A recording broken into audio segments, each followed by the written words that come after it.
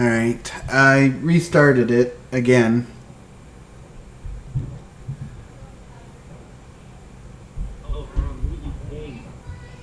What? Yes, that's where we should be on.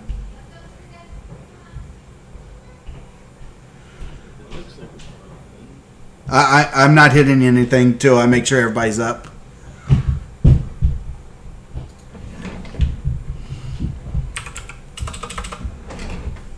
Alright, let's see.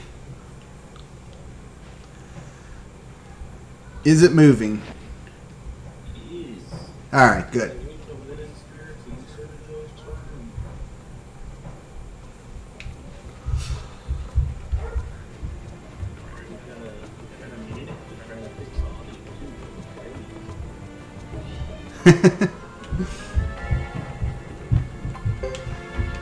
You know how I just lost another 2 minutes there sitting around, not doing anything.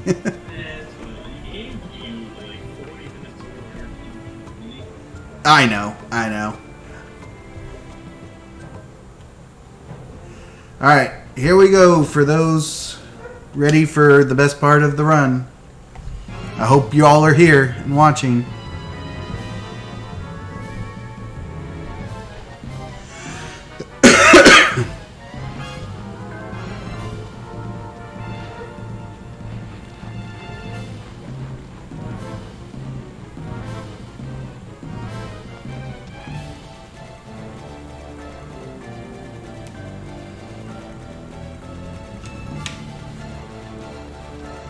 Sitting there trying to like read other things just to see where I'm at or what's going on. Forgetting about my actual run. So it seems other streams and not just me.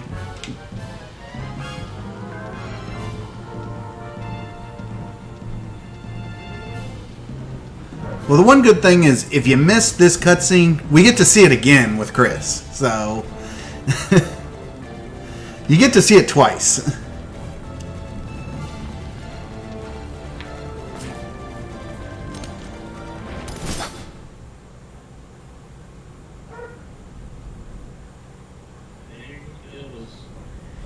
He is out of here.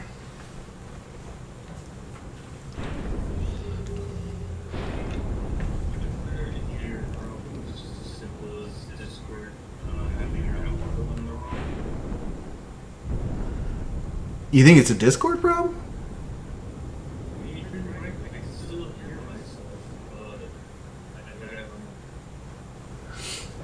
I honestly don't know.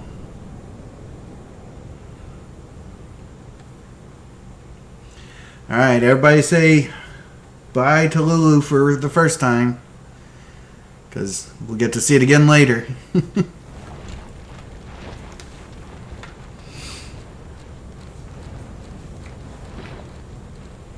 Fubar still just walking slowly wherever he goes.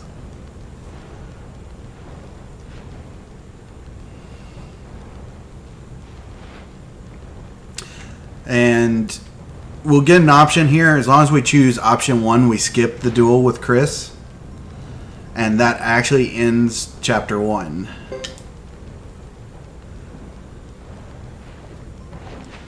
So Hugo's first chapter is finished.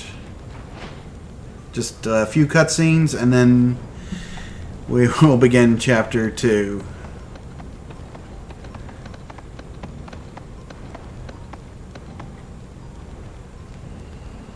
Now, if you're wondering how many fights we do in chapter 2, the answer to that is 0. We literally don't do anything in Hugo chapter 2. We talk to a lot of people, we make some choices, and that's it.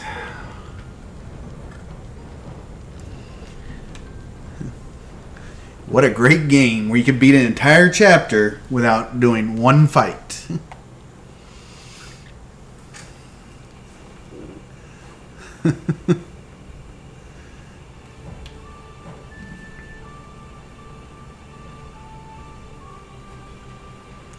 But we definitely make up for it in chapter 3. So we've got a lot more fights in Chapter 3.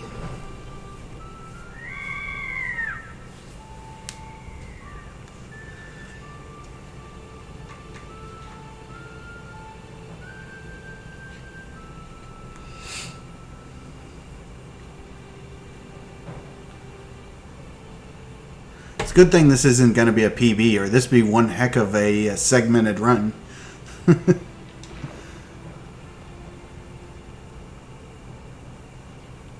Oh, what's up, SRD?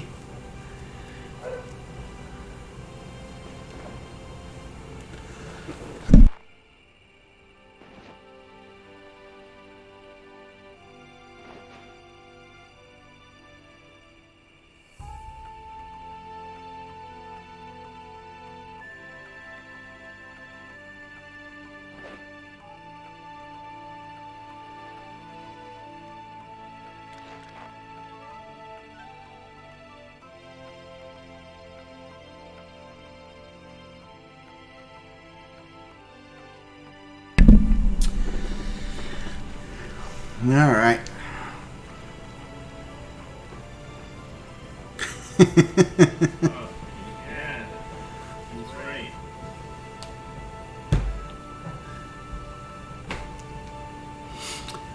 So that ends Chapter 1. We're going to choose Hugo again for Chapter 2.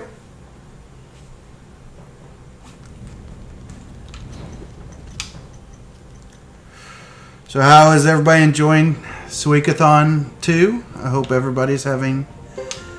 I went to the wrong place. We're going to Duck Village. I hope everybody's having a great time. And hopefully you all enjoy this final game. I'm having fun. I'll read it up for like 12 hours and I'll still got another 10. Well, I will say I have had the stream open since the first run and have very enjoyed all of the runs, though I missed a lot of them because I was sleeping. Everyone's killed it pretty much. Yeah. I have to say, I definitely enjoyed your Tear Christ run. That was a good time. I enjoyed it after I stopped being real mad that I died. See, I can't get mad at these games. If things go wrong, things go wrong. It's still fun. This is something that like I never would have expected could happen, and I was just like not okay for like 40 minutes afterwards. Yeah. Well, thankfully, with this run lasting as long as I did, it will. I took off work tomorrow, so I will have a full day to recover. So, while the kids are at school.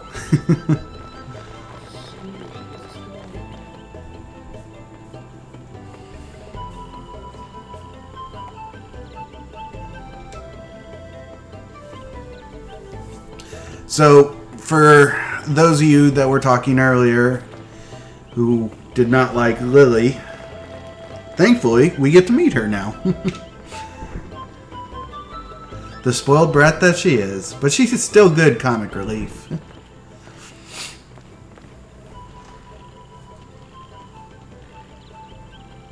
We just won't hear about it. She does pay us some gold.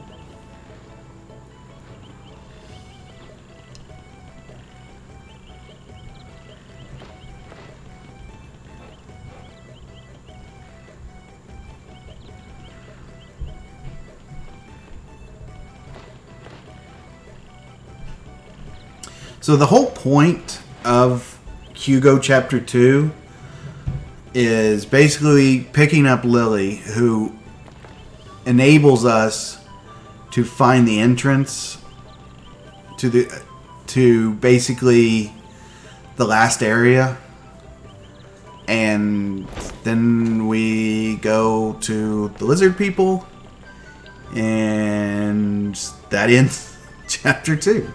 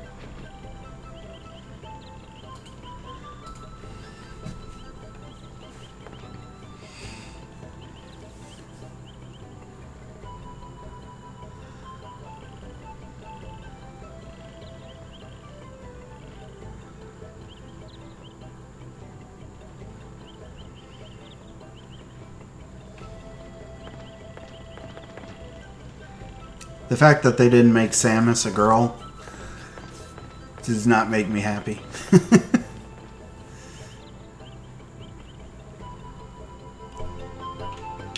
Alright, we're going to go to the inn. And do more talking with Lily.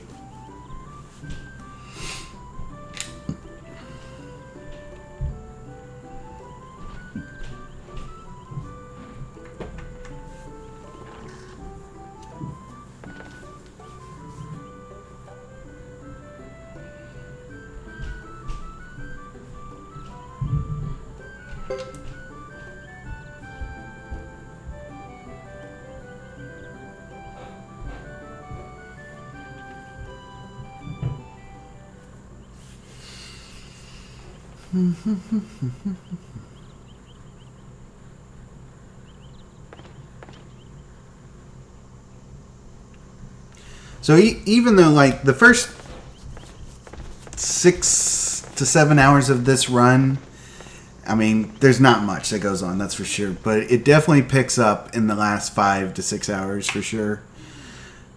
There's a lot that goes on with war battles.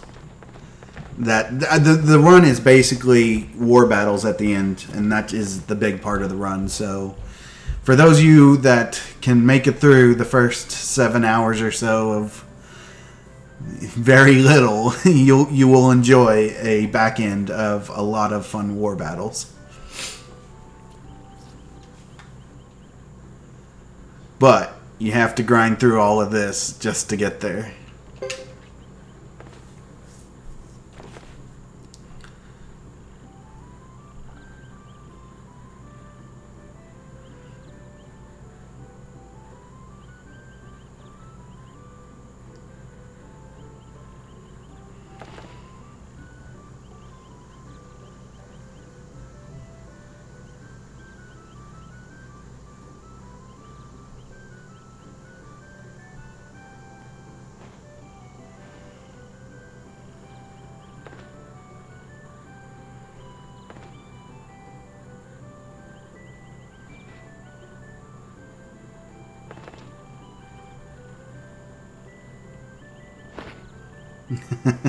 I feel like that is a very true to anime style, everybody looking young.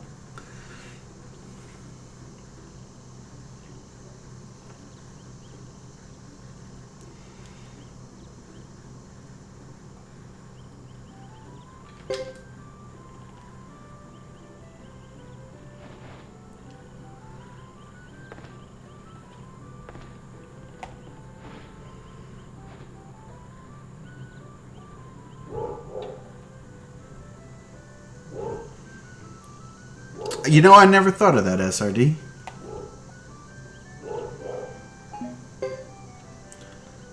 Alright, we got some gold, or some potch.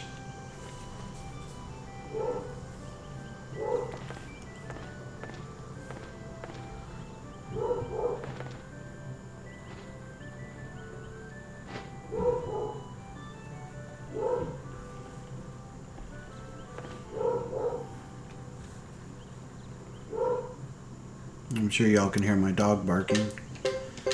Probably at another dog outside.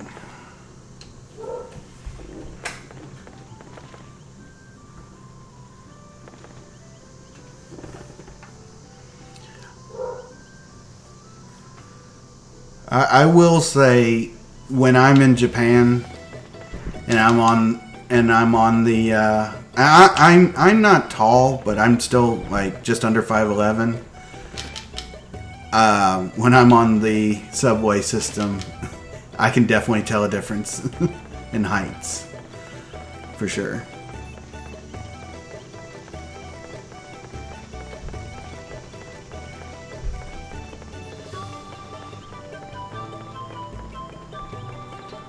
Alright, so now we head to the ancient highway.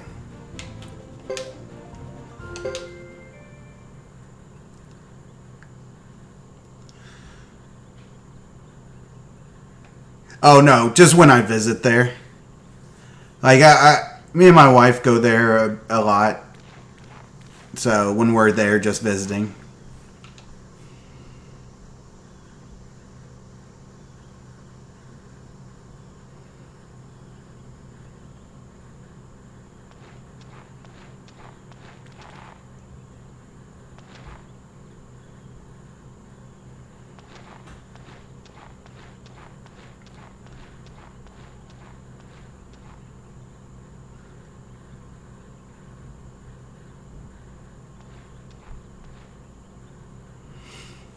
I love how she's trying to find the entrance. And this is kind of why we brought her along. Because she's going to help us to find this highway. And she just stumbles across the entrance.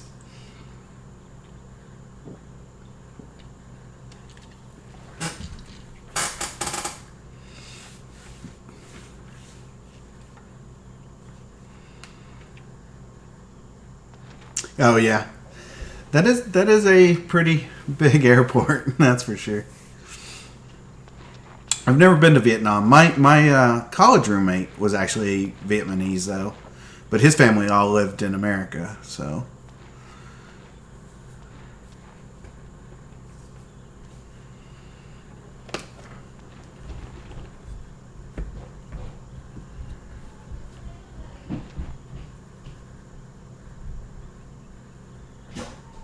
Whose turn is it to pick tonight?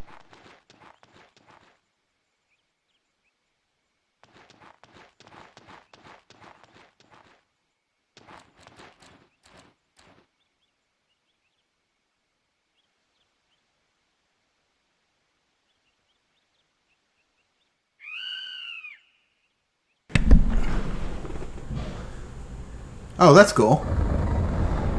Always nice to go see new countries, new cultures and The stuff. bottles are.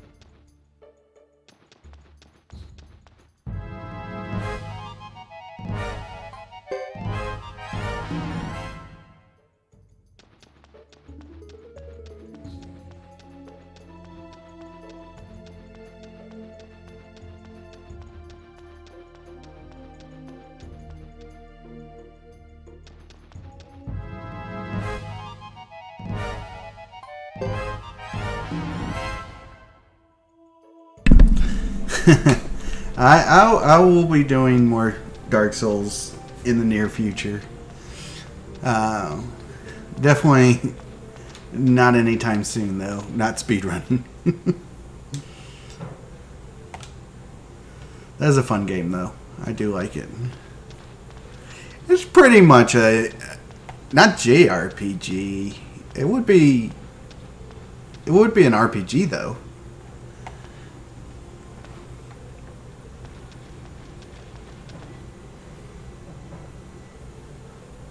Alright, so here we need to make sure that we do certain choices. The first choice is going to be option 1. The second choice will be option 2. And the last choice will be option 1. We need to do it in that order so that we can skip all of this.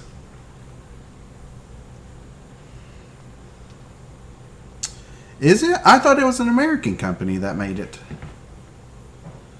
I could definitely be wrong.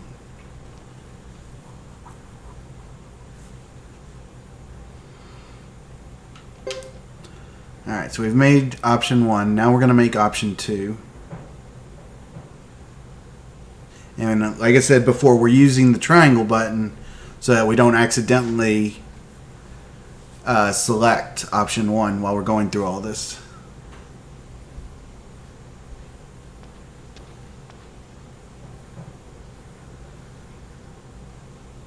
So FromSoft is Japanese? Okay.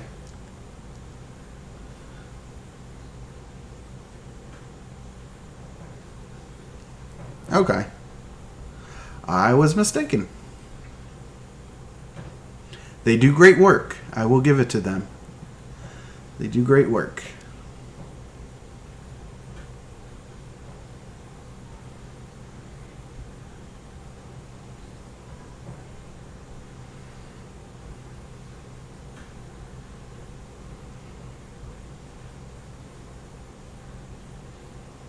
Alright, option 2. And then the last one will be option 1 again. Metal Wolf Chaos. I will have to check that out. Always a sucker for mech games.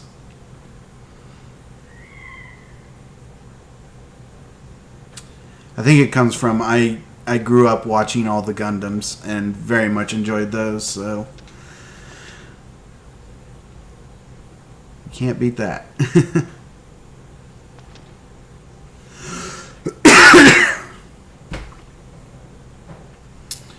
All right. Now we get to run away because that's our best option, honestly.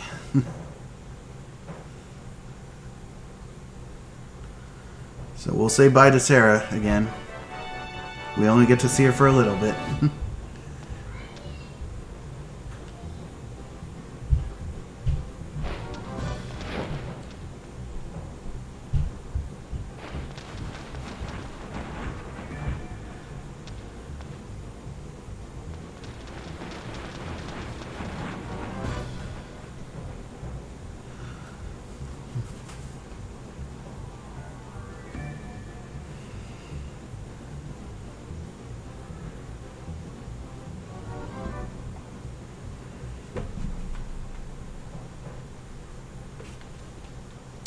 So now we're going to go to the Great Hollow, the lizard area, and we talk a lot, and we talk a lot, and we talk a lot, and then we go to an inn, and we talk to Anne, and then we talk some more, and we finally leave.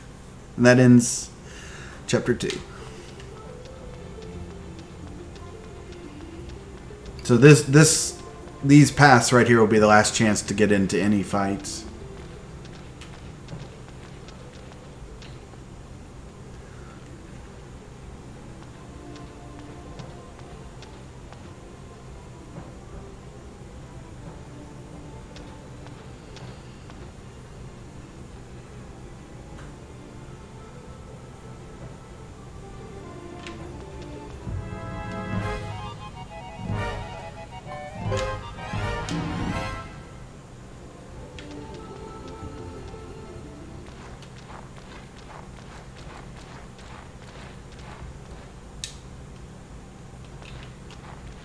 And we've made it to the Great Hollow.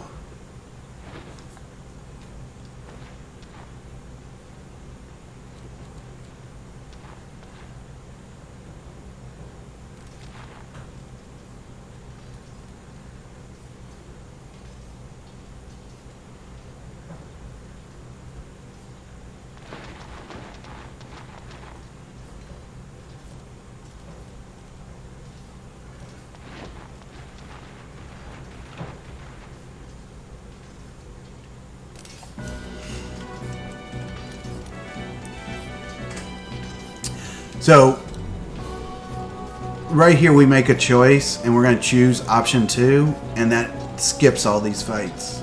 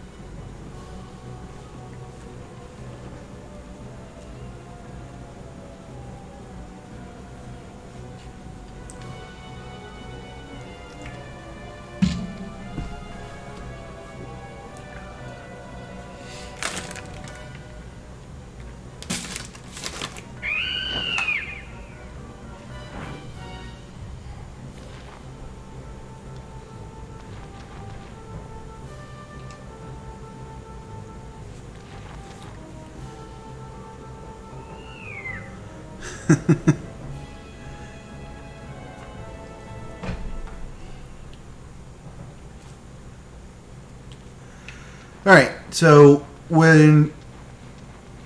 here's the sad scene where Lulu's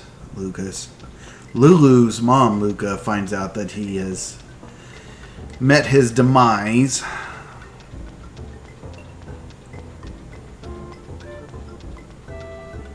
But after this is over, we are going to go to the trade shop and talk to one of the villagers to get a hammer.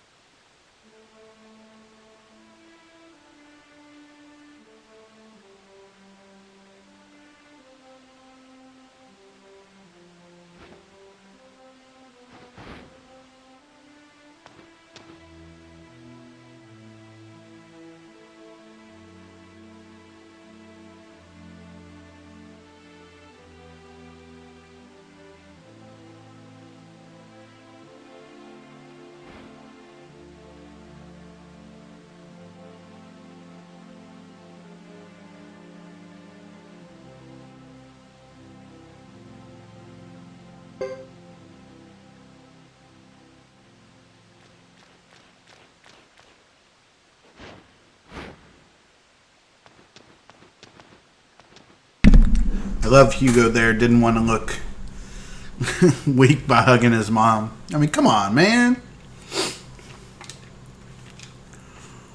It's just a duck.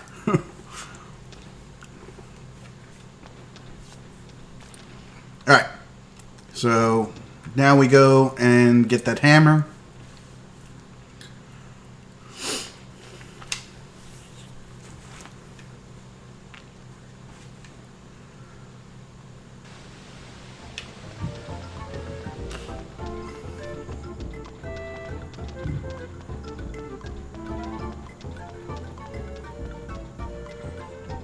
Yeah, that's like the cost of sandals.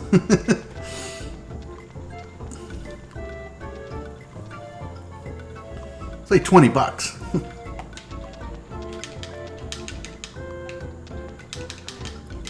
Couldn't remember who it was. Alright.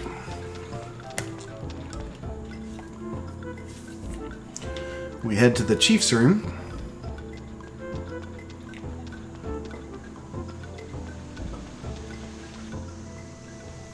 Where Lily is trying to get in.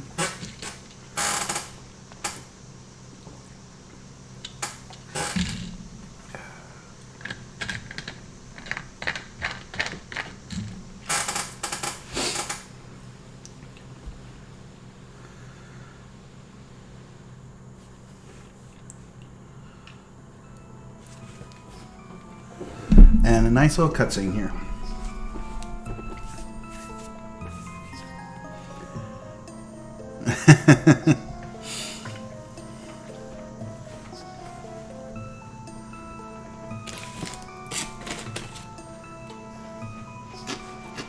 There's Nacho.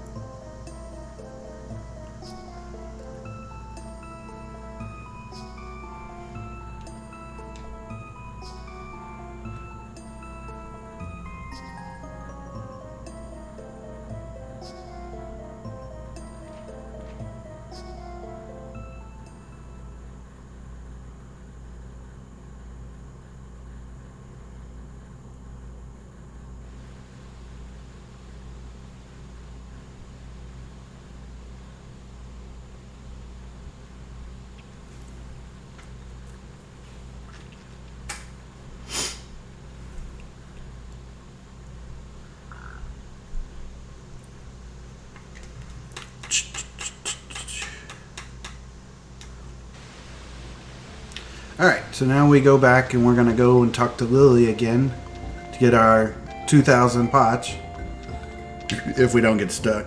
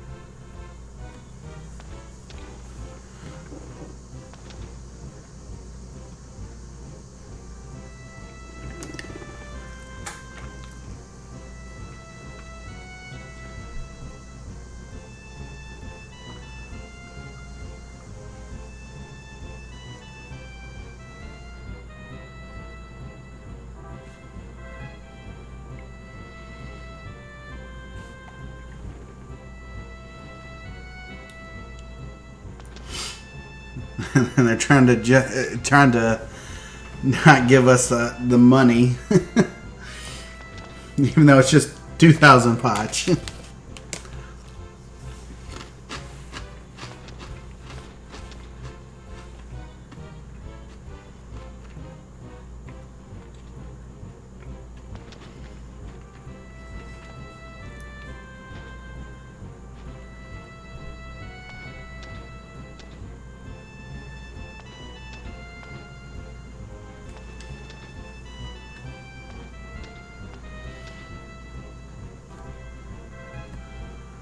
Alright, so we are now going to go outside and talk to Jimba to continue the story.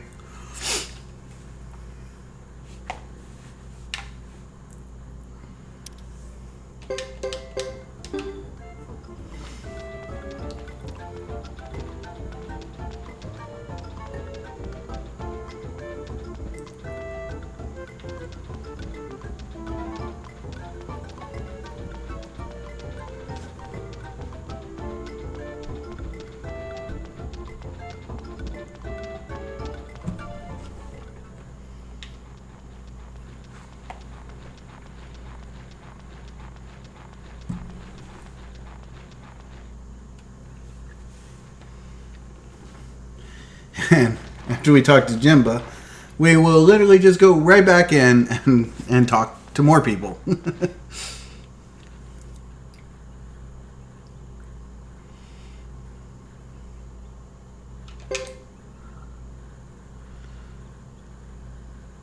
By far, easily.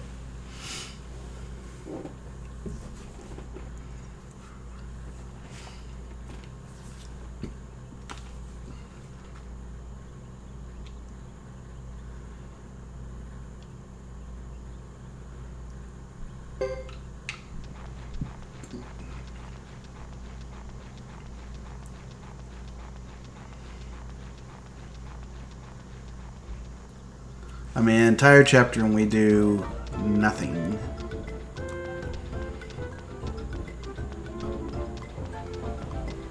But if you were playing this game casually, there's a high probability you did not go straight to the Duck Village, and then you probably did not go straight to the highway. You probably went and saw other places. So casually, this chapter is supposed to be a lot bigger.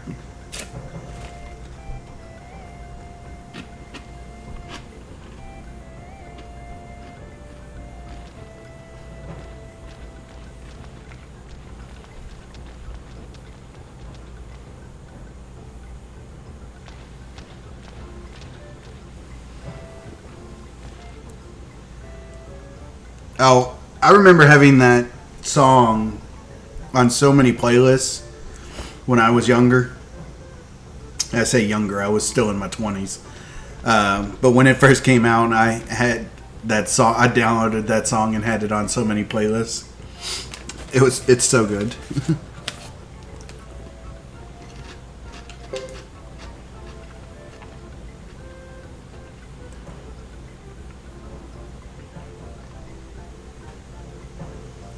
I feel like some other games, like the Kingdom Hearts games, had like great opening OVAs or songs and stuff, and like sometimes you blow your budget on your music.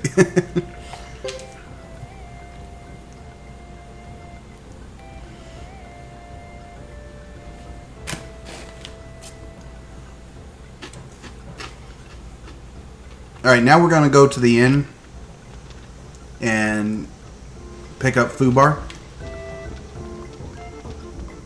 Because we need Fubar. Oop, that's not the inn.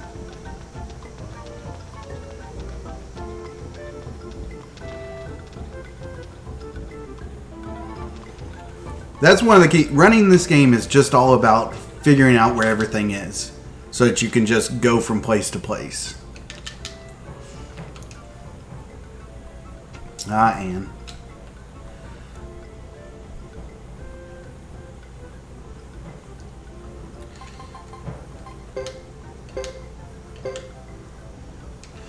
And we will escape, and we'll make sure to put Fubar and Hugo together because they work as a combo.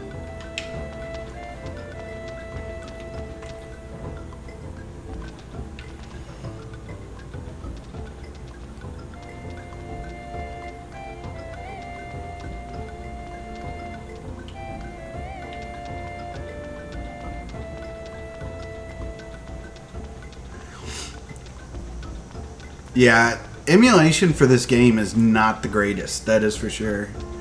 I definitely would suggest if anybody wants to play this game, find a way to get it on PSN, because emulating this game just doesn't work that well.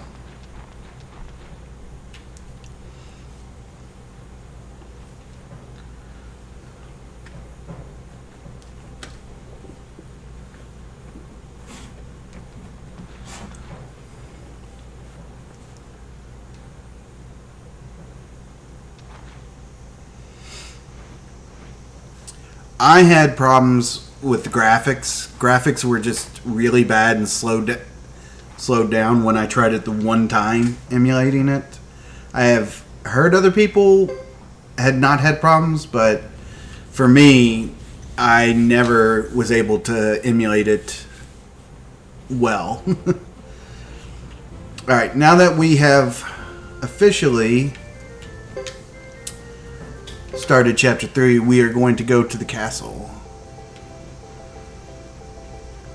Yes, S3 is on the PS3, PSN, PS3 store. I guess I shouldn't say PSN. It's on the PS3 store.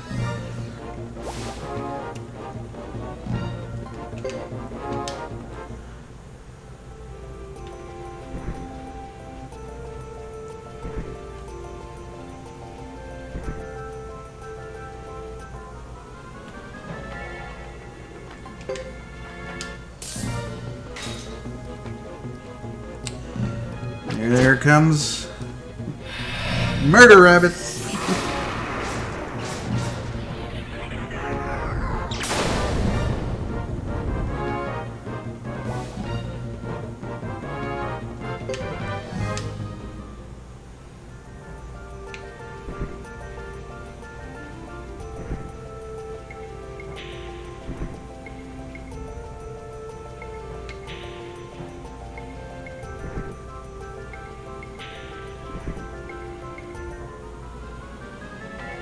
One solo Murder Rabbit.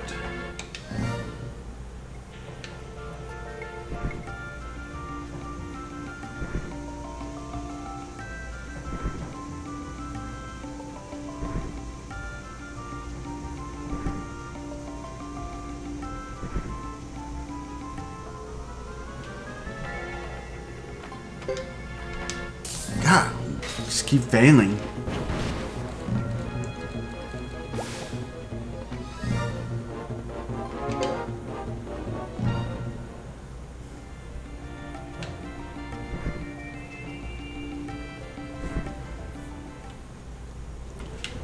Alright, so we have finally made it to the castle, and we're going to do a lot of talking in this castle.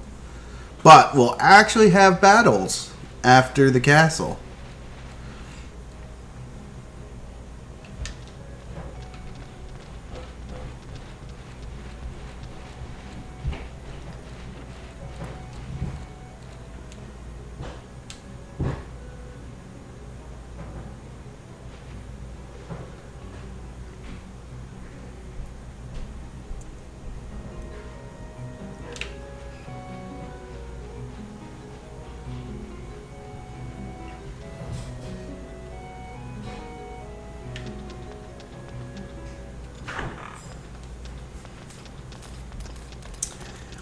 Yeah, I wish 5 was on the PSN store.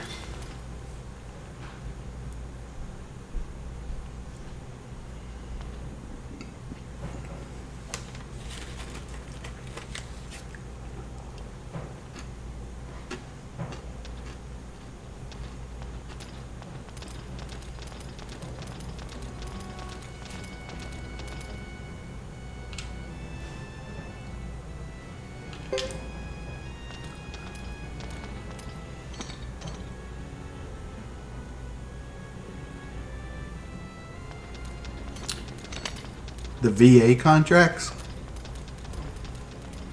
Oh, never mind. Visual artist contracts.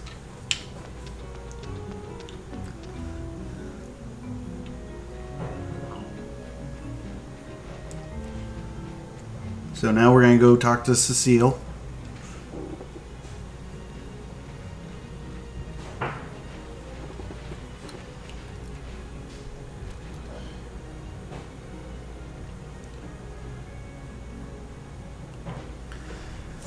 And then after this, we go back to the front door to talk to Thomas.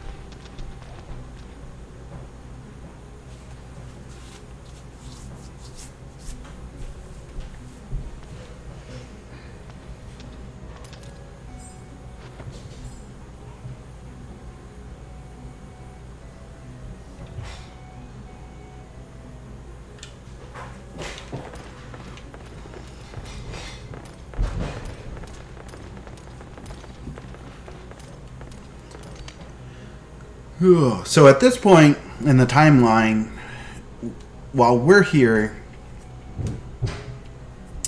the other team of Godot has not arrived yet.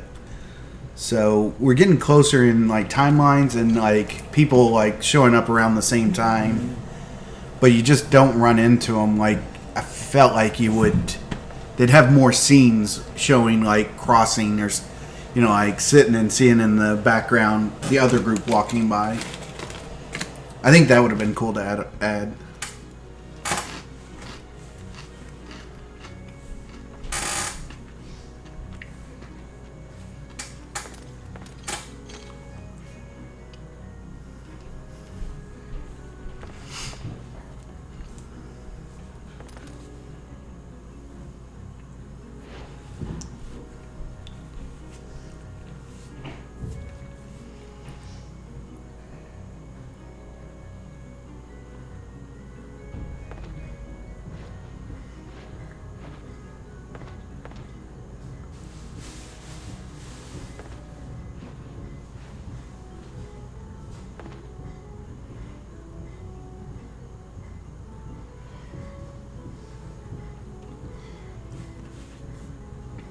Alright, so we are going to sleep here. We don't need to save the game here. But we are going to sleep, and that'll progress the storyline through to the next spot.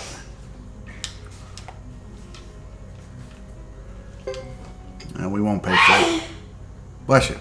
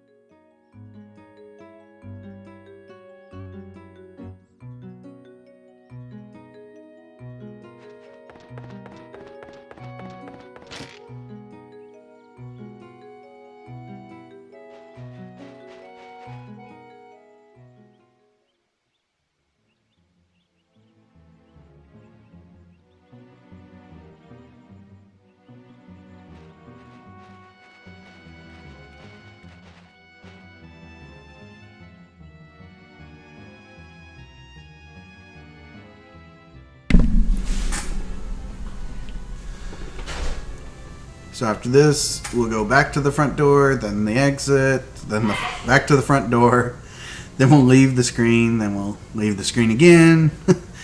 It's pretty much like a yo-yo here. You just go back and forth, just continuing the storyline.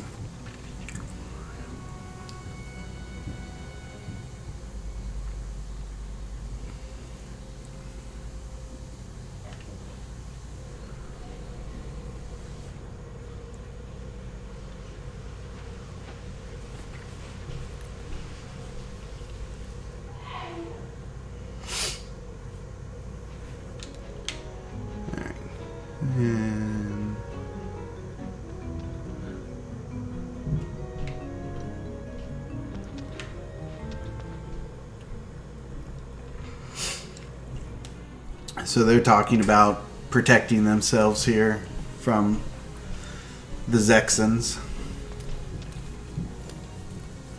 Because everybody's being attacked by the Zexans.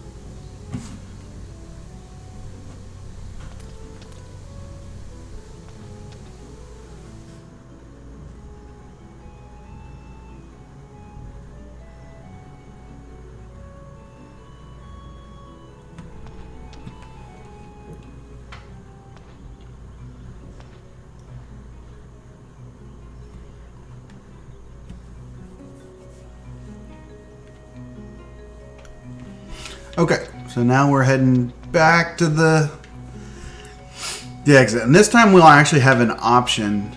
And we need to make sure that we pick option 2 with the soldier right here. So we don't get into any extra fights.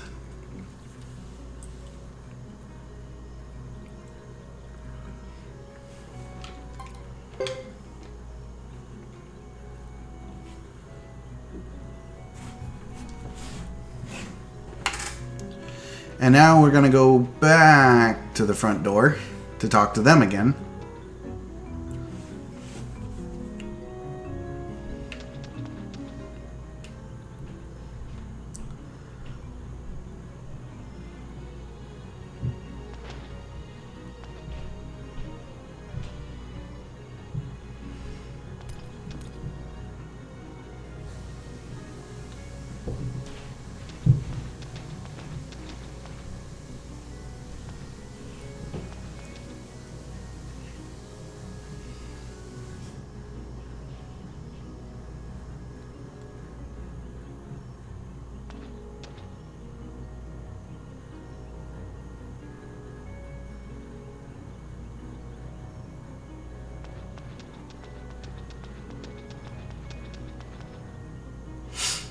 And we finally meet Apple and Caesar, who are the strategists in S3. They are the ones that are going to make up all the battle plans when it comes down to the war battles and pretty much the in-game stuff.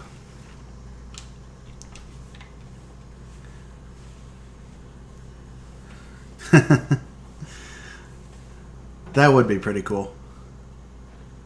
Originally, this was on the PS2. I'm playing it on the PS3, though. But originally, it came out for the PS2 in, like, 2003, I want to say? I don't remember. The first 2 Suikoden games came out on the PS1, and then 3, 4, and 5 all came out on the PS2.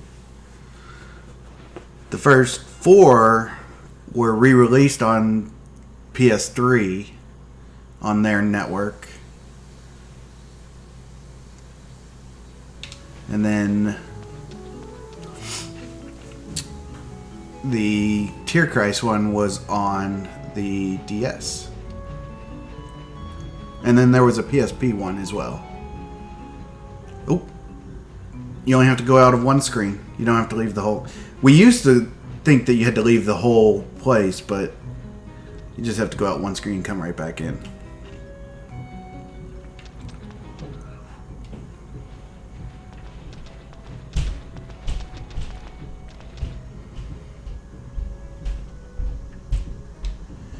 And yes.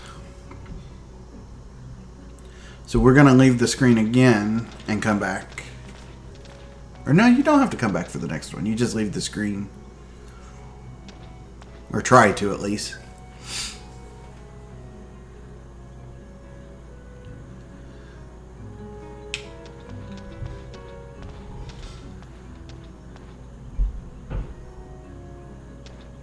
Yeah, that did not get a Western release. That is Japan only, according to some other people on here. Alright, we're going to go to the inn and have a quick little nap.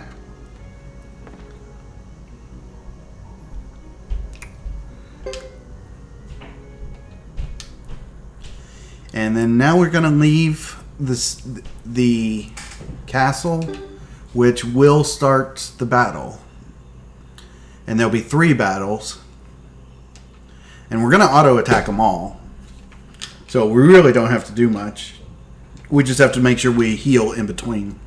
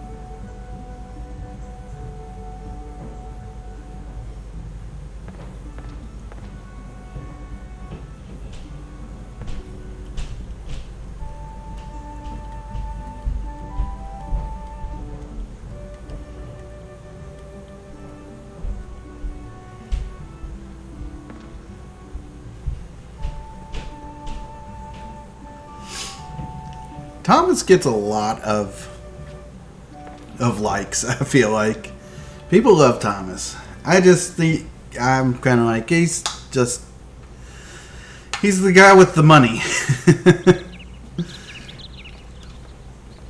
To me, that's all he is.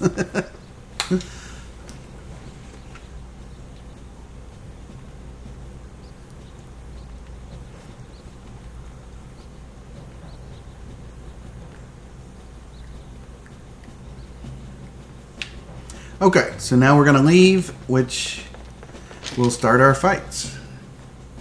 Yeah, he is the landlord. Oh, that was weird. My screen flipped out for a second. Let's go.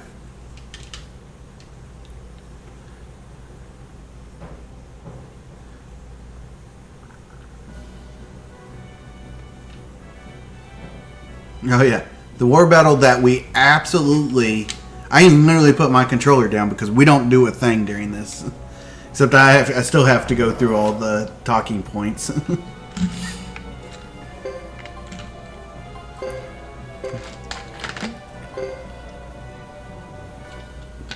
But that's not me moving them, so...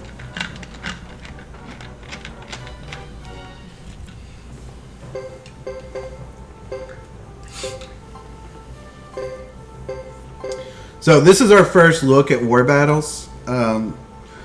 They're basically fairly simple to see what's going on. You know, when two opposing forces fall on the same square, you have a battle. Some characters have special abilities that they can use outside of the battles as well, such as attacks and heals. Each war battle has its own condition to win as well as lose. So we'll go over those when we get to them. But I think the war battle system has done well in this series, and some of them can be really tough. I mean, really tough for people who've never played the game before. So it will be like playing it casually. You will have some troubles sometimes.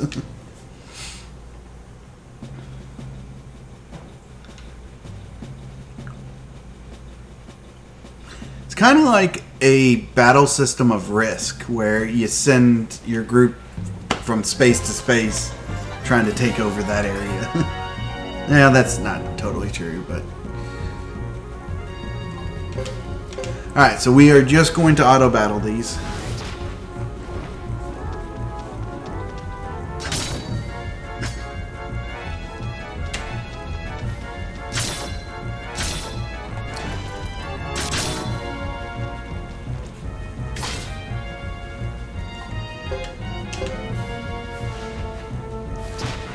Big hit from Fubar. And after each battle, we make sure that we heal up before the next one.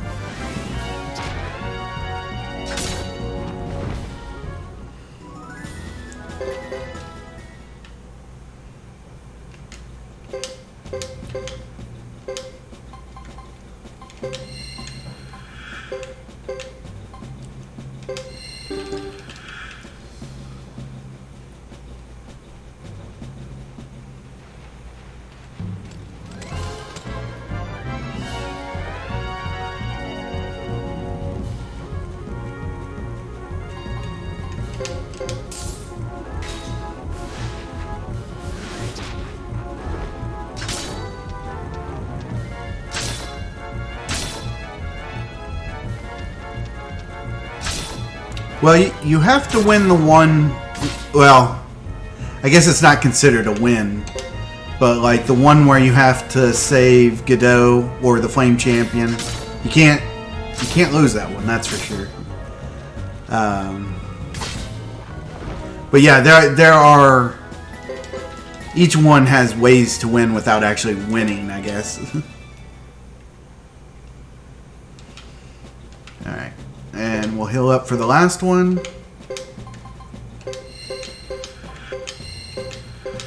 Anybody else? No.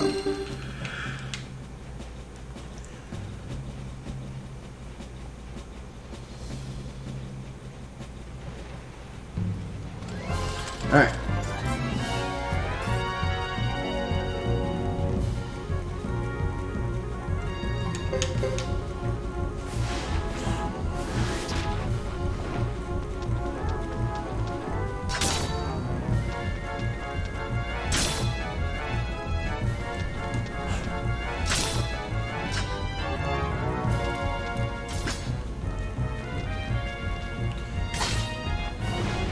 Sergeant Joe is pretty badass, that is for sure.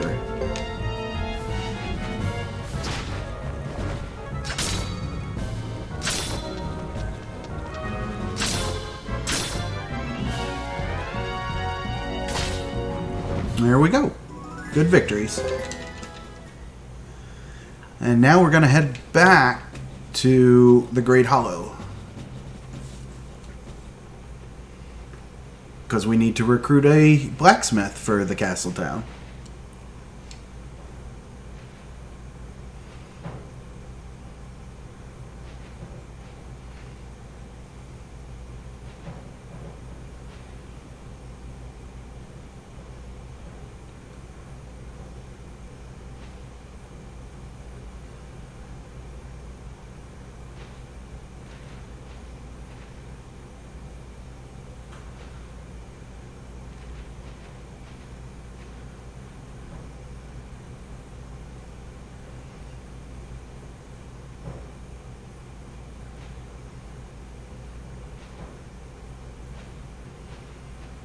Now this is a part of the game where we get into a situation where we go to one area to pick up one character. Then we go to another area to pick up one character. Then we go back to the previous area to get another character. So you literally have to go back and forth between two areas, and you can't pick up the characters at the same time. It's like, if we could just get all of those characters at once, we wouldn't have to keep coming back to this place.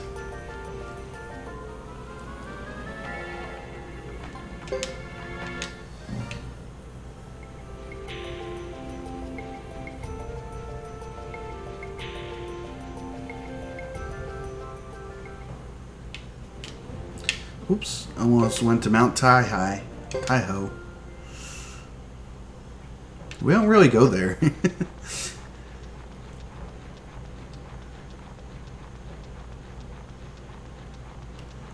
Alright, so we're going to go to the blacksmith in here.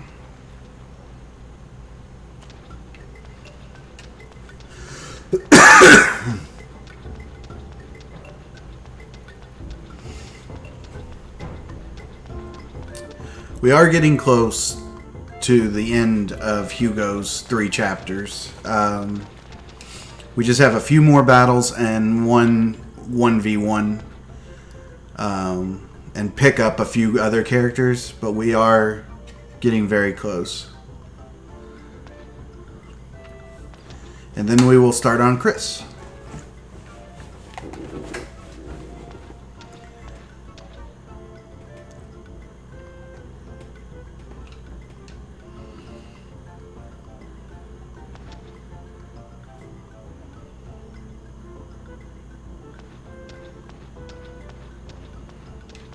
And she leaves again.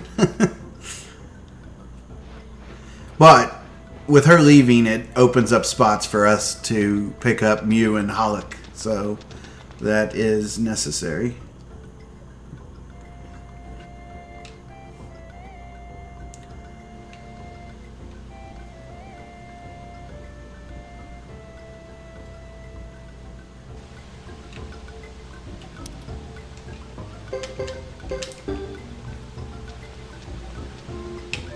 Wrong way.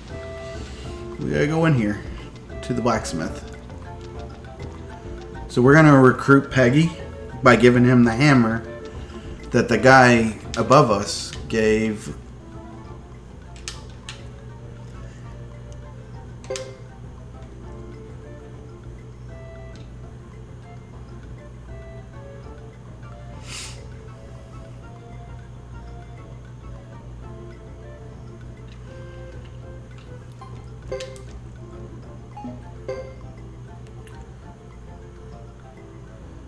And so now he'll go to the castle town.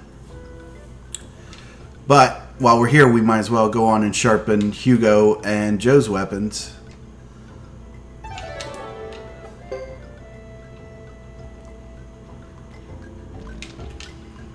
With this generic blacksmith.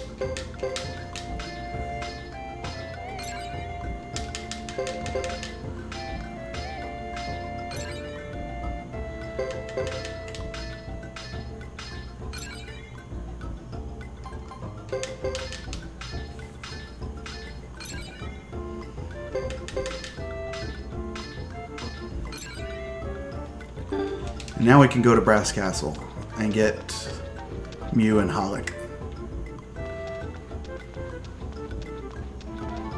I'm sure there are plenty of people who enjoy this duo.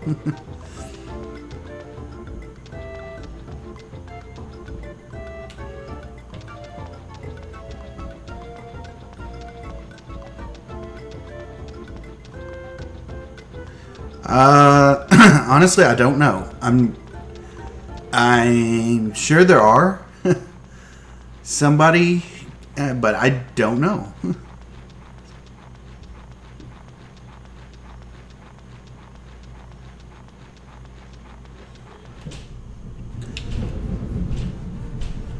Brass Castle. Yeah, they were saying that earlier that Europe did not get this one, which is really sad.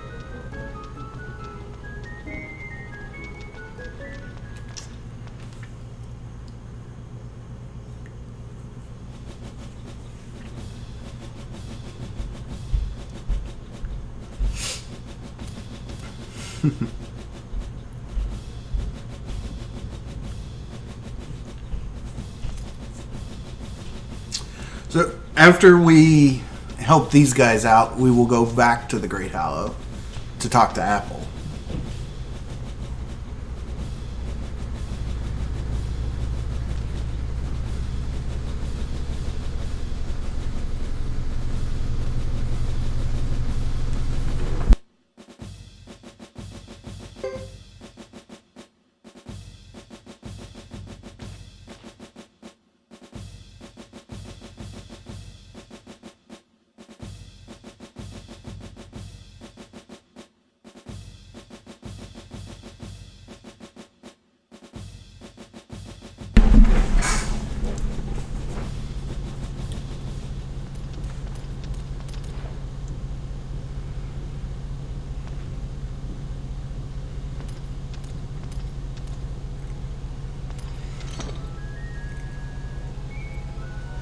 I always wondered why, I mean, especially since it's already been translated into English, countries like that wouldn't be able to get it. I mean, I'm sure it's more along the lines of distribution rights and payments and stuff like that, but I mean, it's already been translated into English. You know, Australia and New Zealand are, English speaking, so it shouldn't be too much problem to get it to them.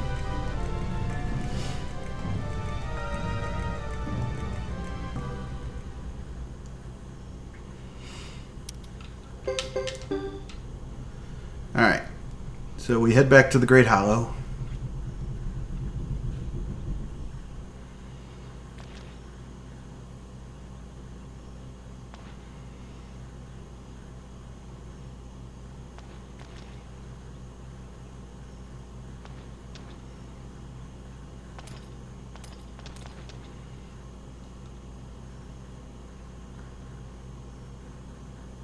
That sucks.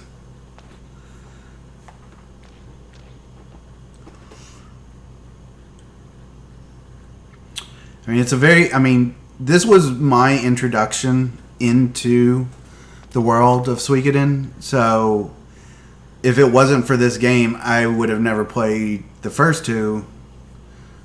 Well, if 4 had been my first one, I don't know if I would have gone back and played all of them. But because I loved this one so much, I ended up playing the first two. So... And then playing 4 and 5 and Tear Christ.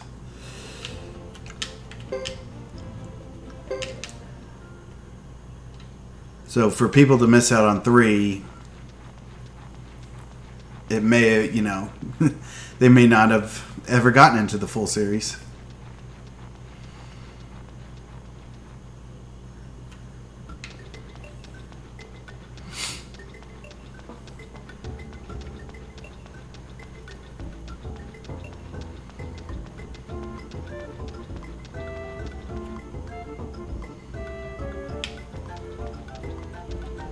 Alright, we gotta save Apple here.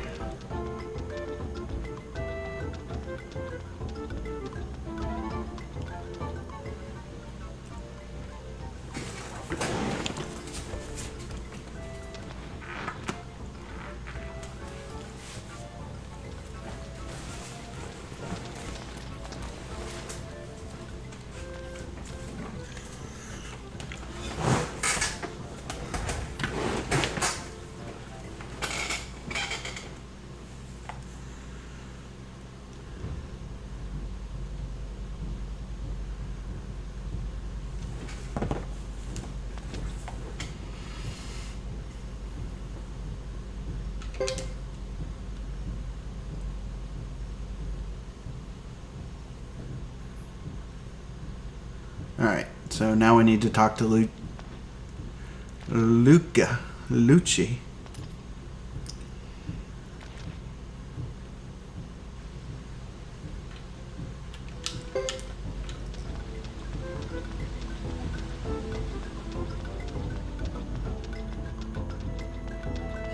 One of the runs I had, may have been even my PB, I talked to Apple, and I went all the way to Chesa Village, and I realized I never talked to her, and I had to walk all the way back. So, potentially, if that was in my PB run, this is a time save right here for not missing it.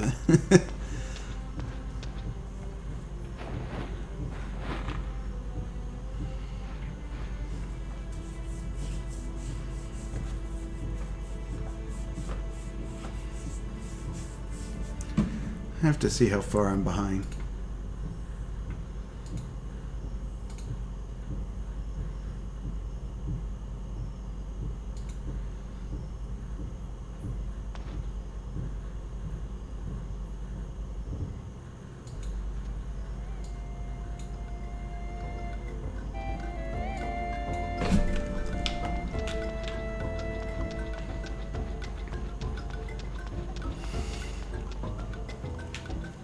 Okay, now we head off to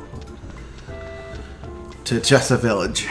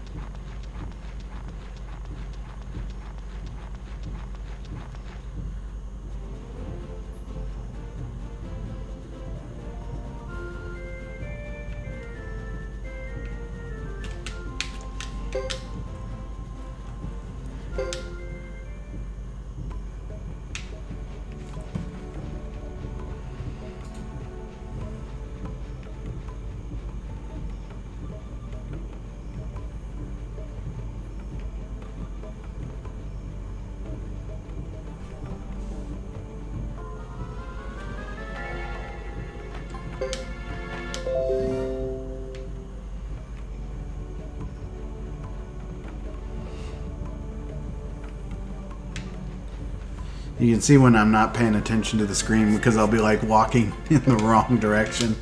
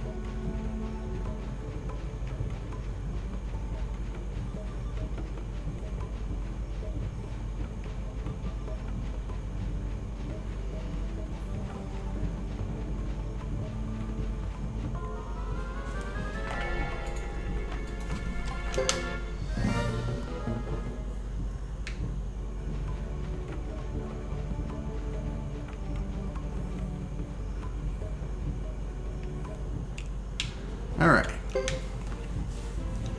Yeah, I was just trying to get an idea of how far behind I am on my PB. So I was looking at about 6 minutes behind on my PB. So that, honestly, because I lost about 10 minutes with that Hugo Chapter 1 fail. So I would be about 4 minutes ahead of PB if I hadn't have failed. It is what it is.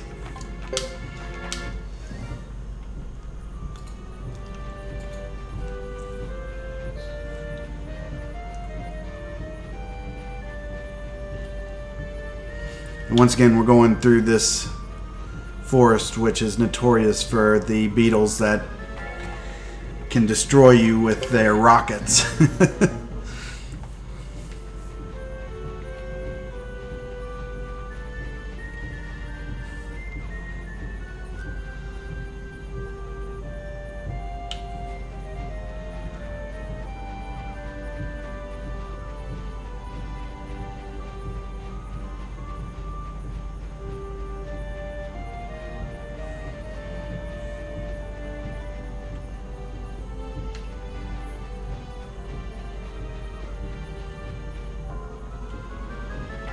There they are.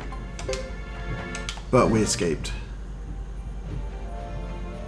Yeah, I mean, especially since the casual play will do, like, A, you don't know where you're going, and B, you also do a lot of extra side stuff too. So anybody who beats this in casual under 70 hours, that's pretty good.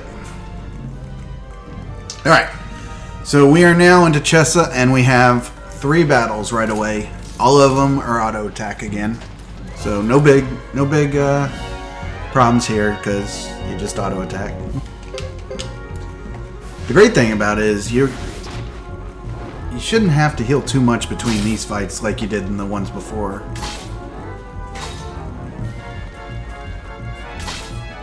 Because we have leveled up and we have better side characters helping us than we previously did.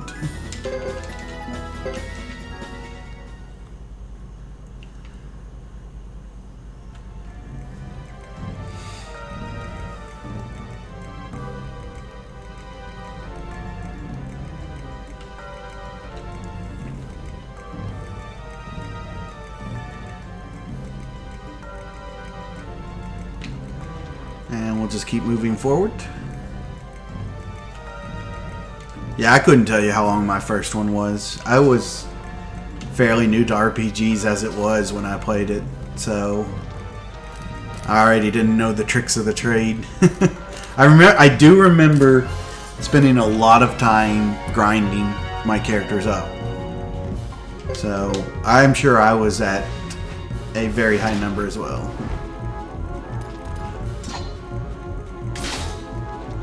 But that's how I always play new RPGs, is I like to grind and just be a lot stronger.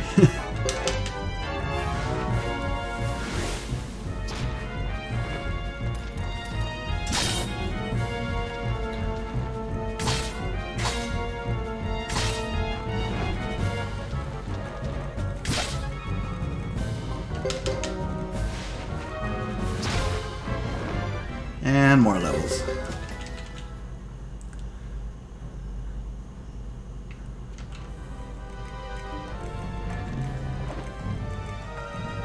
Yeah, I do like that.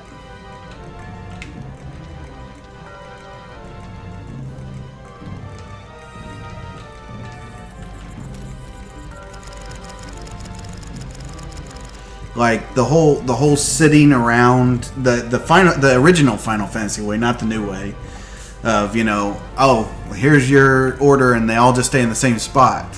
So when you're doing aerial effect attacks, they're always going to be in the same spot, Where this game, you might be doing an AoE attack and then everybody else moves out of the way and you hit one guy instead of 5 guys.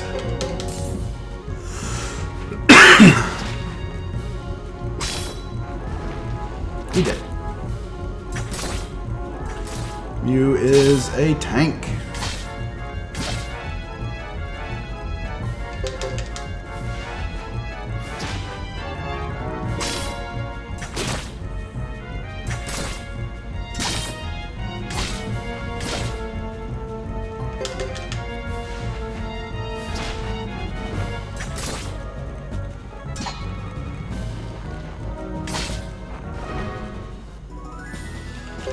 So we want to keep Hugo's health low because we're about to go into a 1v1 battle with Uber, and the whole point is to lose as fast as possible. Now, true, he one-shots us no matter what, but still, we don't want to waste any heals because we're about to get hit. So.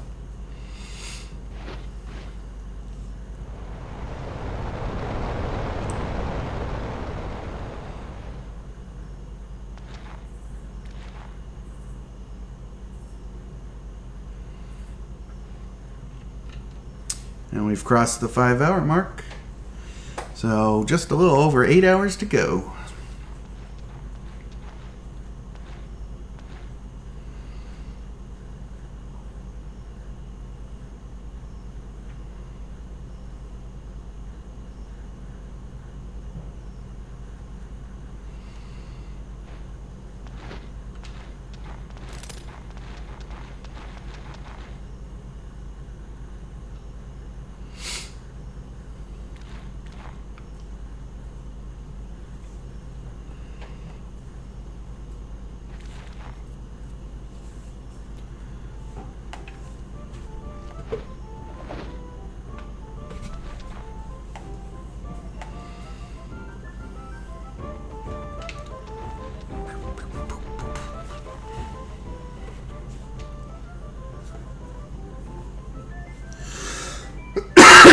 This is awkward.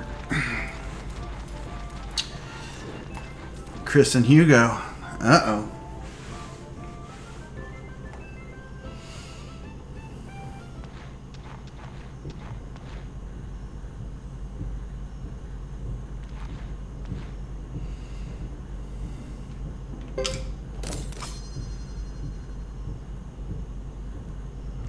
And Nash to save his lady.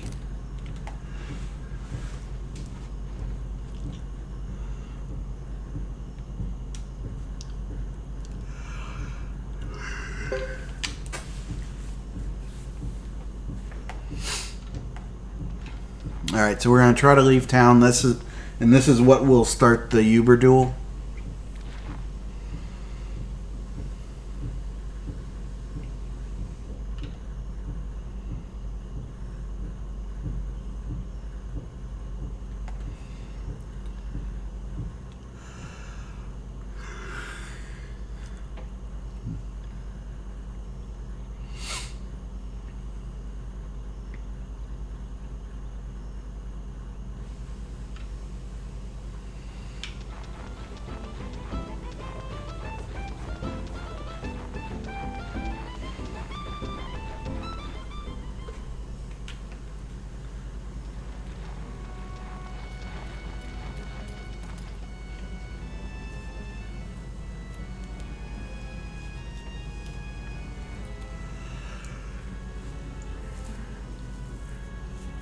So in this fight, pretty much just select whatever you want to select, and he'll probably beat you.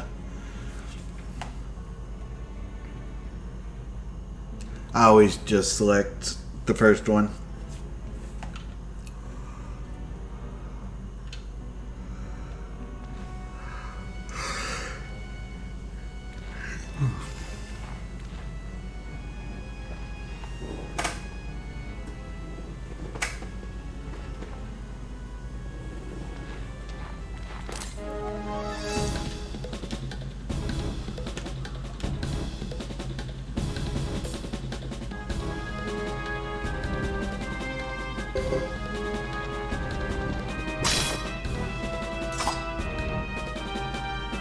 Oh, that wasn't good.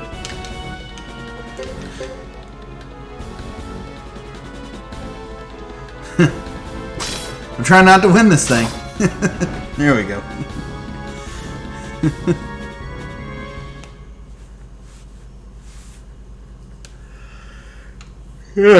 Yeah. It really does. You don't even. You die no matter what. You're not going to beat him. I think you can beat him, but it's not worth it. You get the same thing in the end.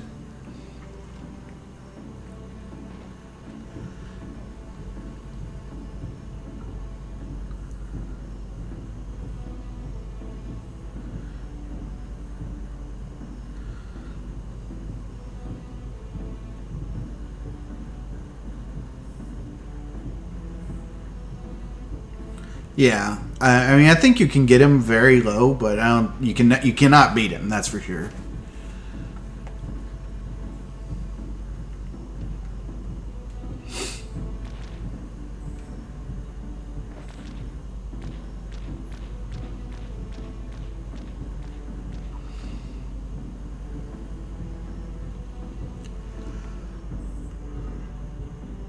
Because, as you saw, even when you pick the same thing as him,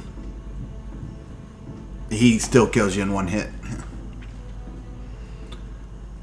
So, you have to be perfect in picking the correct counter each time.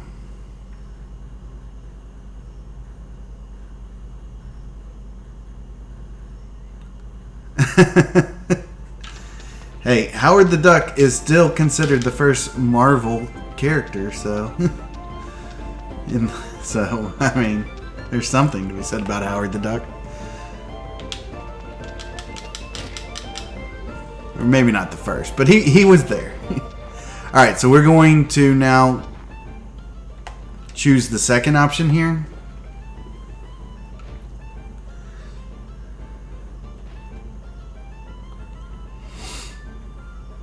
To try to fool Cesaria.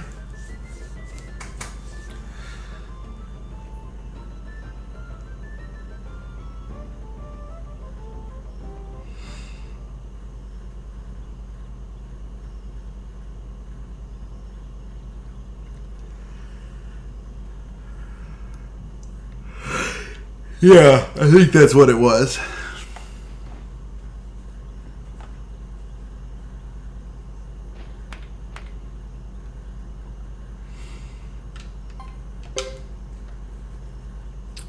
So, we now have a 1v1 battle with Cesaria.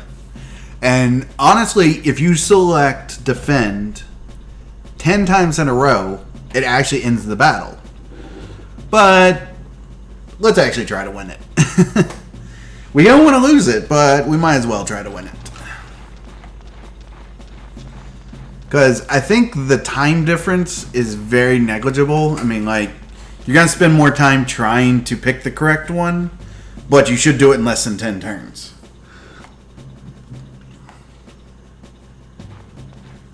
Exactly. Yeah, it is very boring, but it works. So, if you don't want to sit there and try to figure out which is attack, defend, and death blow, then just do defend every time.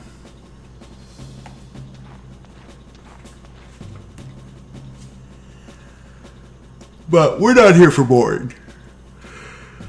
We're here to try to win.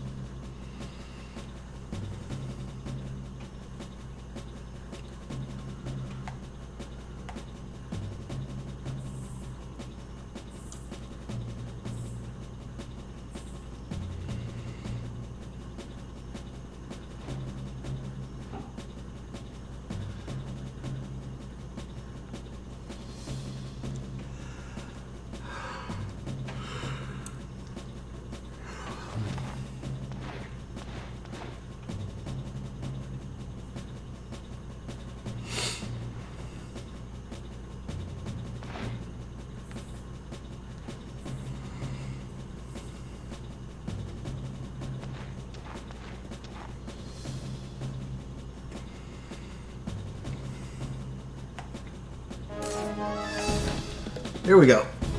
Alright.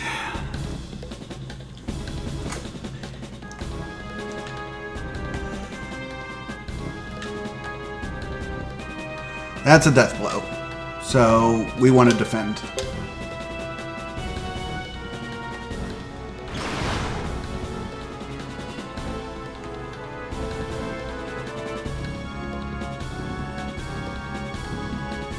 That is an attack, so we want a death blow. This will take a lot of his health, hopefully. That's a decent amount. That is a defend, so we want to attack.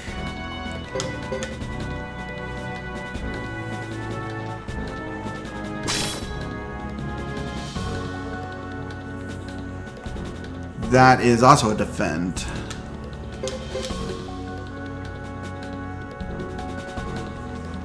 Yeah, see, this is the problem, is when he defends, it's almost impossible for us to beat him. That's a death blow, I think. Or is it an attack? That's an attack, so we can... This is where we'll take major damage. When he attacks is where we can like get him close. And that is a defense. Which means we just need one more hit point, and that's it. So it wasn't too bad. That's actually faster than if we had defended each time, for sure.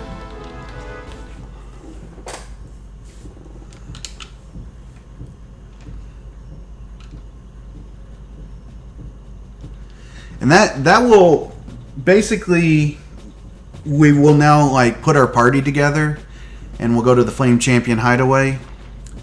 And that ends Hugo's 3 chapters, which means we are about to start Chris here shortly.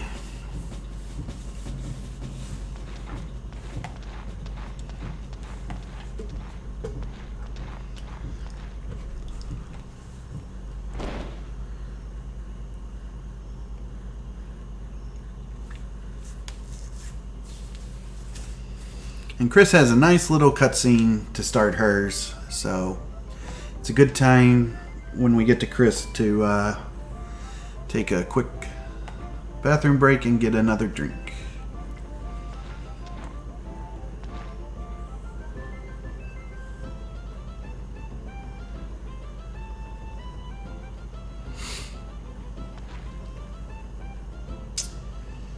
Yeah, I was feeling pretty bad this morning, that's for sure. And I feel like I'm getting better. I definitely feel a lot better than when I started this run, that's for sure. 5 hours of sitting in a chair playing video games can make you better. But, no, I still feel like crap, though.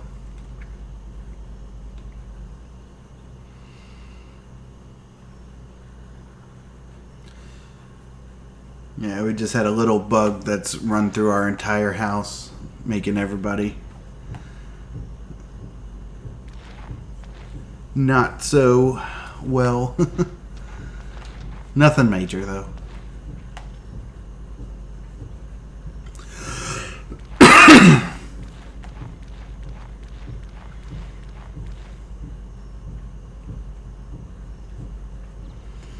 Alright, so we're going to talk here and fill out our team.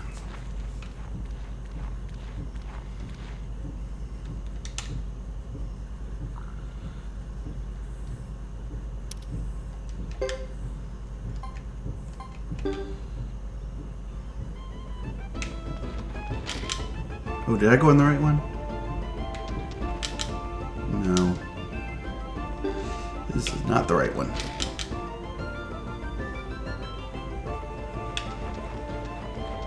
That's not the right one. Wait. What am I doing?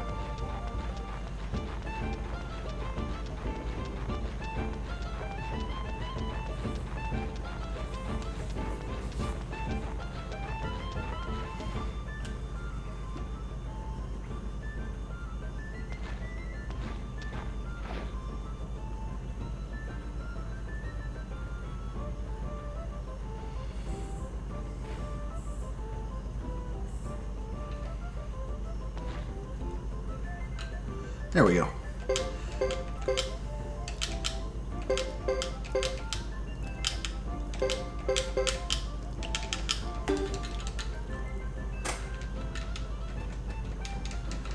And it doesn't matter which order they go in because we're not actually using any of them in a fight. We are just going to the Flame Champion Hideaway.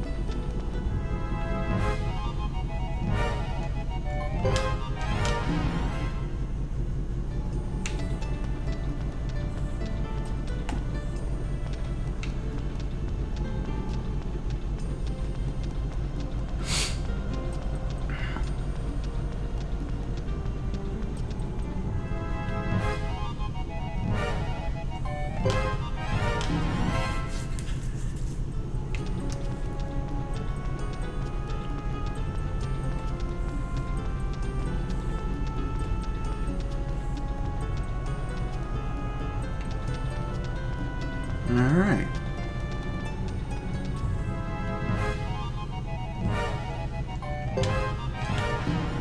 We're having good luck through here. Some of these fights can be very annoying if you get stuck failing escapes. Because they take long, like, animations, so...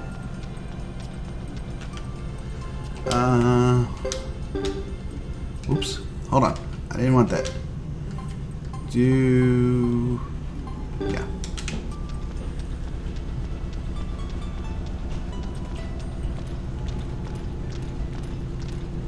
Alright, that's going to end Hugo. And now on to Chris.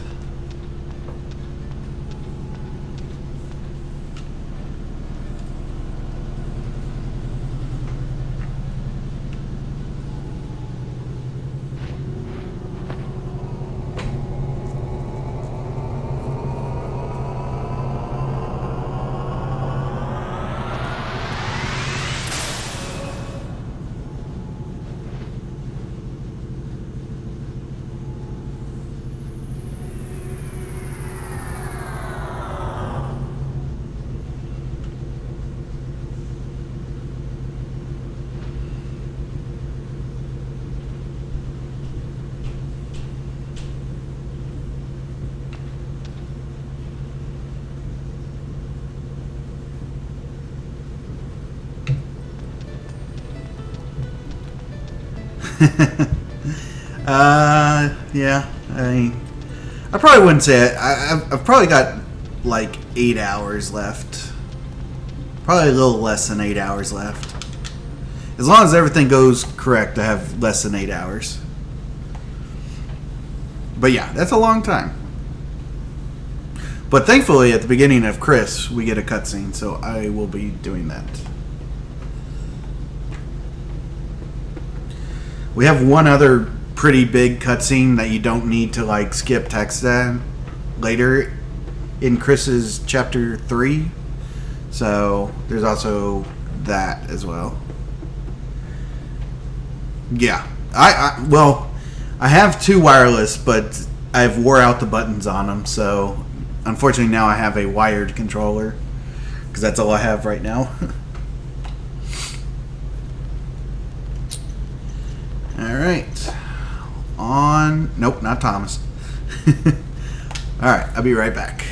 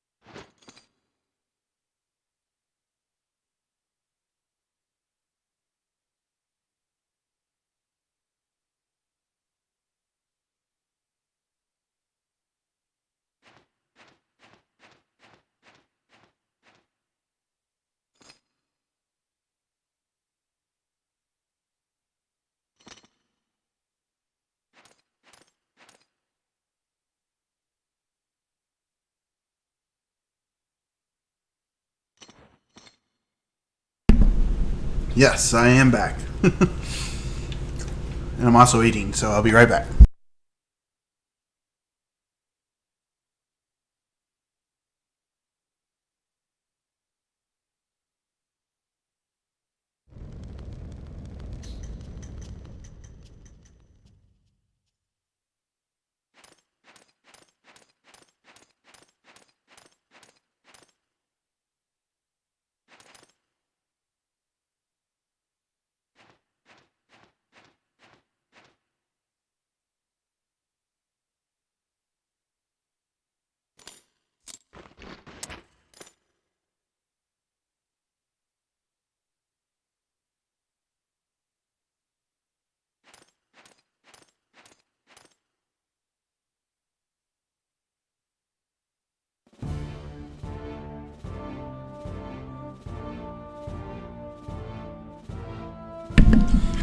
You know it's getting pretty far in a run when I've finally opened up my first Red Bull and my first Cliff Bar.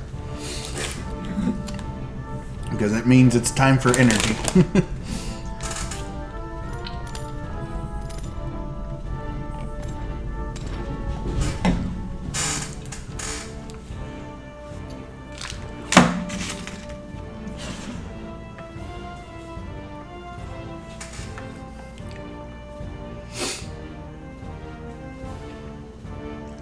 So thankfully, Chris starts rich.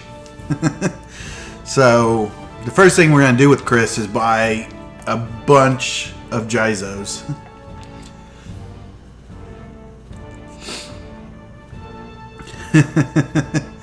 No clone here, unfortunately.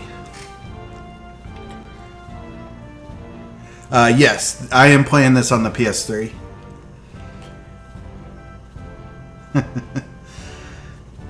I mean, we're 5.5 hours in, and we've had 15 battles. I mean, that's like great, odds or ratio there.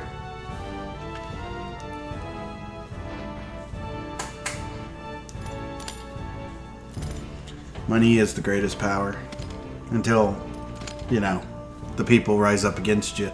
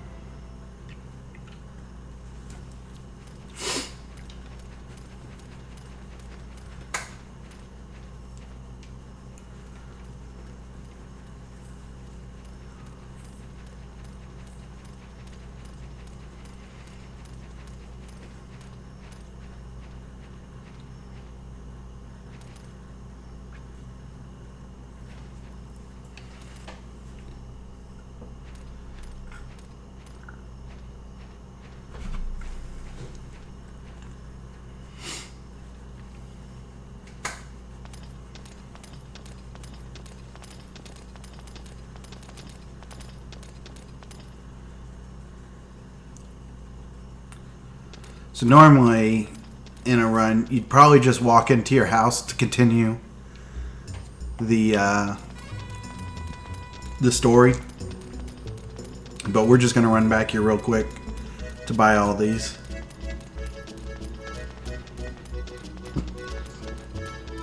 This saves us some time later on, not having to buy them all. Because you're going to need a ton of them at the end of the chapter.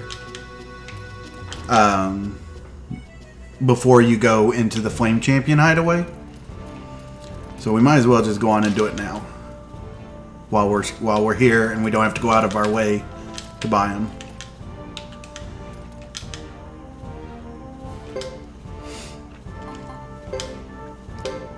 Oops. I wish there was a way, like in most games, where you could buy more than one.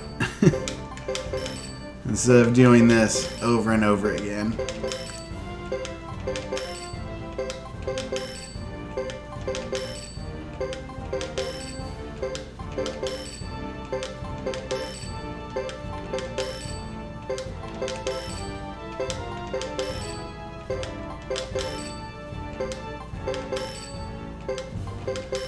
Alright, that's enough. 20. Now we can go back to our house. Oops. Yeah, I got this on the PS3 store. I mean, yeah, I bought it on the PS3 store. I think it's like $10 on the PS3 store, maybe?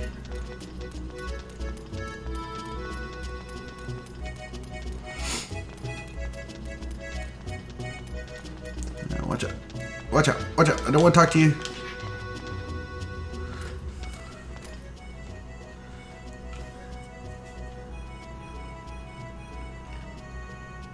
Oh.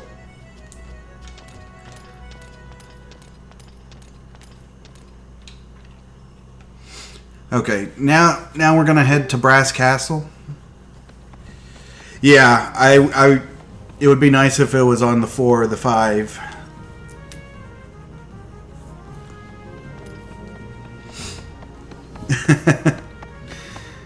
It can also make you a killing machine too by leveling everything up.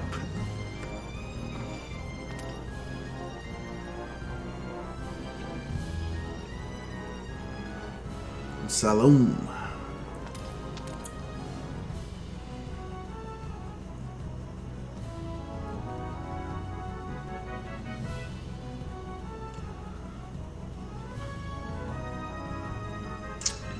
For those of you that missed it earlier, here in not too long we have a special cutscene that we already got to watch once and we'll get to watch again. I know Beyond will be happy to see that cutscene.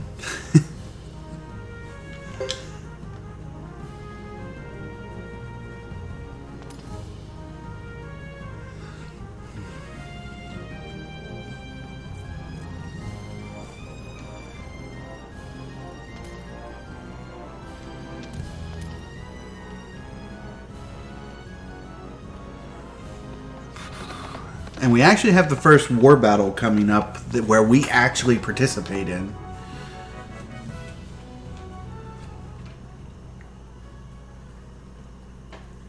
Also, the really nice thing about Chris is we get the horse to use in our walking around. So as long as you can move it correctly and not hit stuff, your speed in these sections actually is a lot faster. So that's pretty nice. So if you were to pick Chris first, you would get all excited that walking around the world isn't too bad. And you're like, oh look, you get this horse. And then you play the other two and you're like, oh, now I just have to walk. Yeah, it's so easy to crash this horse into stuff. And when it rears up too, I mean,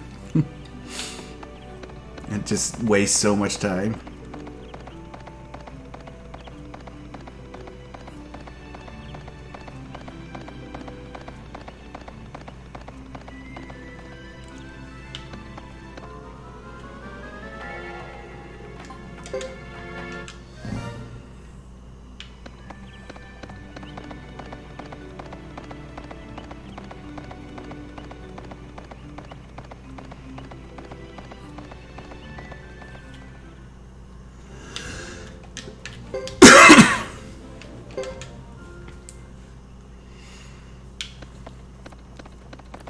Honestly, Chris's chapter 1 has a decent amount of stuff in it.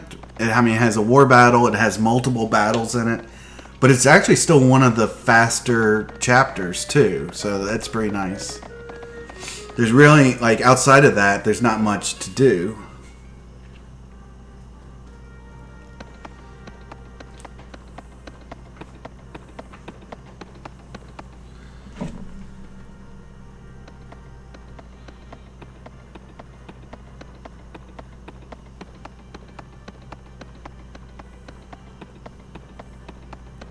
Yes, Chris has... No, I think Chris just has one war battle. Two war battles. 3 war battles? Yeah, 3. 3 war battles for Chris. Four war battles. Oh, wow. So, yeah, Chris has a lot.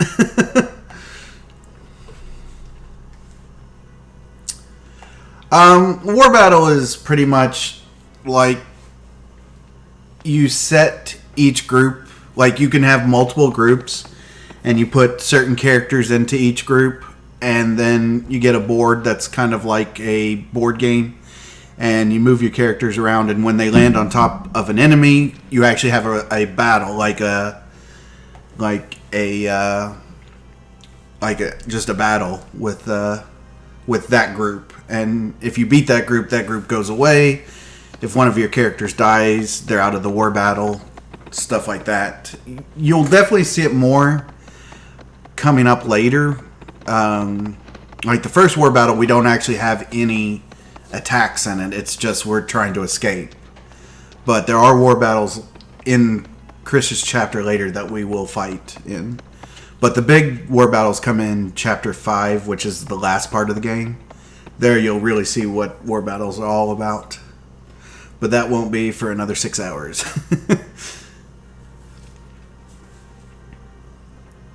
Chapter 4 has some good war battles too.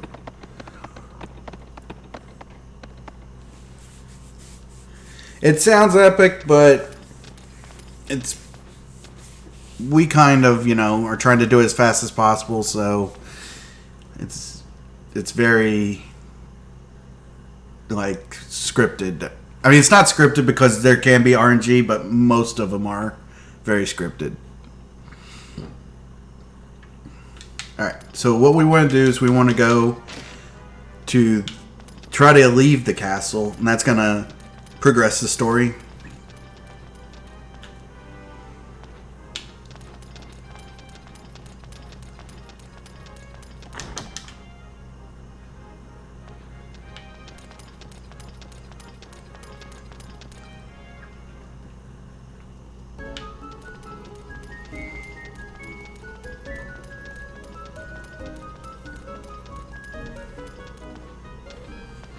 And then we are going to go back and talk to Lewis again.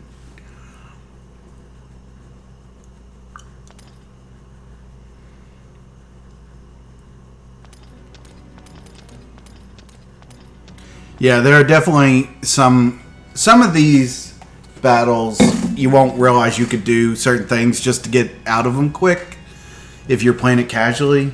And so you'll just bang your head against them trying to figure it out.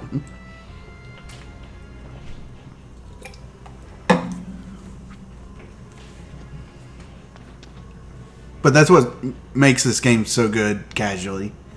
It really does make you think.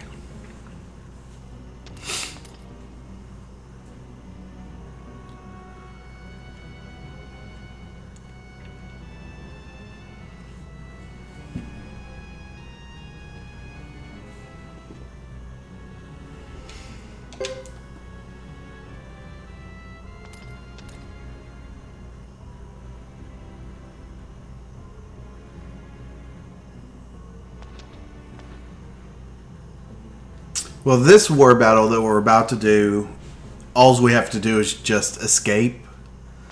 So I guess we will attack in this one. So yeah. Because we have to kill one enemy to make a path to escape. And that's it.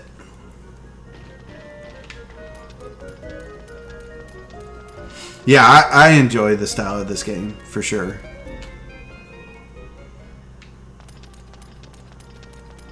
I'm more of an anime fan, so I enjoy more of this style. I feel like it has more of the anime feel to it.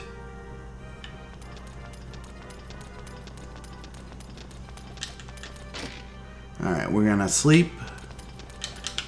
If we can talk to him.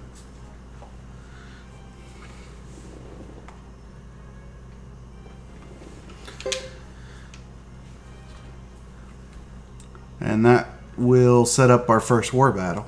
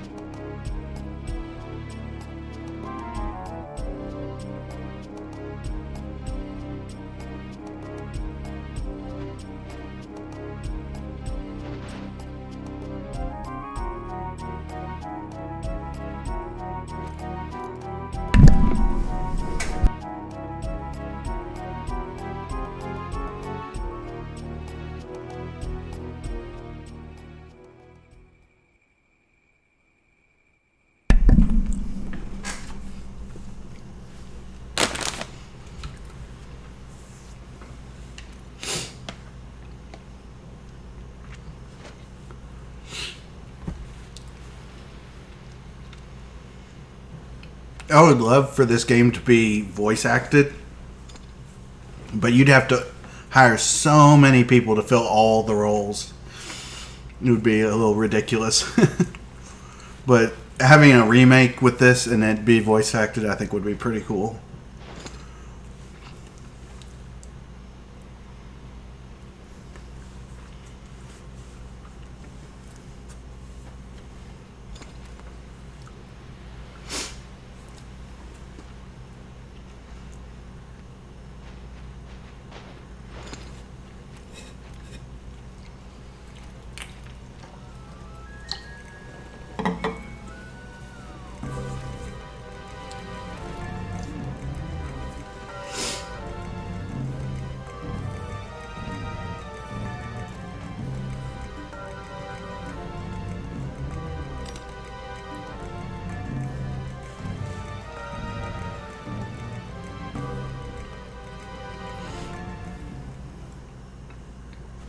Alright, so for our first one, all we're going to do is end our first turn.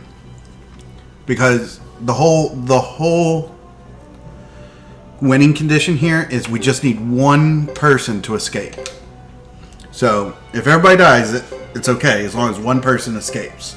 But we have to wait one turn for our escape route to open up. So here are the war battles. Basically you have groups of 4. And you only get 3 options. You can attack, defend, or retreat. If you retreat, you basically just move back to an open spot.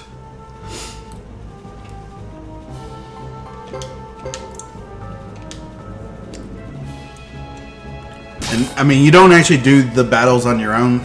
You just hit attack and it attacks for you. Or if you hit retreat, you basically just retreat.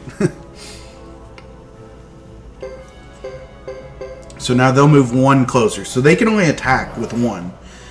So for us to leave, we have to kill that number 12. So we'll send our best... We'll send our best attackers, which is probably going to be number 3. Against number 12. And our goal is just to move to that open spot so we can retreat.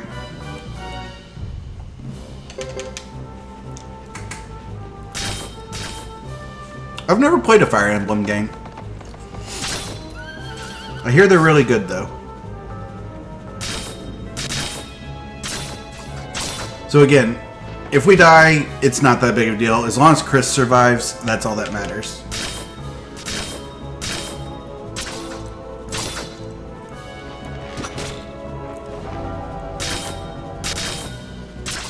And we've killed... And also, each group has a captain. And if you kill that captain, no matter what the other members of that group have as far as health, that group automatically dies. So if you were able to manually do this, you would always just go for the captain. That's why I think it's automatic and does it for you so that you don't just cheese it like that. So basically, we just have to move 1 and then we can end turn.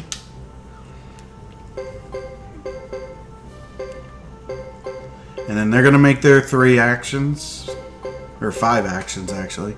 But they're not going to attack with more than just number 1. Because nobody else was in range. So all we have to do is choose somebody to retreat. And then hit retreat. And that'll end that.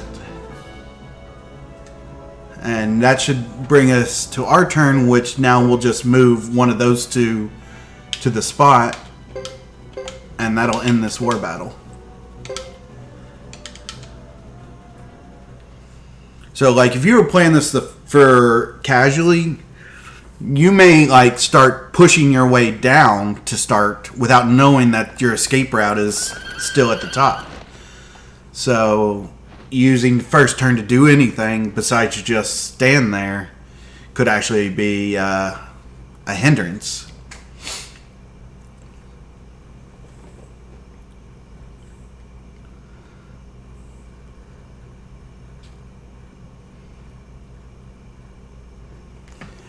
And now with that over, now we head to the Grasslanders' hometown of Karaya. and for what is considered the best cutscene in the game.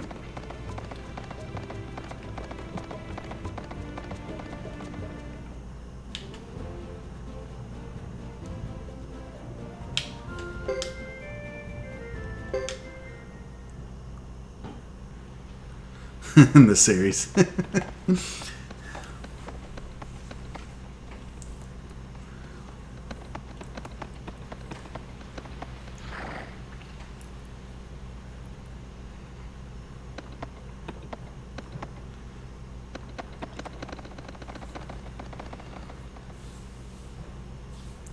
There you go, John. Good timing.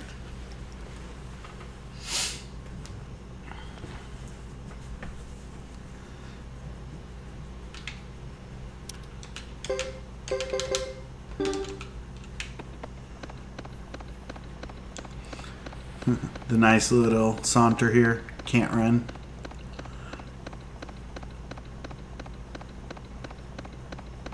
For those of you that are late to the party, we here in the speedrunning and casual community do not like Lulu, so we like when bad things happen to Lulu.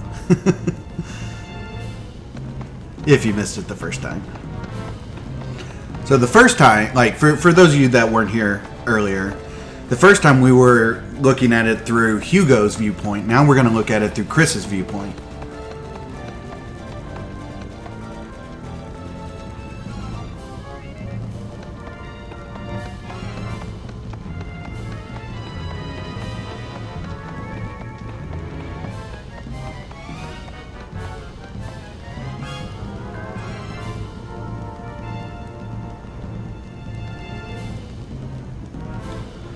So that is her father's armor.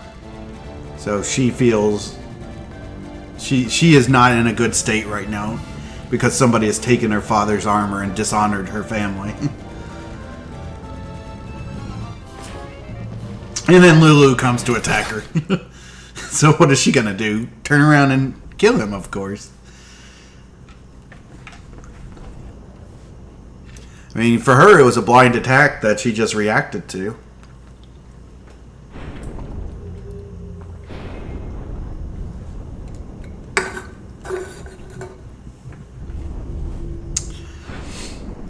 And it's slow motion again.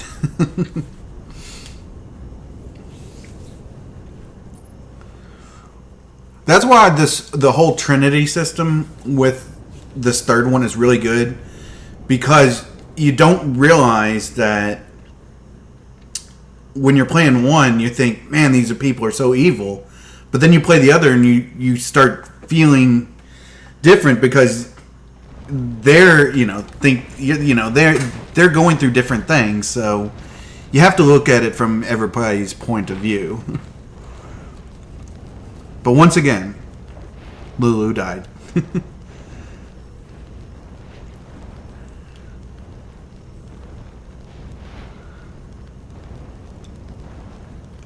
It's just a joke.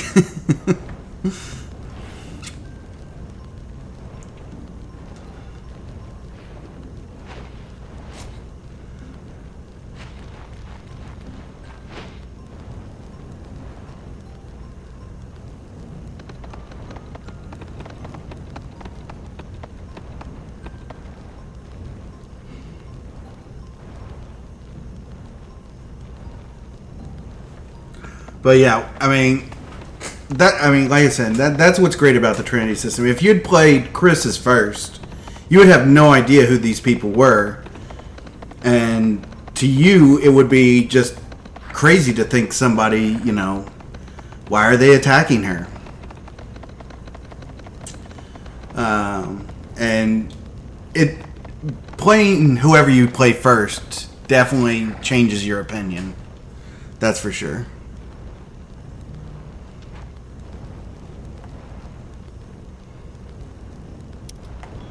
Okay, so we need to set up the formation because we're about to do a few battles.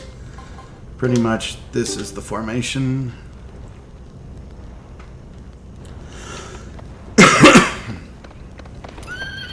So now we'll have 2 battles with the Karias, or the Grasslanders. So we are going to use Breath of... Sorry. We are going to attack. And then we're going to use Breath of Ice. And we're going to try to hit them all.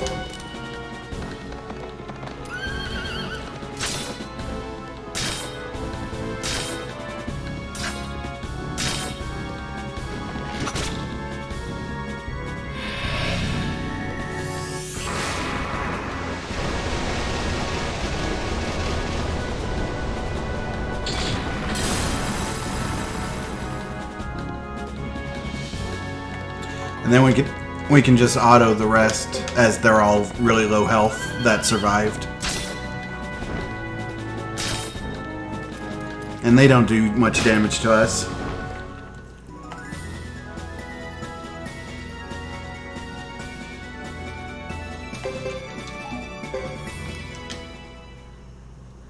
And we have one more battle, and we'll do exactly the same thing in this battle.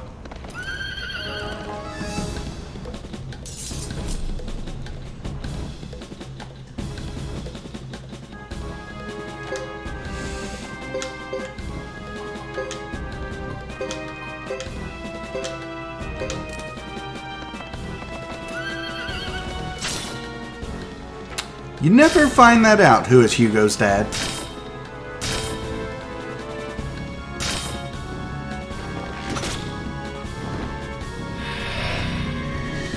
We'll find out who is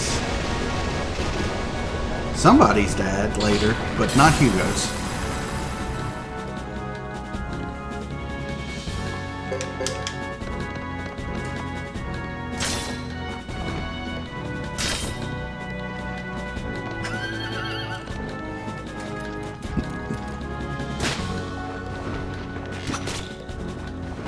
I didn't say anything. I just said somebody. Could be 108 different people. Well, 107 besides... 106 besides Hugo and Lulu.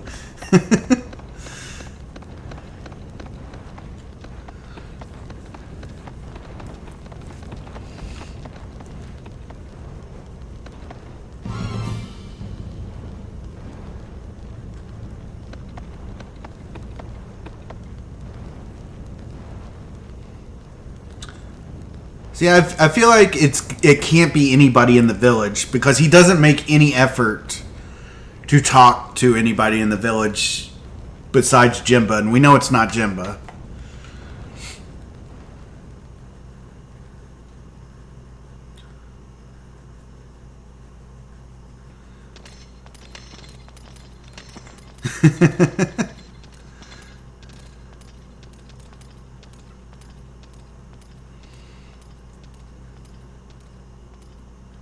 Yeah, I mean, there's any of those people in 2, because the timeline works really well with that, with between the 2 games. So anybody she was around at the end of 2.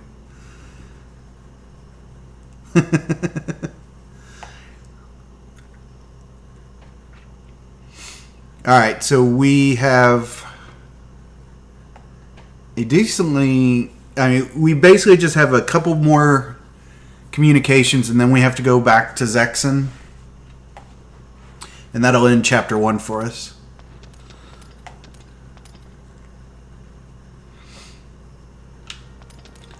So first things first, we'll go to the meeting room.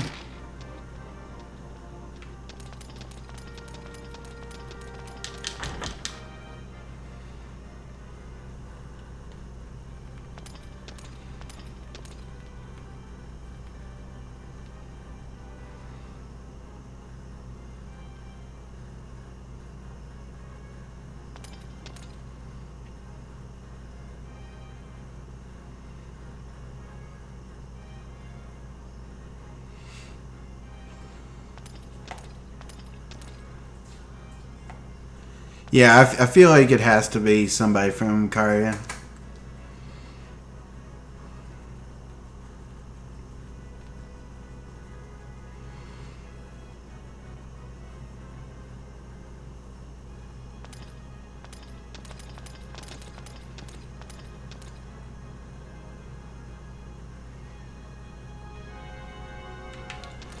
Alright. Now we're going to attempt to leave.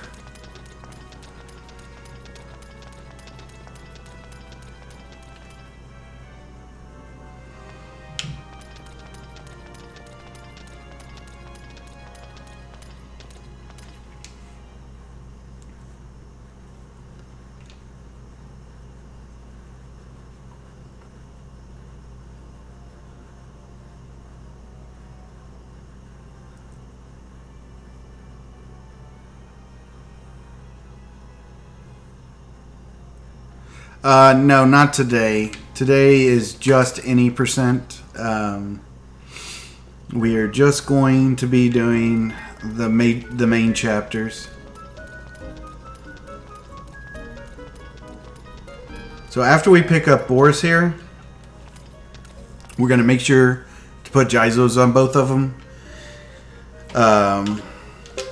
Mainly because it's only going to be the two of us and we might run into some situations through the forest. And we don't want to die here because I'm not going to save, so... Yeah, I don't know the 108 run, and I don't know the all chapter run either. Coyote does, but not me. I don't have the patience to learn all that.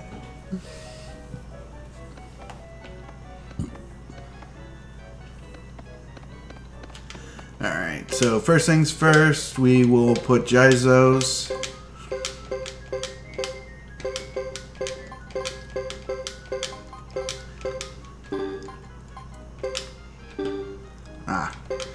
Come on.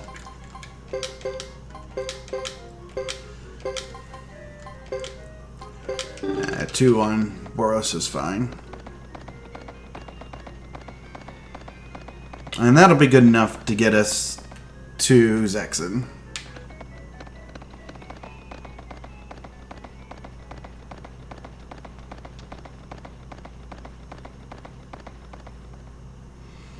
And pretty much once we get to Zexen, we will basically have a couple conversations with the council and go home, and that'll end chapter 1 for Chris. So we're definitely getting farther along in this game. Chapter 2, Chris, can be a bit of a long run. Chapter 3, Chris, is also pretty long too. But at least chapter 1 was fast.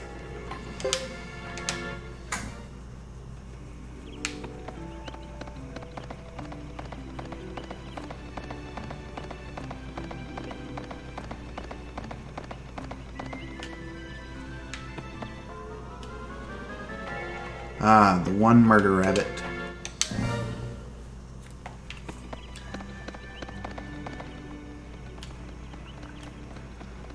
We're always running into Fred here.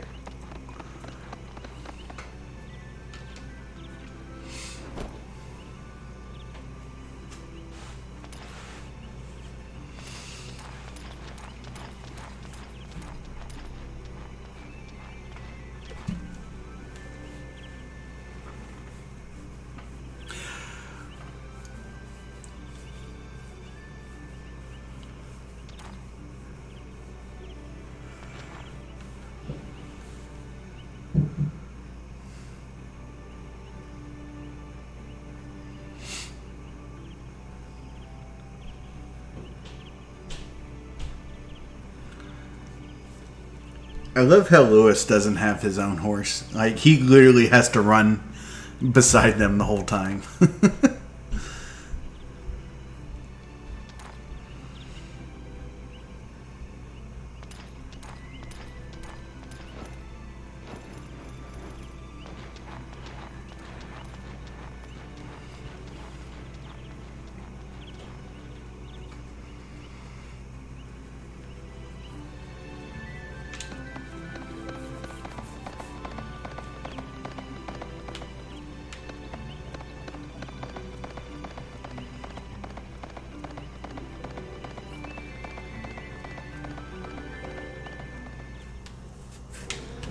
And we're good. So, yep, just a couple more conversations to end chapter 1.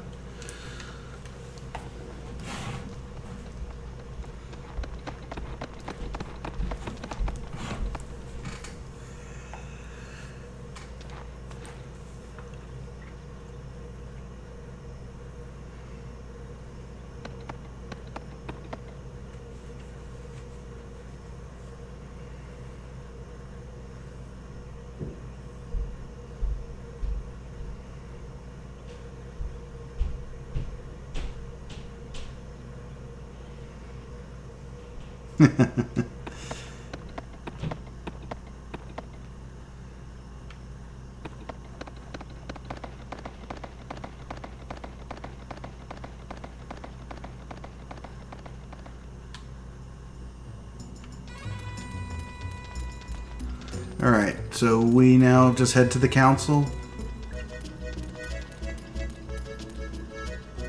Ah. Camera.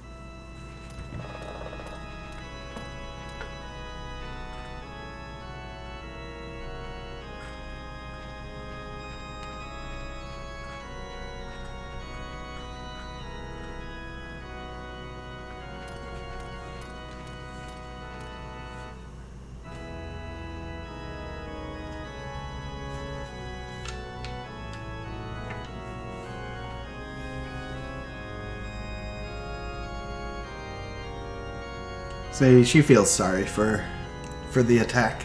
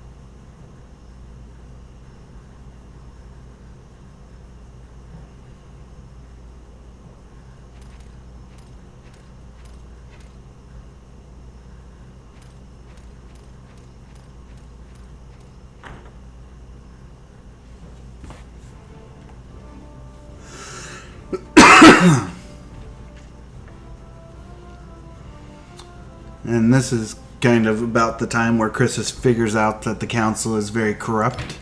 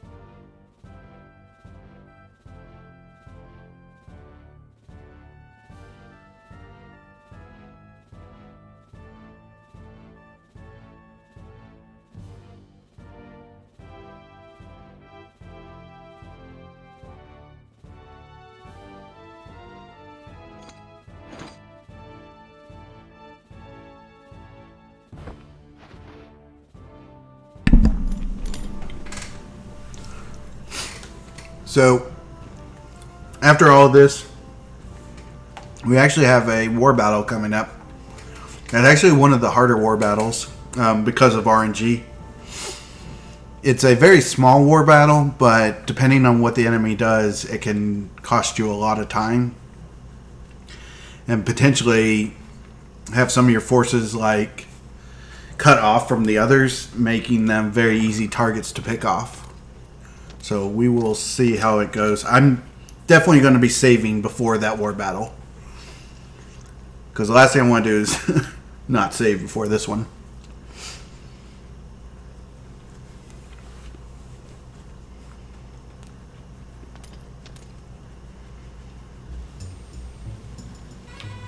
Alright, so we're going to go home and rest, and that will end chapter 1.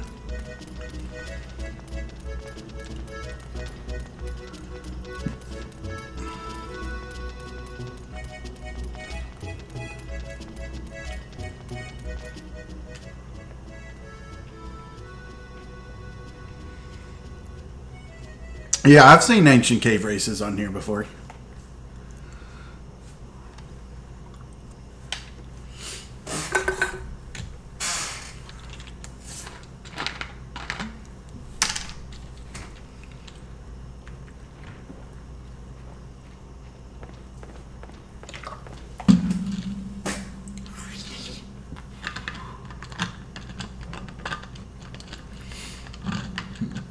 I love how our butler looks like a pilgrim.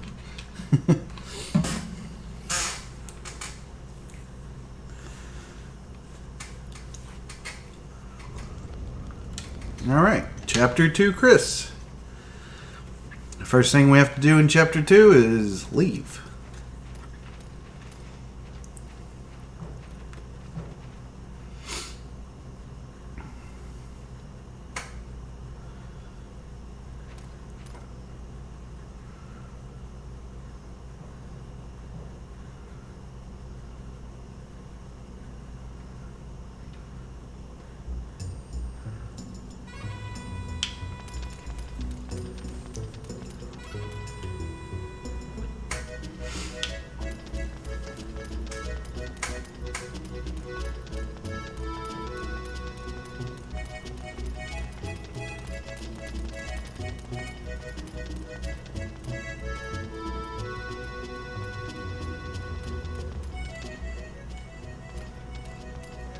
And make our way to Brass Castle.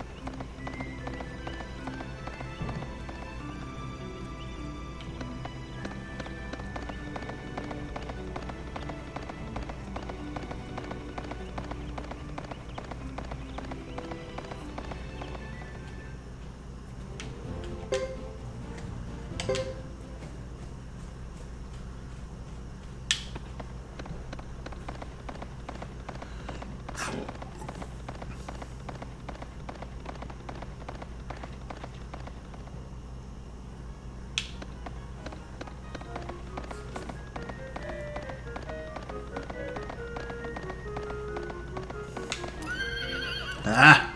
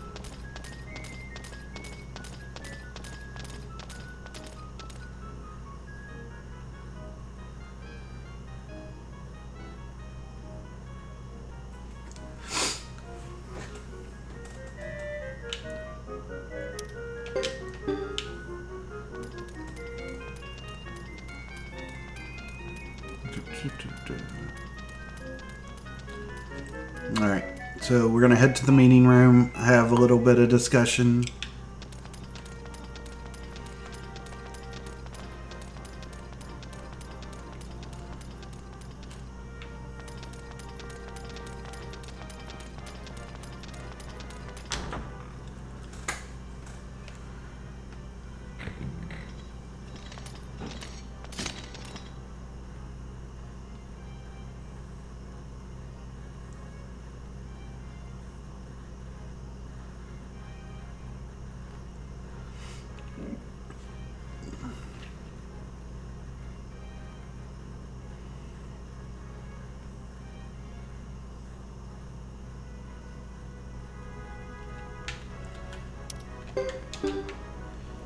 And we're going to go take a nap.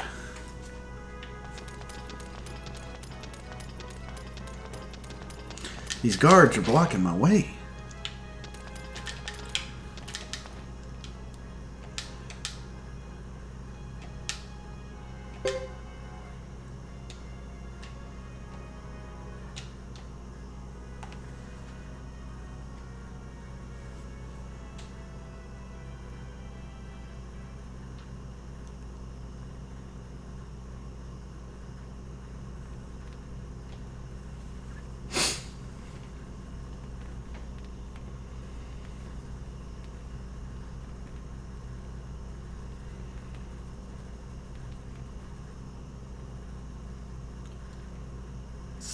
Very silent.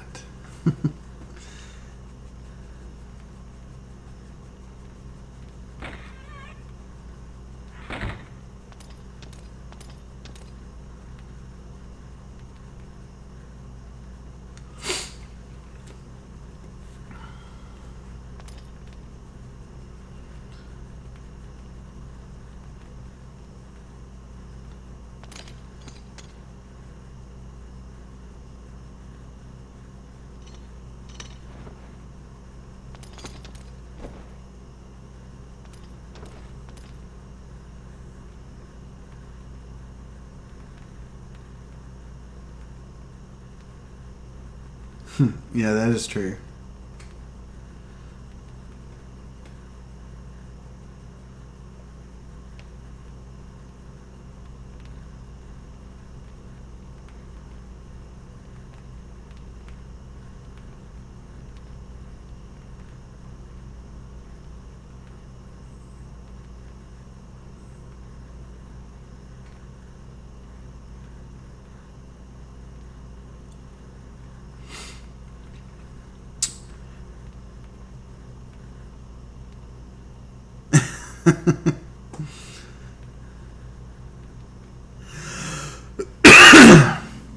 So with this war battle coming up, we actually do not need to change any of the groups. The groups will already be set and ready for us. Later on war battles, we'll have to change the groups around, but this one is pretty much already set up for us.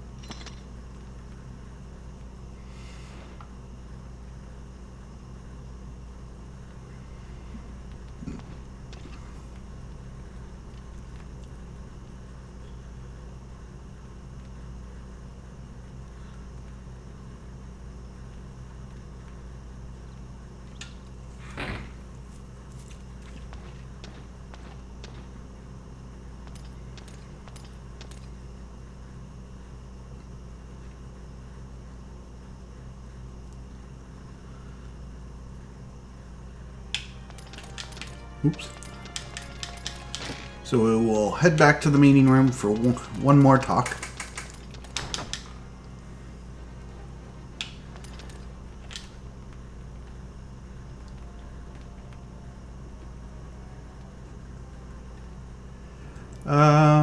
And oh man.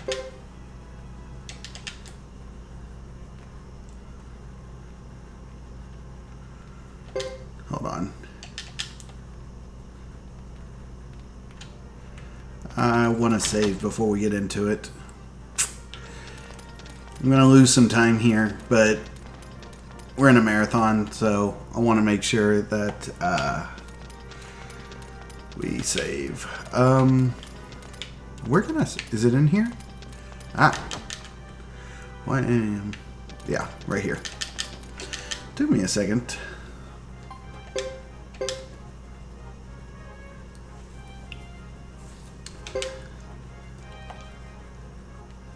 Like I said, this war battle can troll you sometimes, so we may have to do it twice.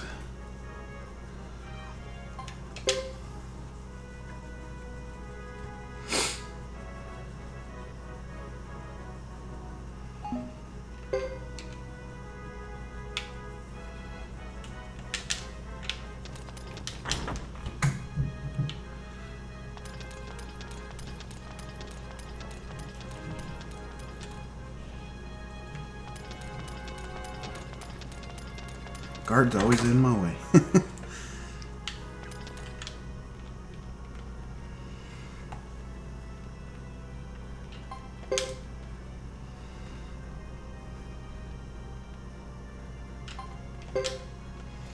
Alright, let's go.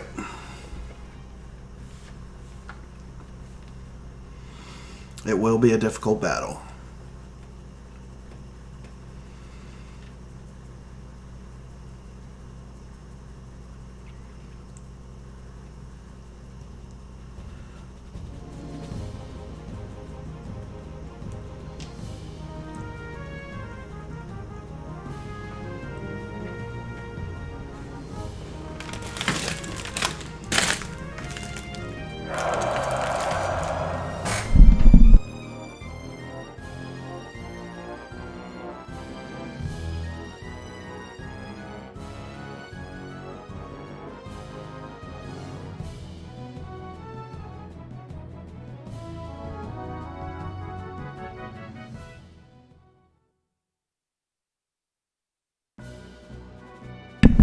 Alright, so we're going to have 3 troops. Our goal is to surround them and kill them.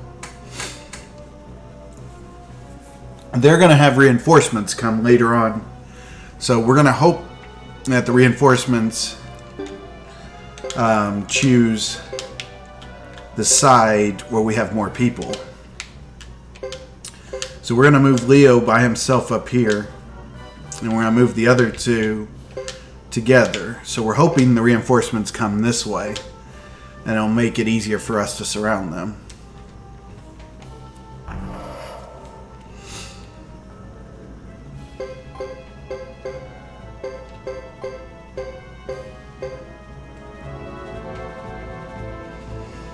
And of course they're not. So we are not going to try to retreat. We're going to try to fight this out. Hopefully we will kill their commander, and this will go fast.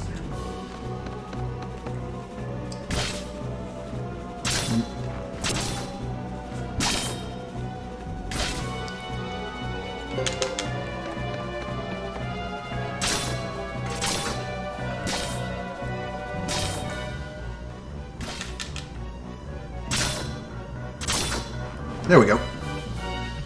We almost got their entire troops down, but only the leader matters.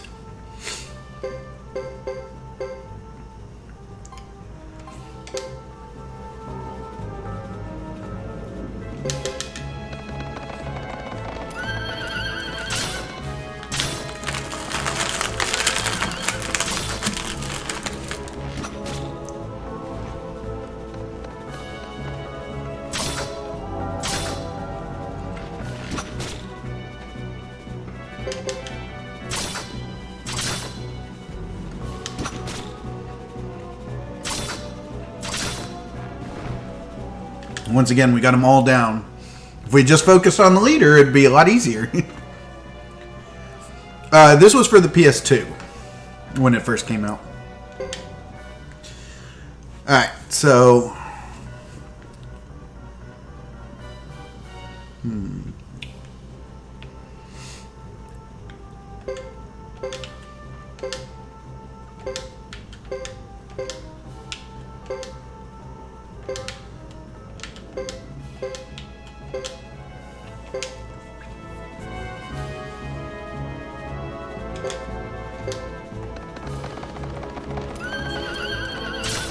We don't want that leader to get his... Yeah. Stop chanting's a big thing there.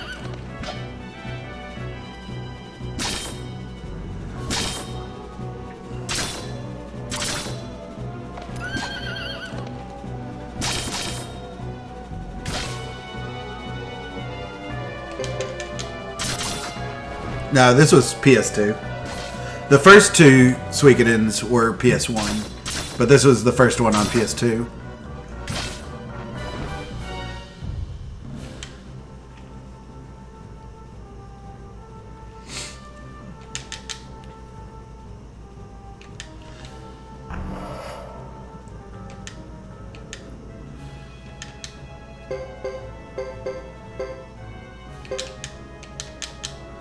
Now we get to fight Dupa.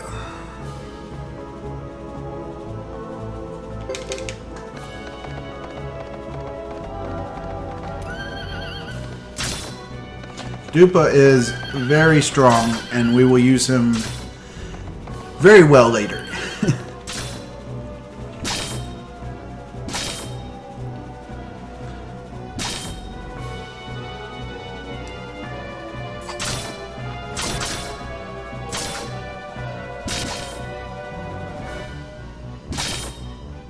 Oh God. Oh no. Retreat. Oh, Chris might die here. Ooh. Forgot she's got Jaizo's on. That was some spicy damage there.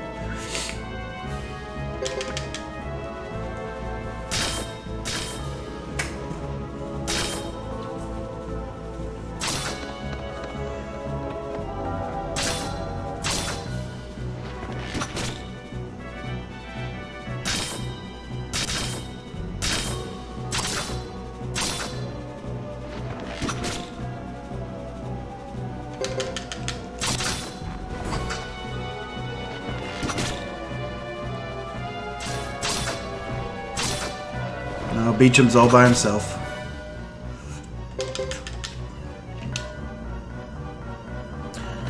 We won't be able to take Beecham out here, but we will get him pretty low. No, we actually got him. That's good.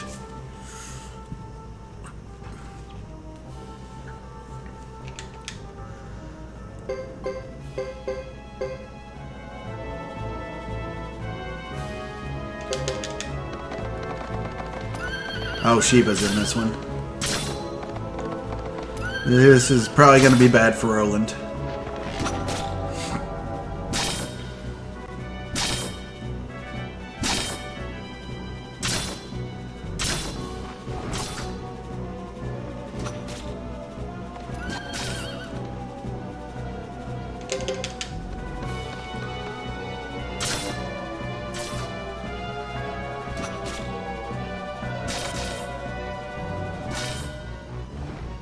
Ooh, not looking good.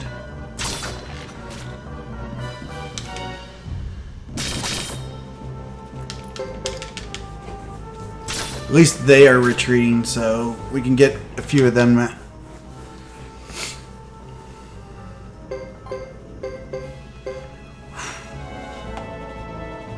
probably going to have to retreat here. Because we do not have the power to take on Lucia.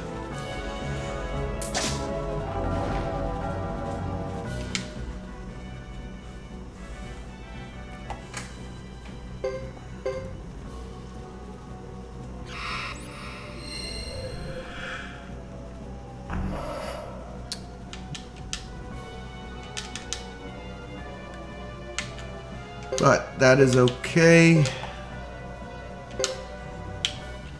Because now we have reinforcements. And this should be easy victory now. As long as Chris survives, and Chris is nowhere close to battle anymore, so that's all that matters.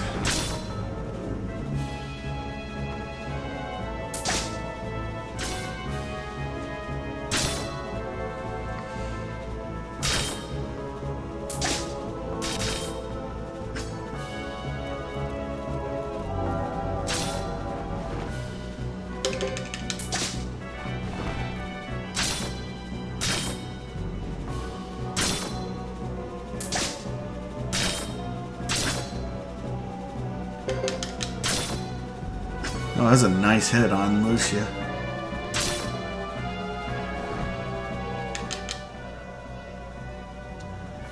Yeah, we can almost take out, but we got him. That's all we had to do.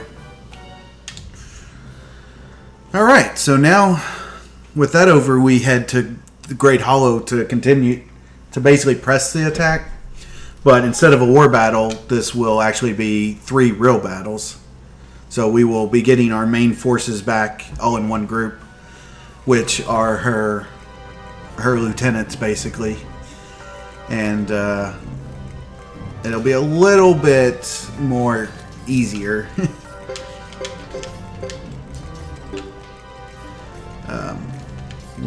I forgot, we do want to set it up. We want Leo in the front, Chris in the back. We want Boros to be by himself with Roland and Percival together. We don't need to put any Jizos. She's already got enough Jizos on her. So what we'll do is we'll just go in and we'll auto attack with everybody, but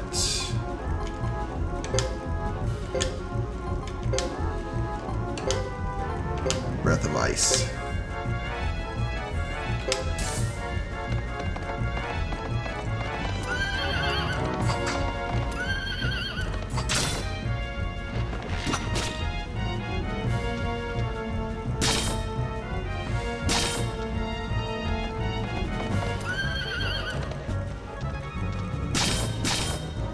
And it's okay if Boros and Chris take hits because they both have Jizos on them.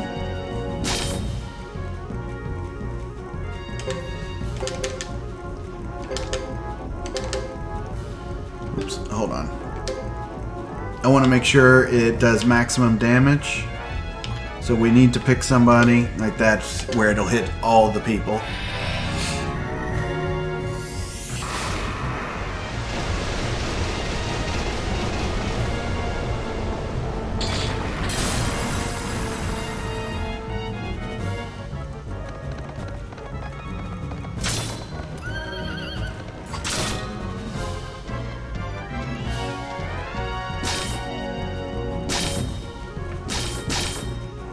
There goes one of Chris's Jizos. So before the next fight, we'll need to replace them. Any of them that might be we might have used. Because if she dies, it's game over. Or actually, I don't know. I think in this situation, everybody has to die, not just her. Yeah. It's only in the war battles. Alright, so what we're going to do is we're going to heal everybody up. Put Jizos back on her. And go into the next one.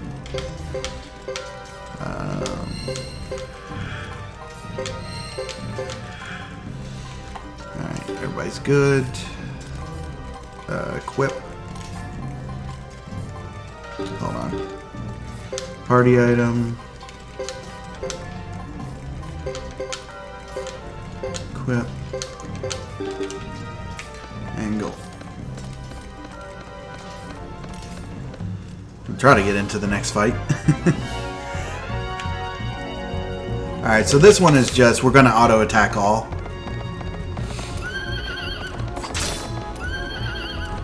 Because we're gonna save our last Breath of Ice for the final battle.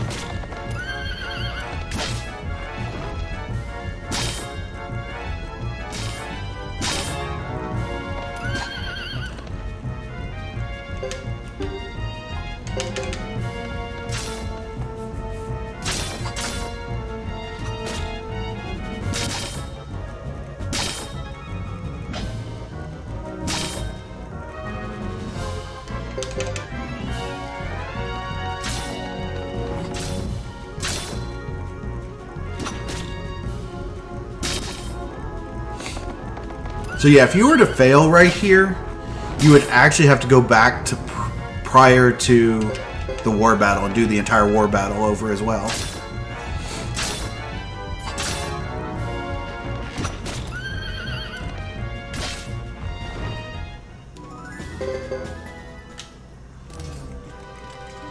Alright, one more time. Heal up.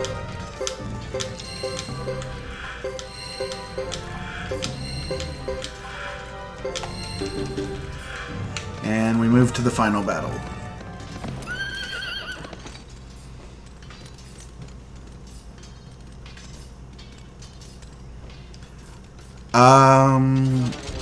I don't think so. I think you just go back to your last save, but I could be wrong. Alright, so we want to attack the one on the left, because it's not going to move, potentially, and we're going to use Breath of Ice on Shiba.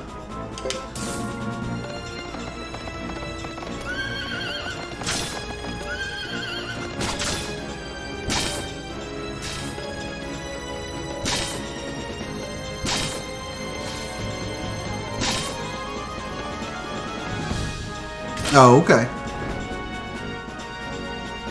Alright, so Boros is dead. That's fine. And let's see. We just want to make sure we hit Shiba and get as many of the underlings as well.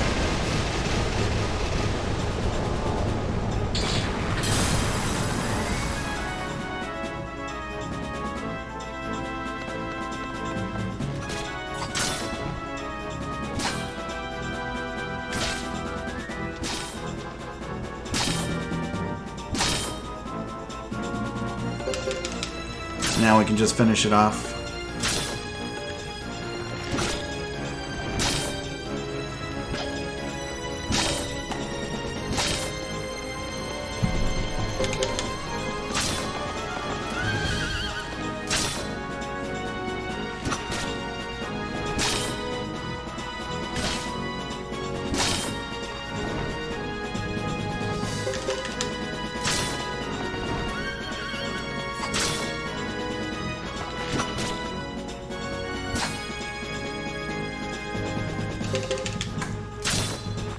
There we go.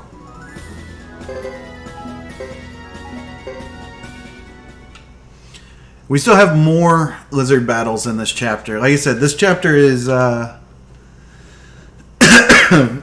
lot longer than other chapters, or actually a lot more exciting.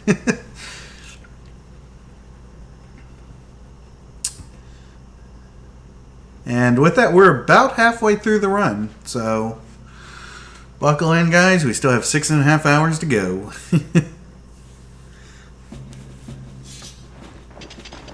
Alright, so now we're going to retreat to Brass Castle.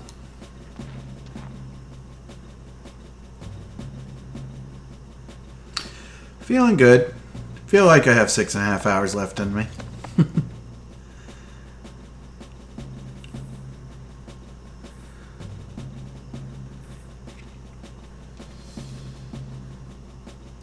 The one good thing is pushing through the first 6.5 hours is, I mean, it's easier because you're just starting, but it's also so much like more boring. There's not really a lot going on. So the back half, you actually have stuff to do, and it makes you think. So it's easier to play the back half because you actually are doing stuff and not just skipping through text. I mean, the first half is so boring. But you have to do it.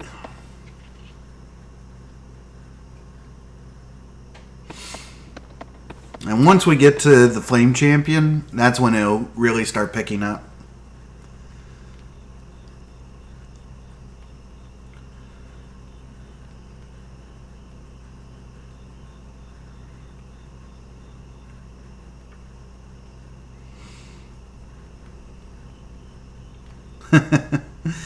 Well, they've been on for a lot this weekend, so.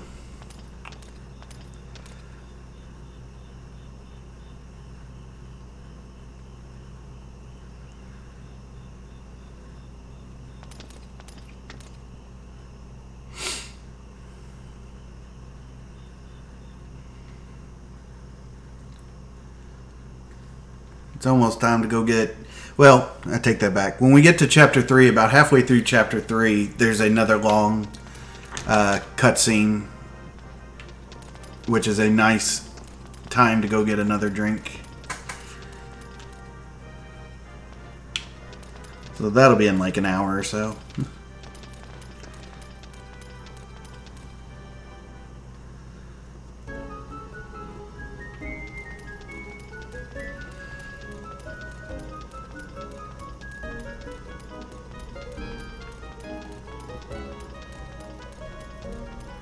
Oh, almost missed him. I did miss him.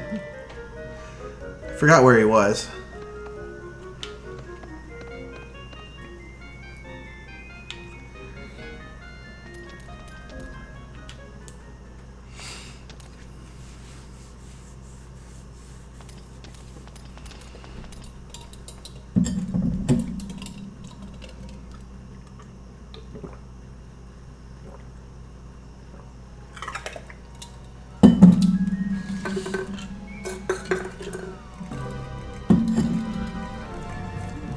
So, this is a section...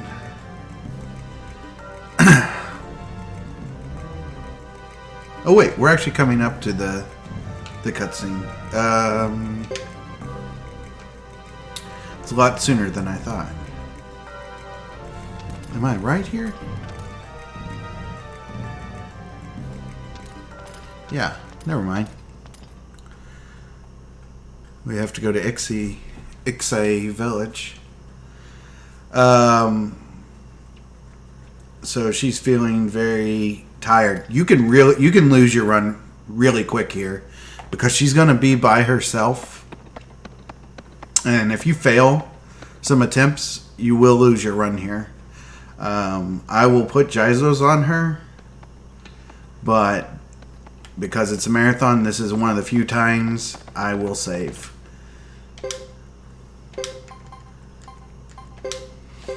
Make sure. Alright, she's got 3 Jizos. You're going through the forest by yourself, and if you fail multiple times in a row, they can kill you. Well, we won't have to fight any beetles here. The beetles are in the other forest. I'm pretty sure. These are going to be like the big trees and the leaves and stuff.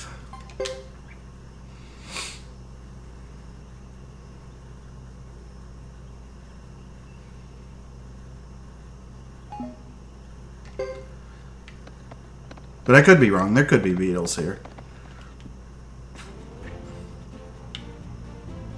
But yeah, you're by yourself and you have to make it like halfway through this forest.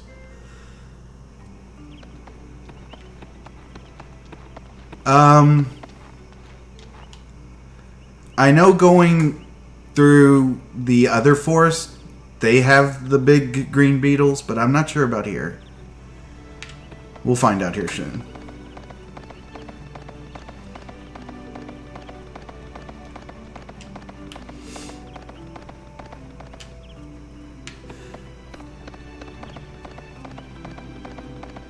I mean, we don't have to make it too much farther because we're not getting into any fights. We just have to make it through this next screen and we're good. Yeah, see? We got lucky. We were able to make it through with no fights, which means that save was not needed.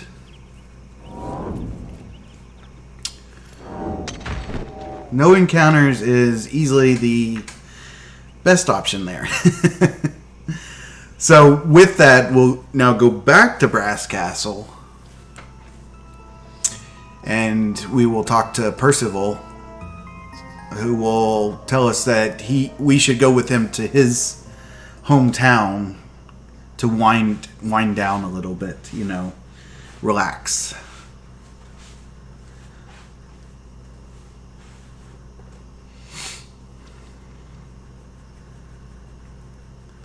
Because she's been working too hard lately.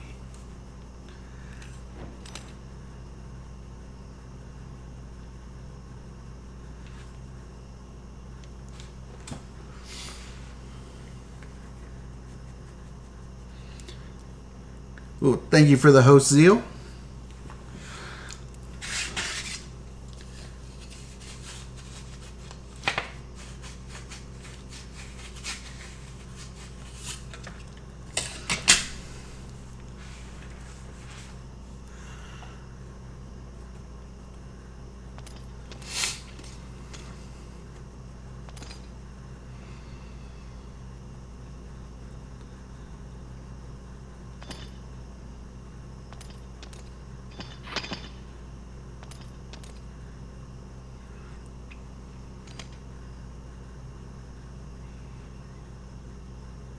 This is also where we will meet Nash for the first time, too, who will become integral in finishing this game, as he, at the end, will do some amazing damage, so.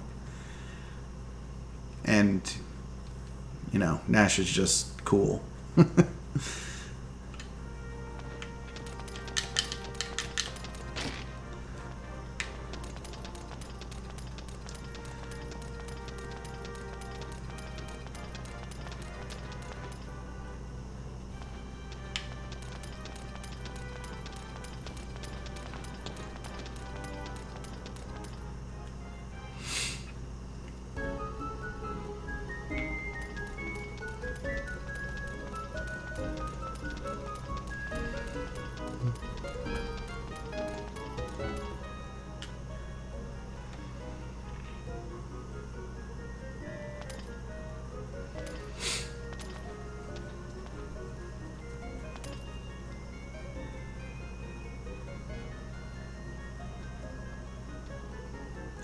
Now, Nash, when you put certain abilities and runes on him, can just murder people.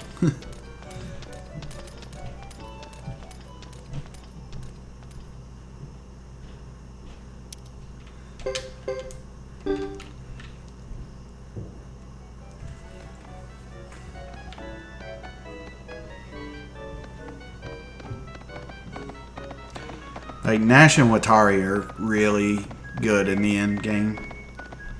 Along with Fred and Rico as a combo.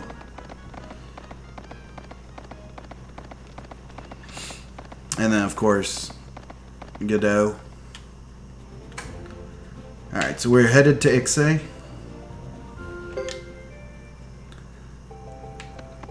So all we have to do is make it through these two screens with these two. It's a little bit easier than the forest, I feel like.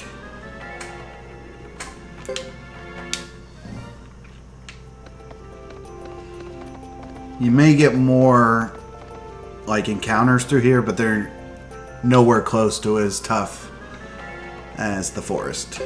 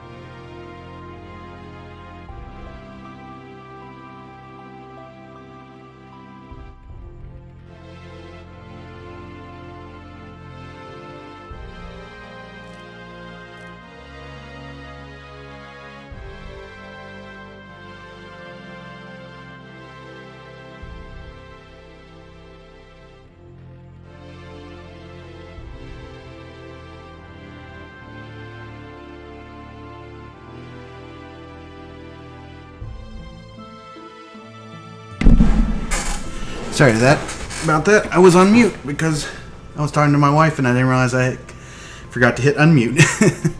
But we have a cutscene. I thought the cutscene already started, but it's about to start actually. And we've got 2 battles coming up and a duel.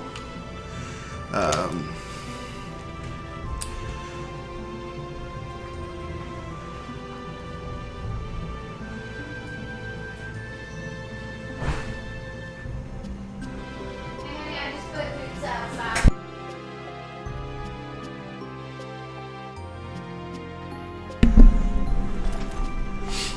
So these 2 battles can actually troll you as well.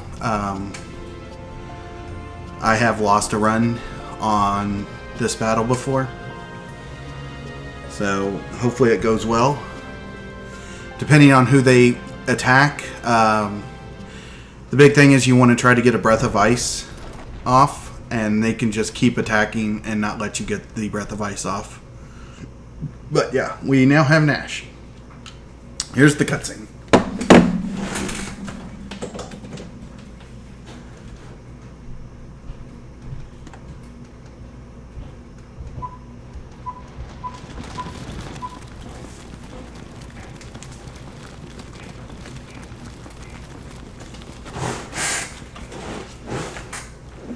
So now we have 2 battles against the lizard people. He is very suave SOB.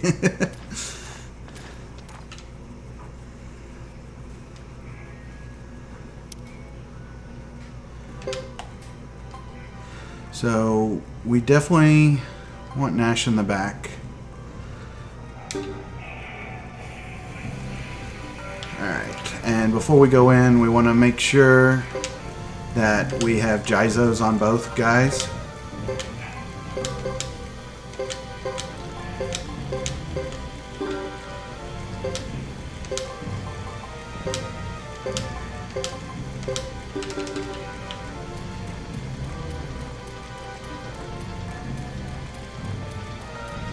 Oh no, is it buffering a lot?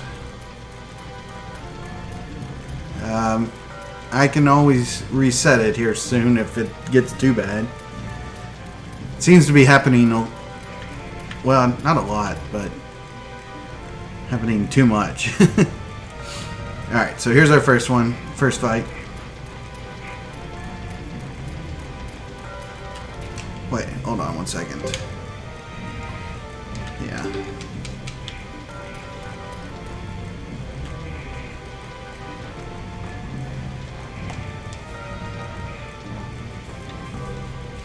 Alright, so yeah, we're going to use Breath of Ice with Nash and just attack.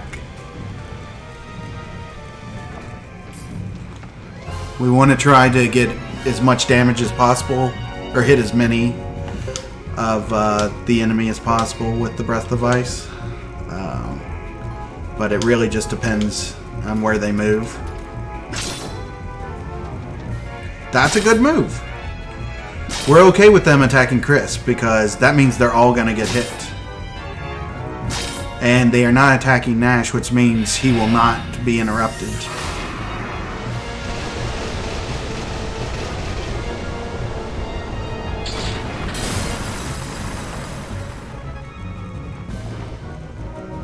And then we can auto.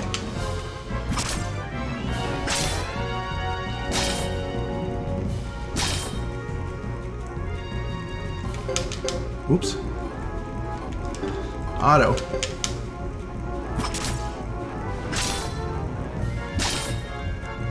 Oh, she already lost 2 Jizos. But that's okay.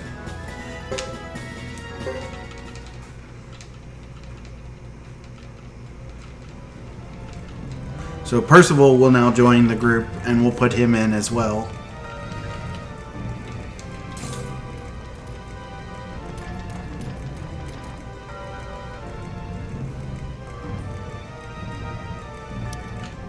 And we want to put him in the back row, just so that he's more of a back row player.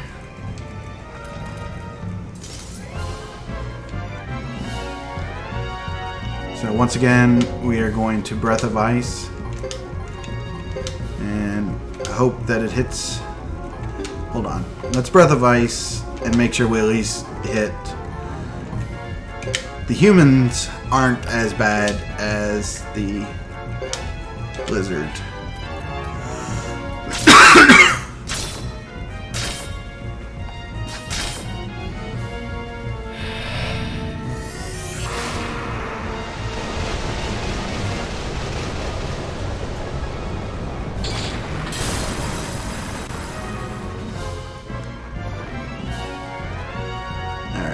Yeah, we can just auto, and it'll be easy. So, if with coming up, we're going to select option 2 when talking to Shiba.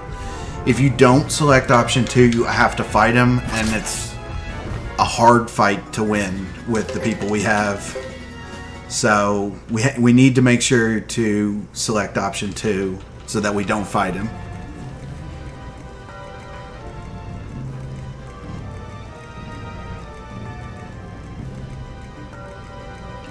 So we're going to head to the windmill. That's the way to go.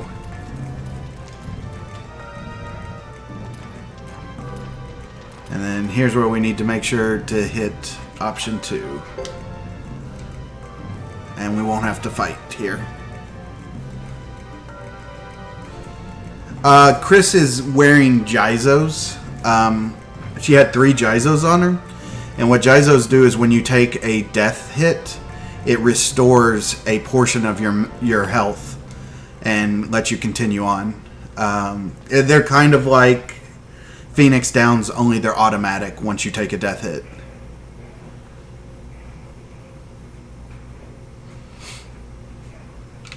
Alright, so now we have a duel coming up with Chris facing Jimba.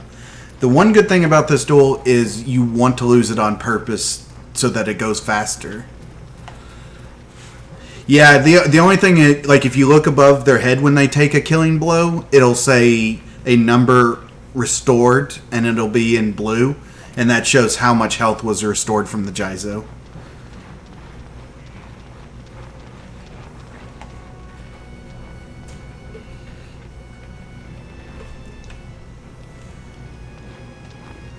So normally what you can do here is you can figure out what attack he's doing and do the opposite so that he kills you faster, or you can just do what I do and just attack every time.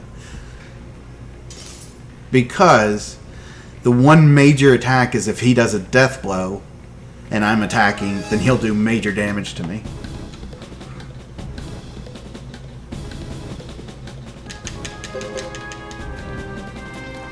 Jizo? Ah, it's a Jizo for me.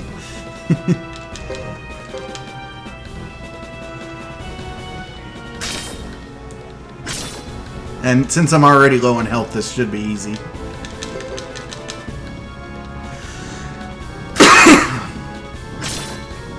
Though I keep making the right call. And that'll do it. And we now move on.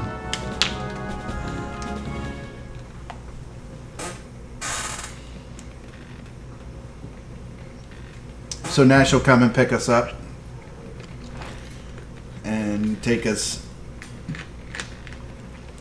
and Percival will take us back to Brass Castle.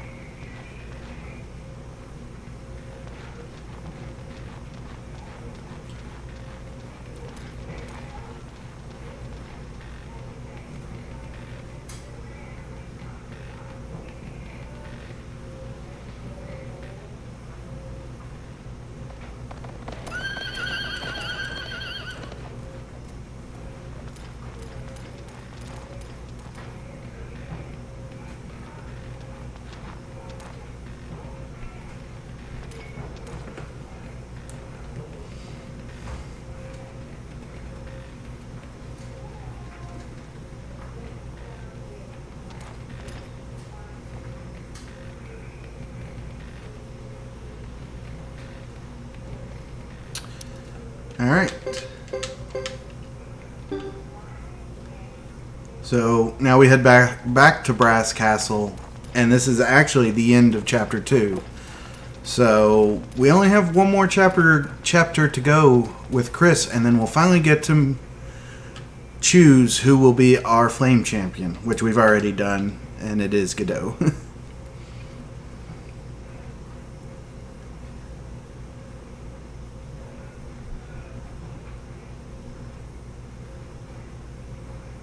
Yeah, I mean, honestly, as far as recruiting goes, in the speed run, going through the first 3 chapters with each, you don't really recruit much outside of, the normal parties. So, if it's somebody you think it's been recruited, it probably hasn't been.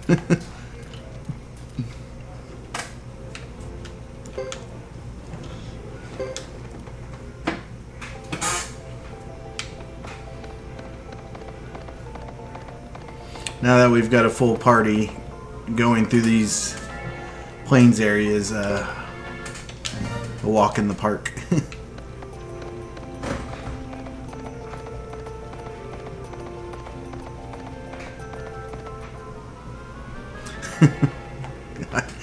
All the puns today.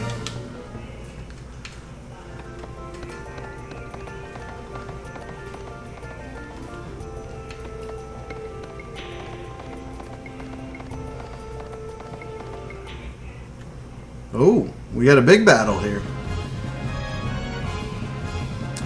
Which we're still going to run away from, but it'll be a little bit harder.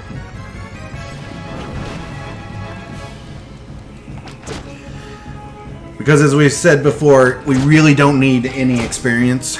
So no point of fighting anything, even if it gives us extra experience.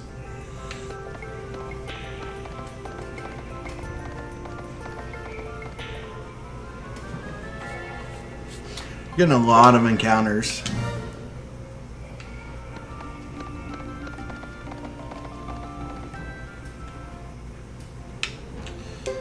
Brass Castle.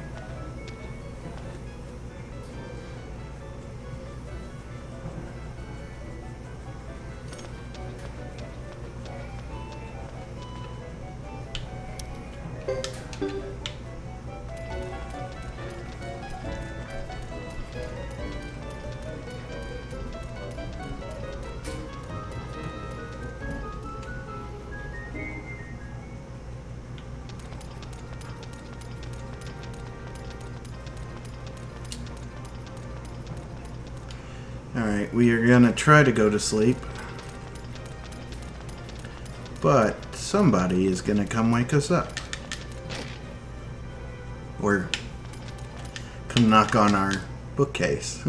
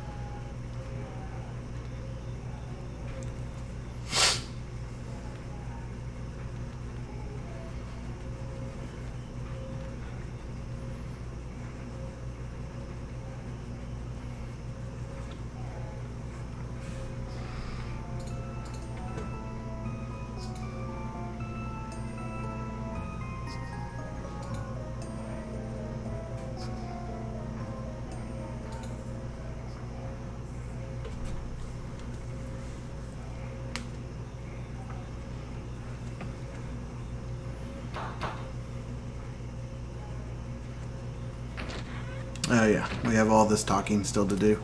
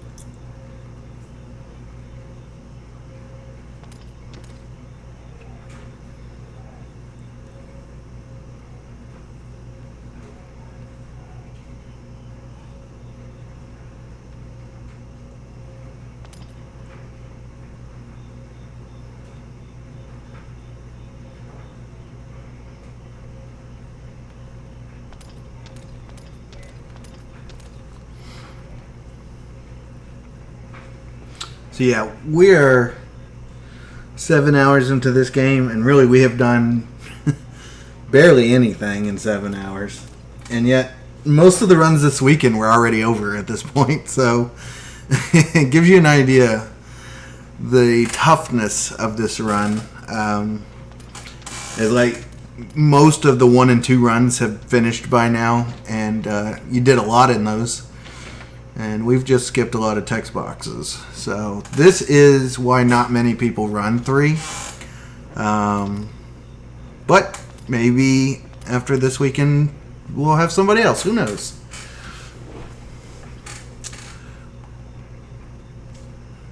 Yeah, you do a lot of talking. Like, honestly, just the endurance needed to run this game definitely keeps people away from it, because you're not doing much, but you get to meet all these colorful characters. Oh, what was that? Somebody at my bookcase?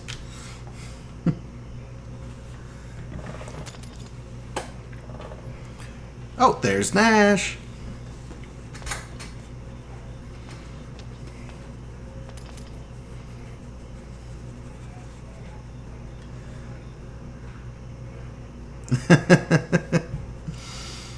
Well, there's stuff like that too.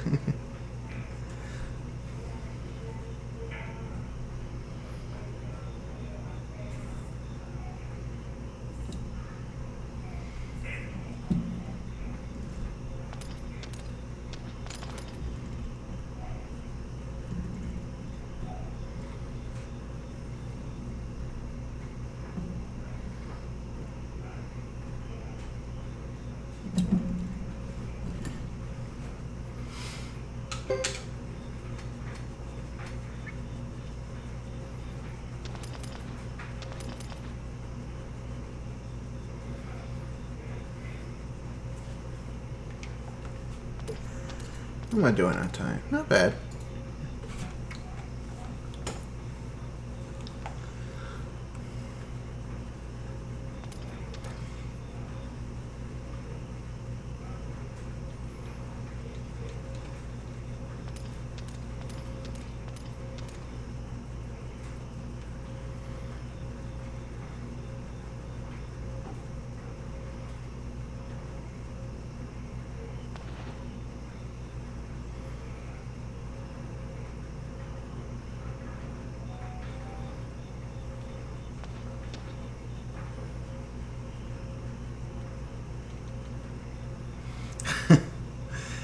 Nash better not be.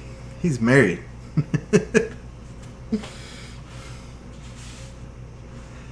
Yeah, not too bad, Coyote. I mean, I just checked and I'm about a little under 5 minutes behind my PB. And that's with having to redo Hugo Chapter 1 fights, trying to escape. We failed on the first Hugo Chapter 1 fights. So that lost us 10 minutes or we'd be ahead right now.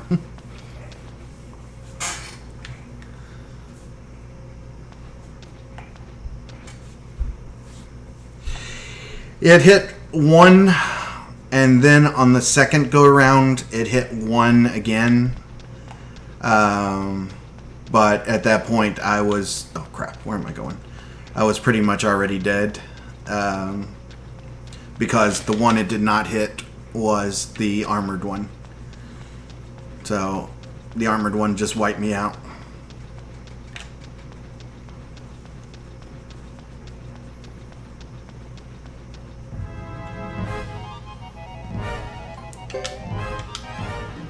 Like, if it had at least just hit the armored one, I'd been fine, but it missed that one twice, and I didn't have anything else to do but die.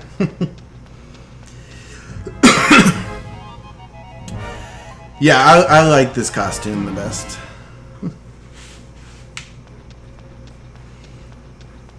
Or gear, or outfit.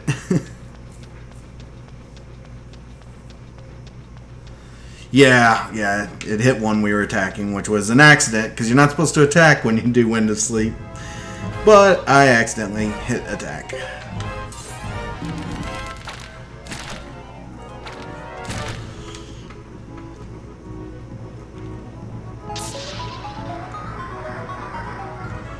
Oh no, Chris is asleep.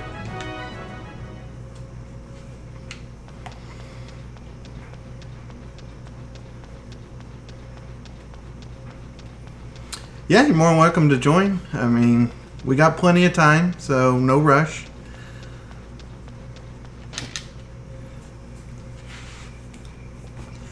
Alright, so that's going to end Chapter 2 of Chris, and now we will get a decently long Chapter 3 with some really good fights.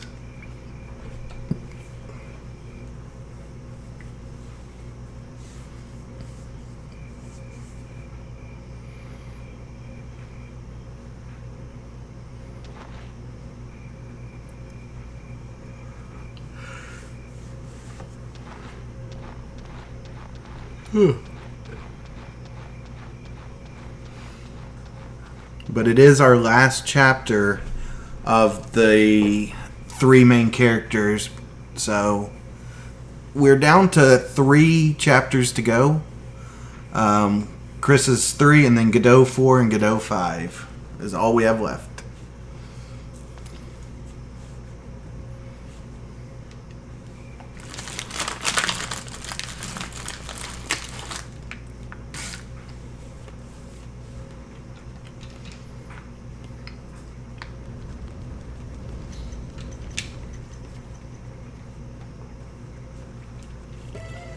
So, first thing we do is we go to Duck Village, where we will recruit Rhett and Wilder to join us. Because they are Rhett and Wild.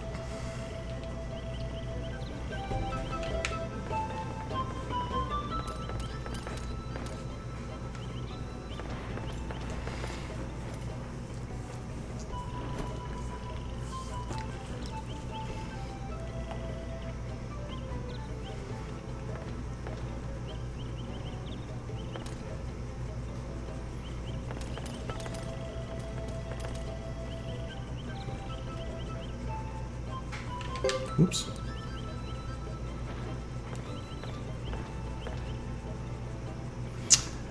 Fred and Rico just pop up all over the place. It's a good thing they have some very strong attacks.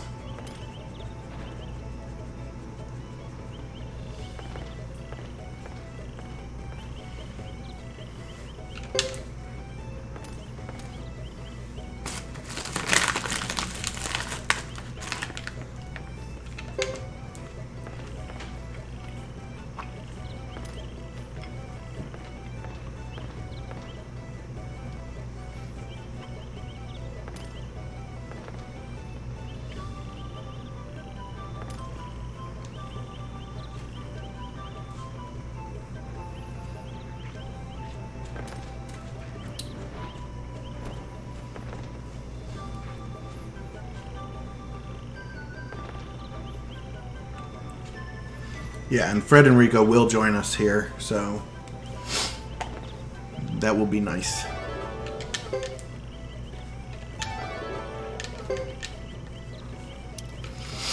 And you always want to keep them in the same group most of the time, because they do, I mean, it really doesn't matter till the end game, but they do a good combo together. So we've got Rhett and Wild here.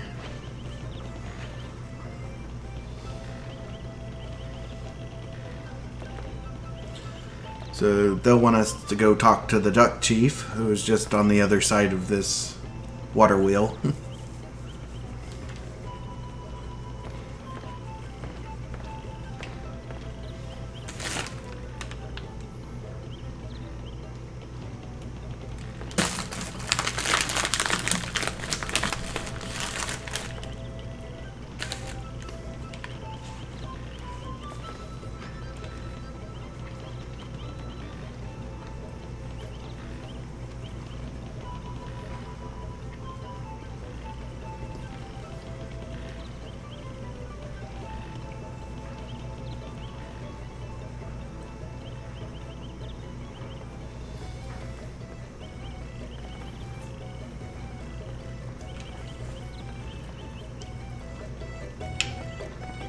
So we have to figure out which one's the chief. Well, he's just this one right here.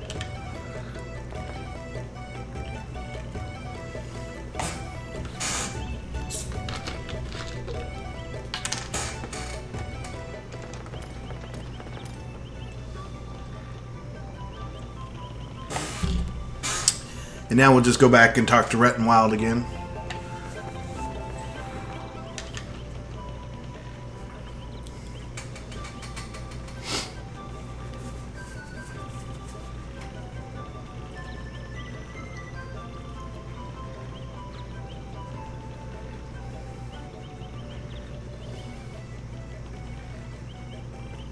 They want 2,000 potch. That seems to be like the money needed. It's really nothing.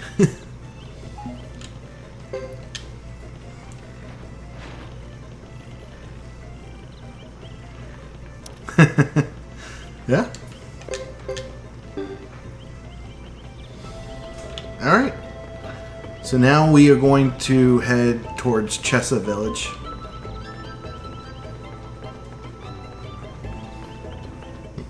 Where we will talk to Sana.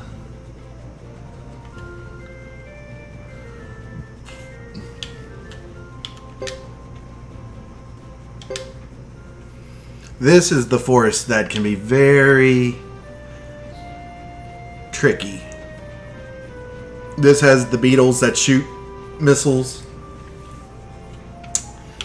That can do major damage. So if you fail a lot in here, you could lose your run. I don't think I've ever lost my run here, but I've come very close to losing a couple runs.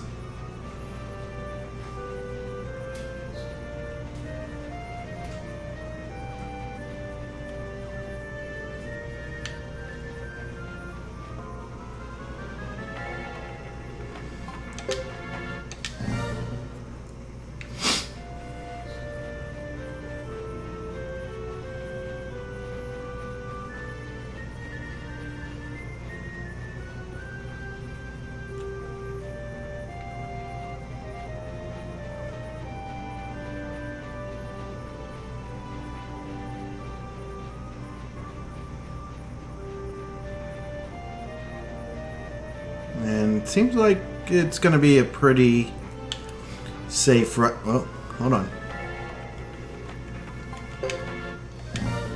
Yeah, it seems like it's going to be a pretty safe run through the forest.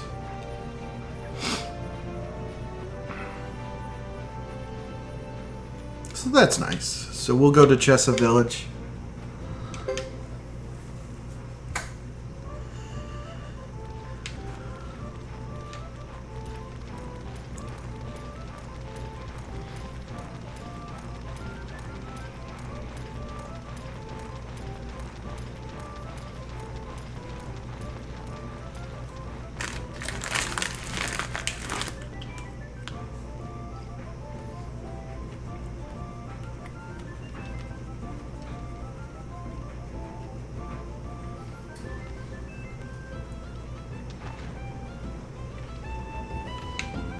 And first thing we'll do is we'll talk to these sisters who happen to be from a ninja clan inside of the Kabuto Forest. So they will help us get to their town here in a little bit.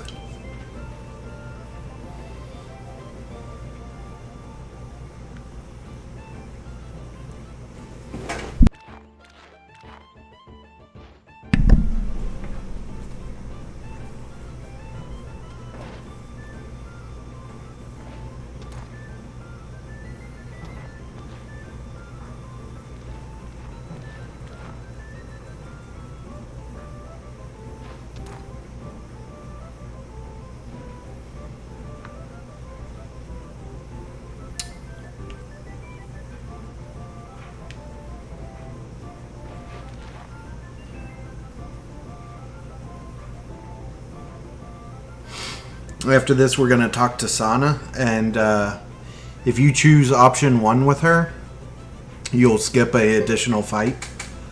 So we'll head down here and talk to her and make sure we choose option 1.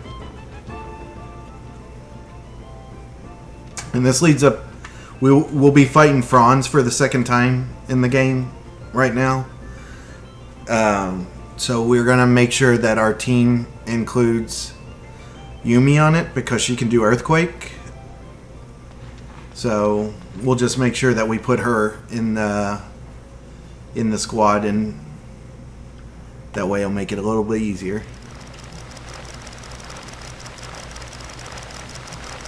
So yeah, yeah.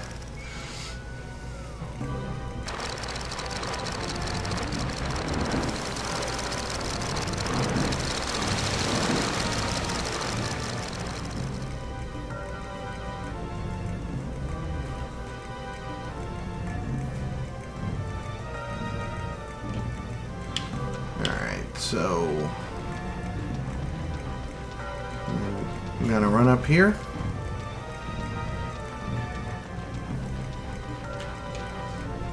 Whoops.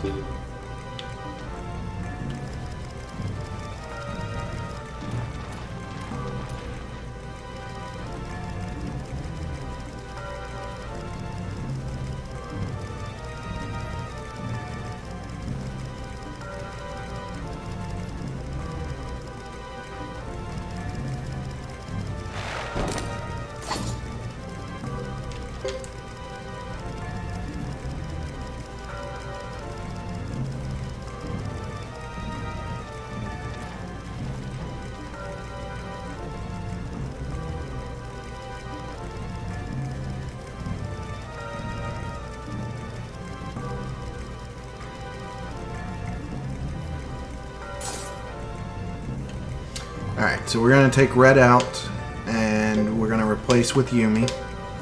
Then we're going to switch Nash with Rico. Or I'm sorry, wrong switch. We're going to switch Nash with Fred. There we go.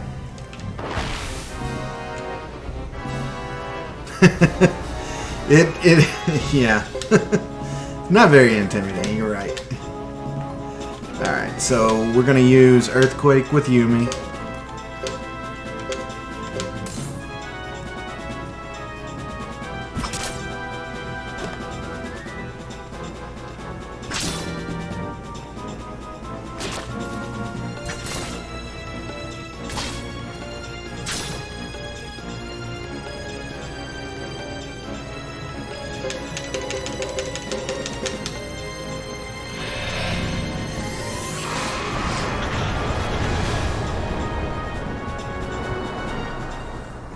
And there we go.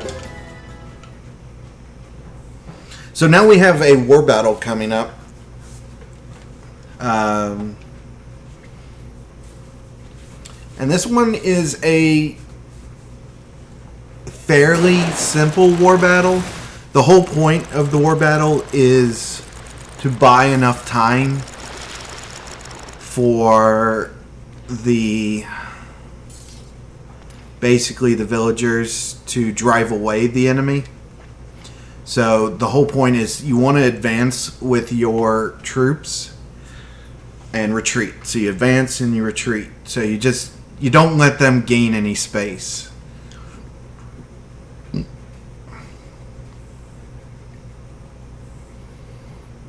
I mean, it's a hard one to lose if you do the strategy of advancing and retreating. And nobody should die either, because you'll retreat usually on the first or second turn each time.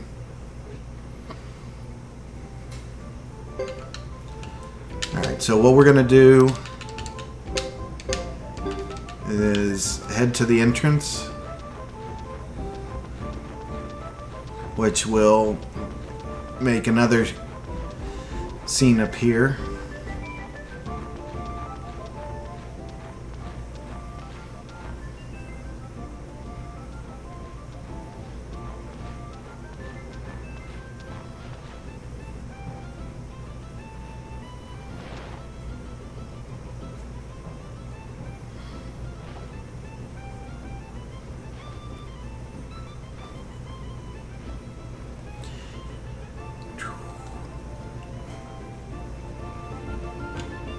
Alright, now we're going to go back and talk to Yoon and Yumi.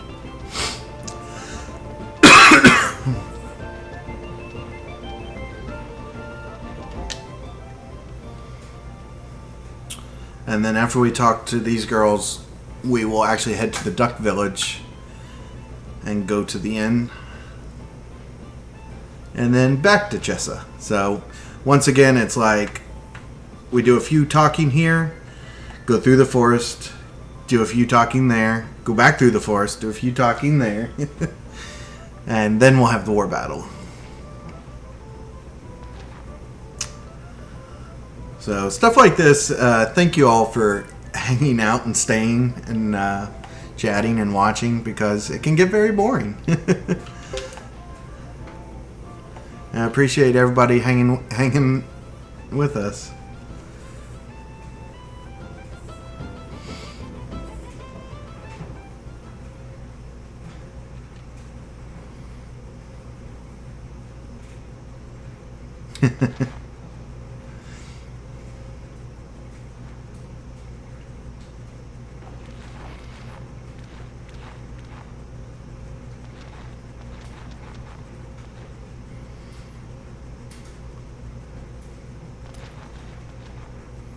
Whoa, thank you, Hellcat.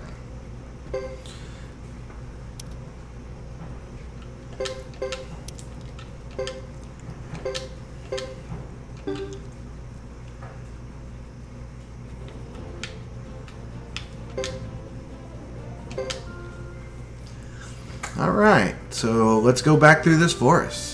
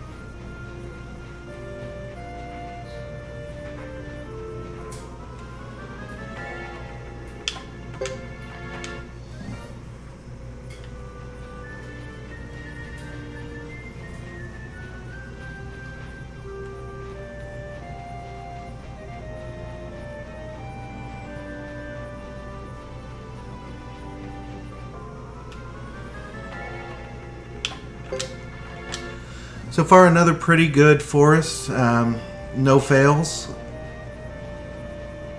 This, like I said, this is a very dangerous forest. It's those beetles.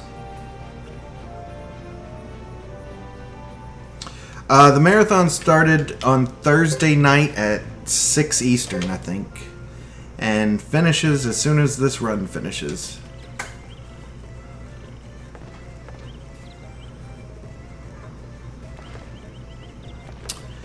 But we will definitely be back next year for Suikothon 3. Hopefully with new categories. Maybe even a Thomas percentage.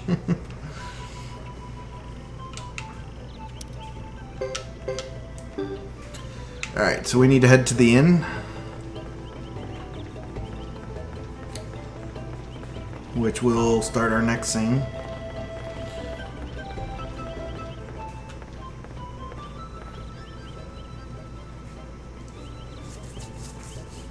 So we basically will talk to Caesar and Apple, and we're going to head back to Chessa as they will lead us in our next war battle.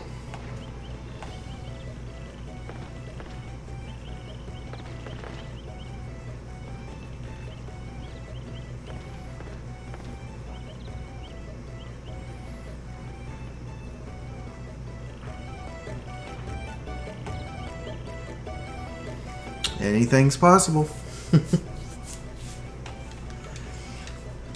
And hopefully, it won't happen next year, but when the new game comes out, probably in 2023, maybe we'll be able to get that into a marathon as well. I definitely don't think it'll be completed by 2022, but I could be wrong. Probably closer to 2023. But it'd be nice to get the Chronicles in here. Uridian Chronicles. Which is a spiritual successor to the Suikoden series, because it is being created by a lot of the original members of the first 4 games.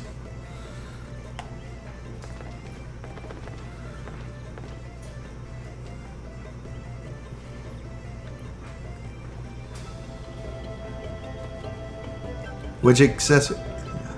Ayuden? Okay. Ayuden Chronicles.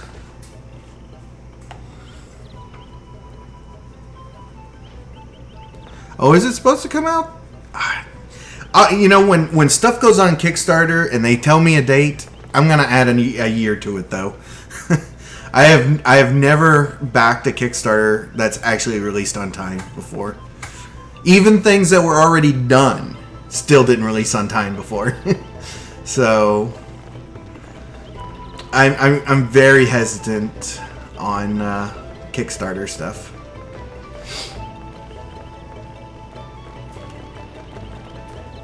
But it'd be awesome if it came out this year.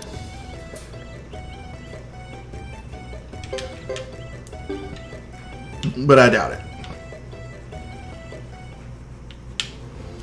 Alright. One more time back through the forest. Well, that's a lie, because we're going to go through this forest a lot.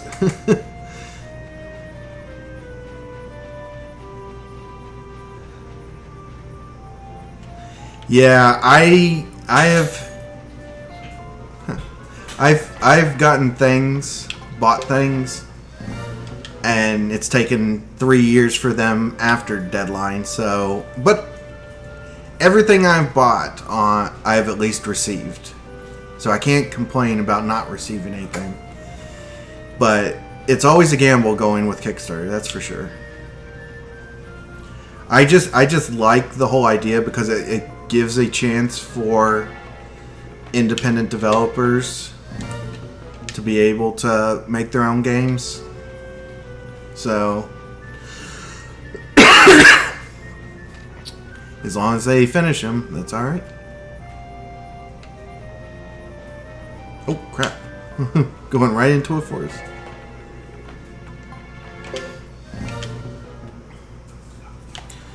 October 22. So they'll have the accessory game out probably early that year.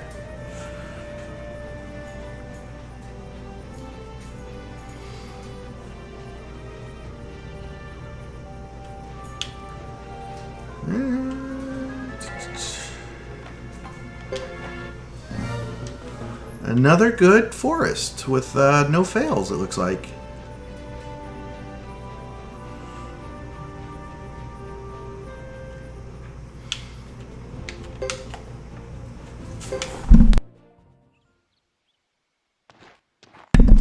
Alright, so now we get into the war battle.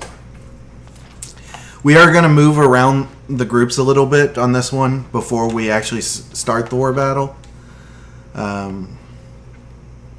Just for a little bit more optimization.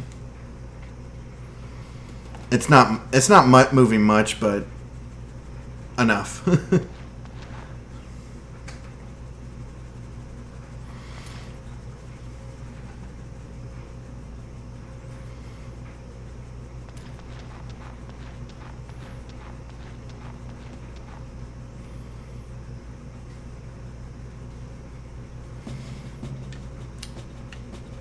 So the conditions to win are basically like survive 5 turns. The conditions to lose are Chris dies or they make it to our village. So we will want to pump up Chris's group so that she doesn't die, first of all. So we'll have all the other groups will be a little thin. Oh no. Oh man, I just skipped right through it. Hold on. I have to go back. I skipped right through the changing. Alright, let's talk to him again. Units.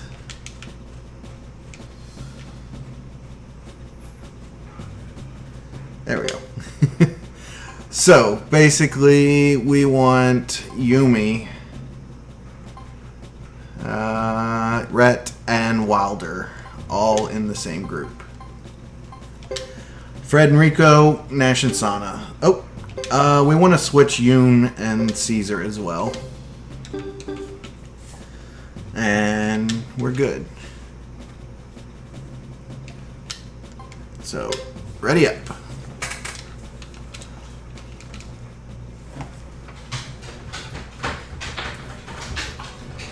So here's what I'm talking about. Right now, we're in the middle of the field. We can't let them to that middle spot back there. So what we're going to do is we're always going to push forward to try to... we're going to hold right now. But we can't let them move any farther back.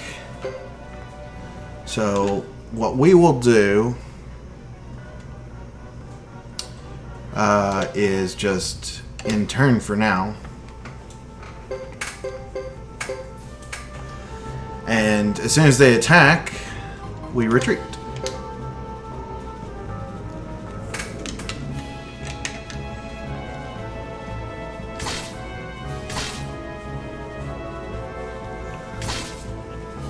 And sometimes it'll be second turn like that, and sometimes it'll be first turn. But you'll notice when we retreat, they won't actually move up. They'll kind of just like move around. But we'll still have that open spot in the middle that hopefully we can just move back into. That's the key here, is just to keep filling spots so that they can't get through. Because we don't actually have to beat them. Just hold them off.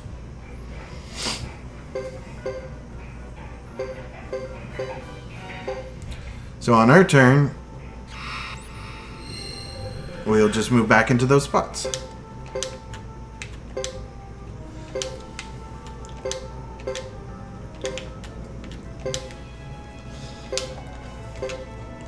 And we'll end turn.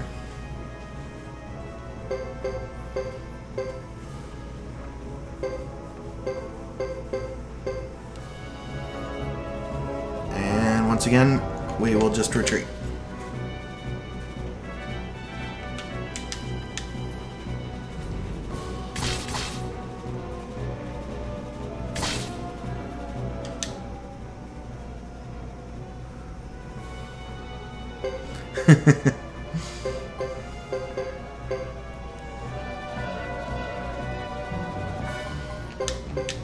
I mean, there have been times when they've moved correctly and we've lost ground, but I don't think any of us have ever lost this war battle. So it looks like we're losing that front, but they don't have any moves left after this. So we'll just move right back into those spots.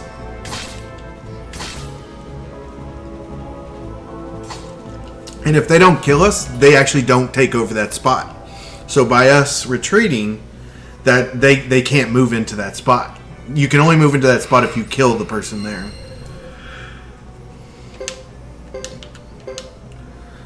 So it's just a waiting game now.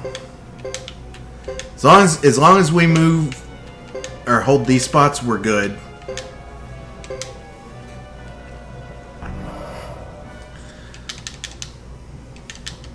So they've got more reinforcements, but it's not going to help them because they've almost run out of time.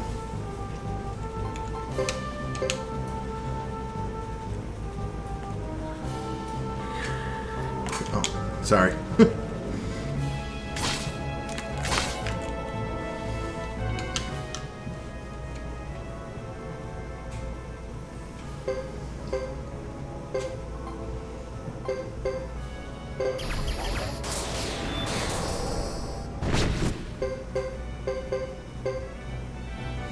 There's a good chance they might move forward one right there and take that spot, but it's not going to be enough.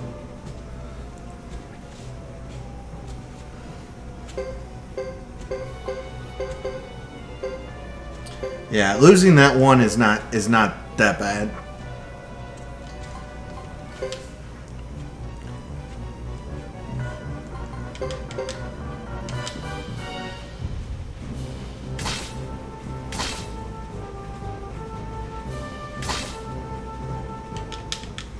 Yeah, they only have one more attack left before we blow them out.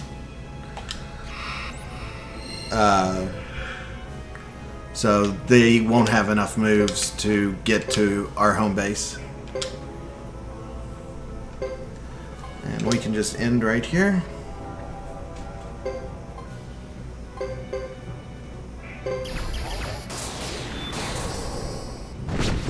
Oh, that hurt.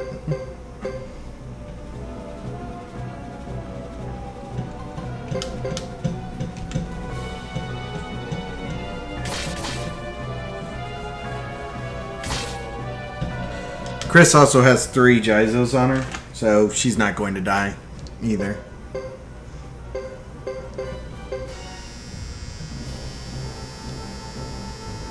Andre's done.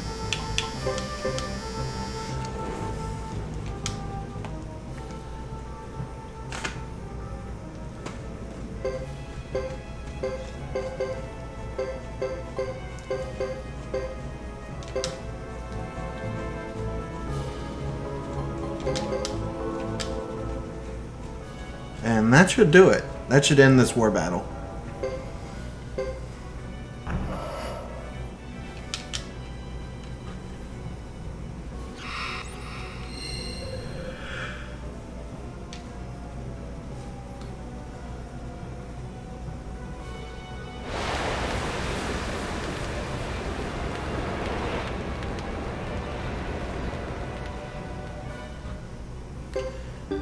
Whoops.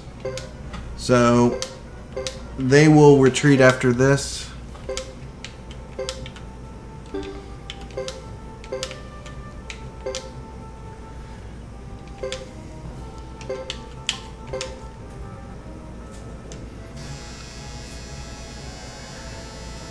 And here comes Hugo.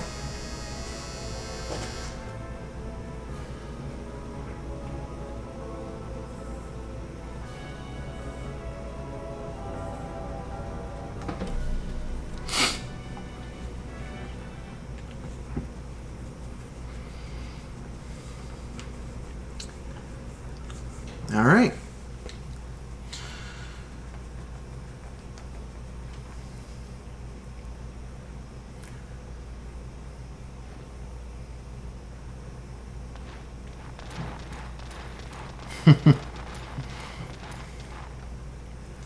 So now we are going to go head to the Kaput Forest with Yoon and Yumi and Yuri.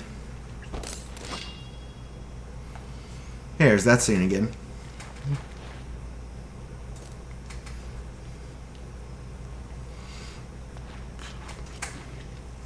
And also one of the best battles in the game, the Uber battle.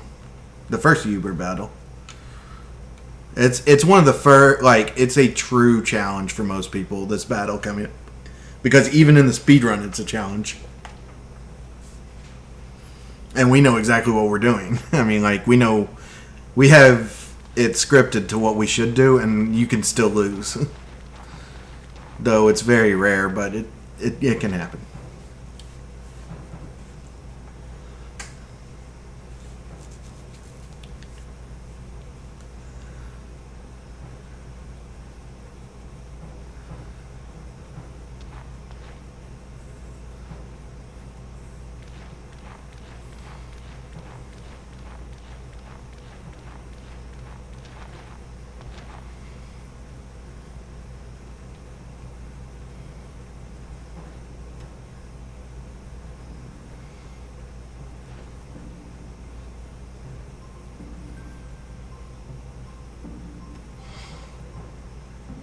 So we are being invited to the Alma Kainen village.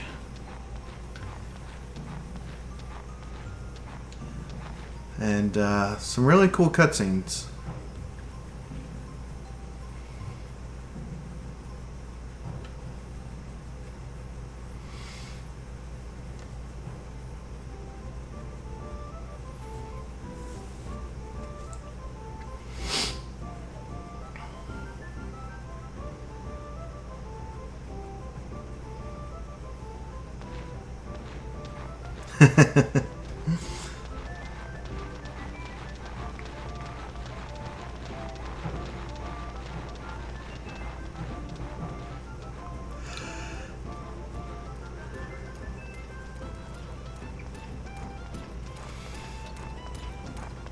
Can't forget Fred and Rico.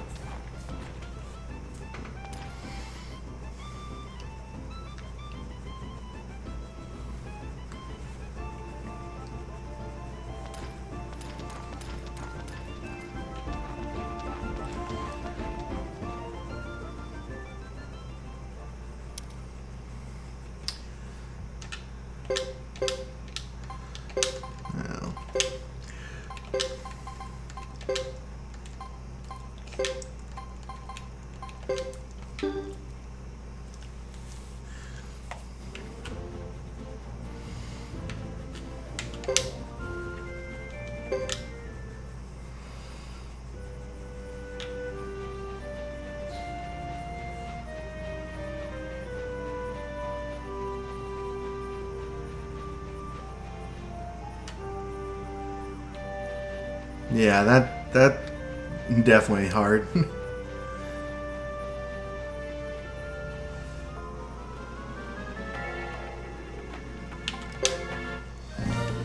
Hey, we finally failed one and it's to murder rabbits.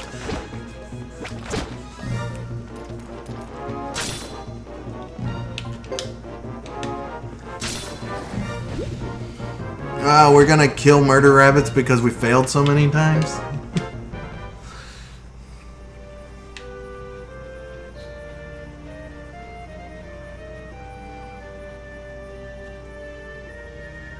I went the wrong way. I do this every time. Second exit.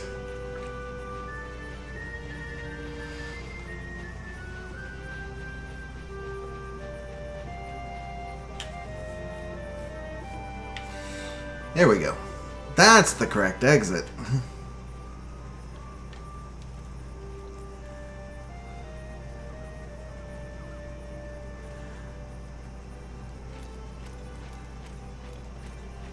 Genocide hair.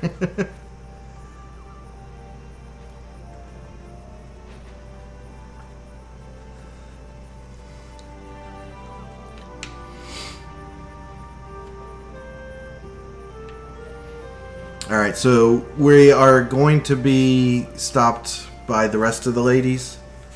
And Yuri will join us, which will lead into the Uber battle. We just need to make sure that we have Jizos on.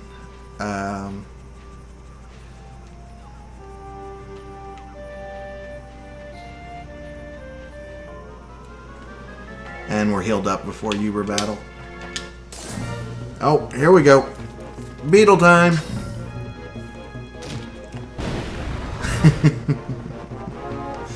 I still love that they fire missiles.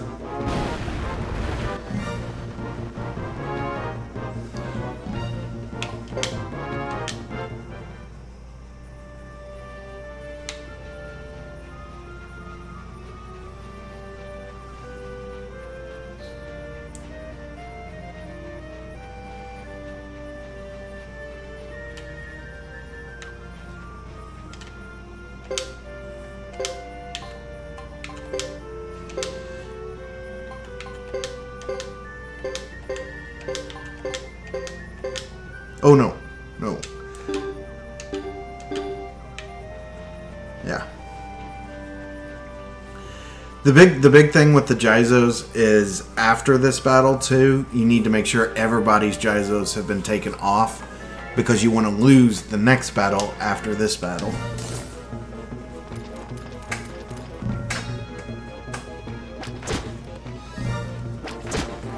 Oh man, murder rabbits are killing me. At this point, I should just kill him.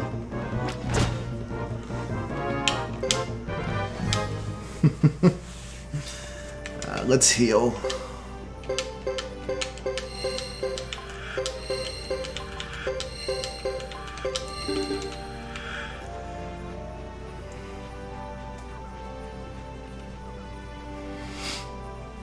Okay, here's where we'll get Yuri joining us.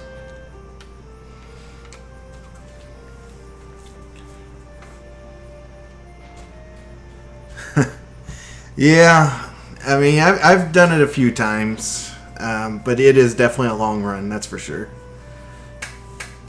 I do my practices in segments, but you got to do the full run in one go.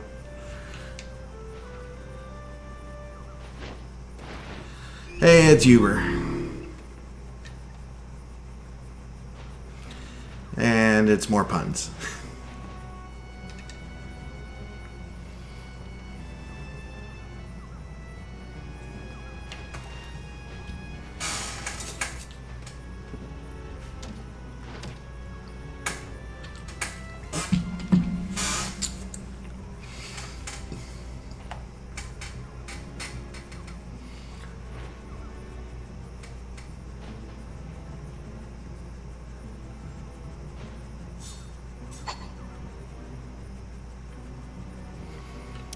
Alright, so we are ready to go. We're in the correct order. So, we have a certain attack. We're going to hit Funeral Wind right away, which is our big attack, hopefully trying to kill him. These two will just attack because they can do major damage, and we will Earthquake. So, we're hoping to continue chanting. We don't want him to stop chanting any of our characters. That's the big thing. So,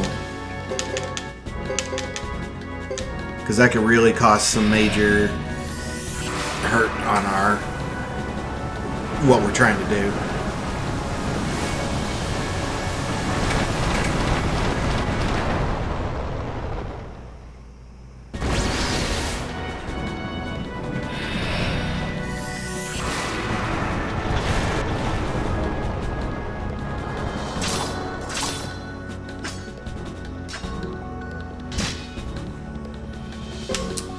Alright, so now we're going to shred.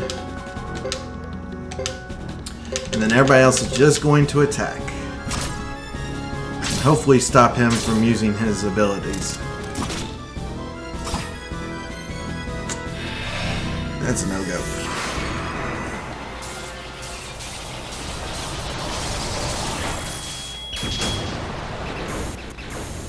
Please don't stop chanting. That's our big thing.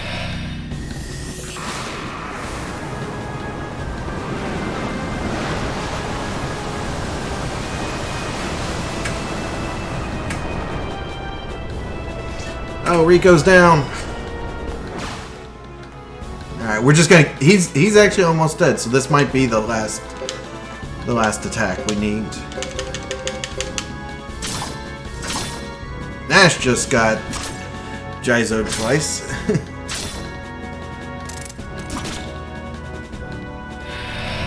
Hopefully this will kill him right here. If not, we'll just auto attack.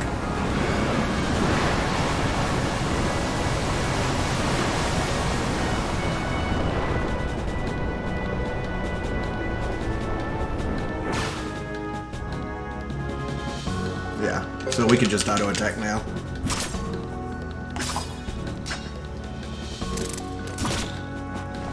Nice shot there, Yuri.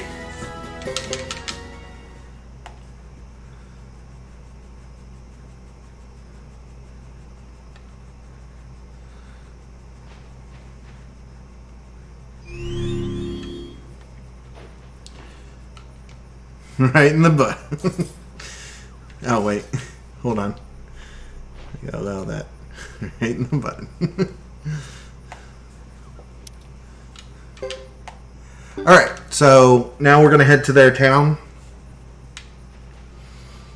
Hopefully not die on the way. That would be bad.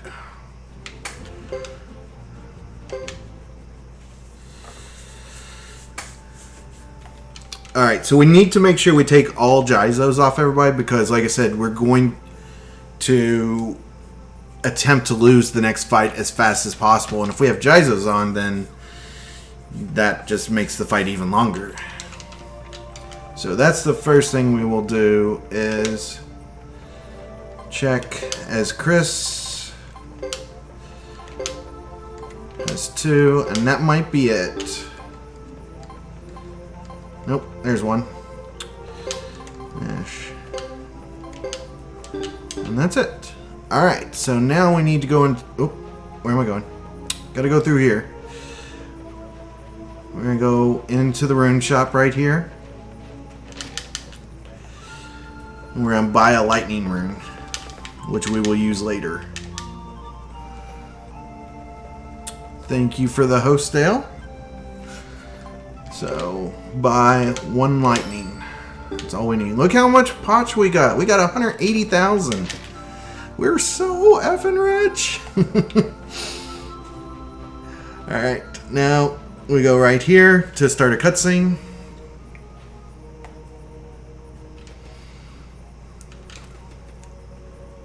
And we're going to get a lot of cutscenes now.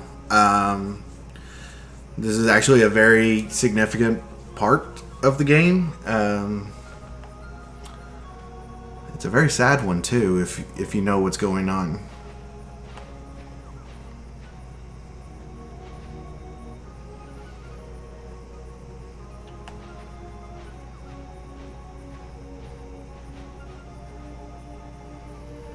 Yeah, the music is great. Alright, so we are going to go inside.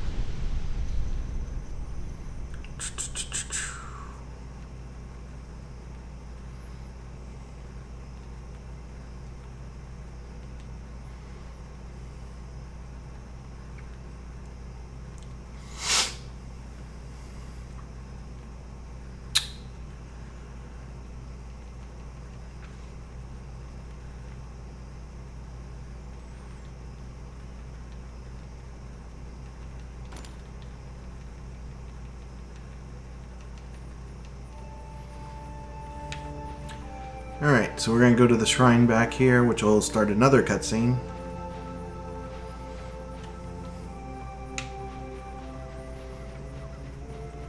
I mean, this music is too good.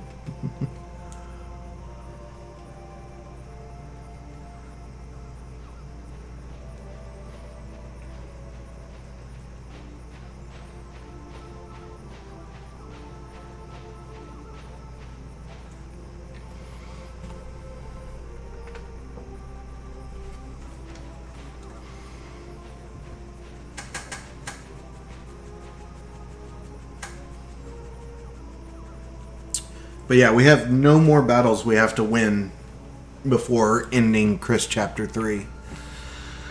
We do have one battle we have to lose, but that's it.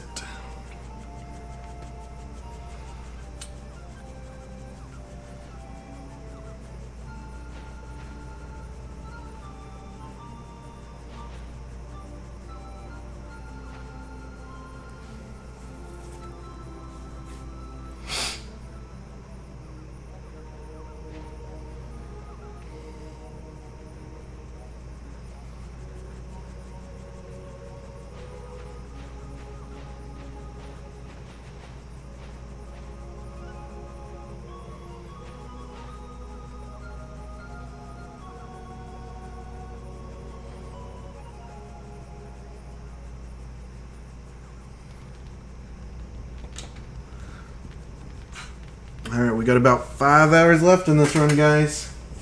Let's go!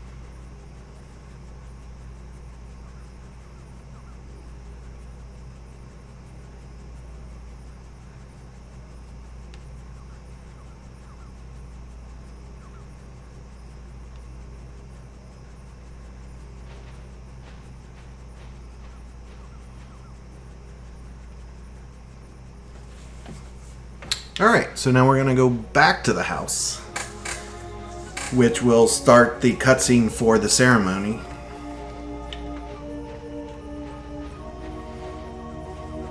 Well, I guess we have to leave the house for the ceremony to start, but it definitely starts it.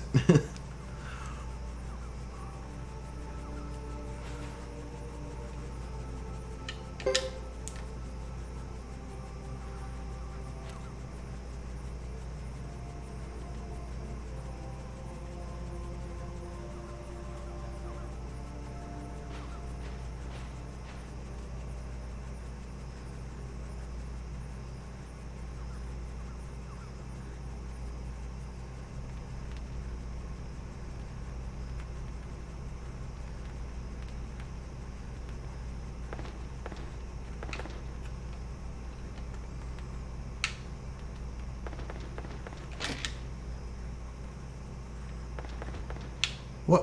Where am I going? I'm going the wrong way. There we go.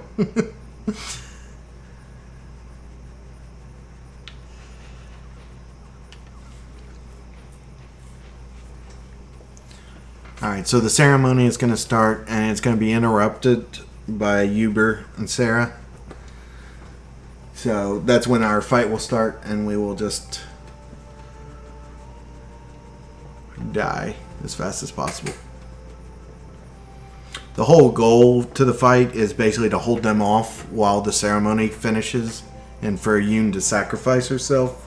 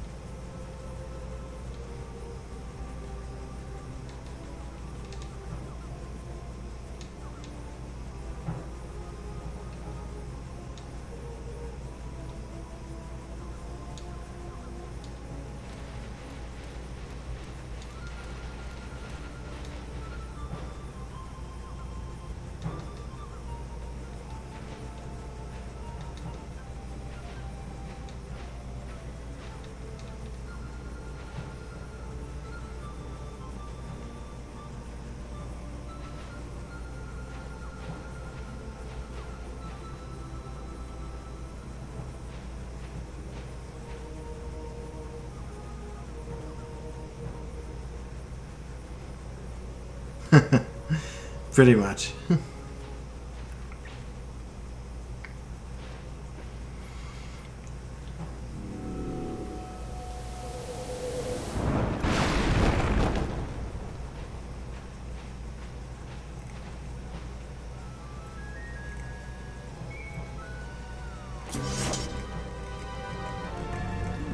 Alright, so we want to lose, so we're just going to auto attack.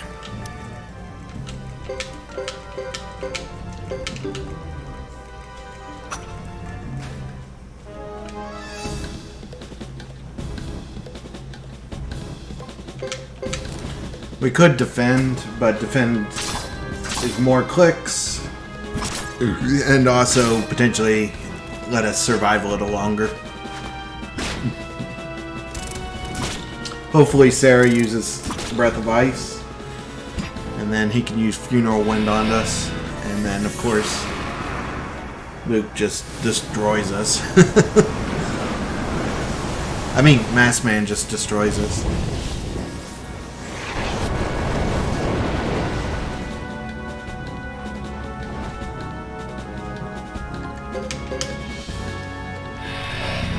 Oh, just attack. Don't heal. Why do you heal, Sarah? Oh, there's only one of us left and we're hurt. Oh, God, they gotta use the most powerful spell possible. Yeah, chapter 5, maybe, when he makes his first named appearance, I think. No, chapter 4. Right after the Flame Champions decided.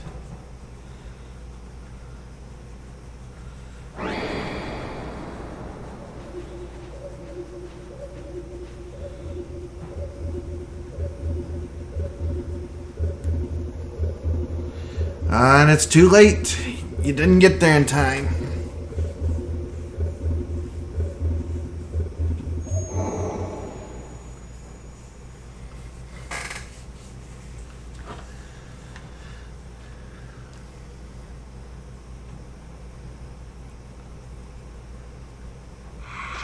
Oh, is that one? Okay.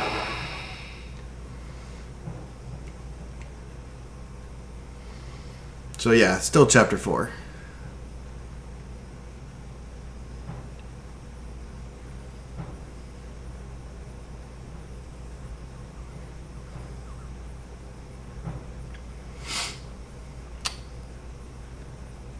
Alright, we have just one more cutscene to go to get through, and then we can head towards the Flame Champion hideaway.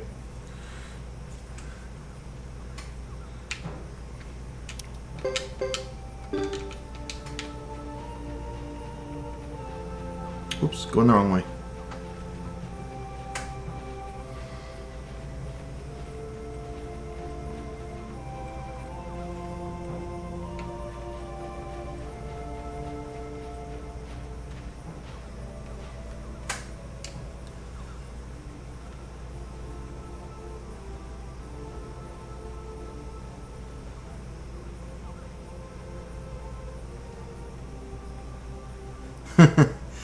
Unfortunately, you missed both times Lulu died.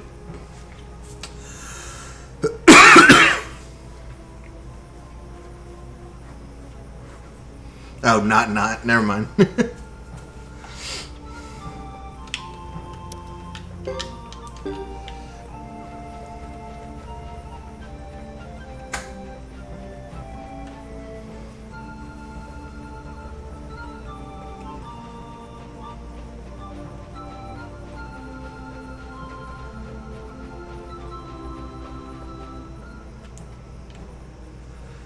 Alright, so the one thing we have to remember is before we get to the end of the hideaway, we need to put 3 Jizos on Chris so that she will not stop casting during the Flame Champion fight.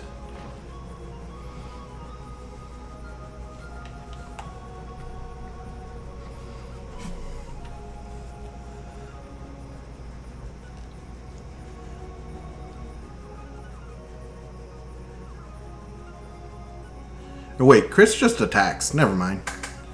She doesn't do any cast during that. Only Godot does flame attacks.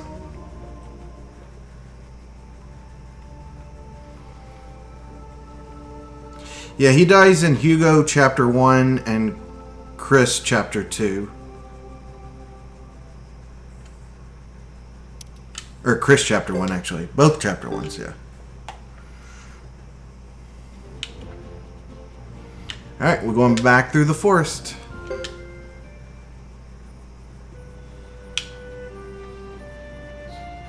Yeah, we are about to finish Chris Chapter 3.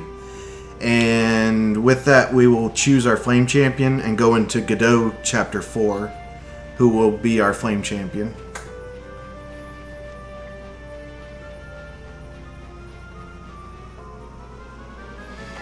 And murder beetles.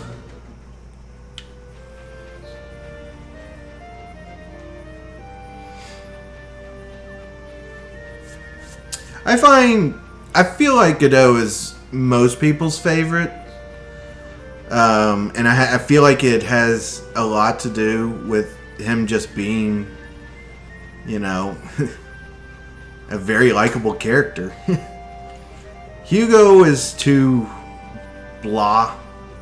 And Chris is actually a good character. I like Chris a lot too.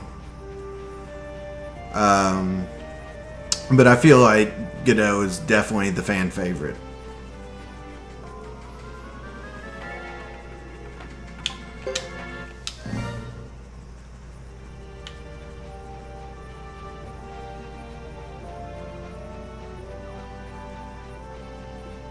I made Hugo the Flame Champion my first casual time through, only because I felt like that was what the game wanted me to do, and according to most people that is canon, so I did what the game told me to do in a sense. But I've never done it again.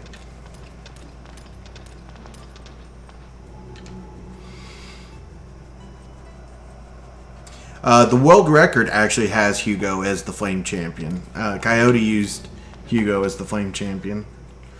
It really doesn't save a lot of time, but that's who he used when he got his world record.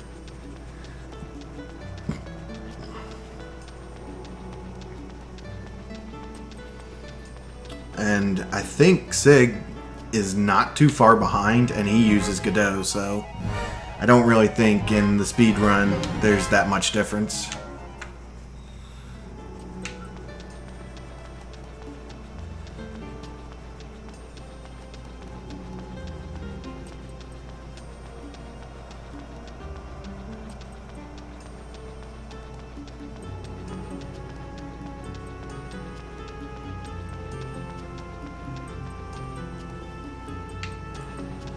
Alright, so we've almost made it there. We'll just need to put 3 Geizos.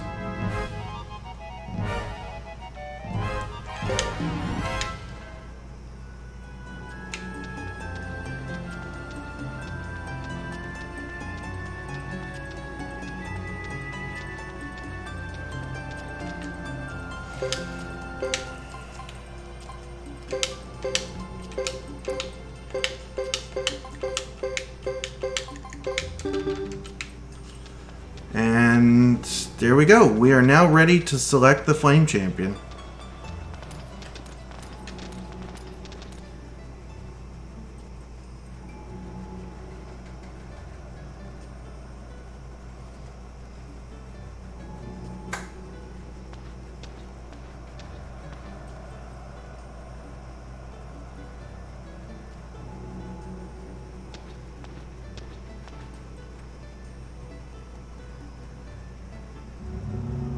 Yeah, I've actually had one blow me up before. From so many failures.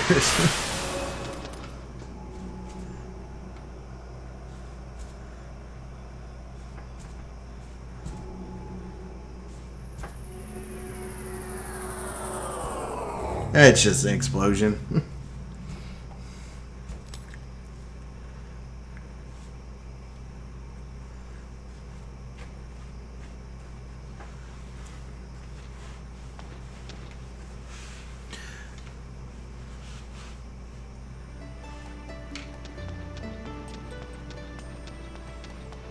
Alright, so now we'll actually get the story of who Sana is. And we find out that Sana is Nacho's wife. And he has passed on the Flame Champion to... And then you select Godot or whoever you want to select.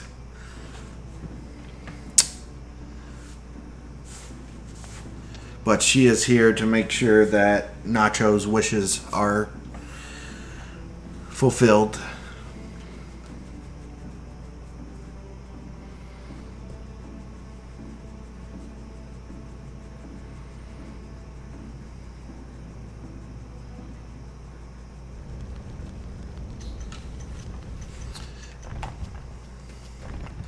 So you can actually just go to any of them.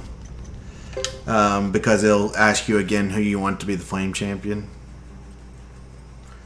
I don't know why I go there, but...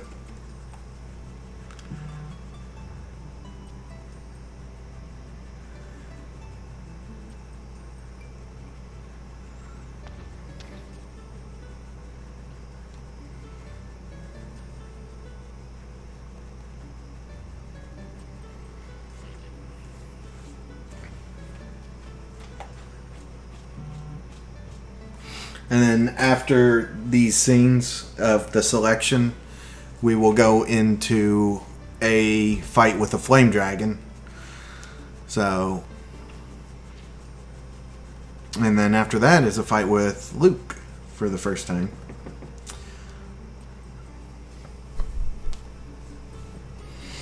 There's all of Nacho's stuff.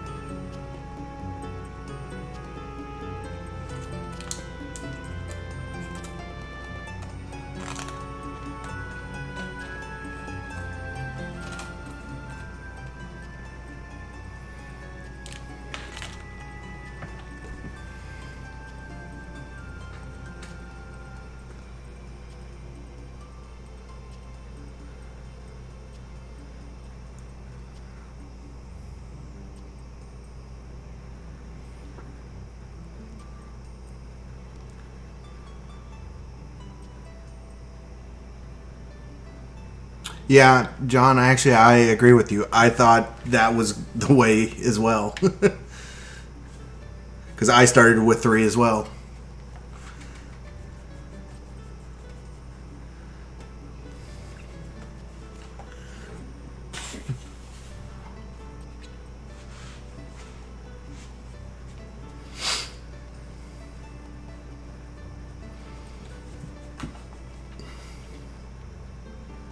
So now we'll choose who will be the next Flame Champion.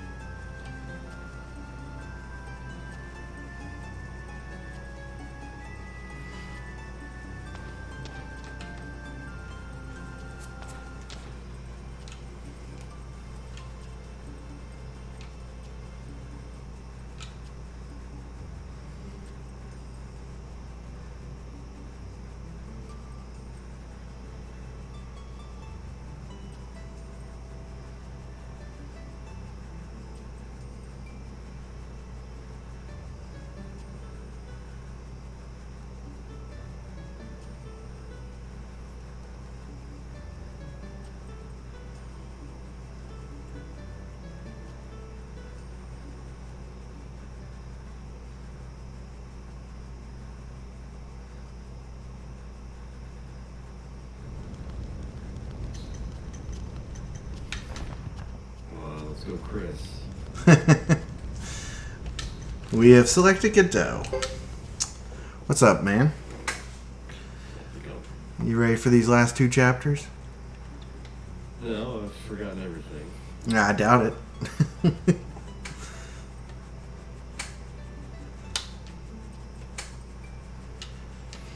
Yeah, we're not on bad time. We're on pace for about 13 hours. So, it is what it is.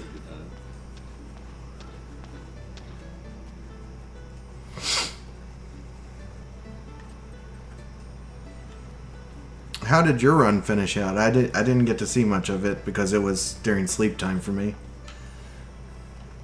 Yeah, it was pretty good. There's no baseline for me to compare it to, so. Yeah, I guess that's 15 hours, 14 minutes. nice. Solid. A few rough patches in there, but that's out of my control. Well, that's good.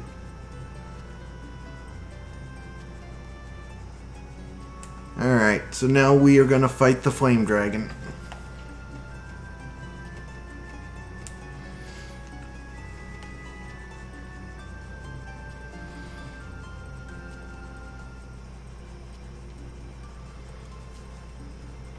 See, this is why we need to do... If we do this game live, we have to do it... Whoops, I did not switch them, did I? I skipped right through that. Hold on one second.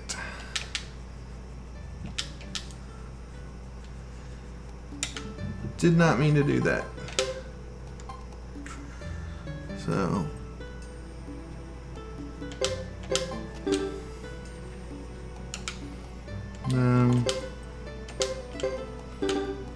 Ah.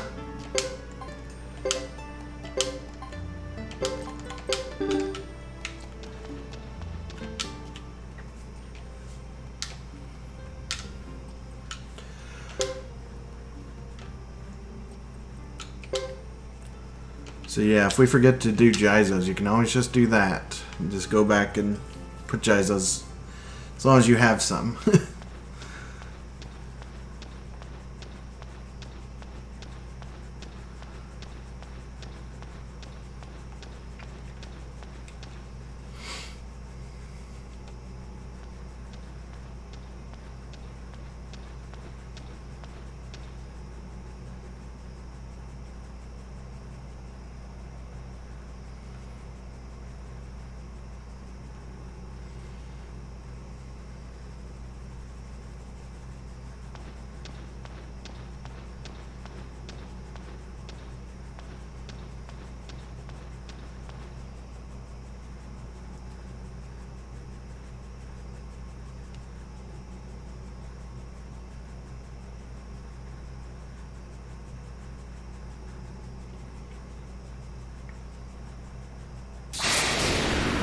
Alright, let's get into the real fights.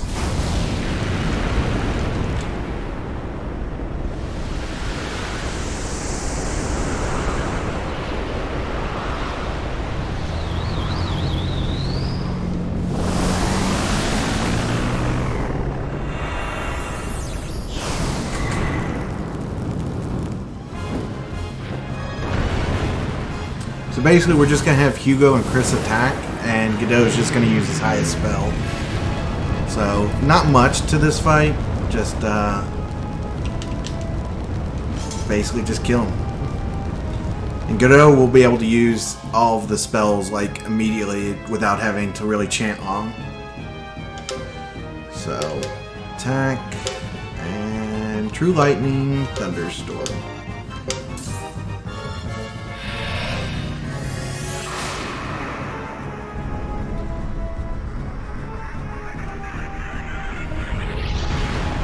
Yeah, as the game goes on, you get better attack animations, that's for sure.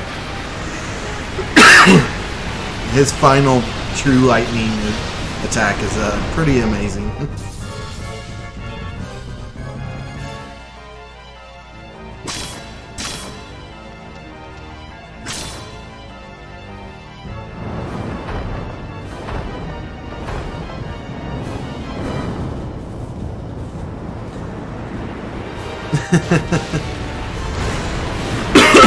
Honestly, you would think that he'd have to fight this alone by himself, since he's the one trying to get through.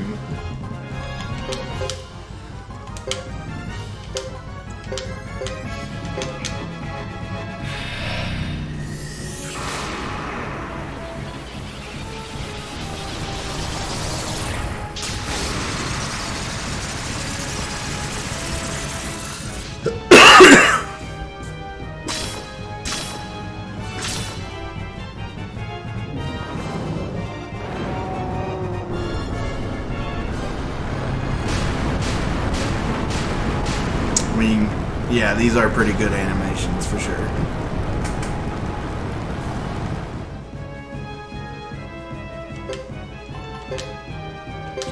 No, wrong person.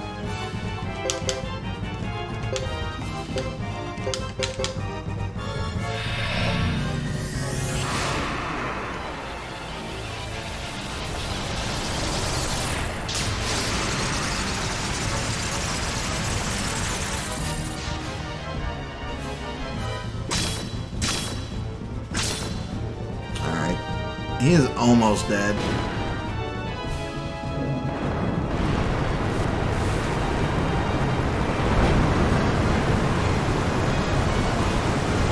That might be it for Hugo. Yep, Hugo's dead. Which is fine. I mean, Hugo did not need to survive.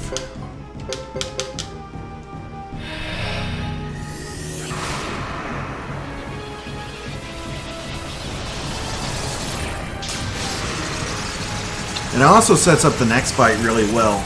Because as soon as this is over, which there we go, we will fight Luke. And since we're fighting Luke, we just want to die as fast as possible. And everybody is pretty low on health. It's going to take a minute to go through their Jizos, but we at least won't have to wait for them to lose health.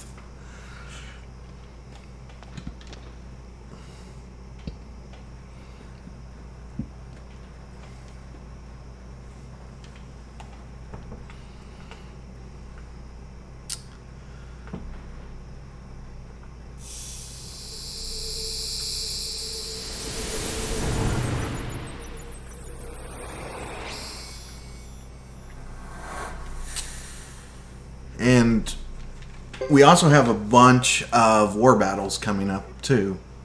So that's something to be excited for.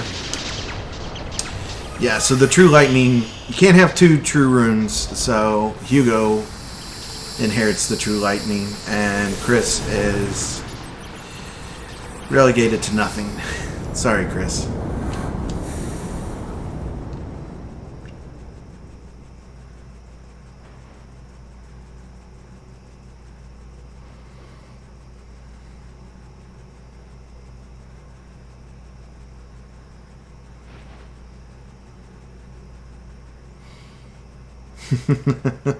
He should, shouldn't he?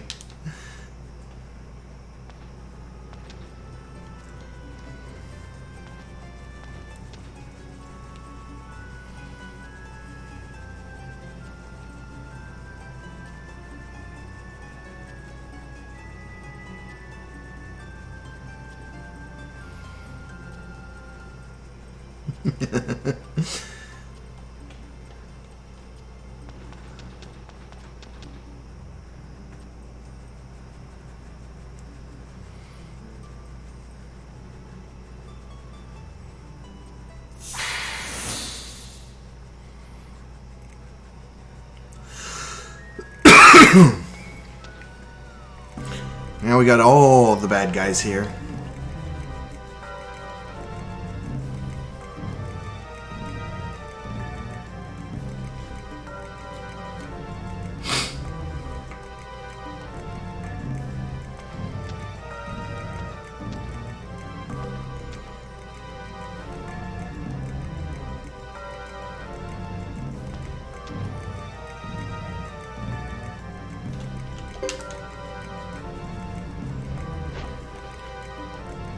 I'd take Sana. She's got experience, and I mean, She fought next, or she was married to the Flame Champion. Gotta think she's pretty good. I don't consider Cesaria one of the major bad guys because in the end he does join us.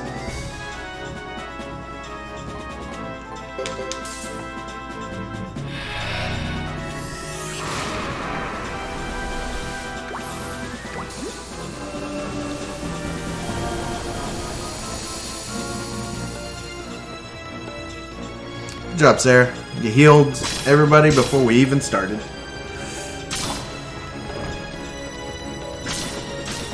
Still love you.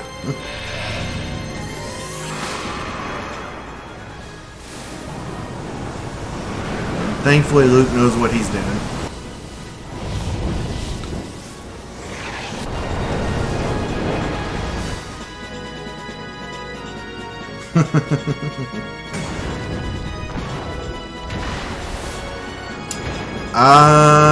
If it is, it would be amazingly hard, that's for sure, because you have no time between fights.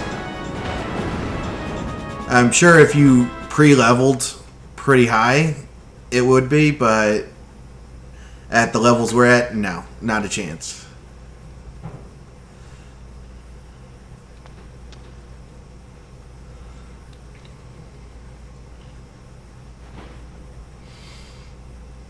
And here's the scene Marvel stole in in-game from Suikoden 3.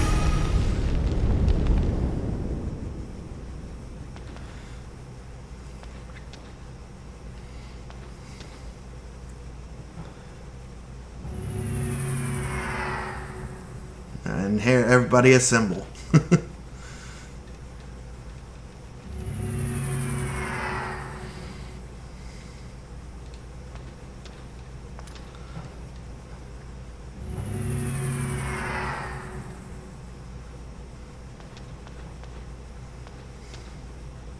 Now it's possible to win.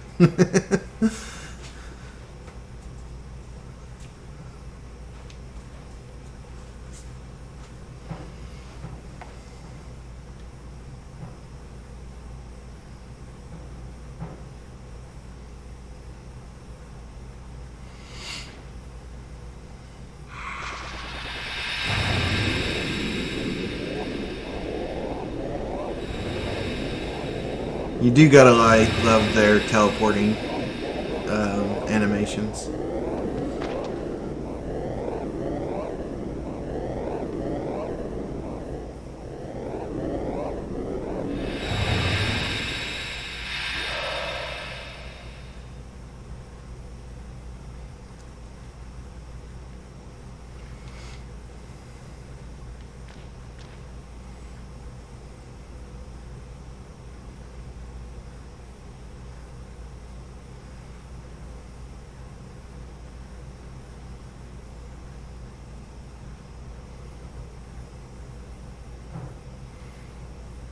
So now we've made it back to Chessa Village.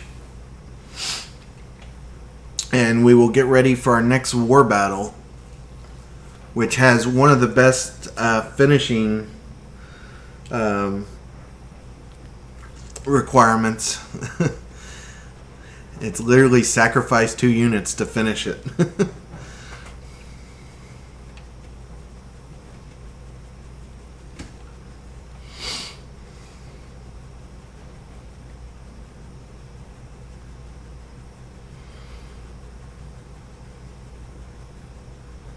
Now all of the 3 factions are starting to come together to realize they have to fight off the Holy Harmony army.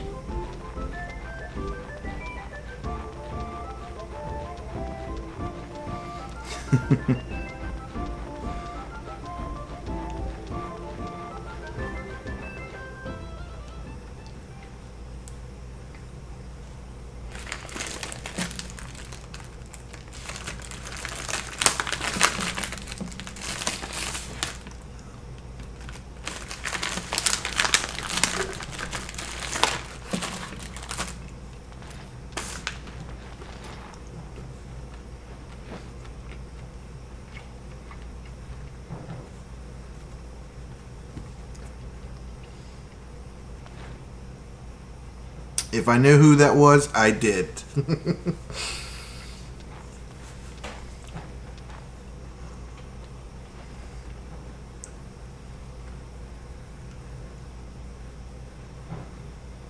Yeah, it's there's still a lot to go. That's for sure. Chapter 4 is not too long. There is a lot that goes into it. I mean, there's a lot of war battles. But it's not too bad. Chapter 5, it's pretty bad.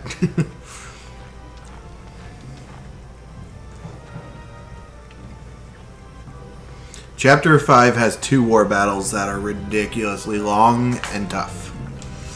Alright, so run back into town. Let's talk to Ace.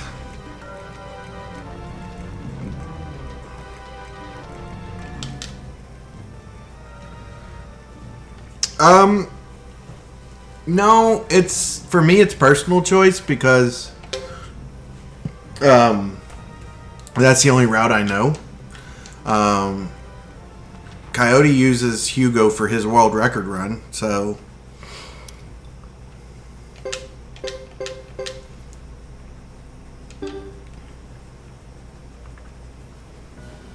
Alright. So, to the victory condition here is all we have to do is sacrifice 2 of our units. And it's over. So we will just pick 2 units and sacrifice them. Most likely they will be weak units.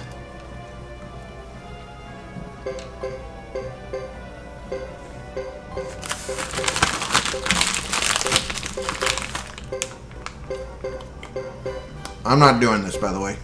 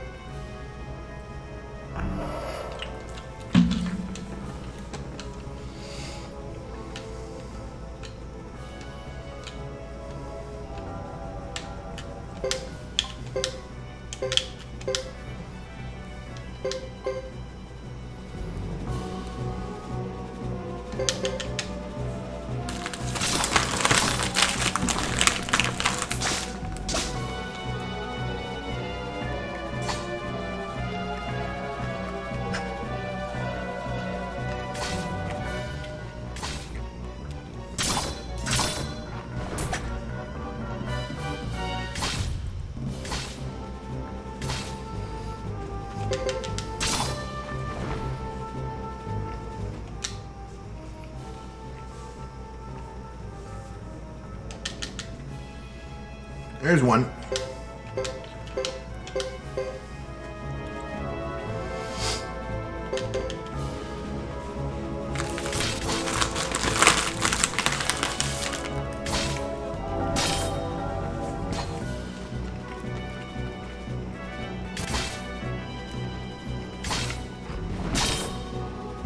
Oh, Sheba. It's not looking good for you.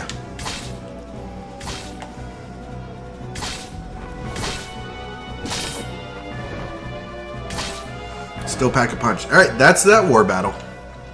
So now we're going to retreat to the Duck Village to set up a better war battle plan. And the next war battle plan requires us to use ducks as bait. Like I said, better war battle plan.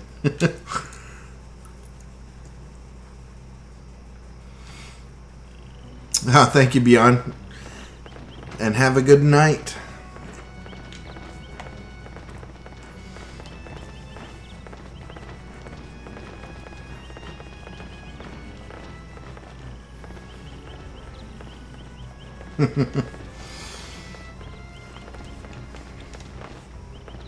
So we have a few things to do in Duck Village before the next war battle.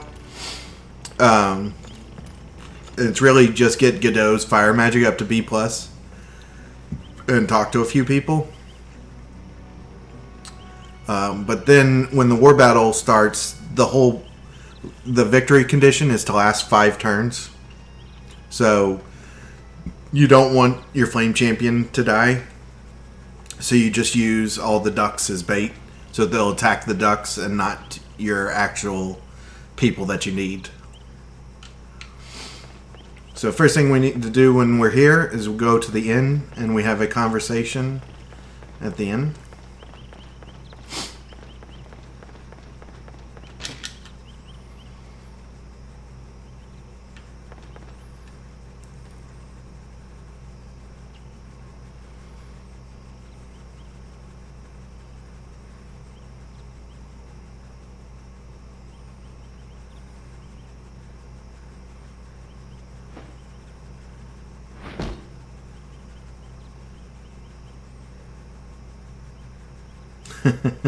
All the injured shoulders. Okay, so we've done that. Now we'll go and get his magic up. And after that, we will start the next war battle. We're flying through these war battles.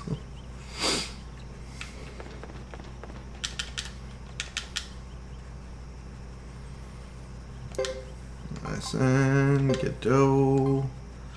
Oh man, we don't have fire magic. That's because we gotta learn it.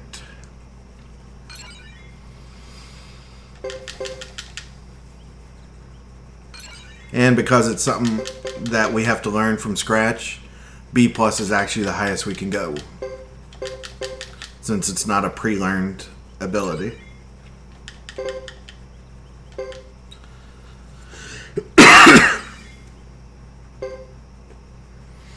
Alright.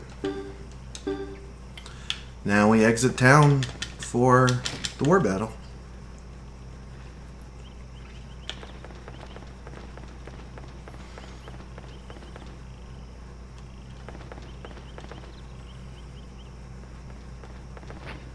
Yeah, it does have, I like the skill system. I think it's like easy to learn, but also very complex with a lot going on.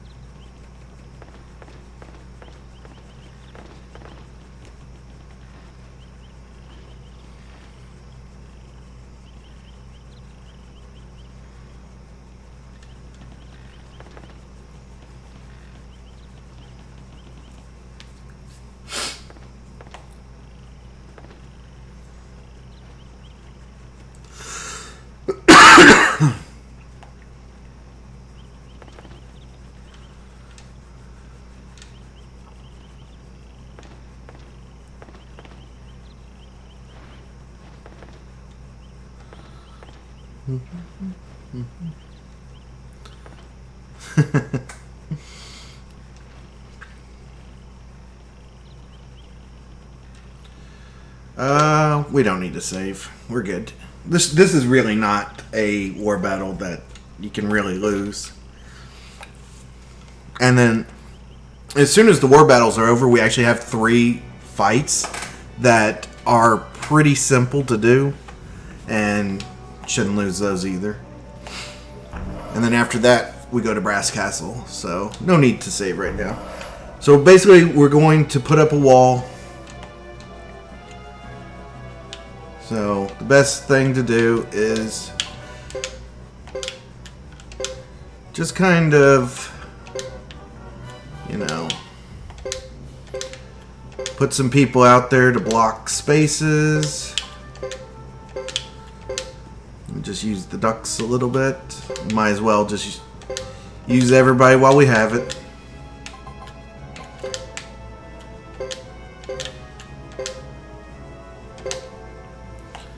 So we just have to last 5 turns.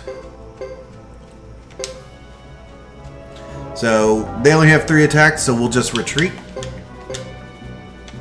Successfully retreated. There goes one of their attacks. And then once again, they're going to attack, and we will retreat.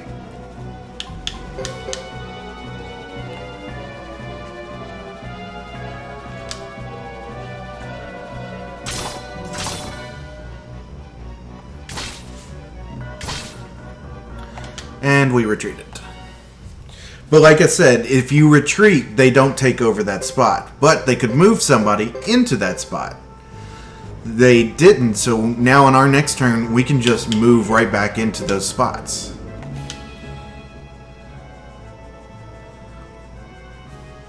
So they've used all 3 of their actions and did not move forward at all. So we can just move right back. And so here goes their second turn. We don't want to press them because we don't want to get into any unnecessary fights.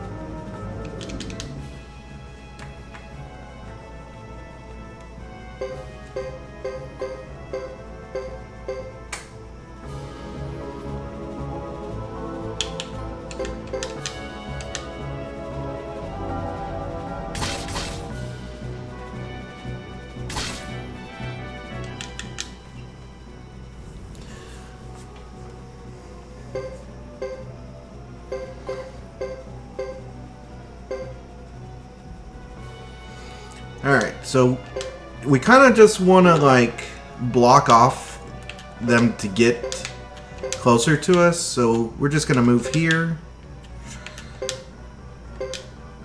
And we'll move 1 here. Whoops.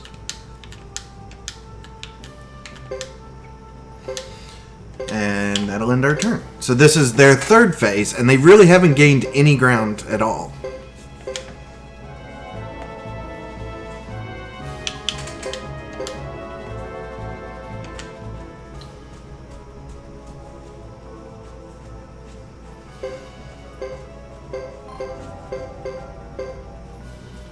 Now this is going to be a tough retreat because we're being covered on all angles, but we'll still be able to retreat.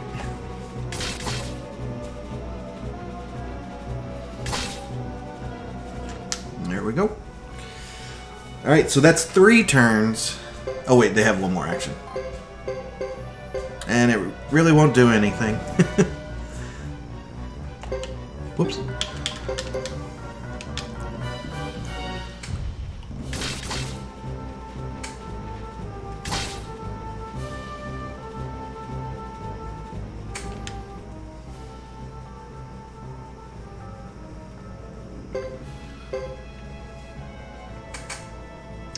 Alright, so our turn, we'll just move back into the spots like we were doing.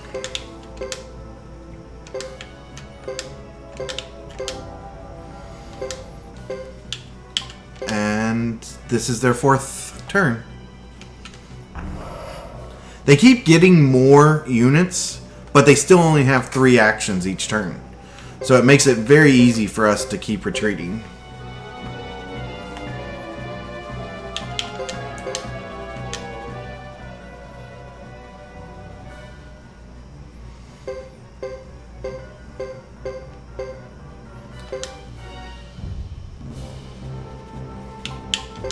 Oh, yeah, we cannot retreat, so we have to fight.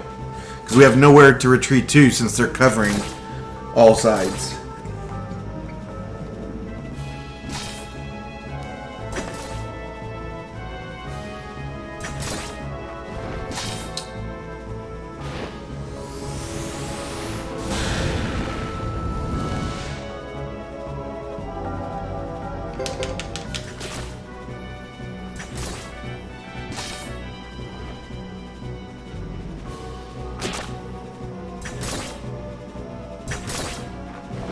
Oh no.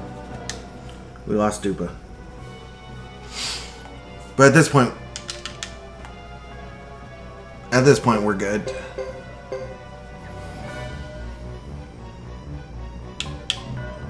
Oh yeah.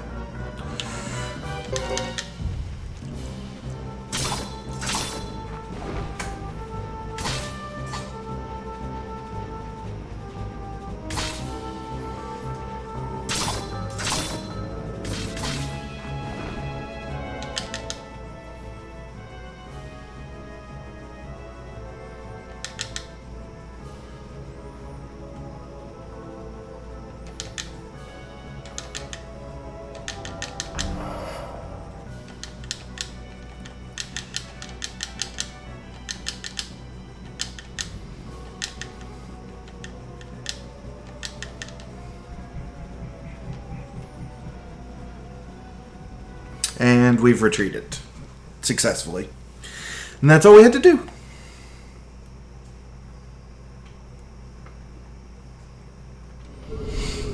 Now we have our fights with all of the soldiers that Sarah is controlling.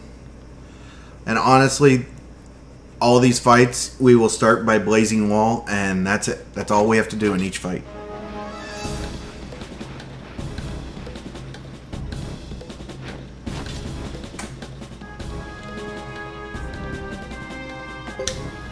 Alright. Not here. There we go. Blazing wall on the default.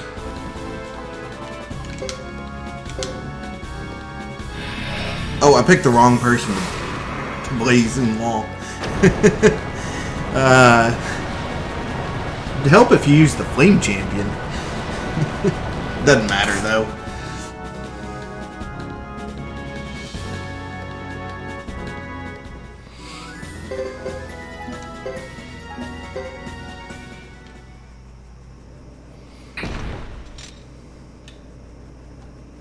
And we'll move on to the next fight.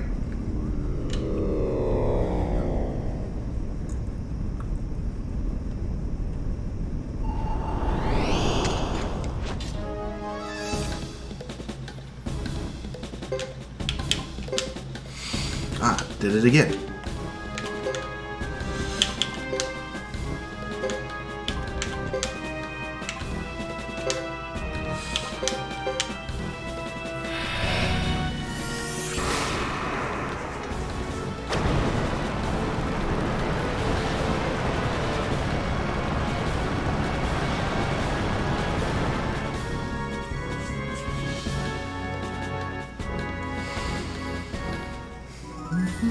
And one more.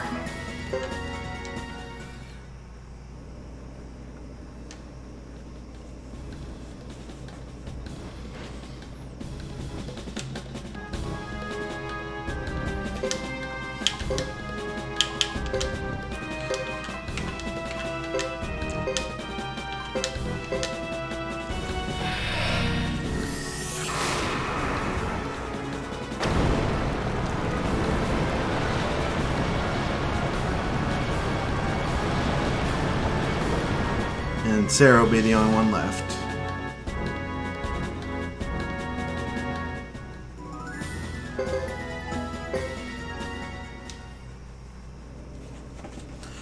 Alright. So now we go to Brass Castle and we get ready for the next war battle. And it's a one that has some difficulties. But it's not terribly hard.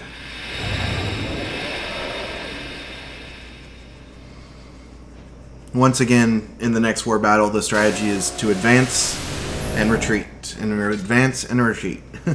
And keep Godot alive.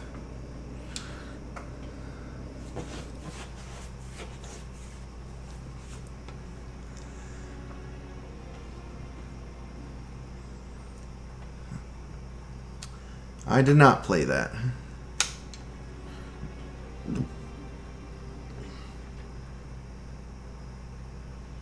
Yeah, I definitely planned to save before this one, as well as before all the rest of the war battles.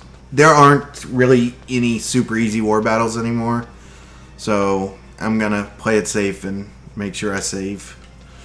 Alright, first things up, we need to go to the shop to buy stuff. I forgot where it's at. Where is it? Right here. Yeah.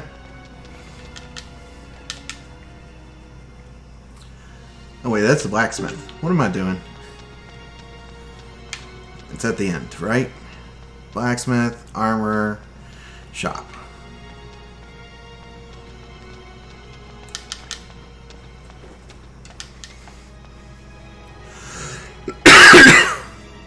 So we're gonna buy a bunch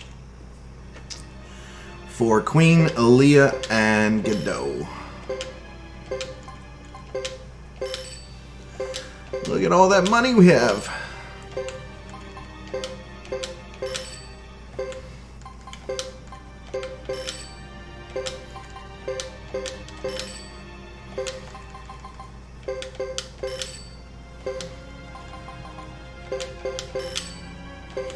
And then we're going to put a bunch in our party as well.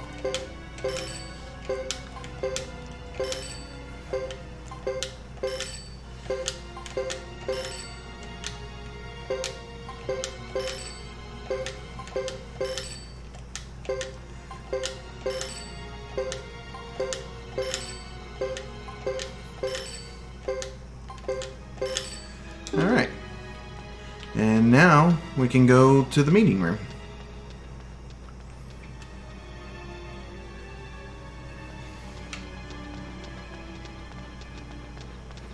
But we're going to go this way first. And just go in here real quick and save. I'm pretty sure you can save right before the fight, but I'm just going to make sure. It doesn't matter. It's not that big of a deal. I hope we don't fail it. Yeah, buying multiples would be so much nicer.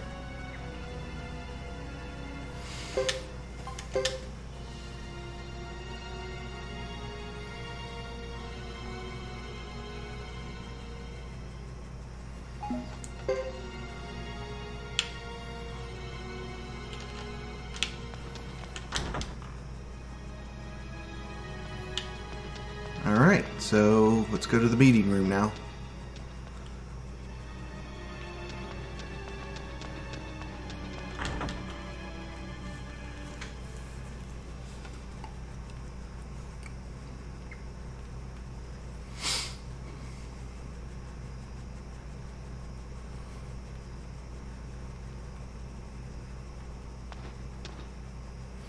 And here comes Caesar with his big plans.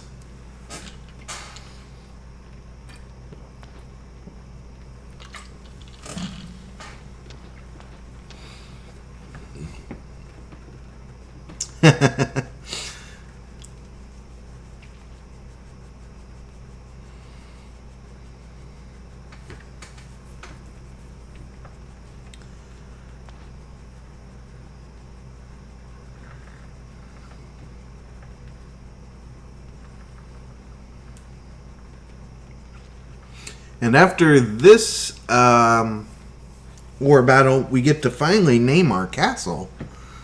So, if anybody has any good suggestions.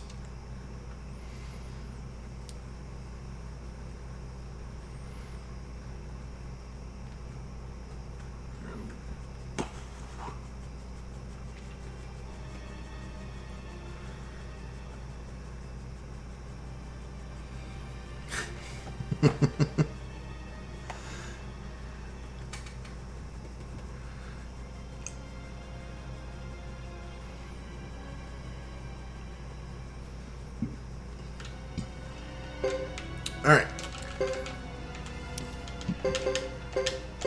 We have to go pick up our group again.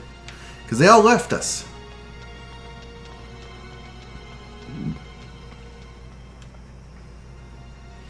Melty? Oh.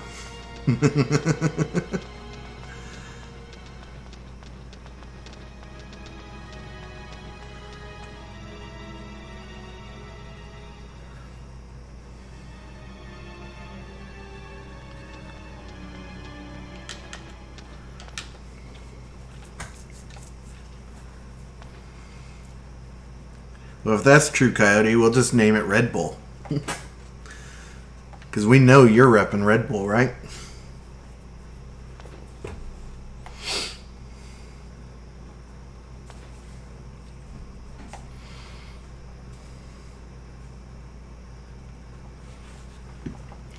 Alright, so after we talk to these people, we will head back and start the war battle.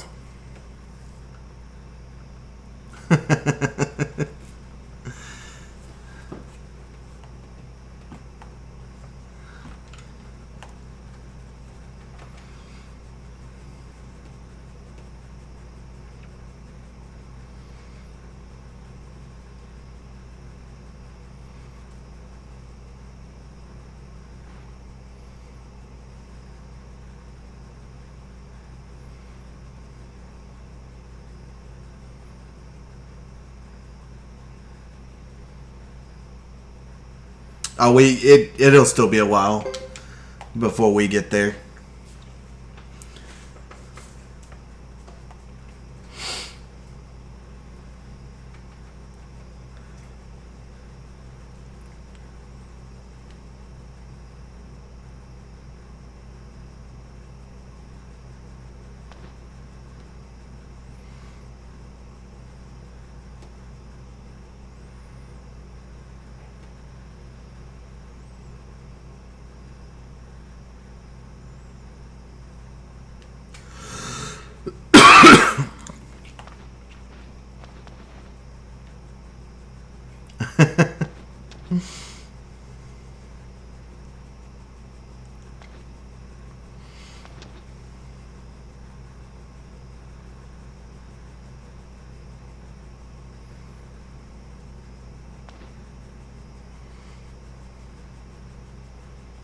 Rheinbach.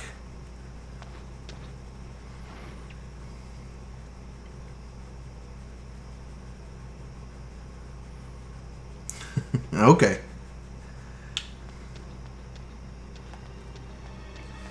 Da, da, da.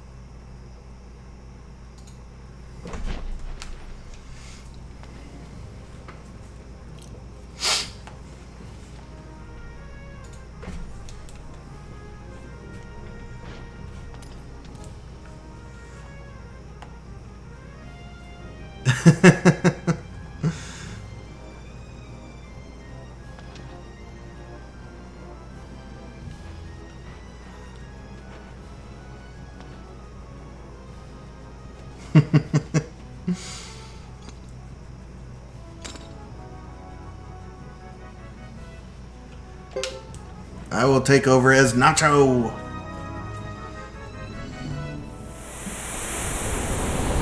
Let's go.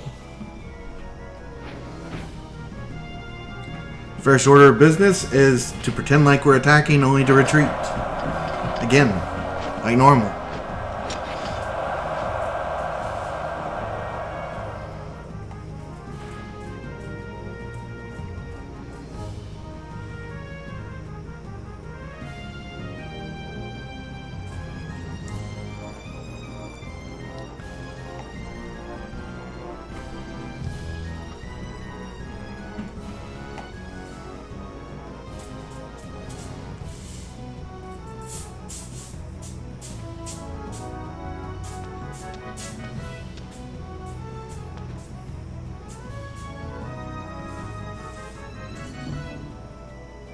Yeah. Yep. Let's just go.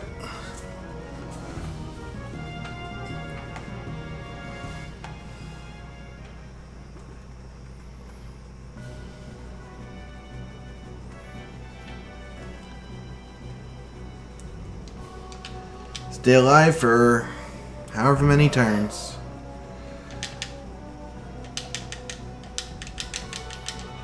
So yeah, basically, we'll just move as far forward as we can, and then try to stay alive. That's all we can do.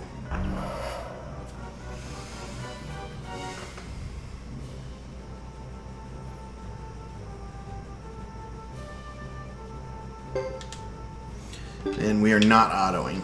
So, first up.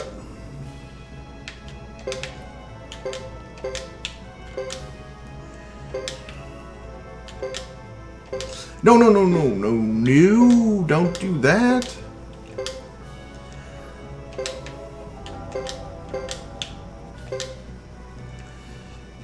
And even though we have to keep him alive, we still want to move him up so that he helps out with the defense.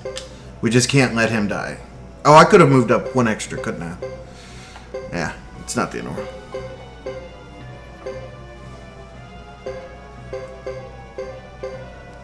I mean, technically we're the strategists, but yeah, Caesar is not the greatest.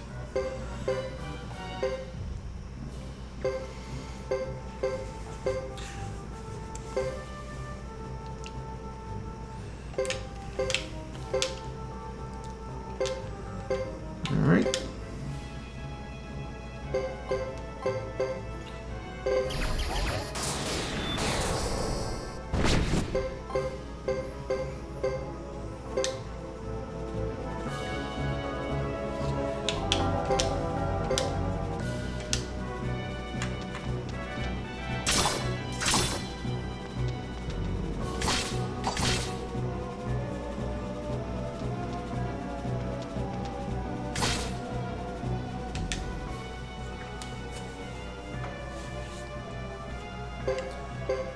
I mean, really, Albert is the best strategist.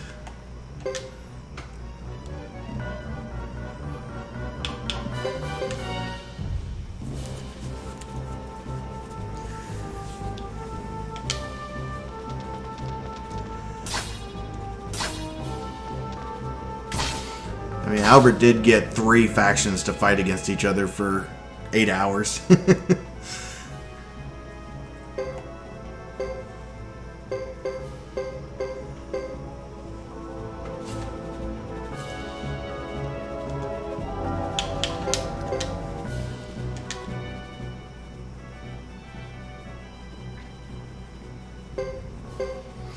Alright, hopefully we don't lose that spot. Hopefully nobody moves into that spot.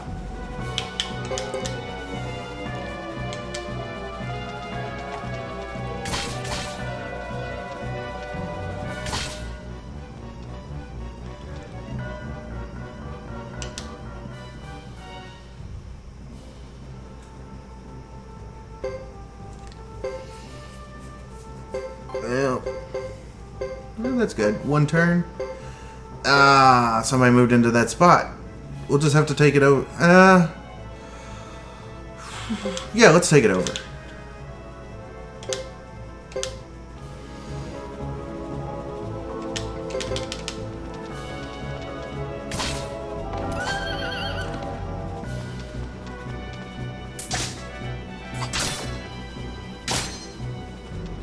Yeah, it's probably not the best idea, but it's still early on.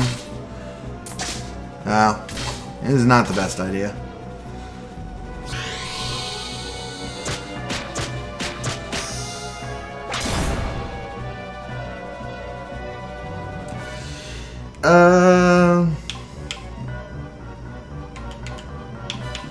Let's retreat. Bad idea.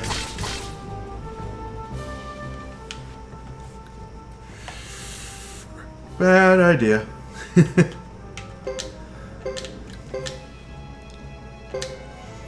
Alright.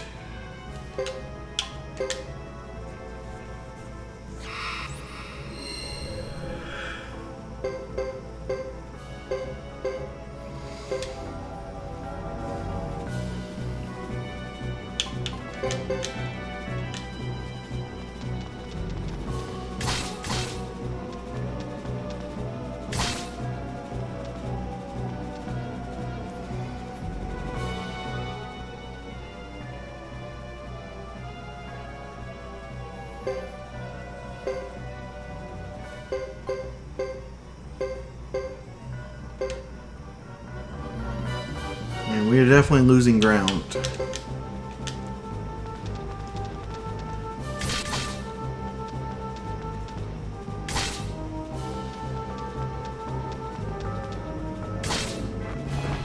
Oh no, Joe! No, Joe!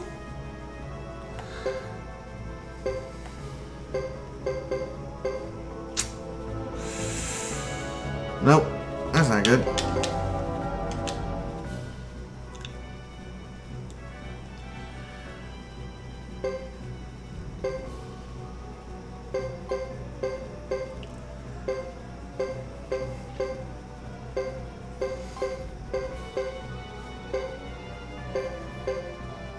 I was wondering if they were going to do anything. Do I? I have a lightning rune. And I have a fire ring.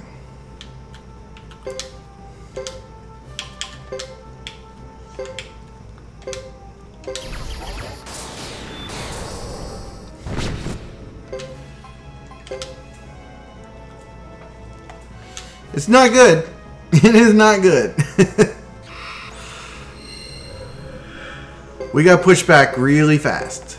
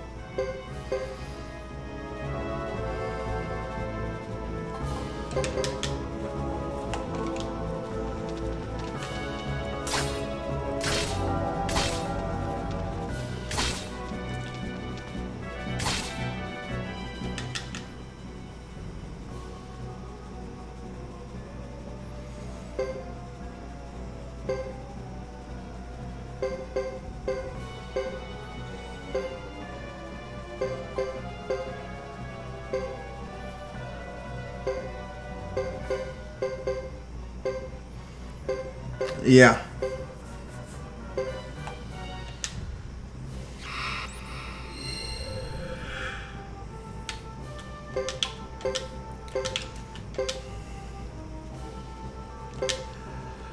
Yeah, we need to stay here so that they don't just push on through.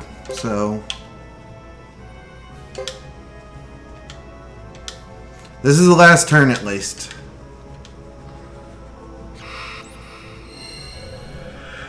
All we have to do is make it through this turn.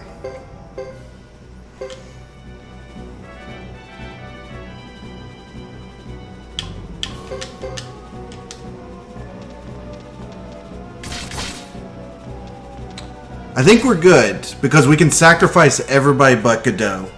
So I think we're good. They only have 6 actions.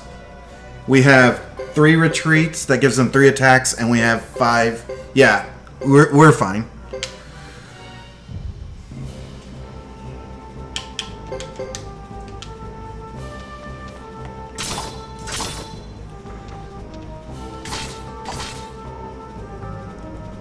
It was a close one, but we are fine.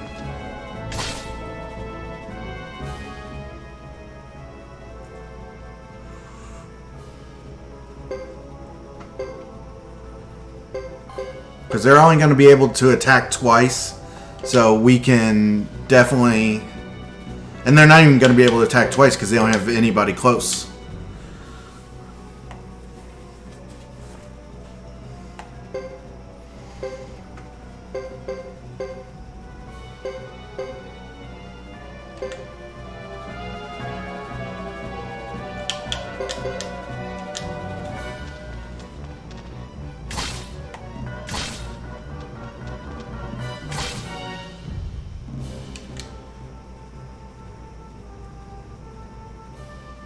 Was very close, yeah.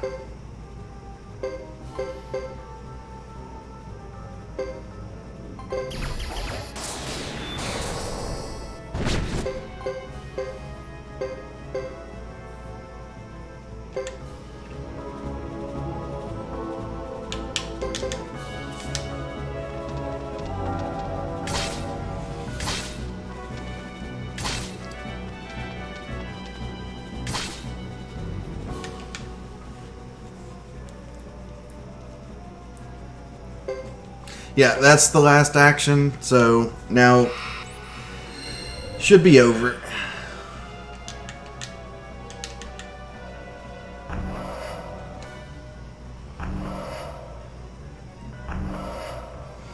That was definitely a tough one. That is the last war battle for Chapter 4. We do have a bunch of battles, or actual battles, but that is the last war battle.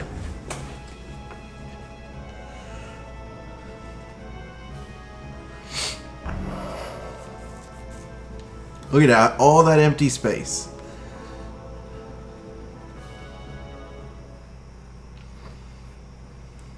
That is very true. They're not the greatest warriors coming in to help. Very true. We didn't really win. But whatever.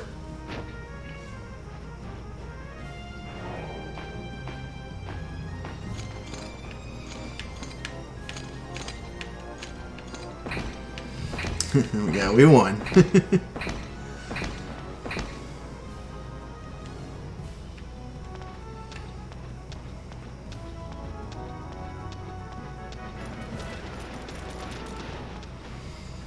So,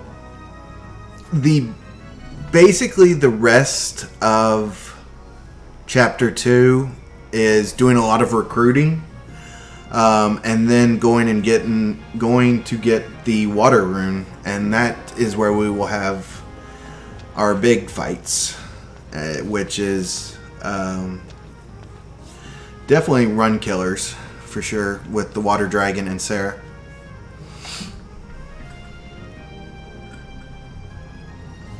But we have a lot of recruiting to do before we get to the water battle.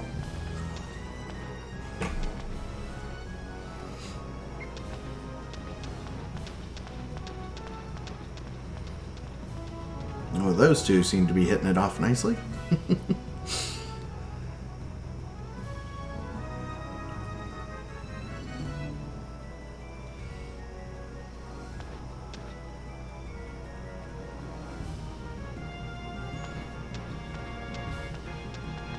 We are actually about to go buy a Pale Gate.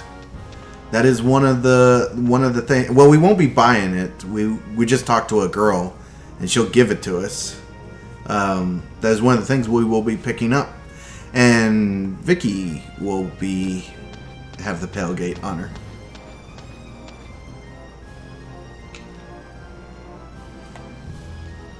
But we will not use it for the water dragon. We will use it later in the game, though, but not on the water dragon.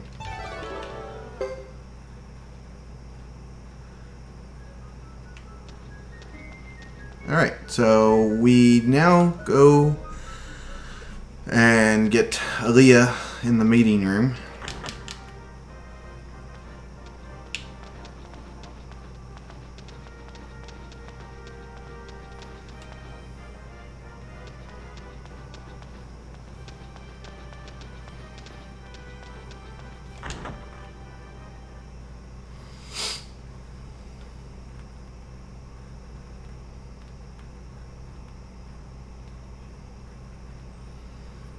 No, we get rid of all of those things really quick. Yeah.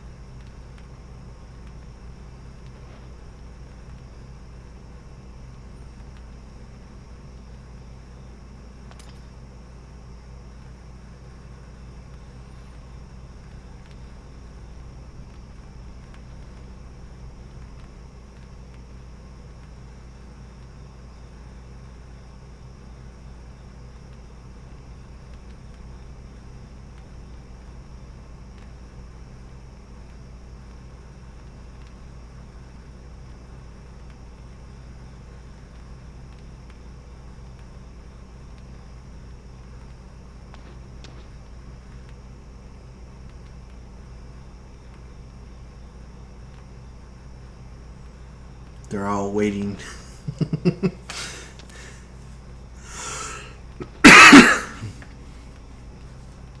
Come on, Thomas.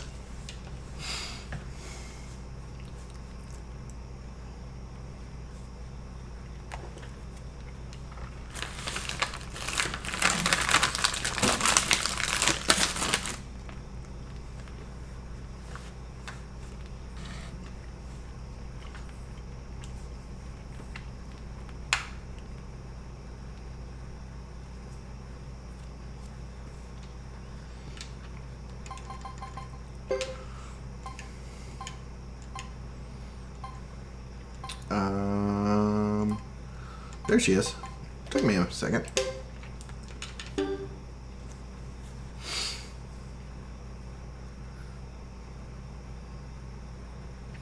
Yeah, I woke up this morning feeling pretty bad, so it was a rough day, but I have actually started to feel a little bit better as the run's been going on, so.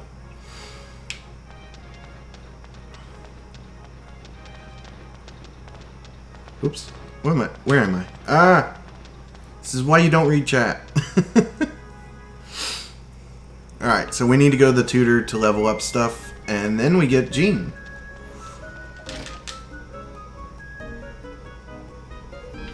Yeah. I took a nice nap before the run, too, so that helped. Alright, so we need to get Leah her shield magic all the way up.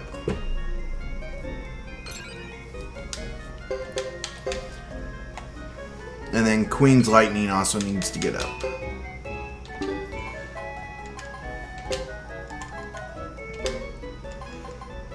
What's that? Queen doesn't know lightning? Well, now she does.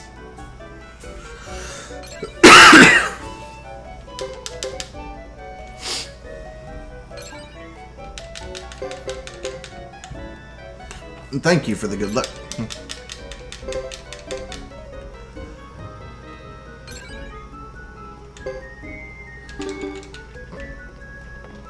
Alright, now we're going to go recruit Jean so that we can have a rune specialist at the castle.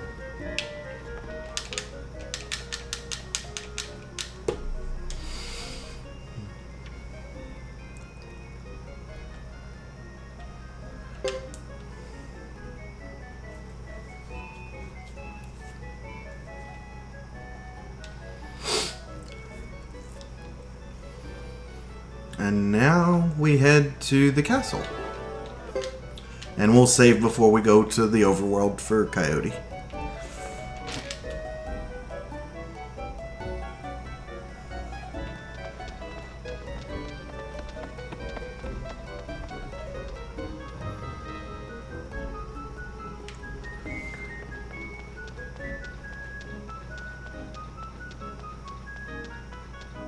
Shield magic is nice, but battlefield magic's even better.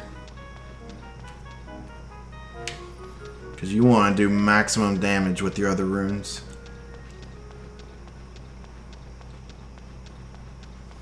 And Silent Lake is also pretty amazing too.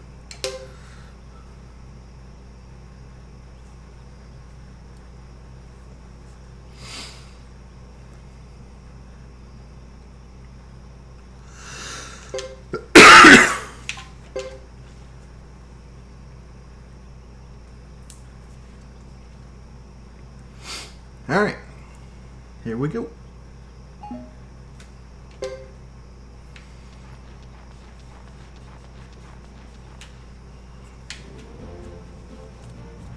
Now that we have everybody joined up together, we now have a map with pretty much all the places open because everybody's probably visited everything.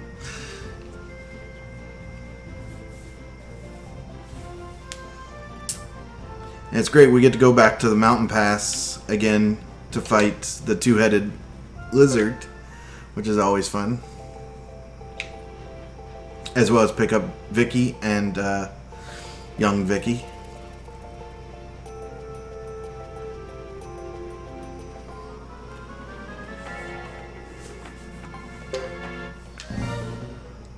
Now all of a sudden these planes have some really big dragons guarding them. I want my murder rabbits back. I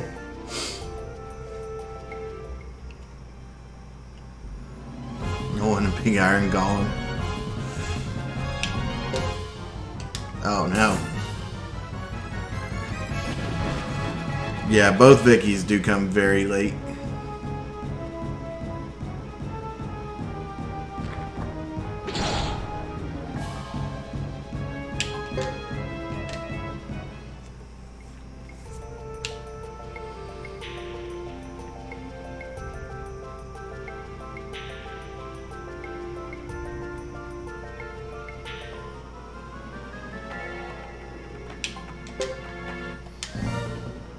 Those ostriches actually hurt a lot too.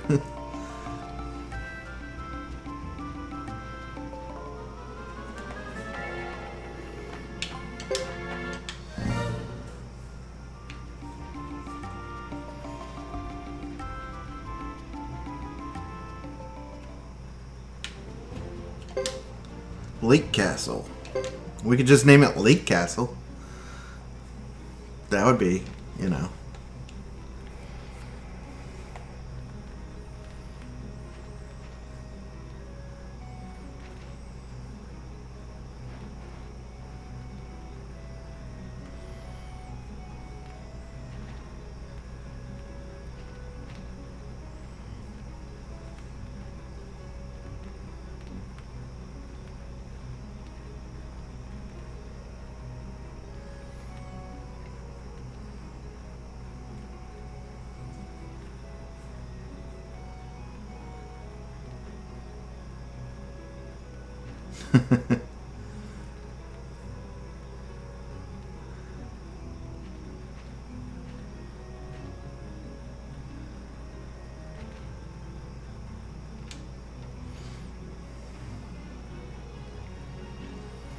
Alright.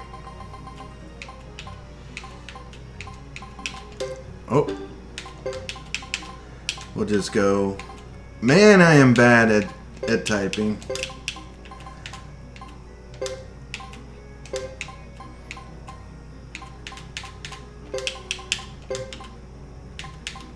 Oops.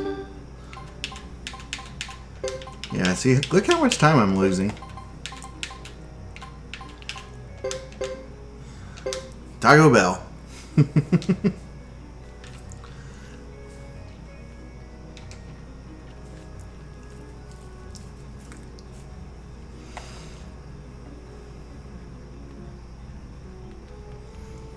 Now we can always say, let's meet up at Taco Bell.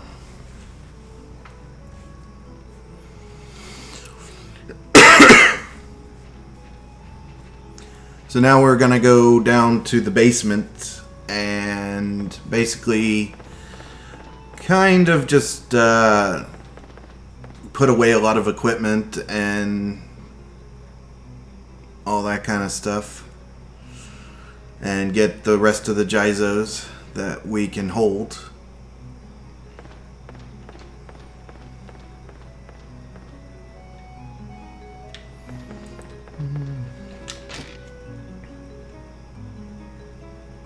What's great about Muto down here is he holds all of your equipment, and you can also sell it all right from him. So you don't have to take it out and go and sell it at another place.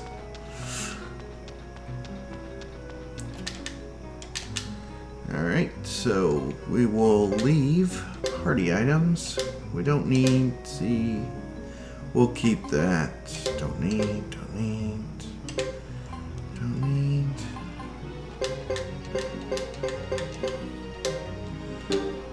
Withdraw.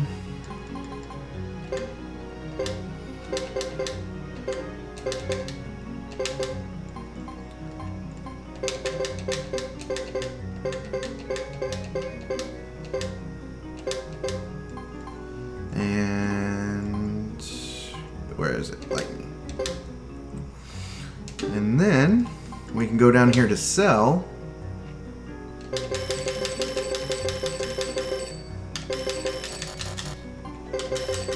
And this is how you make a ton of money in this game.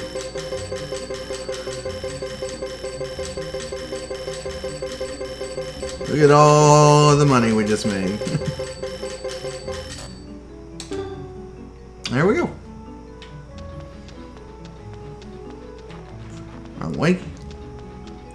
Right way. Okay, whatever.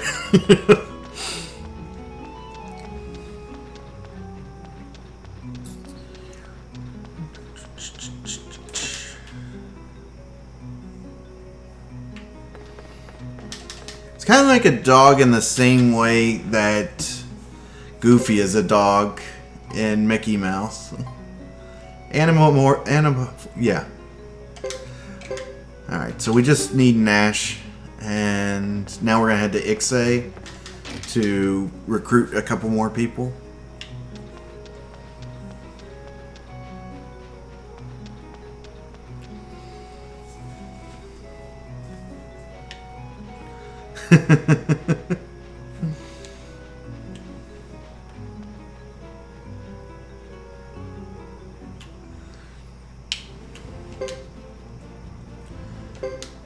Alright, so while we're here, we are going to go to the item shop and recruit Gordon.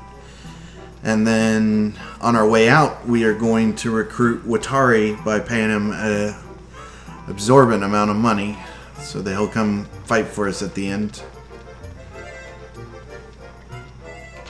And we also will talk to this girl right here in the item shop, and she'll give us the Pale Gate rune. There you go. And he's headed to Taco Bell.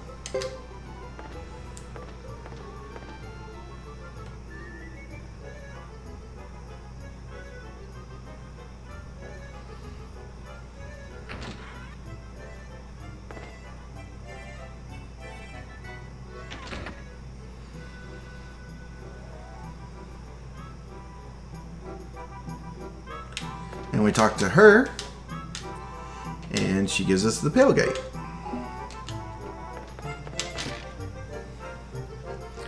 And we come out here, and we run over to Atari.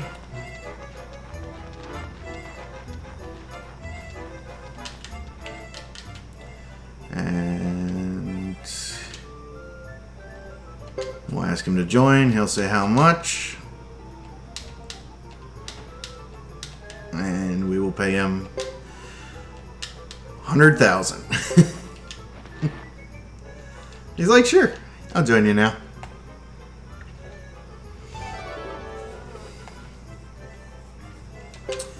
And with that, now we can go back and get our real team together and get ready to go to the water ruins.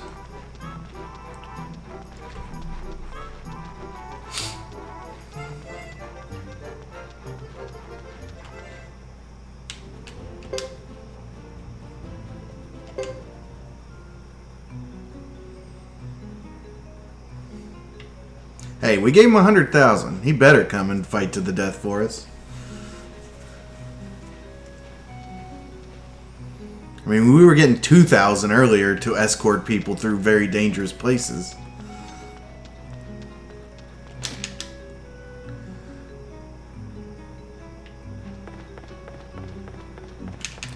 Alright, so we need to make our team, which will pretty much be...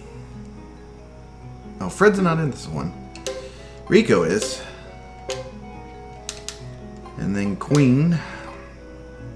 Or Isla. And Queen. And Joker. And then for support, we'll use Jean.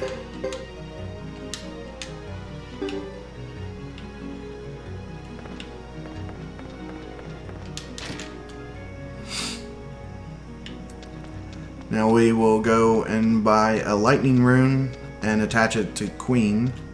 Since we already upgraded her lightning ability, she might as well have the ability to do lightning.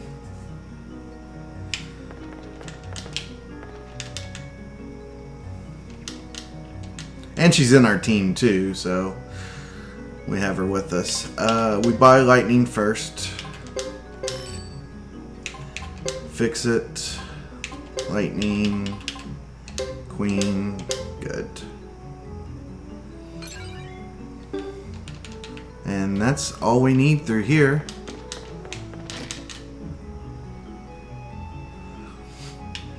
So it's time to leave.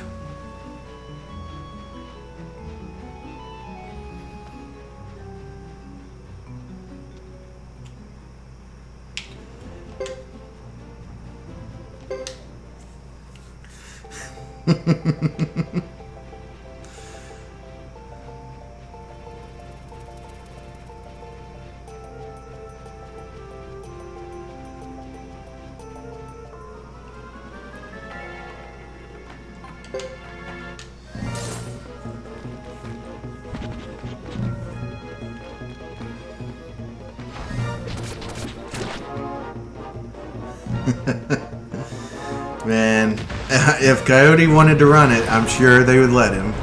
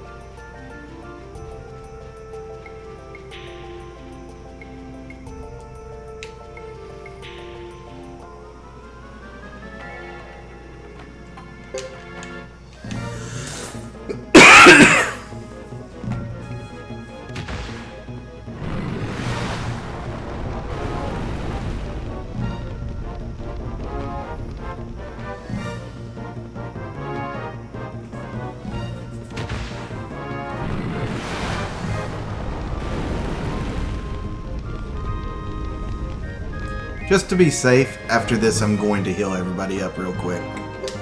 We have taken a lot of damage, so...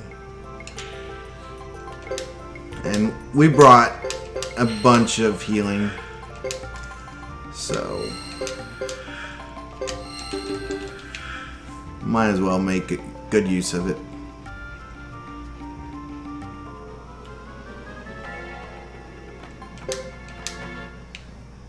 Probably won't need it. Probably be able to make it through now without failing anymore.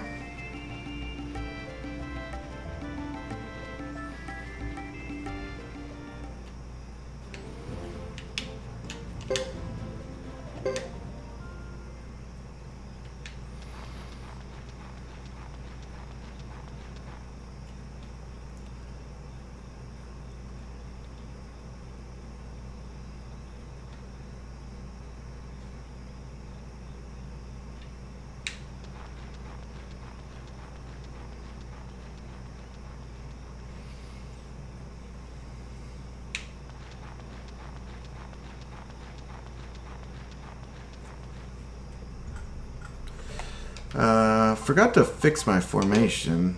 That would have been bad to go into.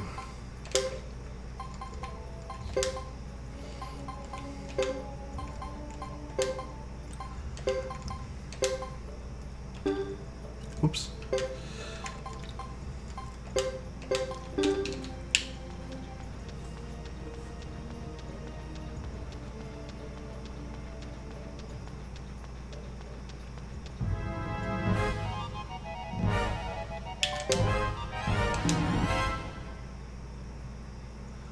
Yeah, he does call him Wyatt. I think he knows him by both names, actually.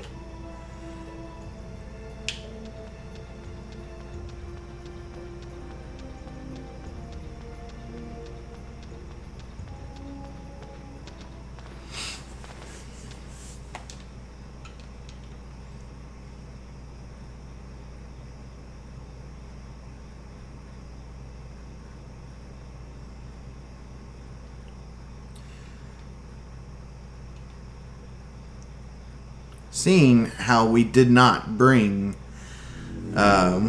Chris, don't think it really matters. But game logic says she shows up.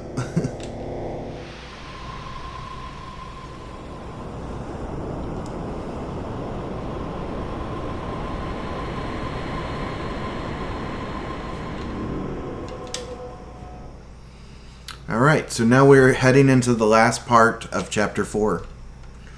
Which means, after these next two fights, we only have one chapter to go. Longest chapter in the game, unfortunately, though. It's like 3 hours long.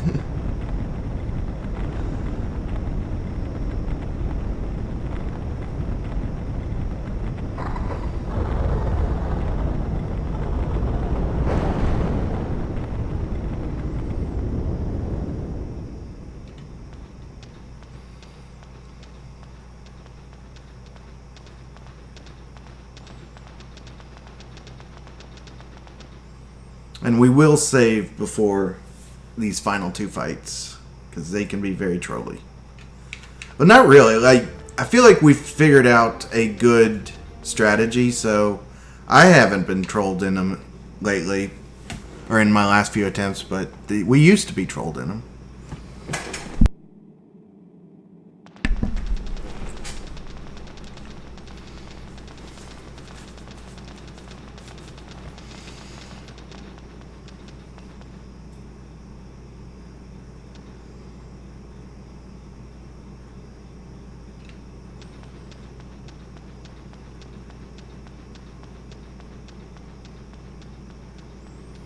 I bet you a lot of casual players definitely get lost in this.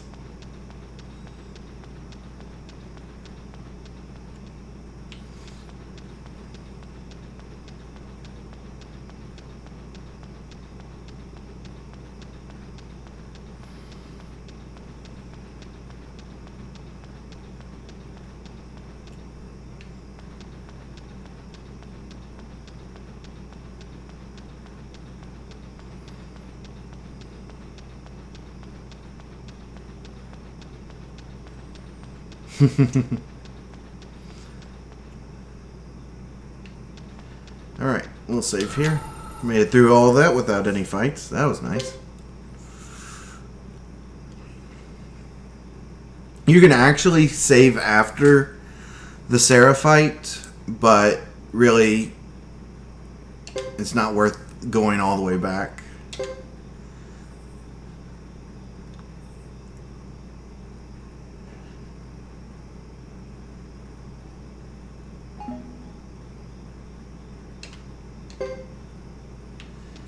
And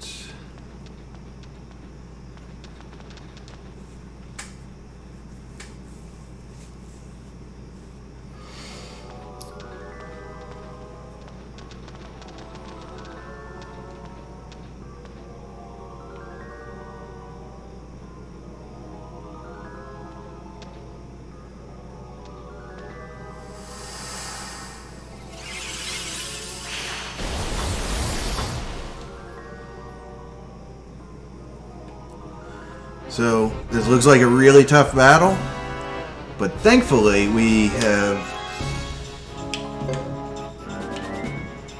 a very strong Godot now, and all he has to do is use one Hellfire, because that's all he's got. And he gets to go right away, so that's all we need.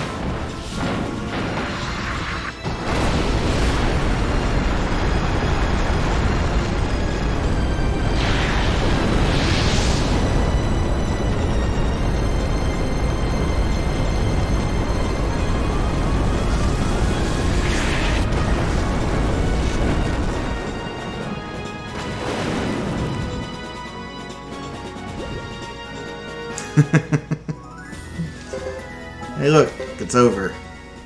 What a tough battle. Alright.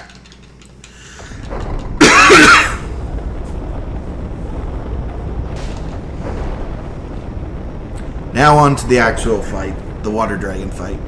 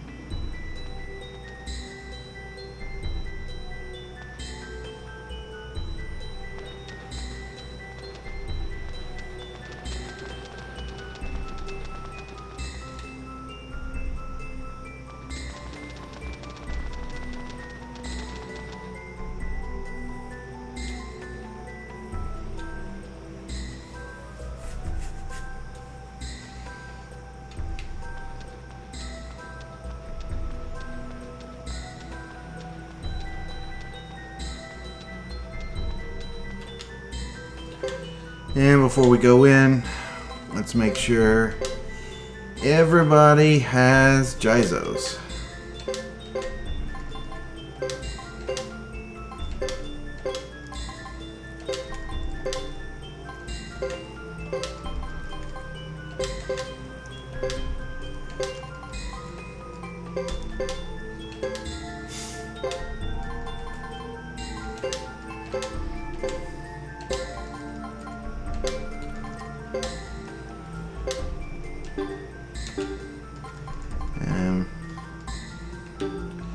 We are good. Let's see.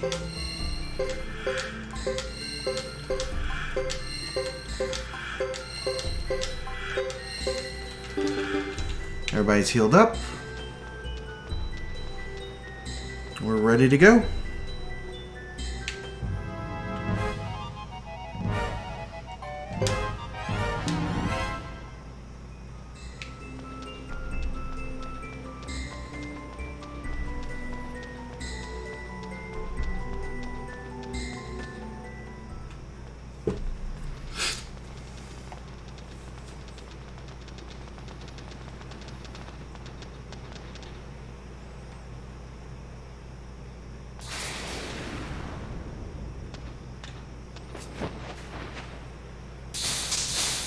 So basically, each turn we're just going to use a ton of magic.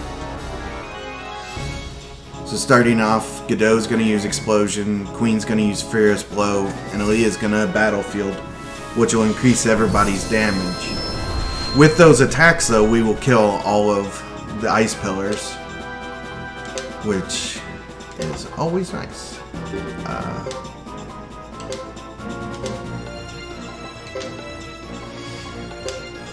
Furious Blue. And... oh, not Final Flame. Explosion.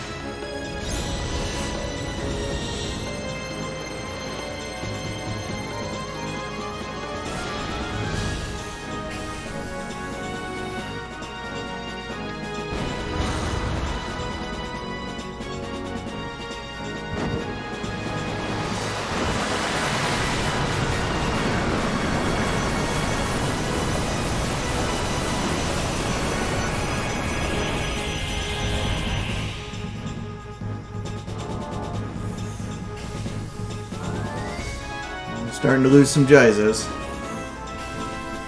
There's 2 for Aaliyah gone. Alright. Let me see real quick. So we need to do Great Blessing.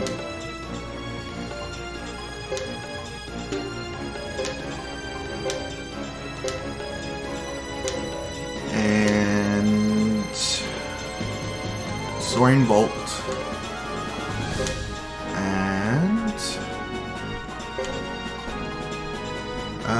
What do we do? Explosion?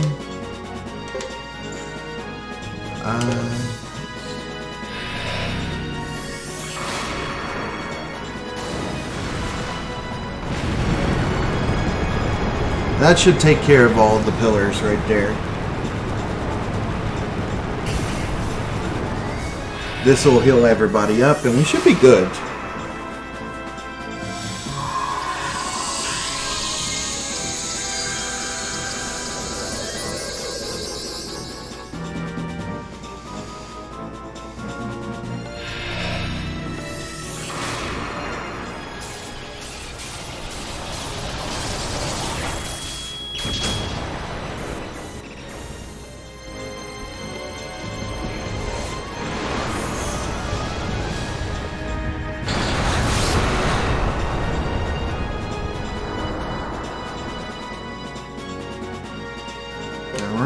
So, first up, we will do another battlefield,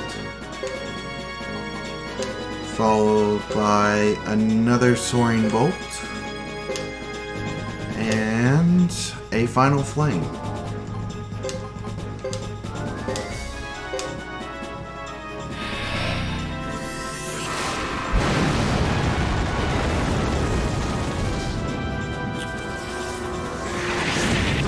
That's more just RNG, them not doing that.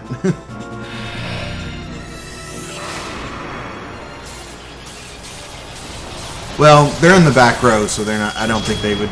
Well, I don't know. I've seen them do it before.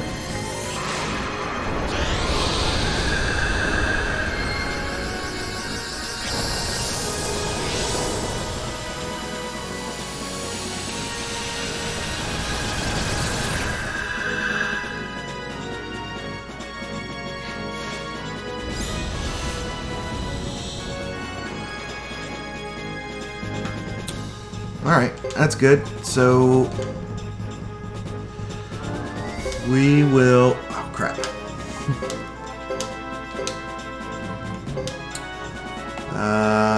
Lightning, Berserk,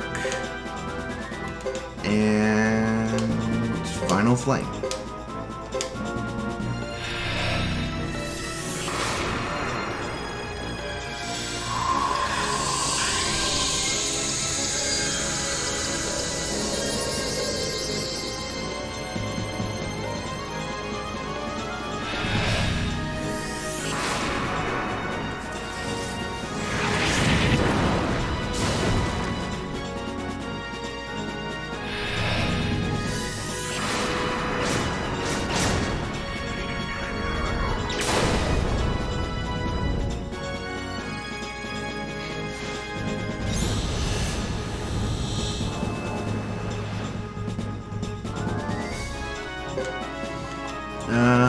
Just attack. Berserker blow. Explosion.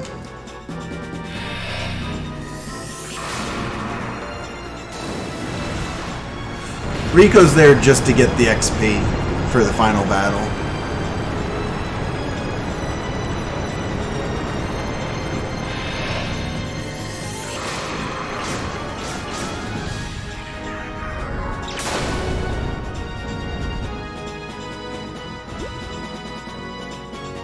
And that's game over for him.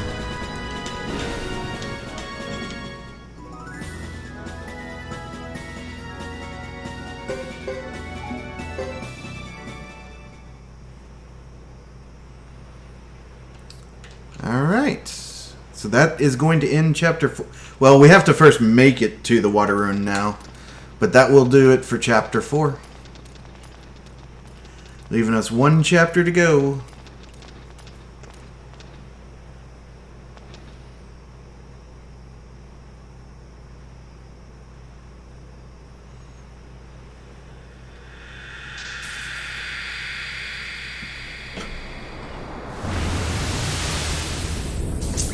Thanks, man. Have a good night.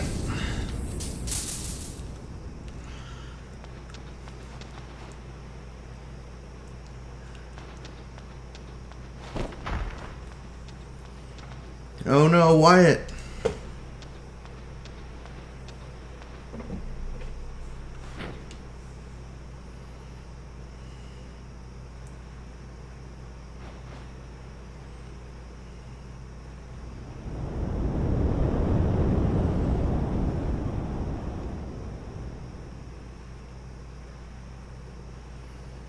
And it's Master Luke. So, I've learned you can actually die heading to this place, so yeah, we're all healed up. It's good.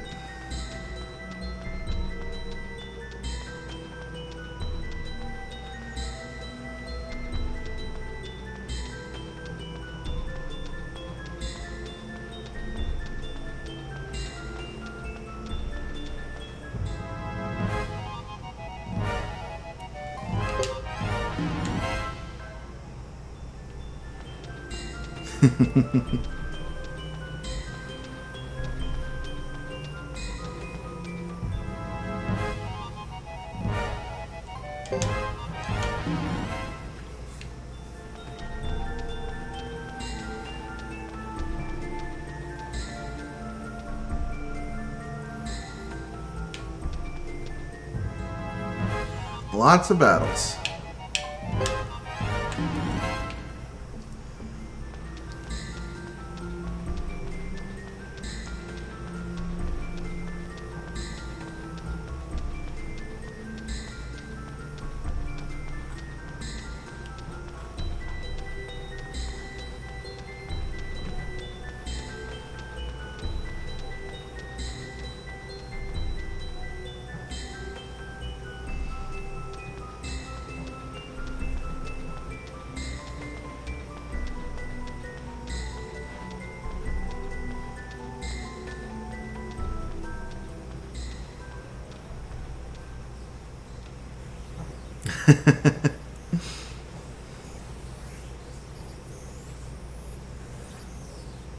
Because this was the first game, I had no idea who Luke was, so it really was like, okay, that really did not seem like that big of a surprise, because I don't know who you are.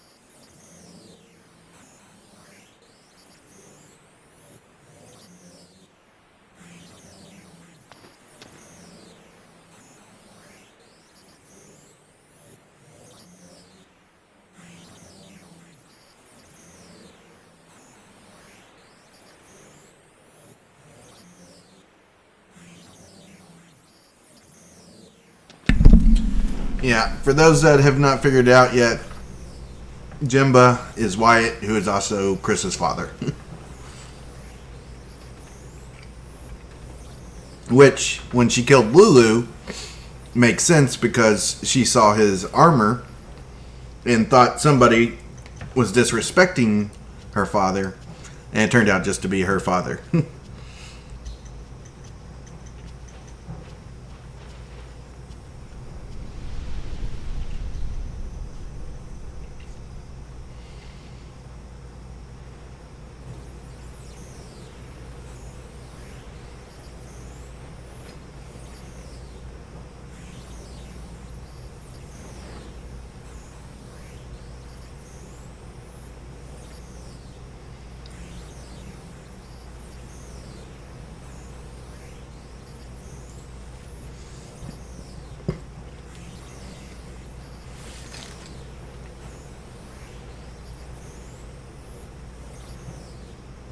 Caesar's over there like, this was his plan all along.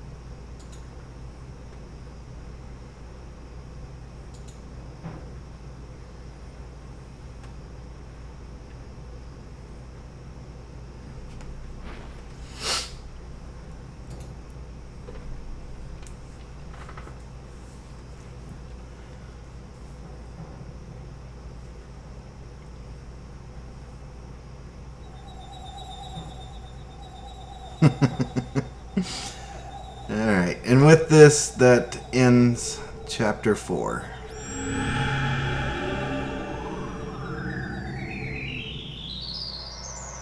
One chapter to go.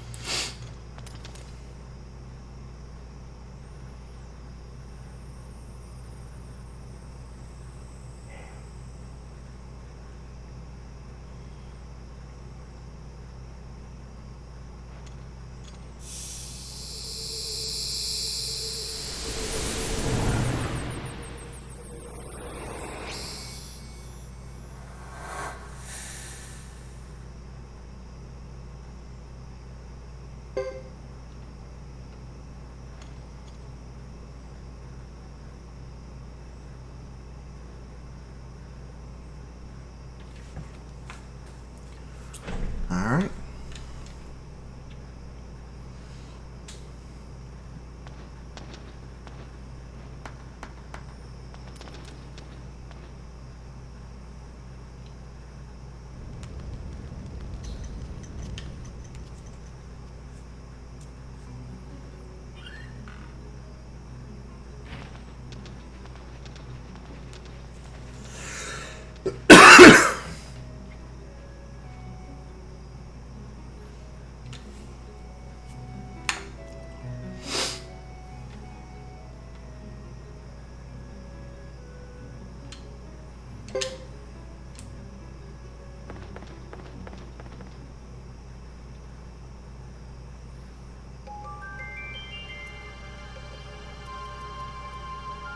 This is literally the only time you see of Harmonia in the whole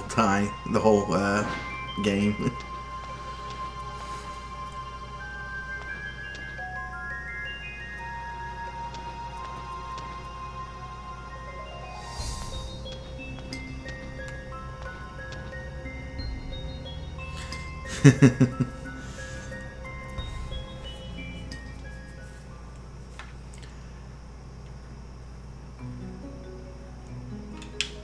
Alright. So now we are just going to attempt to leave the castle, which will trigger a scene with Franz, who would like to join our group. Starting to pick up old nemesis. And our castle is becoming very... our Taco Bell is becoming very full.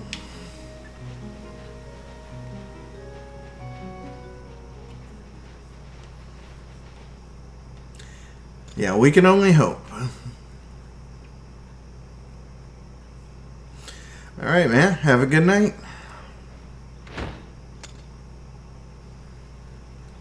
Franz really is just worthless. I mean, like... He was... No, I mean, he's not worthless, but we don't use him, so... Ace... Wait, this is the wrong team.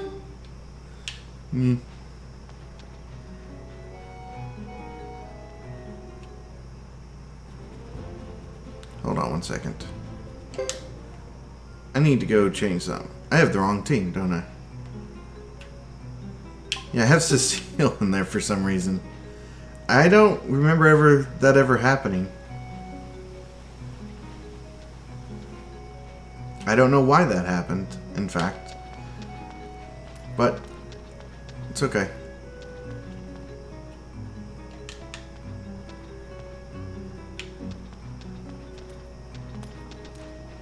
Oh, that's right. That's right.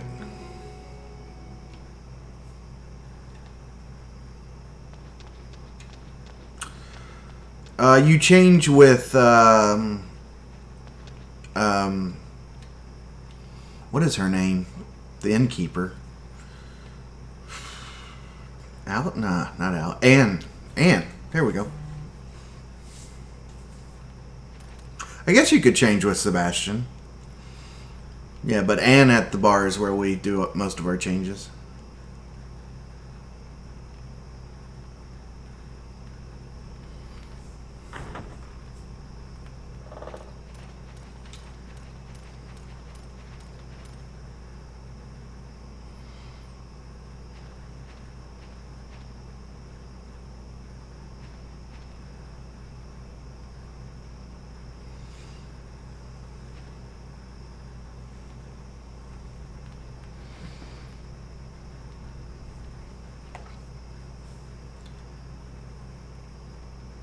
All right, Coyote. Have a good night, man.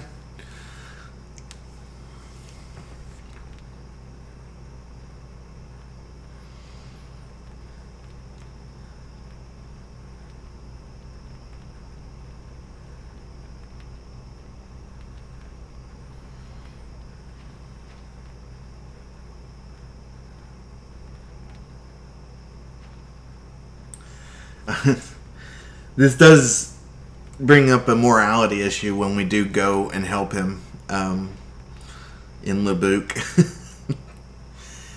And I'll talk about that when it actually happens. But it is very interesting.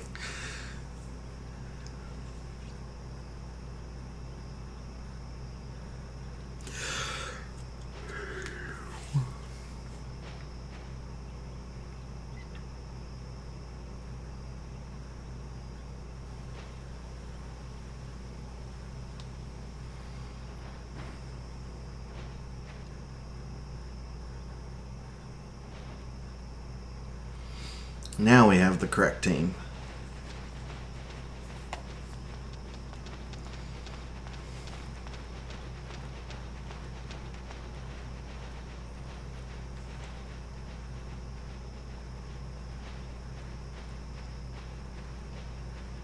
Yeah, that would be really nice. But nobody's willing to pay for that, unfortunately. This isn't the Resident Evil series, unfortunately.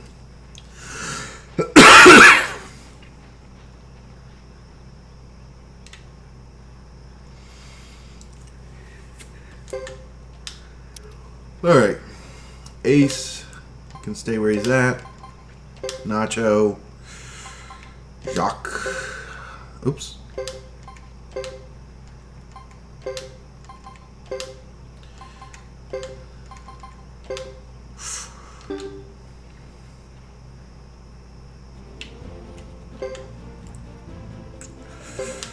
And we're on our way to Brass Castle.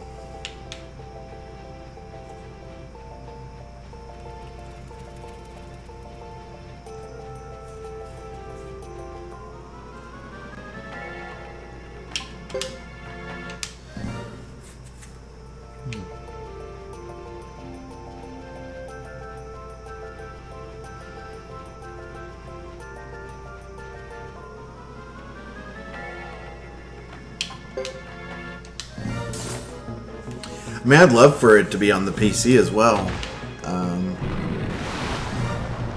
Just so it's a little bit more readily available for a lot of people.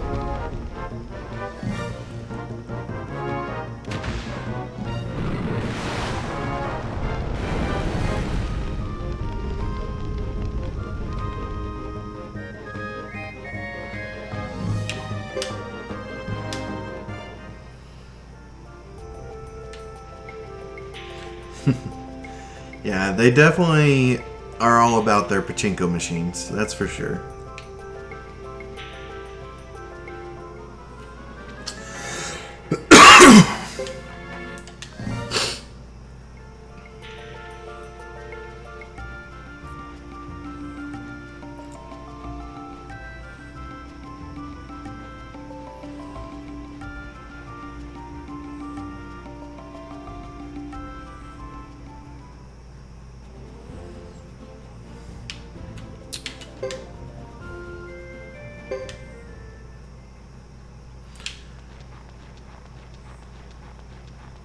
Yeah, I mean, the fact that they've never made ports for the PC and they've just kept them on the PlayStation services makes me believe they will never do anything of that sort. And honestly, they haven't even updated it for the PS4 or the PS5. And that can't really take that much energy to do. I mean, it shouldn't be that hard to release them on the PS5 store. Get out of my way, dude! I'm trying to run here.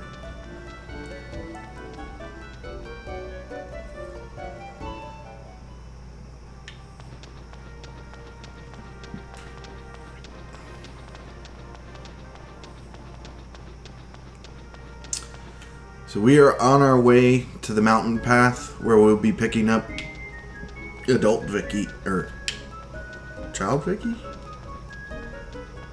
Adult Vicky, yeah.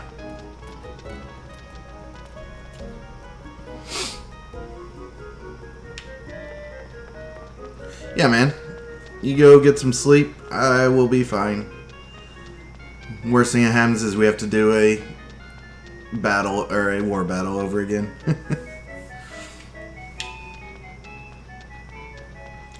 But I think I'm healthy enough to finish the rest of this run.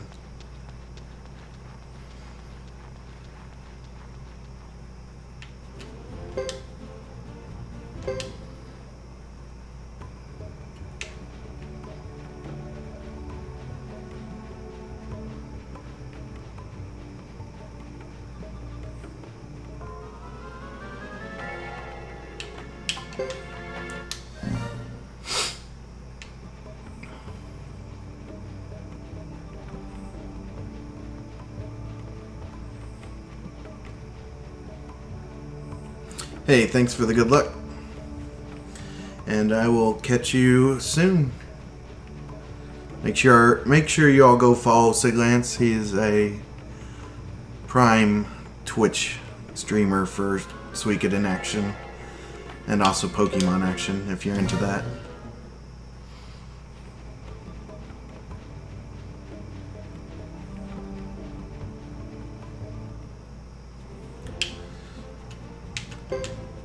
So with the mountain path, we get to fight the twin snake turtle lizards guys again.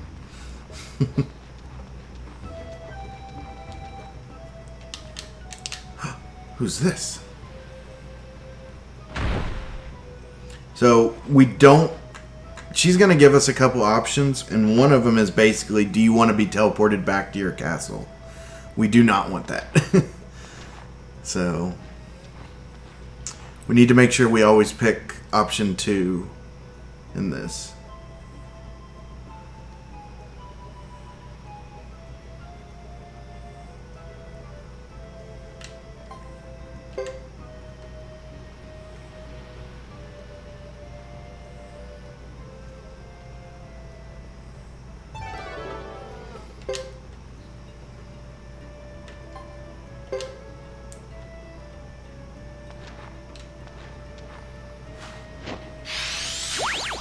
Bye, Vicky.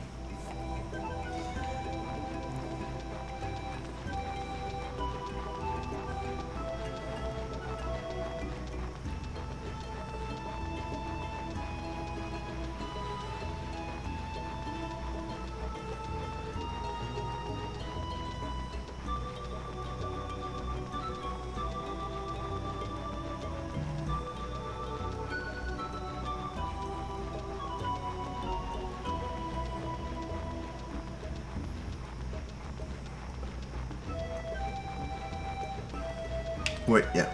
I was about to say, where am I going? Wait, where am I going? I was going the wrong way. I'm over here debating which way to go, and I almost went the wrong way.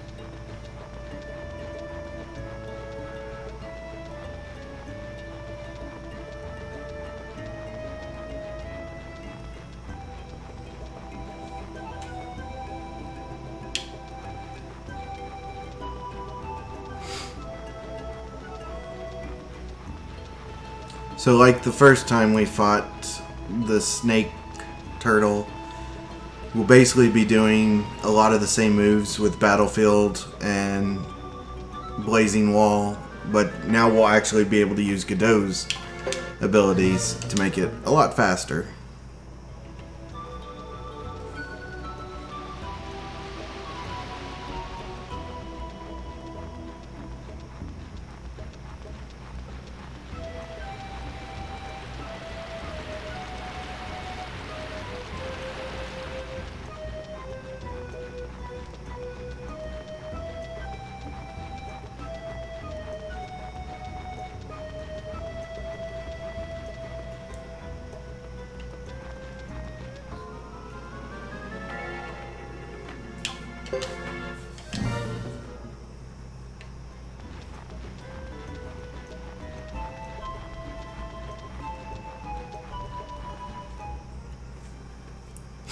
Alright, here we go. And I love how it was out in the open, and then now it has to be behind the mountain and jump out at us. Such a...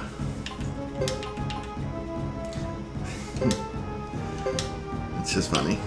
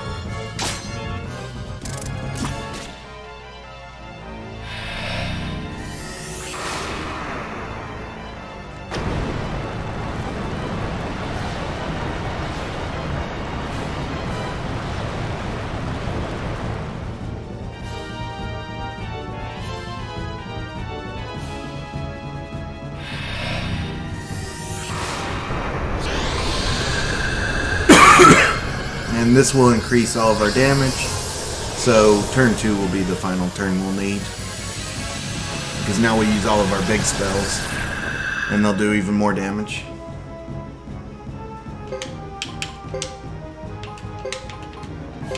That's not...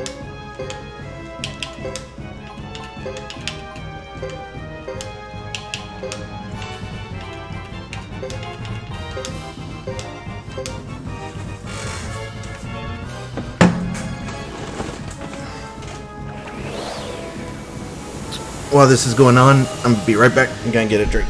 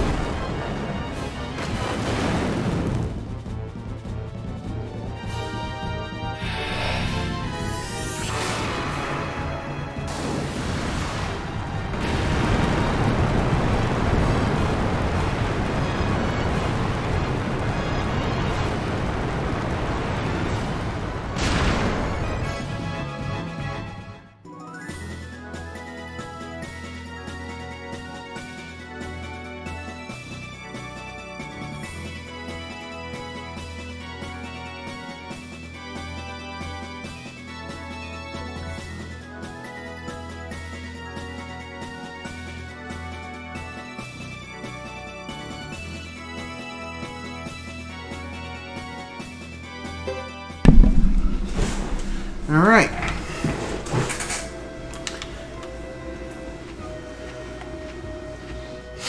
So we're going to get all this equipment out of this chest so we can sell it again later. And have tons of money. We need discard.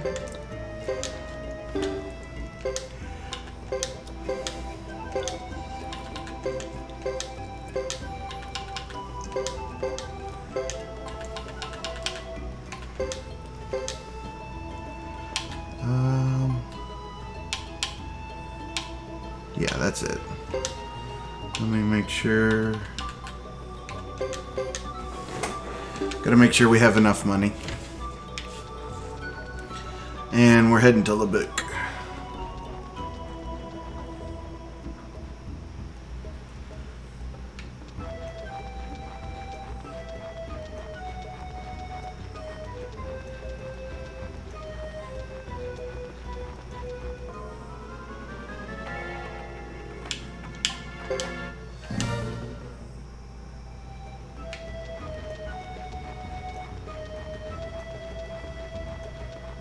Oh, did Aaliyah die during the fight? Ah, that sucks.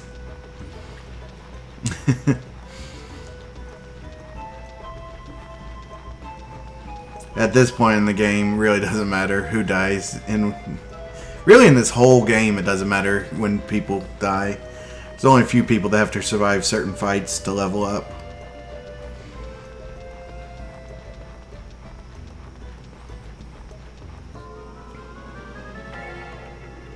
That's a lot of butterflies.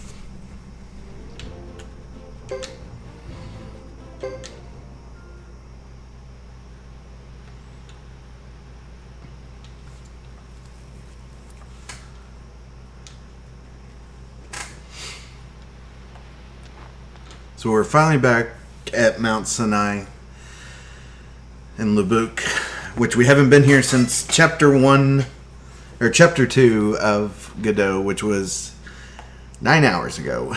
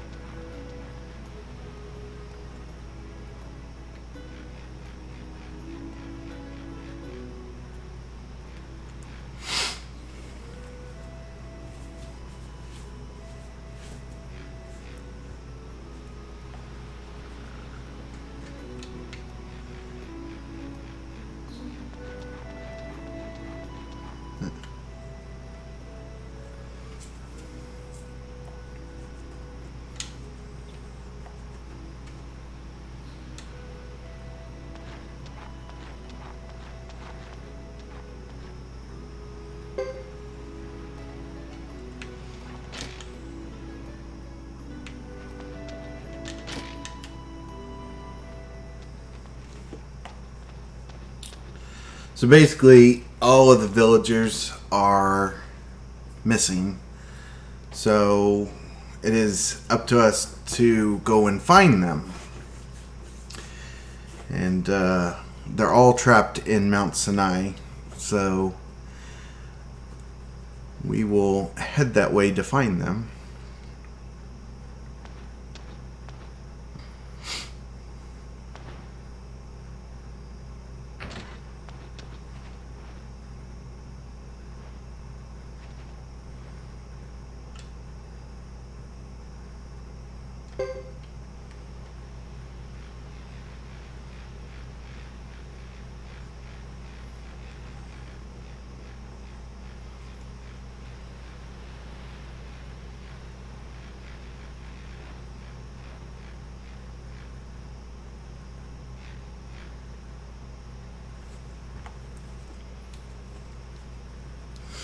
So basically, Luke captured them all and took them to Mount Sinai.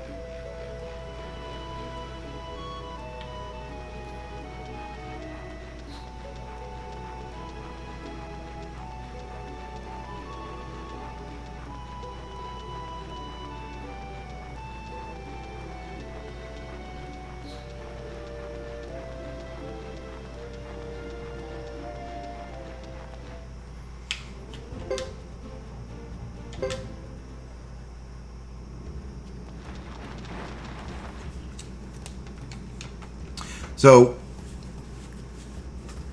we have a fight coming up against Luke at the back of this area, but we don't really care to win it, so we're just going to lose it on purpose. So we need to make sure to remove all of our Jizos before we start the fight, just so we finish it faster. But as soon as the fight's over, we need to make sure to heal up as fast as possible, because the last thing we want is everybody to be on one hit point. Nobody has any Jizos, and we get a random battle where they just start killing us.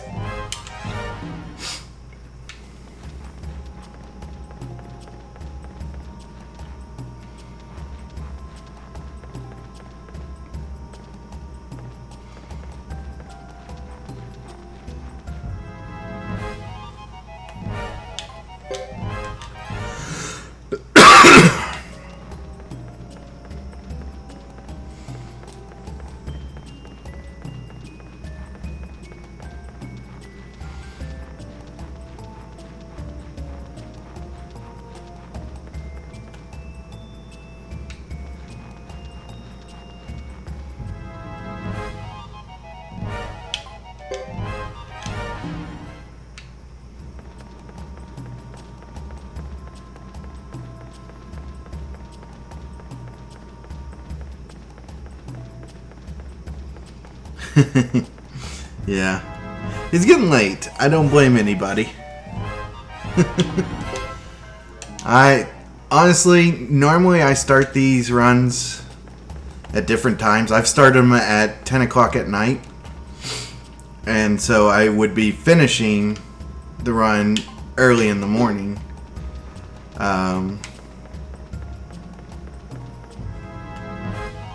And then, like today, starting in the middle of the afternoon, and then everybody is asleep at the finish of the run. So, it's such a long run.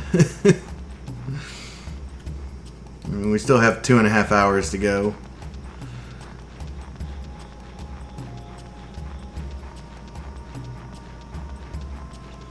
Which, for most runs, that's a long time.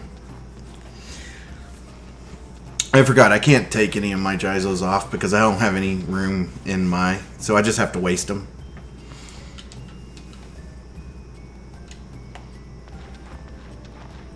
Wait, no, I can take them off and switch them with medicine. Yeah. I think it's too late now. Doesn't matter.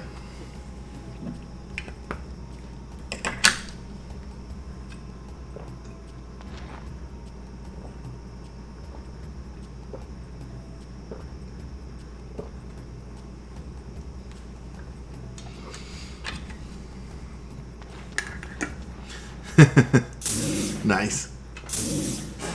Good time to wake up. Right for the ending. Sort of.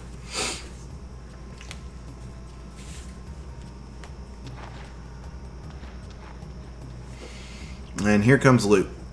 So Luke is using these people as pawns, basically to force us into a fight where he's going to steal our true fire rune.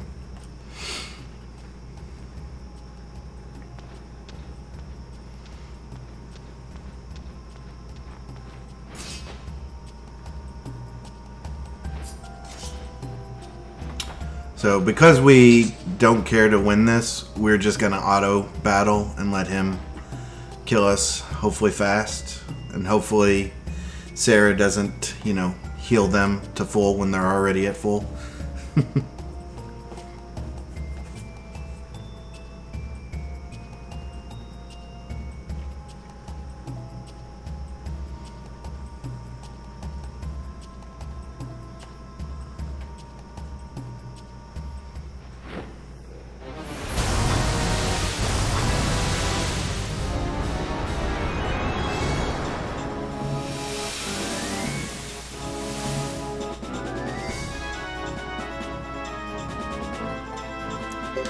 I'm pretty sure you can win this fight, but again, doesn't matter if you win or not. Same outcome always happens, but it's a lot faster just to lose it.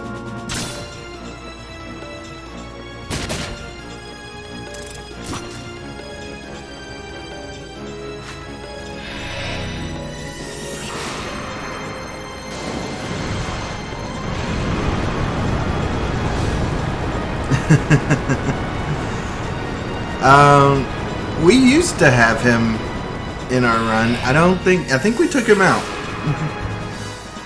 Yeah, level 99 Chris. This is definitely the run.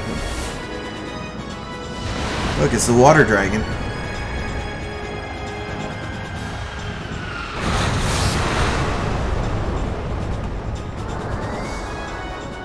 And basically now we just have to blow through all of these Jizos we have, so it'll take a second, but it'll happen. They're all being burned to a crisp.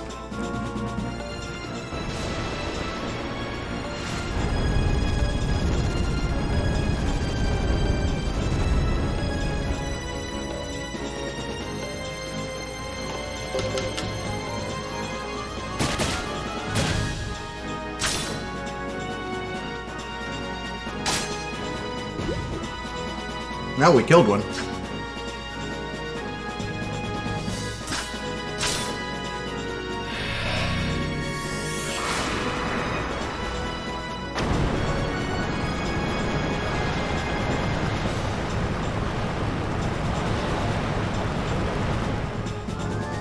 Yeah, but they are really good animations, though, too. For its time, for sure. They may be slow and take forever in a speedrun context, but they are good.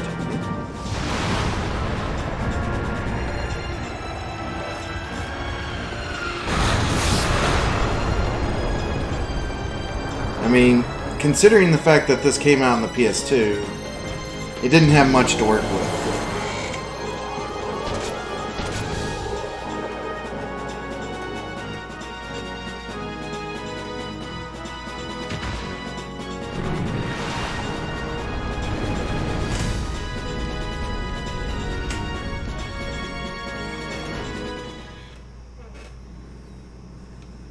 And now they're gonna steal our true fire rune.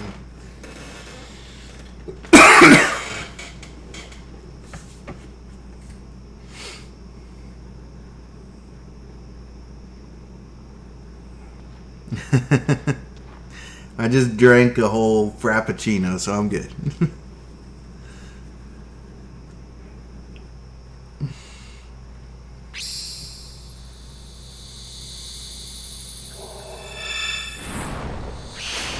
I got tea on deck, that's for sure.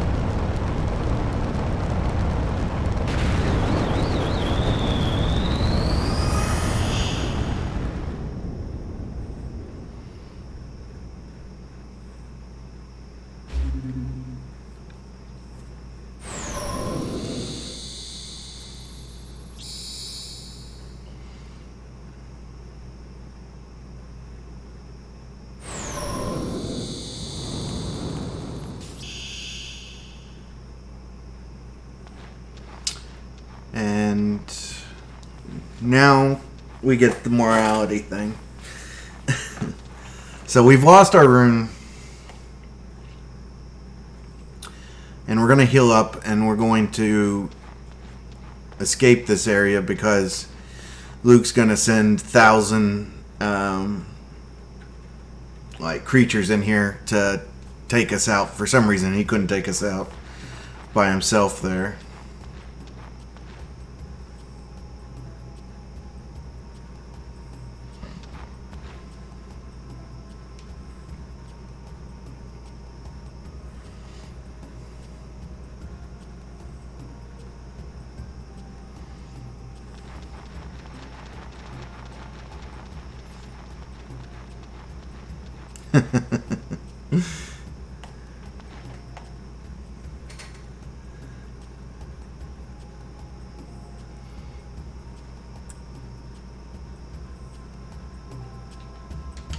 All right.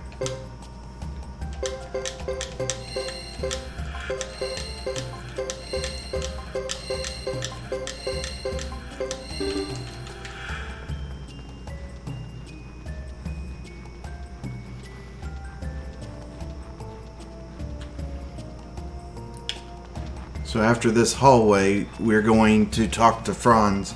Franz is going to want us to go back and help the villagers.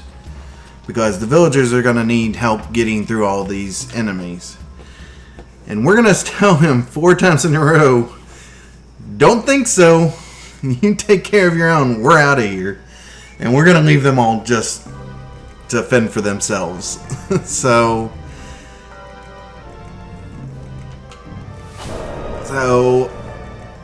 we are just going to let them all, die. We could easily take all these out, yeah, but instead we are just going to leave them be because we're speed running here.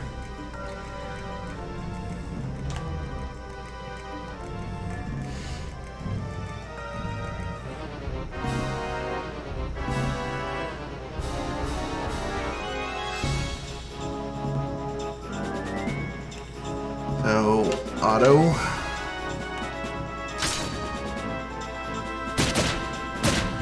So we're just going to lose this battle.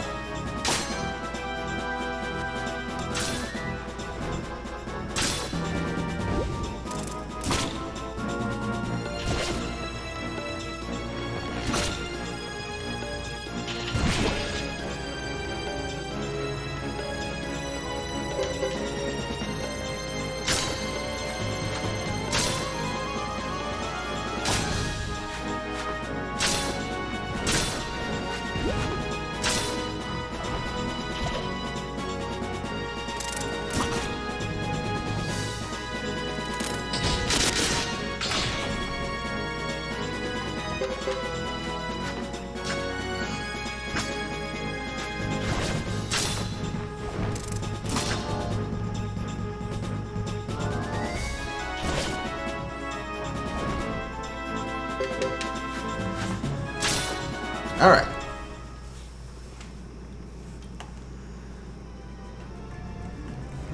So now we are going to tell him 4 times in a row, we can't do this, we're out of here.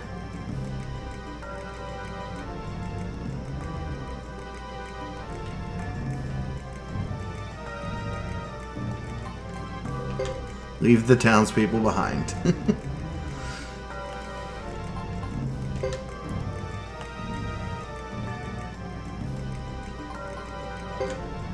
And they want to make sure that that's what we want to do, so we have to do it 4 times in a row. They're like, are you sure you want to leave them behind? Are you sure?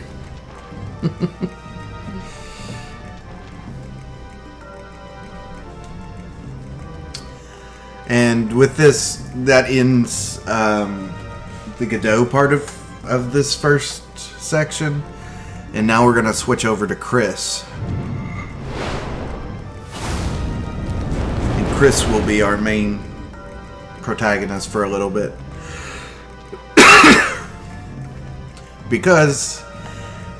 we have to lose all 3 of our true runes before the final act really starts.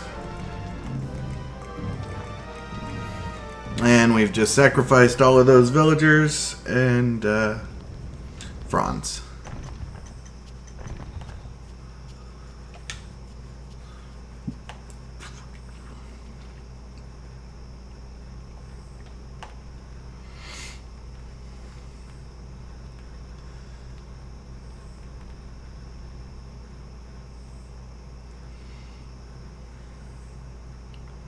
So now that we've recruited Vicky,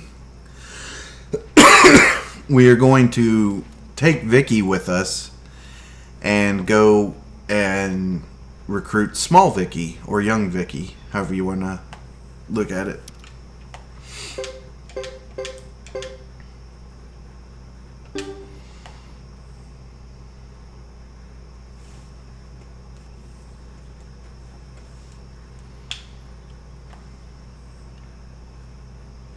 Exactly.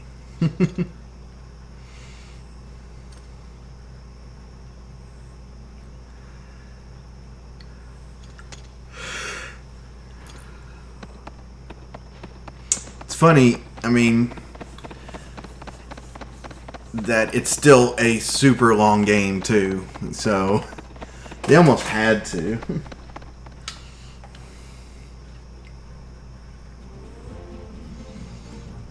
Alright, so we are going to Brass Castle. That's where we will pick up Vicky. Thankfully, we now have a horse to ride, since we're back with Chris. So this can go a little faster.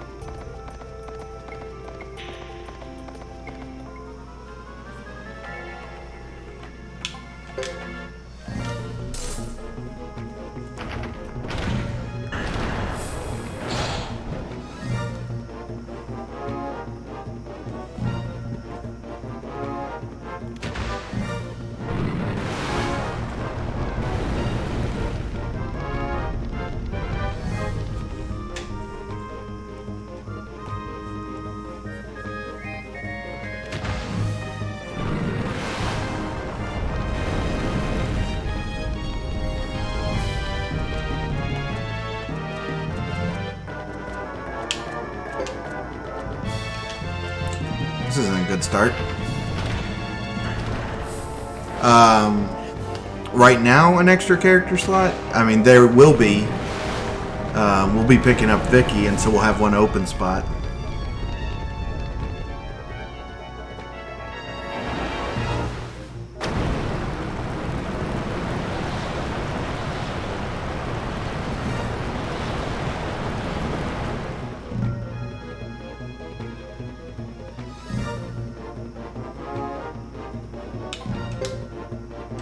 There we go. Finally escaped.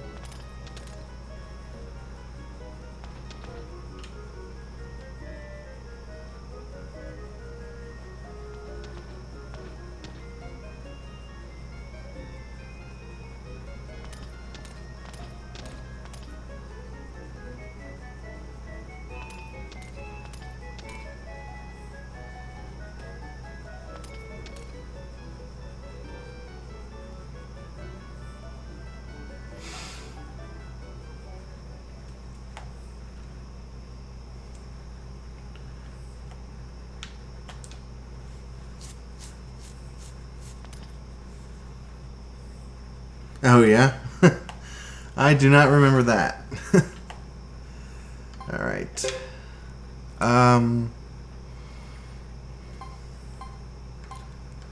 Let's see.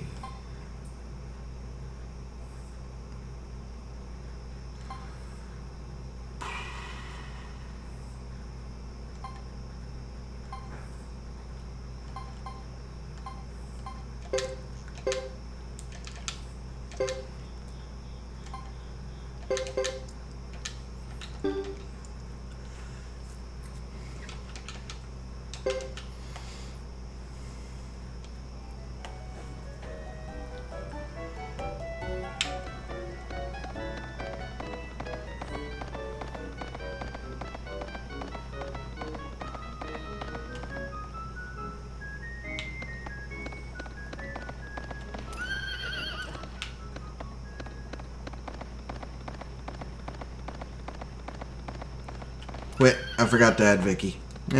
Hold on. Going back. I'm sitting here like spacing out what I'm...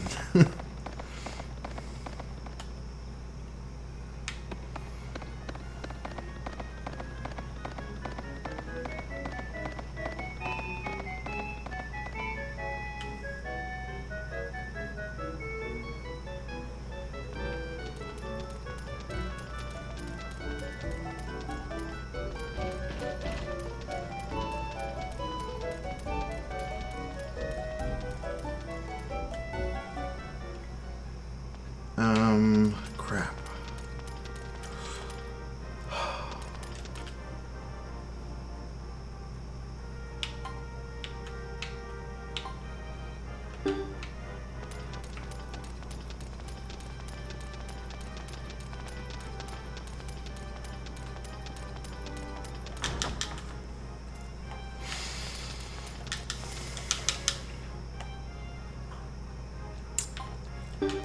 Huh.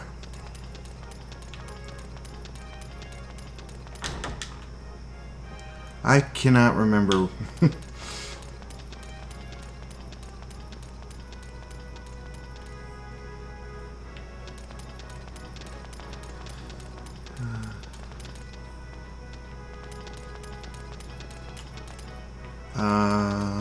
Can I add it here?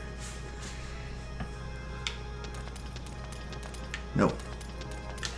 So I was supposed to add Vicky to my party to get small Vicky, but I forgot to because I completely spaced out, and now I don't remember who I can go to add. So this is not good because the one person you add with is gone from here.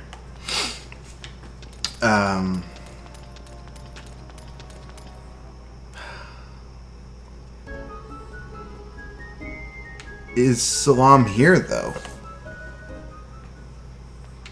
I mean, I'll go back up to the meeting room. Maybe in the meeting room. Yeah. Because you're supposed to add her right there, and I just completely spaced out.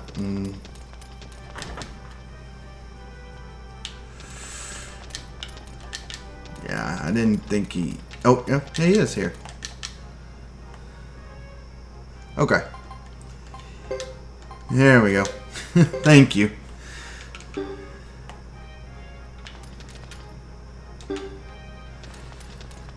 Oh, man. Yeah.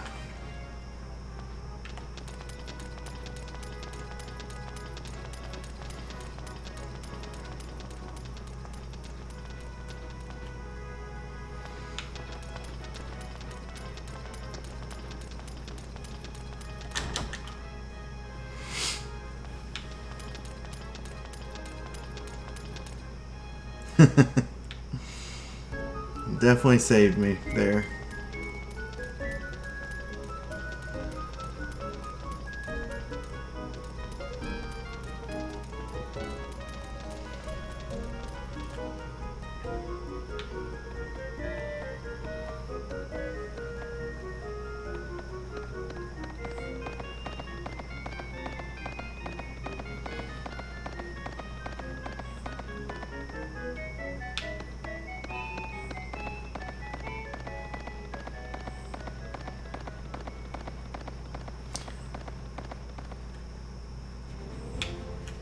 Yeah, I mean, definitely, it definitely takes a toll on you. That's for sure. Just sitting and playing one thing for 11 hours, especially when it's a very, like, there's not much that goes on. You're just skipping text. That definitely happens.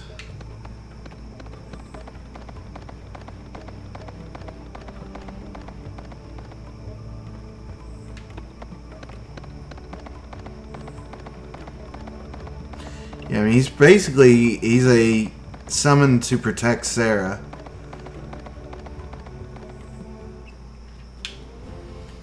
Alright, the reason you bring Vicky is so that she can help recruit young Vicky.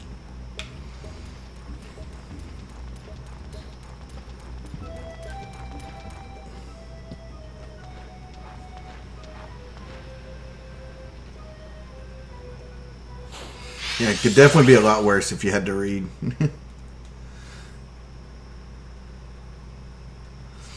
All the text.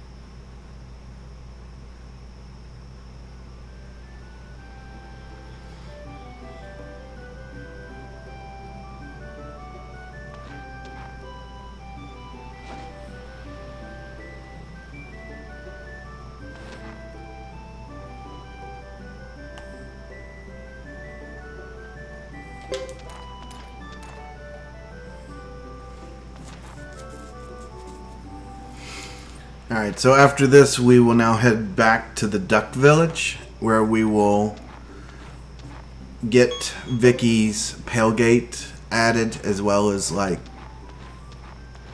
let them learn a ton of stuff.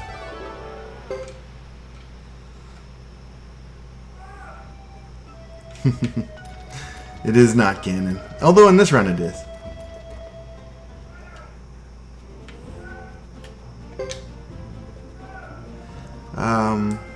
I will be right back, actually. I need to do something. Sorry.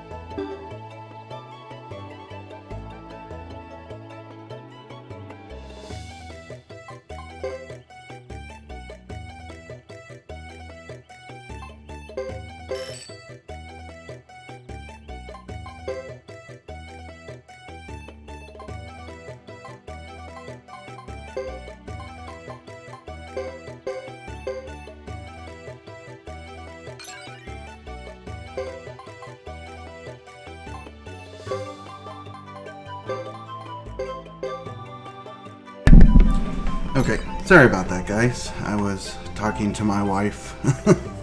My son woke up and needed our help. And we were just talking real quick. But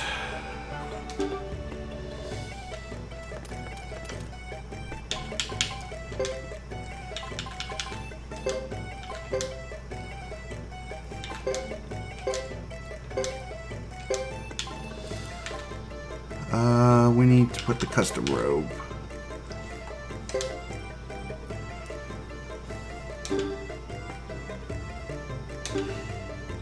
Yeah, he wakes up like every night. He snores like an old man, and he's only 4 years old, so we always worry about him a little bit. But he always ends up just going right back to sleep, so.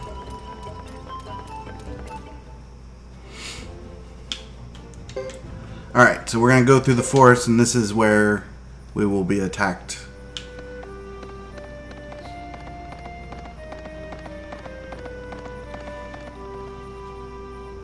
Thanks, guys and girls. Oops. Alright, so basically we picked up a new hammer, a new rune from villagers, because villagers just like to hold on to those things. And we upgraded Chris and Vicky's abilities, and then just added some runes to Vicky so that they're going to be ready for the final battle.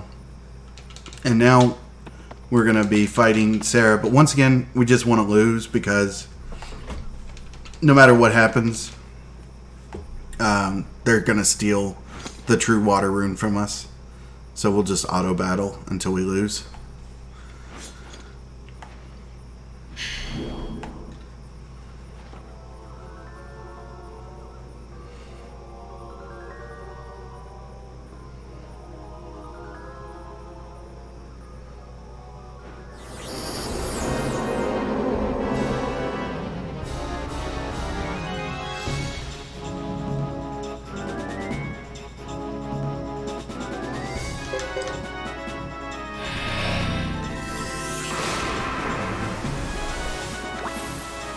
And the first thing she does is heal. Gotta love Sarah. She loves healing.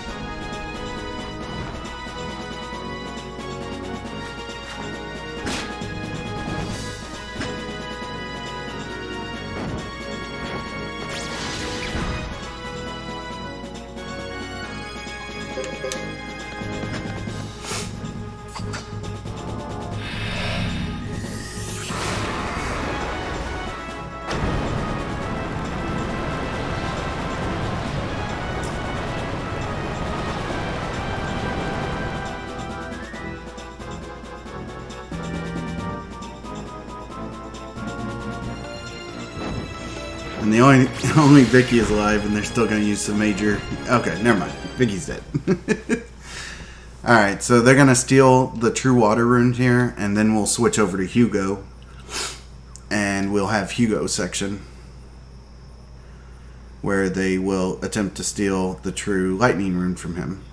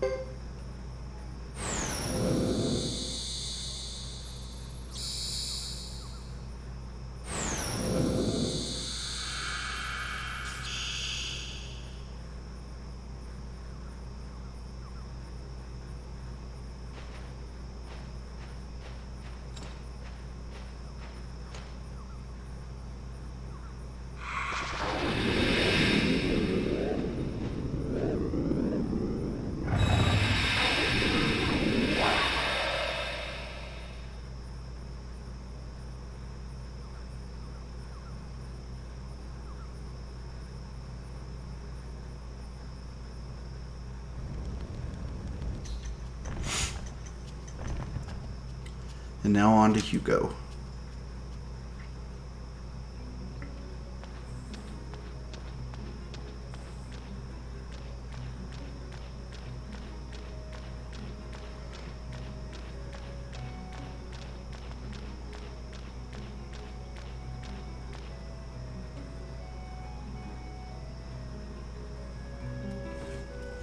Alright, so first thing we have to do is they're going to ask us to go scout around the area. Just to make sure everything's okay. All you have to do is actually just leave and then immediately just re-enter, and that counts as scouting the area.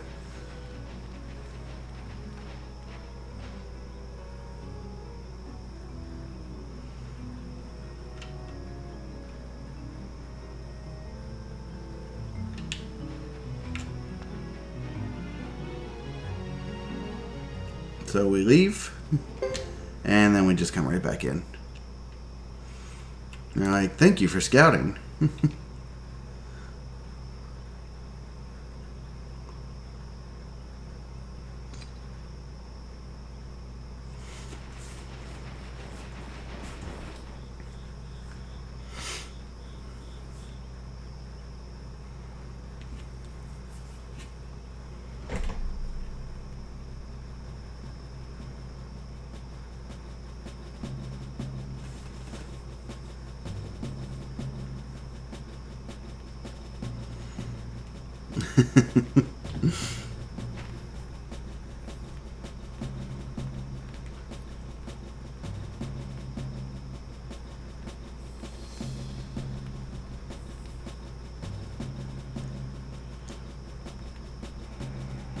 So basically, there's going to be an attack at Brass Castle, and we need to get our forces ready and head that way, which will lead us into the next war battle.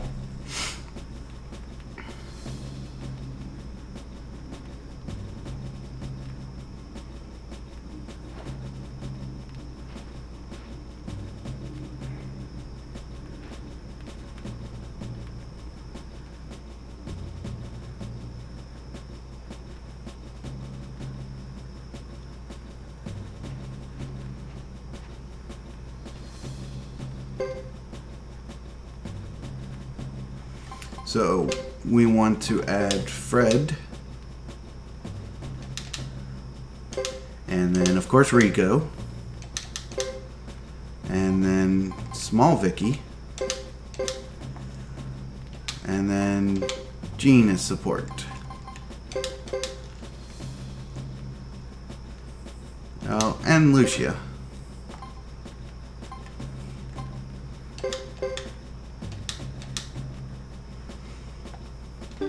And now we head to Brass Castle.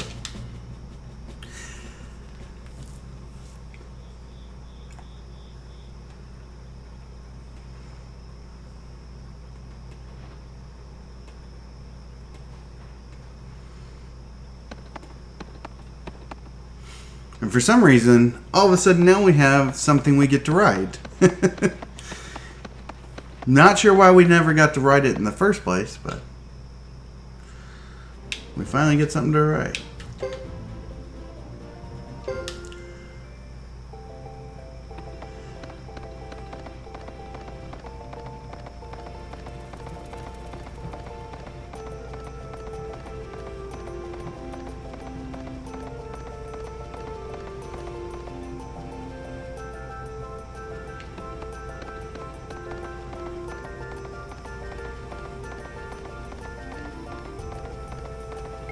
I mean, honestly, that's the best planes we've had yet. No fights. So as soon as we get here, we're going to go to the tutor and upgrade Lucia and Vicky's magic. And then equip some items onto people.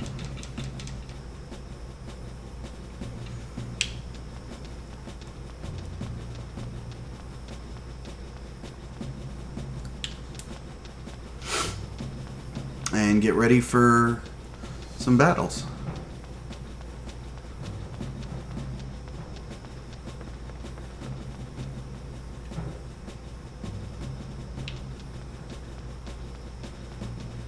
So we want to go to the tutor first.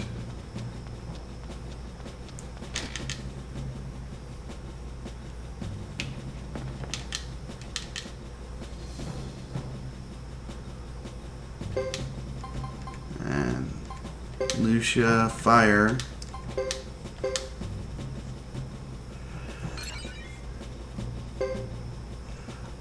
Pretty sure she does, yes.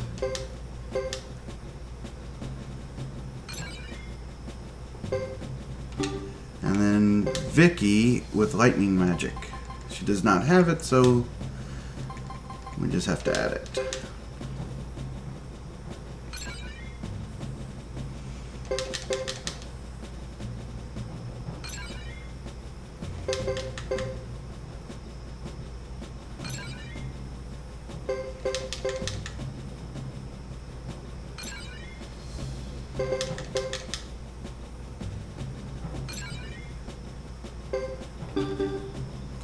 Alright, then Fred will get, hold on, the dragon scale and the blessed helm, and Lucia gets a nice wizard hat.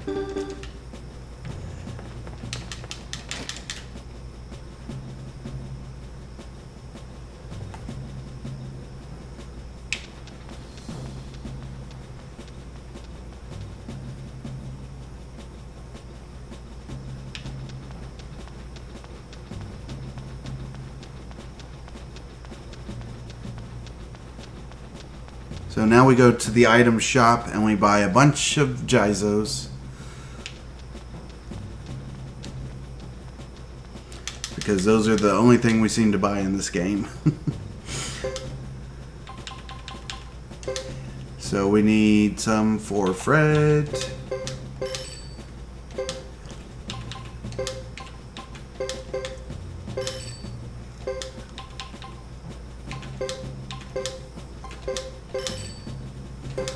Then some for Rico. Already has them, so Lucia.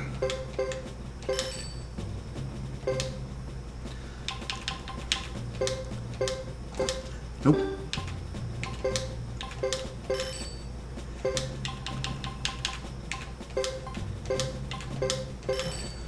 And then one for Vicky.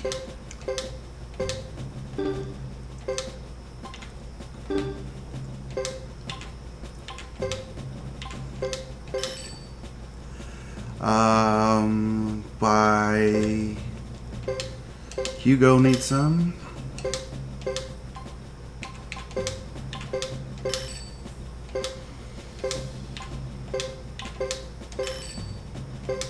And then the party needs some.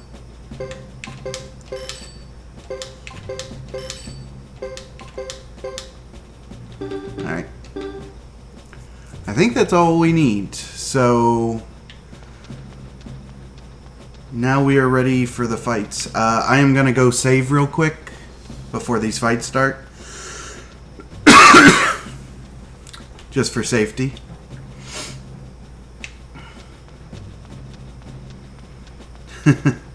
Yeah, I mean, it's definitely not for the faint of heart. I mean, it's long.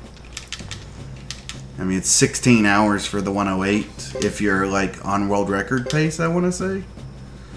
I can't remember what his time is, but oh, is it only 13 hours? I mean, he is much better, so for me it'd be like 16 hours.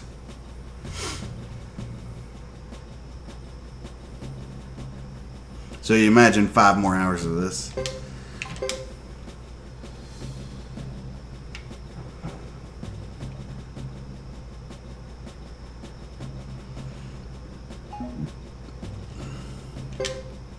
Alright. So we've got 3 battles and then a war battle coming up. The war battle is not that difficult, but it's a little complicated to set up. You know, you need to know what you're doing, and then once it's set up, if as long as you keep coordination correct, it's pretty simple to finish. But we'll get into it after these battles. People say it. I say it both ways, honestly. Just whatever comes out of my mouth. I'm sure Japanese would tell you the correct way of saying it, but yeah, I say it both ways sometimes.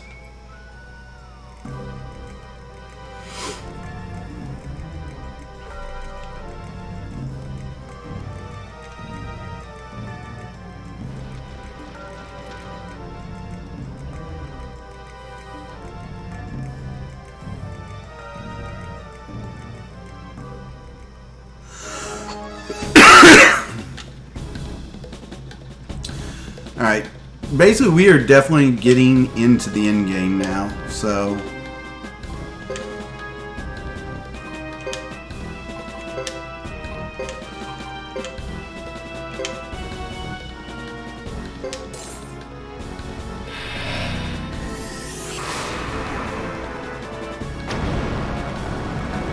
Shihai-John?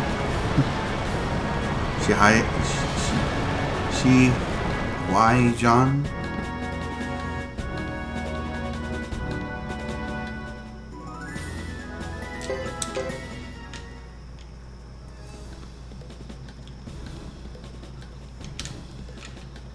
Alright, so these battles are pretty easy.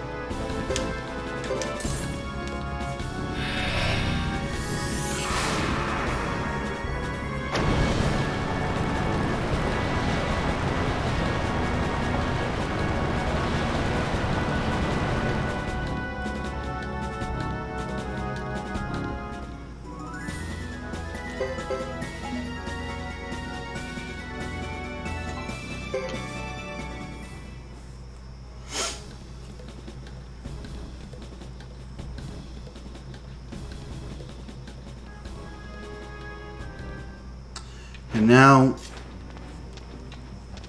we have a war battle coming up.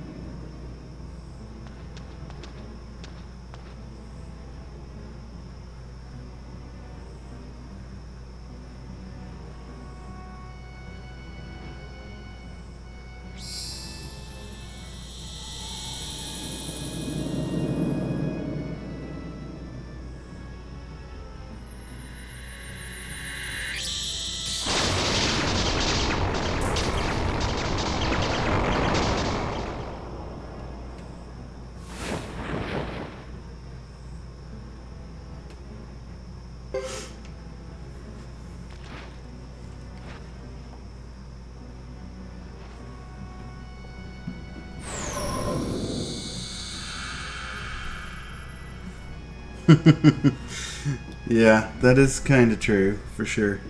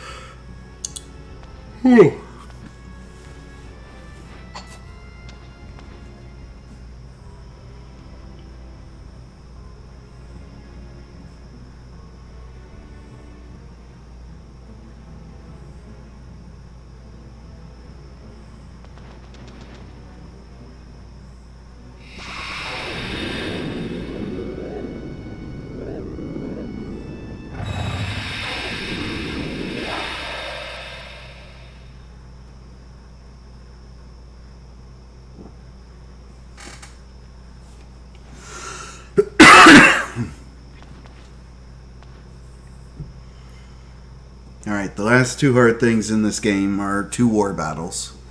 Once we get them, it will be GG, but these are the 2 hardest war battles in the game, for sure.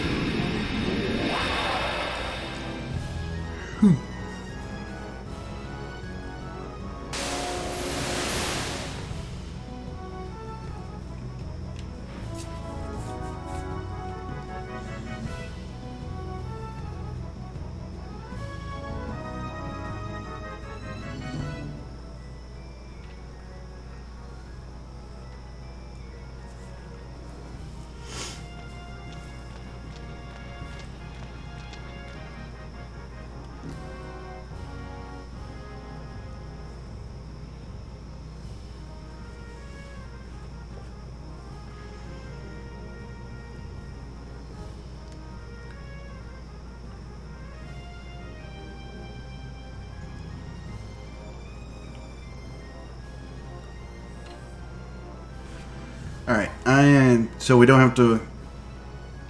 I'm gonna go save real quick, because I'd hate to fail this war battle and have to do this again.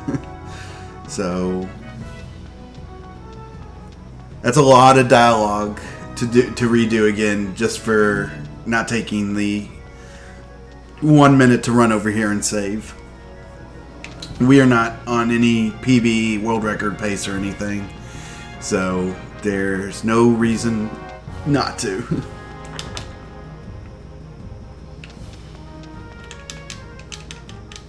At this point in the morning, we are just going to do whatever we can not to do anything extra.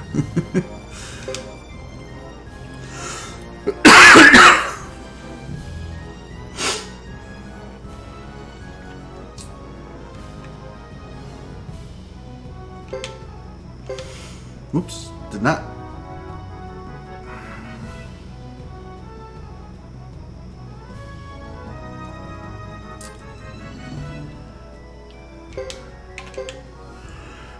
There we go.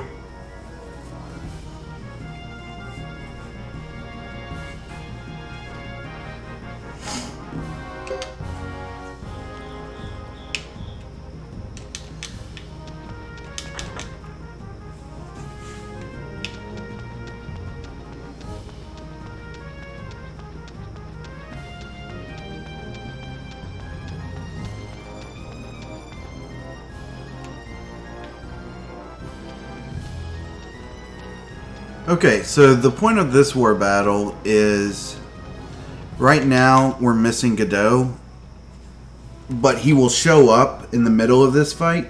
So what we need to do... What did I just do? I talked to the wrong person. What we need to do is make kind of like a bridge for when he does come in, we can shuttle him all the way back towards the castle and get him out of the battle. After we do that, then we have to focus all of our attention on Uber and lightening him down, because getting into an actual battle with him is not really the smartest idea.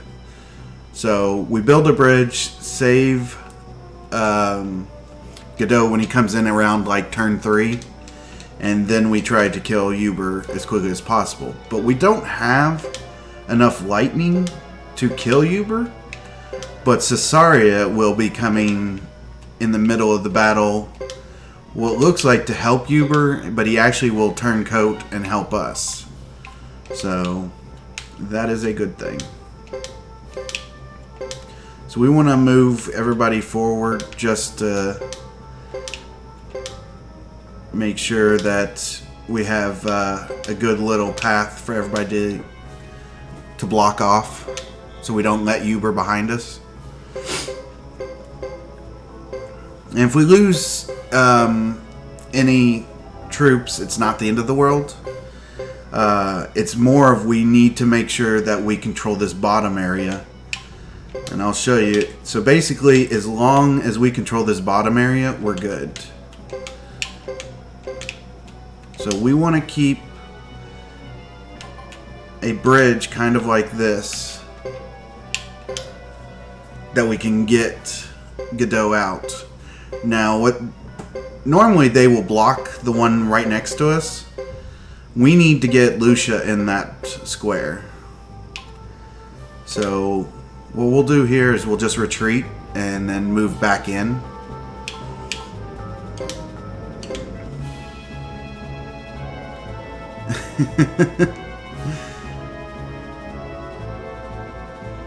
That's probably true. My accent will do that.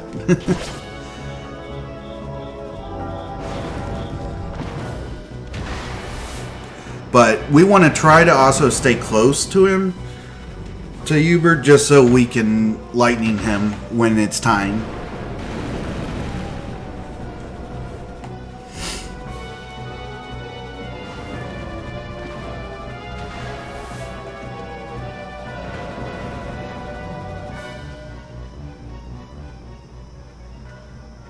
So that was actually a great first turn, because it definitely keeps us open.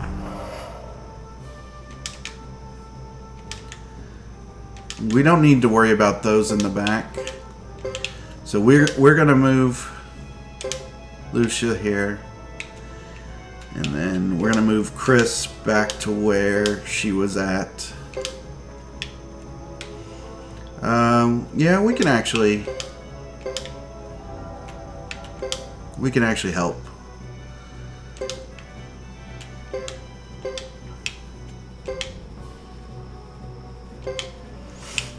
And that gets our bridge, so we can end turn. So after this right here, Godot will be joining us. So we have a way for her to retreat, which is good. And if they use their last move to take that spot, we'll just have to kill them.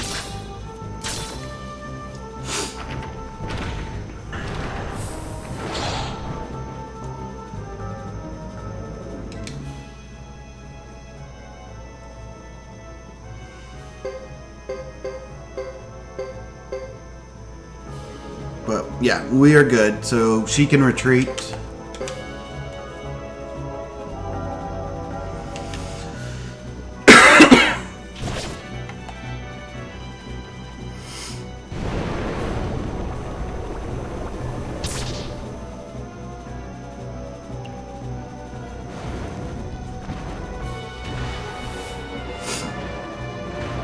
And we can fill in the gaps again.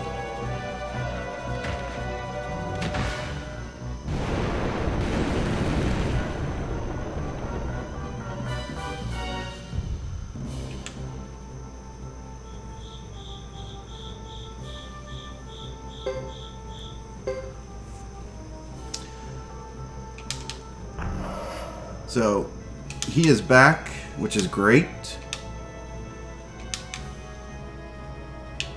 And then what we'll do is we will move her here. Ah, come on.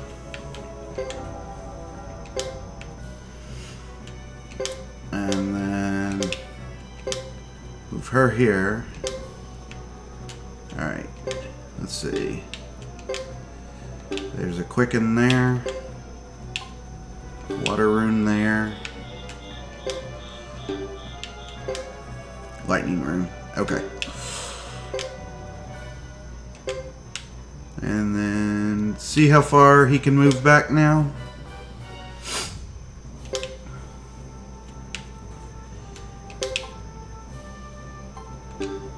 And let's see. I think, yeah, we're good.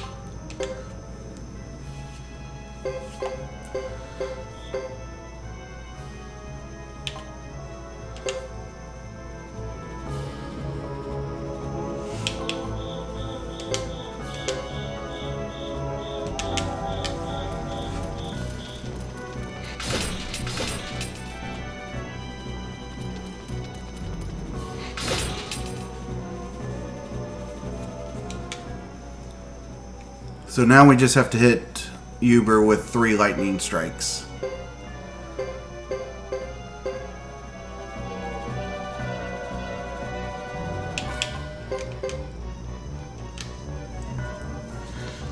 And having Lucia move back, it actually helps us here because it gets her closer to being able to lightning strike Uber.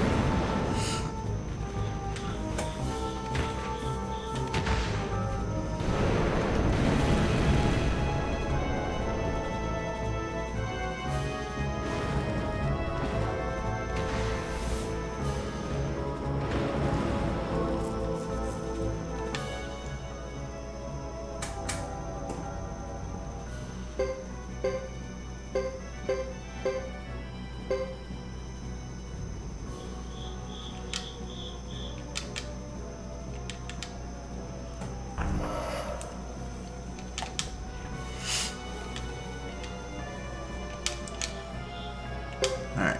Can I lightning strike from here? No. So I'm going to have to move here. And then move here, which is fine. And then basically we just want to move everybody into this spot so we don't have to move our lightning users. Because there's only one person that has to survive this fight. And he's gonna make his way the opposite direction so he doesn't get attacked.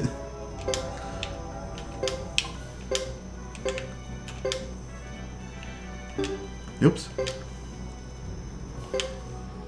And end. Alright. 2 more turns and it's over. Oh! That's not what I meant to do. Whoops.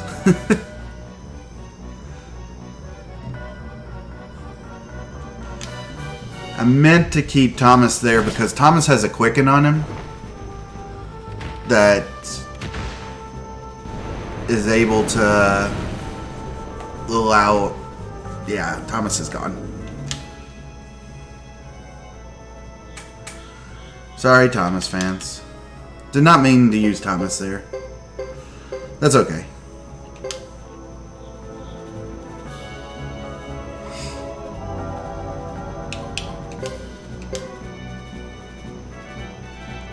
He did die quickly.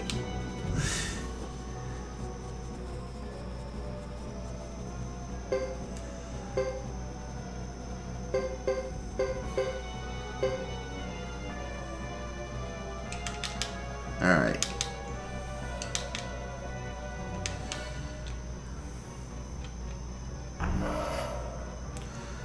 So, lightning rune.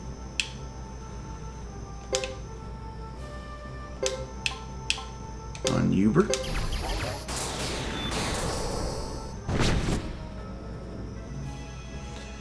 And lightning rune on Uber.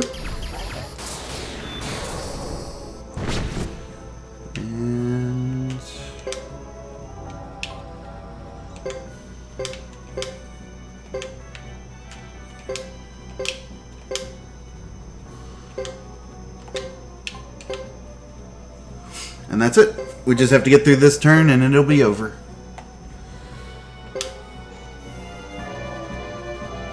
In fact, we can just attack now and hope to try to kill Uber.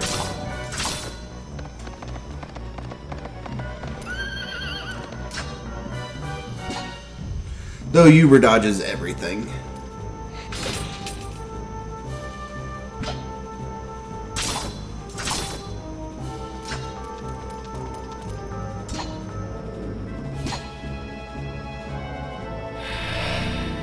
We should have just retreated, because Uber definitely just dodges everything.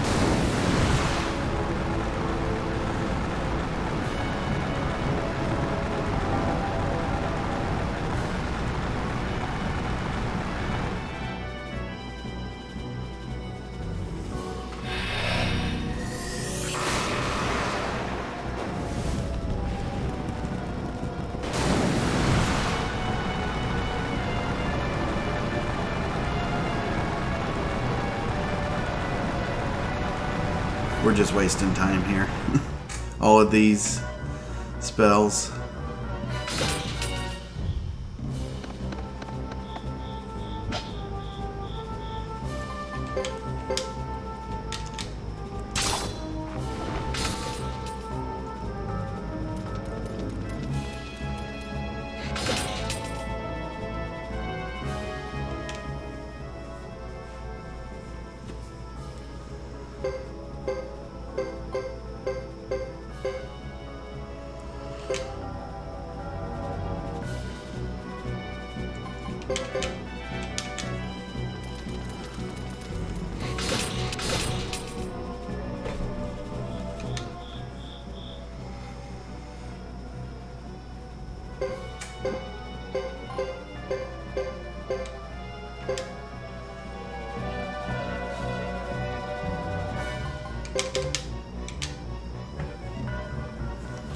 So now that war battle, or this war battle is over, the next good bit, it will be just us upgrading all of our troops.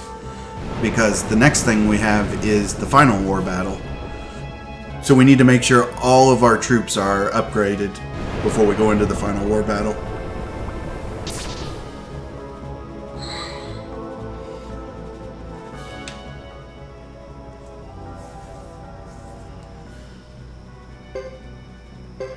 Alright, it's our turn, so Lucia will just lightning. And that'll do it.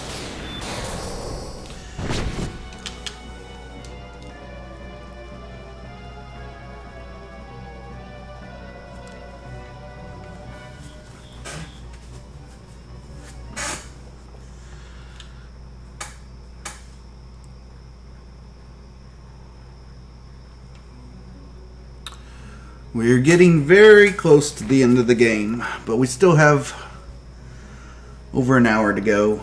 Probably like an hour and a half to go. We have one war battle and three battles left. So still a good amount. So now what we're going to do is we are going to go teleport to Labuk, and all of the rune shops in the game some of them sell different things. Oops. Sell different things. But if you open up the menu on any of the if you open up the menu on any of the rune shops, the rune shop at your base automatically will sell those runes. You just have to open up the menu. And we're also, that's the first time we use the teleport ability, and we also are going to use the blinking mirror for the first time on our way back, which automatically sends us right back to our castle. It's the first time and only time we'll use those two abilities. Because as is now, we really don't have much more exploring to do.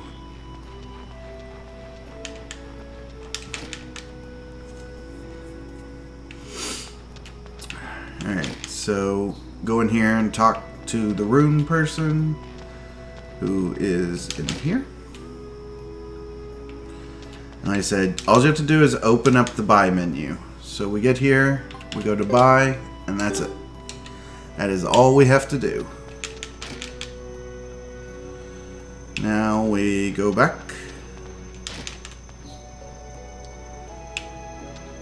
And once we get to the overworld, we will use our blinking mirror.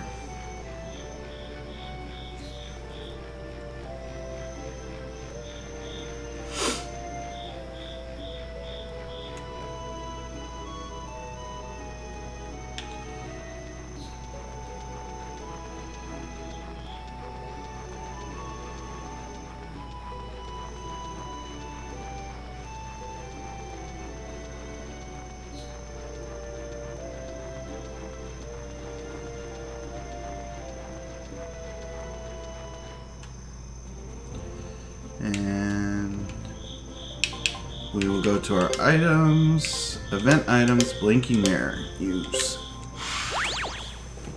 And we are back.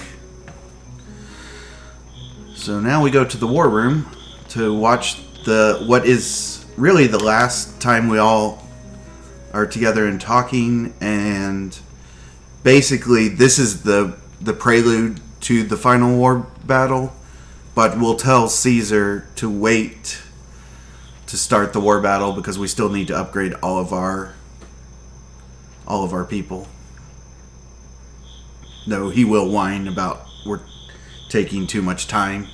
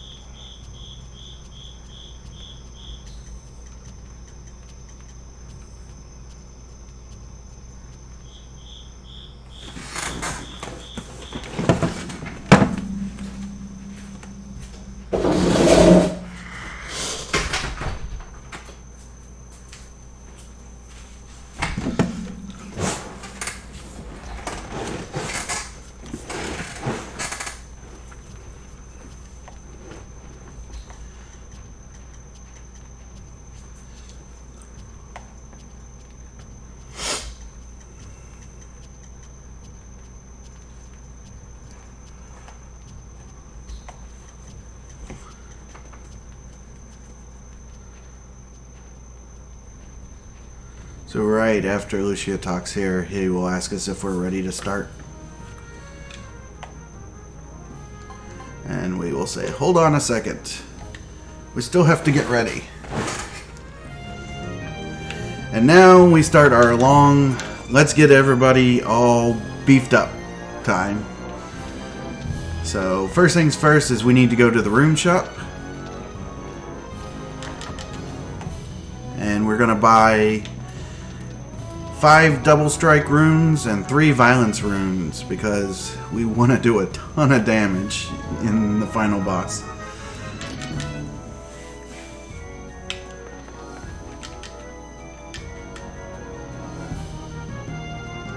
So we're going to buy.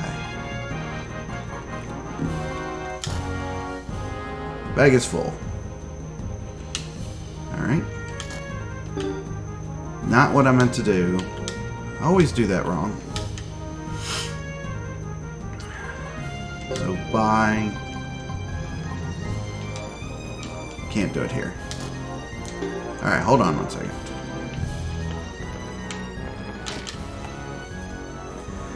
Hold on. Let's go over here real quick. We need more money. We gotta sell some stuff.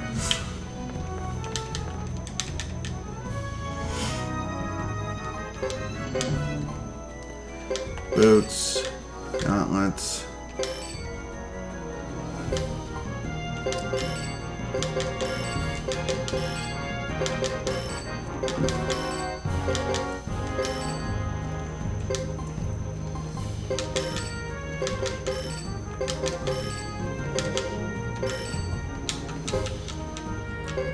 Hey, look at that. We are at 999,99999. We got a lot of money. And we barely played through the game. Now we can buy our stuff. Alright, so double strikes. 1, 2, 3, 4, 5. Then we're gonna buy 3 violences.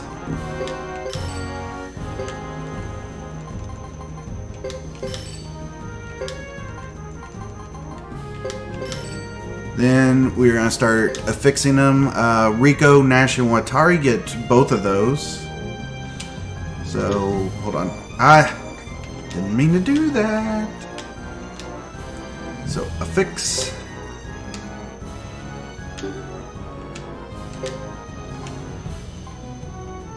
Double strike to, what did we say? Rico.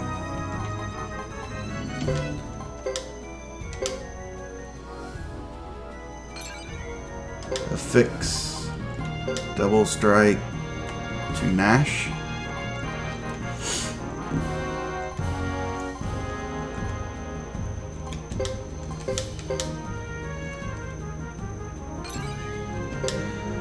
Fix double strike to Watari.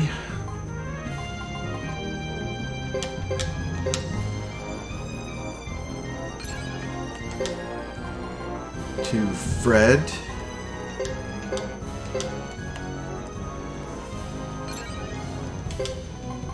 And Fubar. Violence goes to Rico, Nash, and Watari.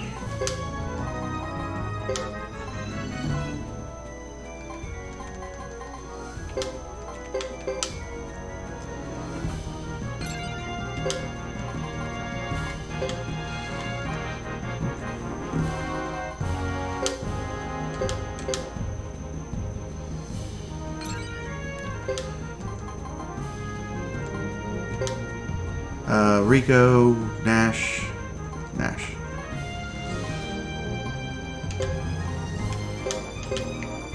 And then Lightning Rune to Little Vicky.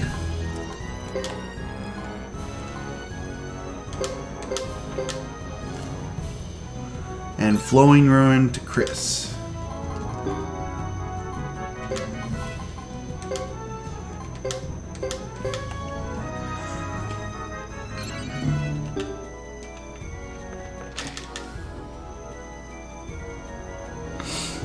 Alright, so now we need to buy a bunch of Jizos for everybody. So we're going to be sitting here buying lots of Jizos. So first up, Nacho needs some Jizos.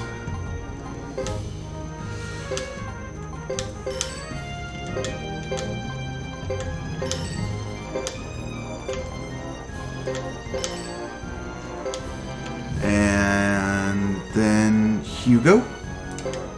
He's good. Chris.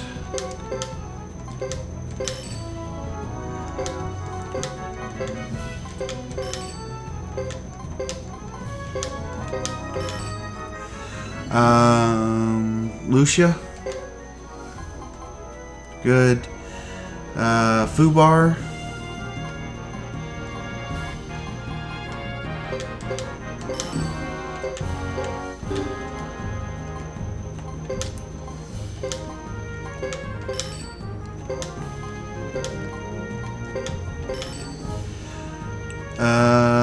Fred. Rico. Dupa.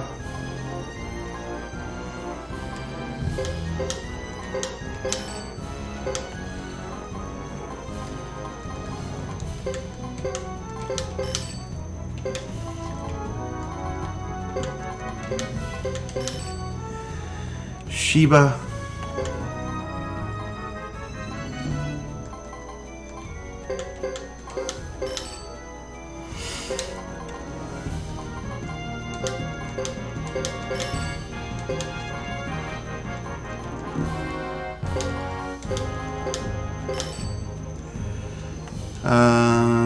Nash. I think Nash is probably going to have some. Where is Nash? There he is. Yeah. And Watari.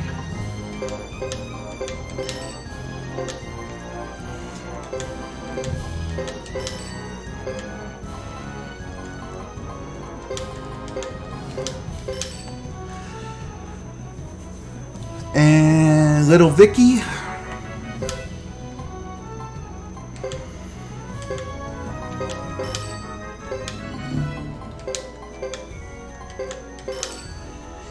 And Yumi.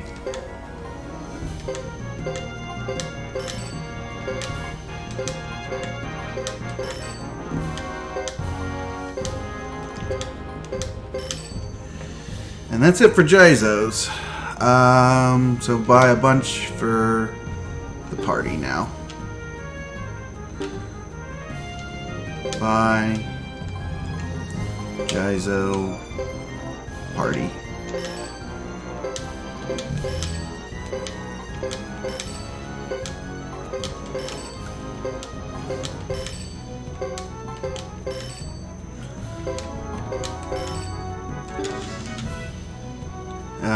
Buy a Jaizo for Cesaria and put his Earth Ring in inventory. Oh, well.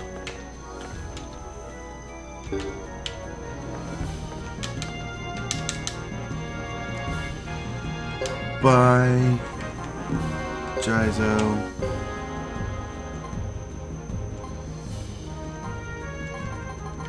Sorry. Oops. Earth Ring bag. Now we go to the blacksmith. Sorry, hard to keep up with chat, so during all of this leveling, there's so much. This is not who I wanted, but that's okay. We can do this first. So we need to Fred first. Fred needs his just pretty much damage.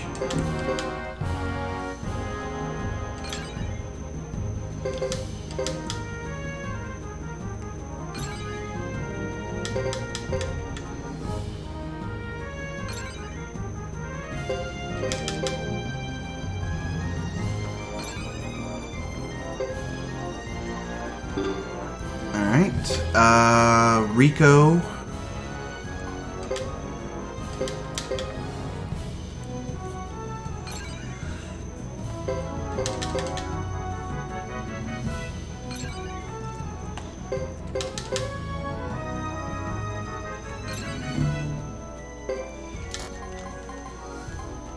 And then grab accuracy.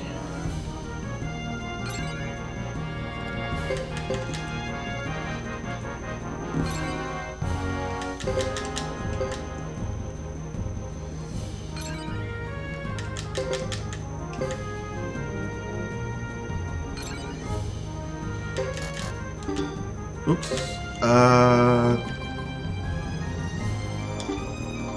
Forget Rico. Oh, not Rico. Forget Fred.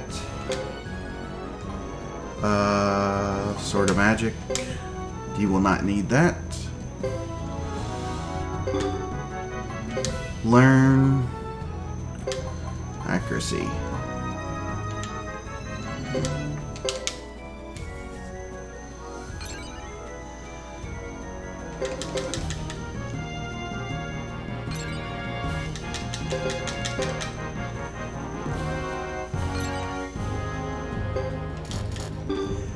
Alright, we go to Atari next.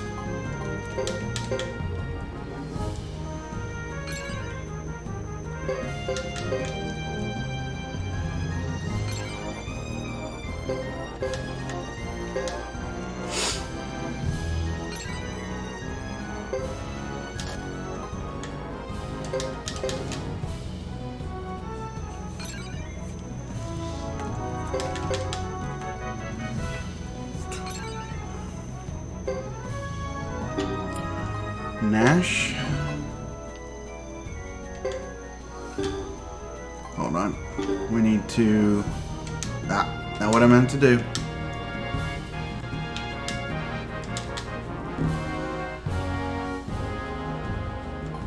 Forget.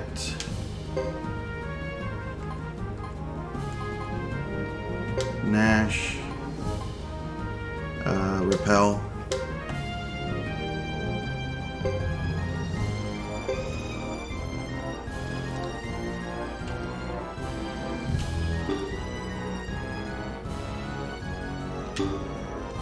Lesson. Nash. Accuracy. Oh, I had plenty of open spots.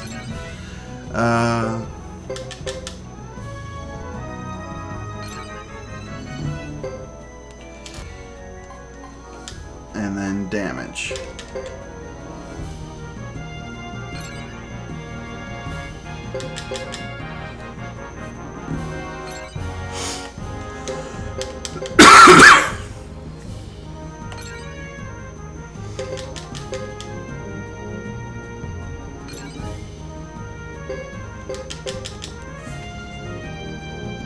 Alright, we need Fubar and Lucia still left. Alright, Lucia. Damage. We're getting close to finishing upgrading these people.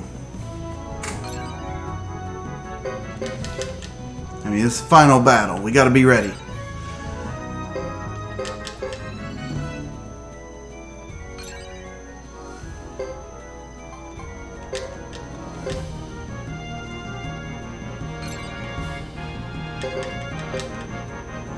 Alright, and then just Fubar is left.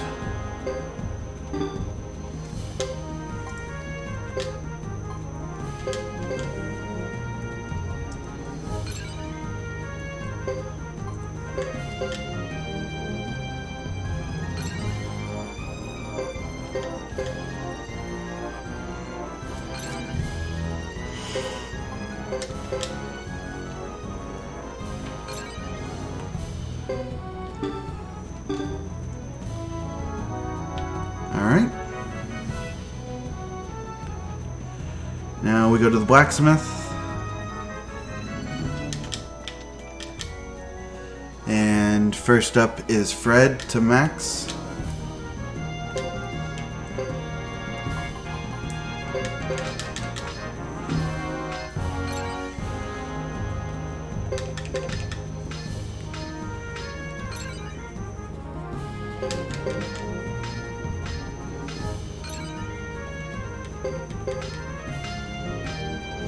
This will take a minute. Get all of these people their swords.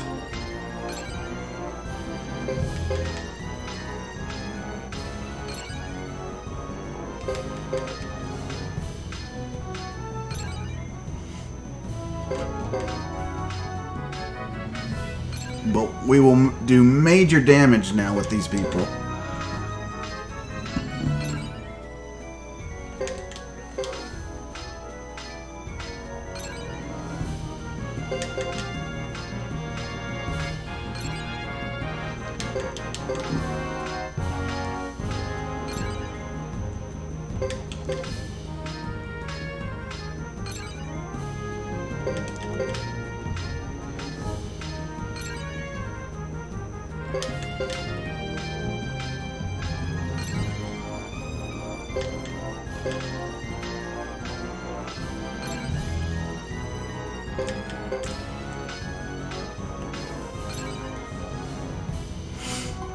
Alright, next is Nash.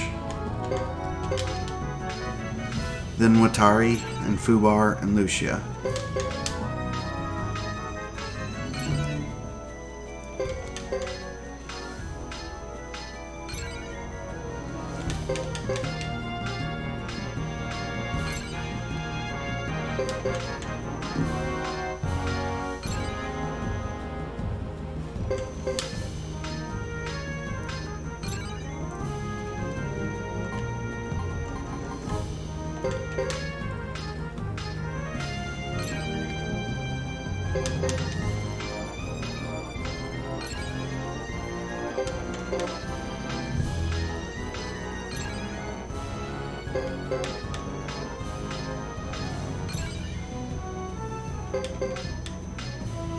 And whatever's left over after doing Watari, we'll try to get as much on Lucia as possible.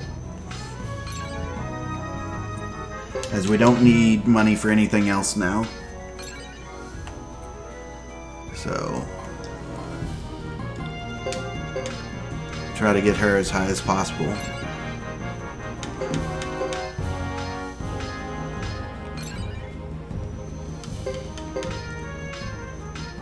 Alright. And now that we've gotten all the stuff upgraded, we're going to go save real quick, and then we're going to set up our teams and do the final war battle. Oops. And I'll go over the winning conditions of the final war battle here in a second. So we'll just go in here to this inn and save.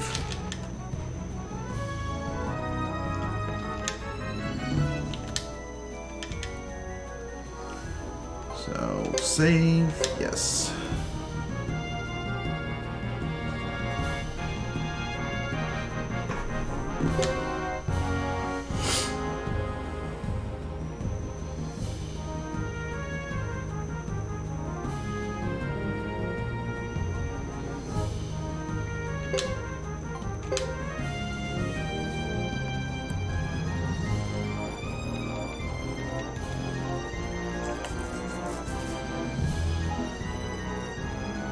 Alright, let's make our teams now.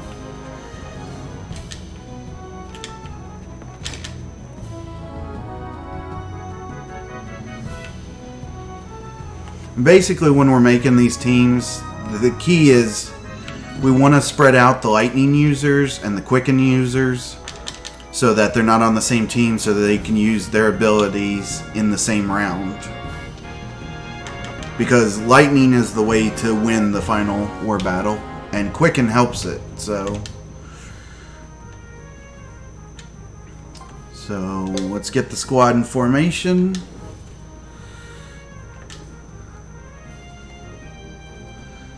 Alright, so first up, Lucia's team will be Fred and Vicky and Sheba. Where is Sheba?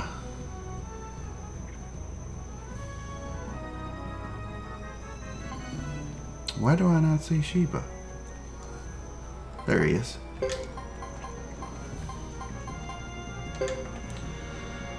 And Caesar. So outside of that team, we just need to make sure we have all of our lightnings and quickens on different teams. So let's see. We've got a quicken here, a lightning here,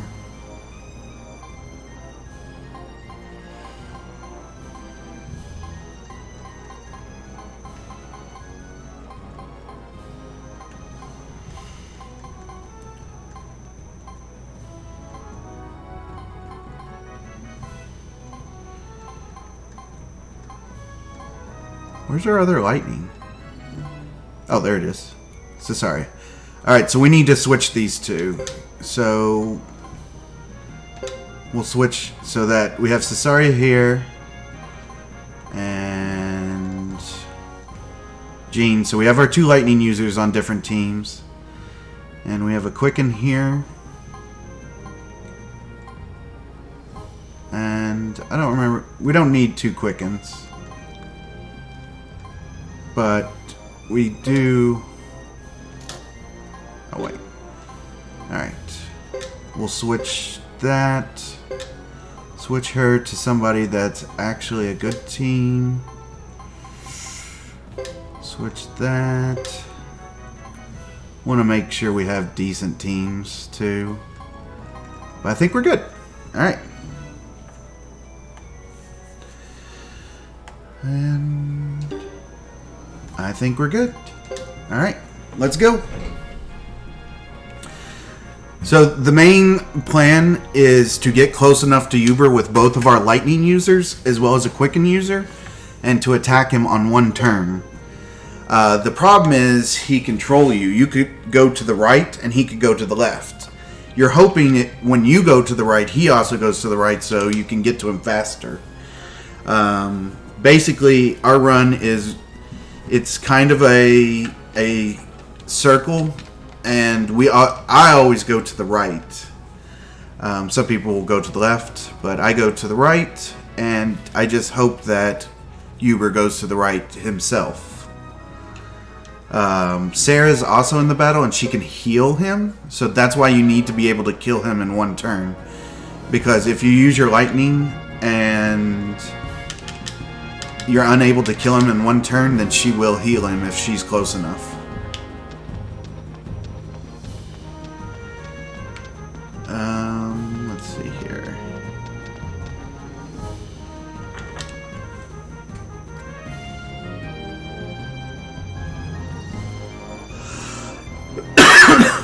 Alright, here's the final big speech.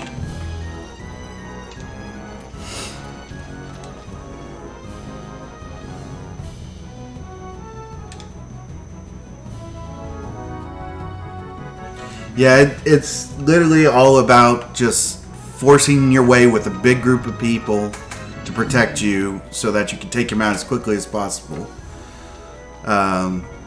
Most probably casual first runs, what you'll do is you'll end up trying to take out Sarah first because she heals and you want to make sure that she can't heal, and it just ends up being a long fight, drawn out fight. Plus, you'll probably have more members. Like, I had open spots because I hadn't recruited enough people. So, a lot of casual plays will have more members that'll be able to join, as well as leveling up the members, too. I still had Cecile as level 1, so that's not good.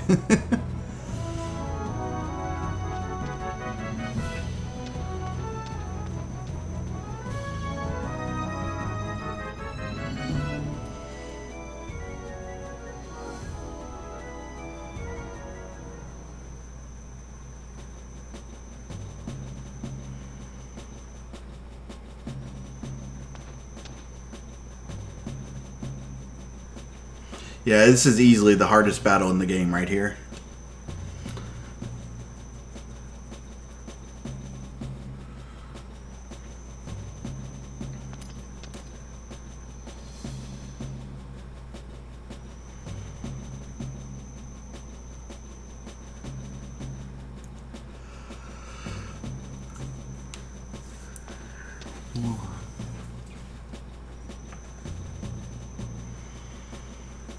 But after we've beat this battle, it's a pretty easy road to the finish.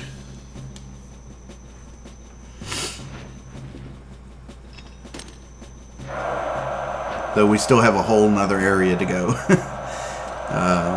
So there's still a good amount to be played.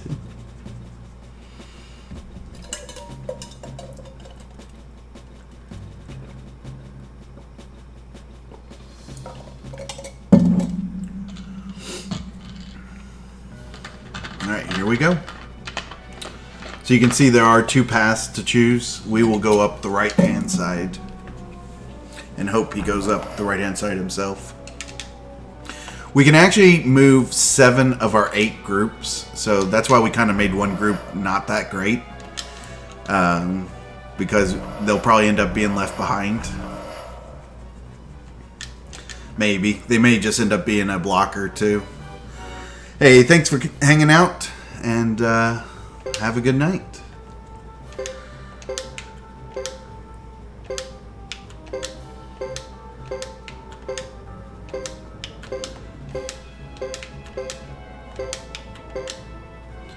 This is our bad group, Group 4. So we'll move everybody else but Group 4. Wait, did I put a Quicken in Group 4? I did. That's funny. I have to move Group 4.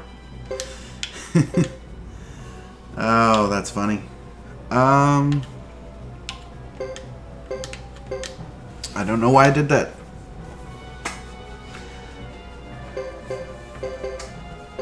So they will not be able to attack on the first turn. Which is good, because we definitely do not want...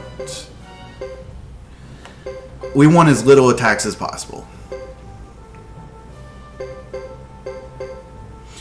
Alright, so we're going to have to leave one of our main group behind, which we will make it Chris's group.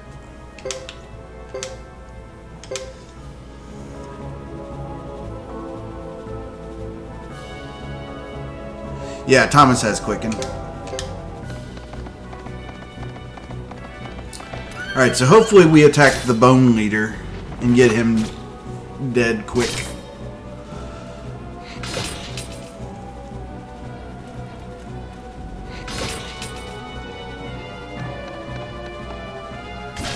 There we go.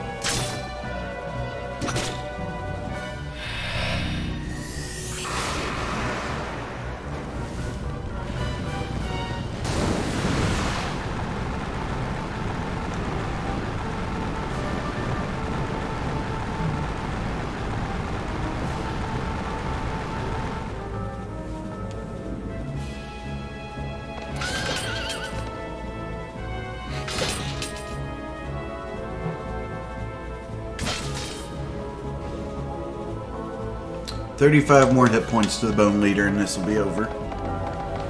So just attack the Bone Leader.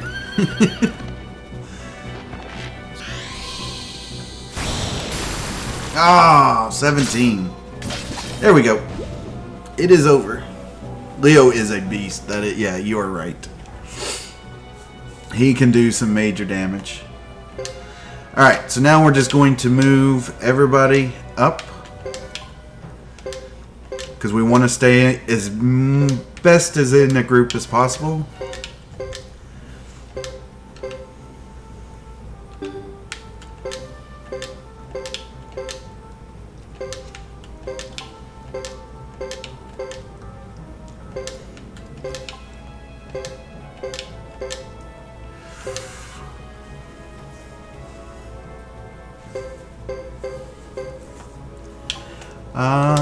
Sure. Oh, this is actually when we should be using Lucia's group, because her group is pretty dangerous. And so she does best when defending. But this group seems fine.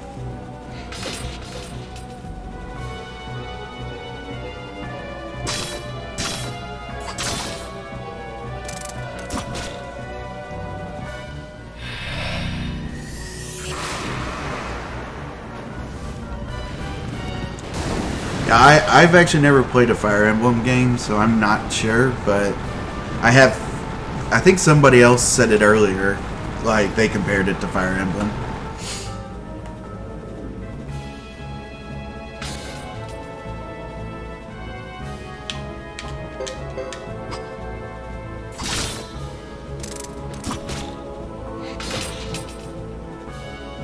We need to be attacking that leader.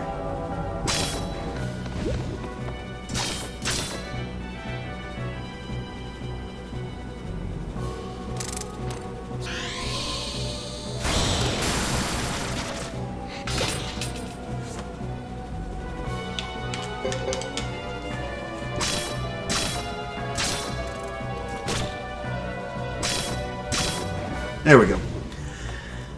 That is a good victory.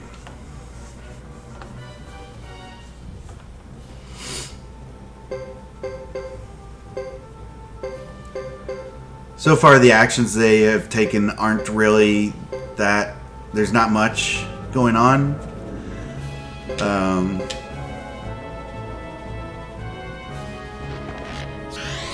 Oh, we should... Yeah, no. This is good. We want Uber to move, but we also don't want him to move in the wrong direction, too, so this is fine. I have, but many years ago, when it first came out. Ever since I picked it up again about 3 or 4 years ago, I've only speedran it, and I've only used Godot. I have not actually. There are others that speedrun this that use the other Flame Champions, but I have not. Oh no, Leo! Don't die on me, Leo!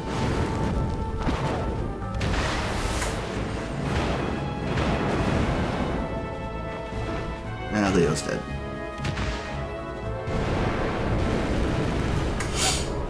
We lose Chris, it's not the end of the world because she doesn't have any abilities that we need to win this battle.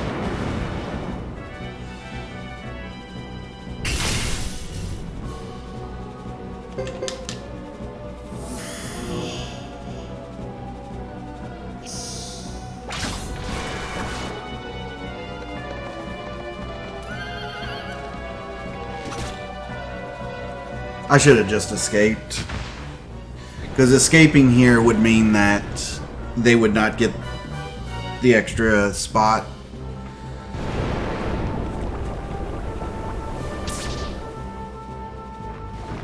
We might be able to outlast them.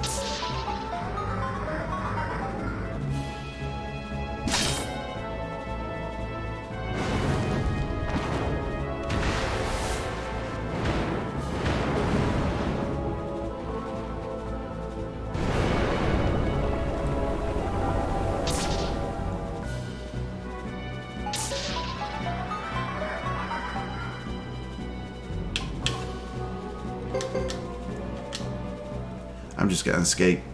Not give him that spot.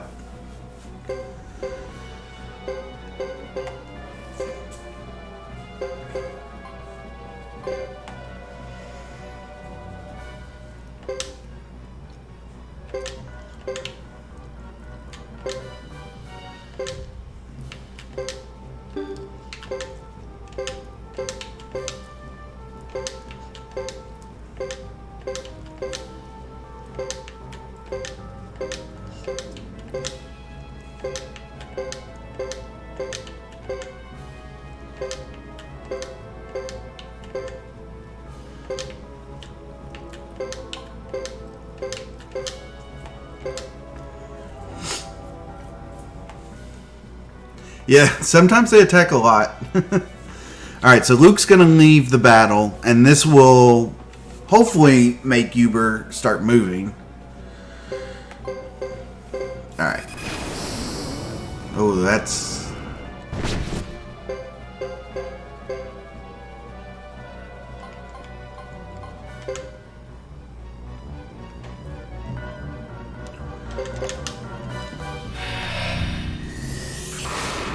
Alright, we gotta take down the rock golem here.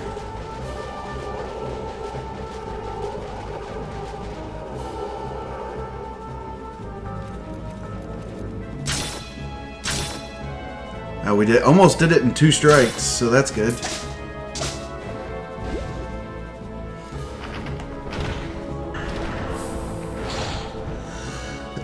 That rock golem hits hard.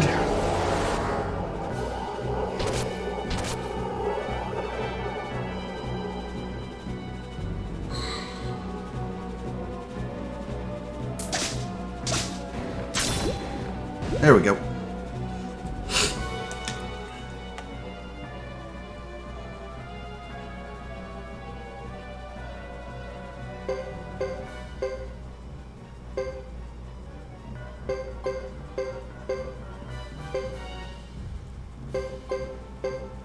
Uber still has not moved.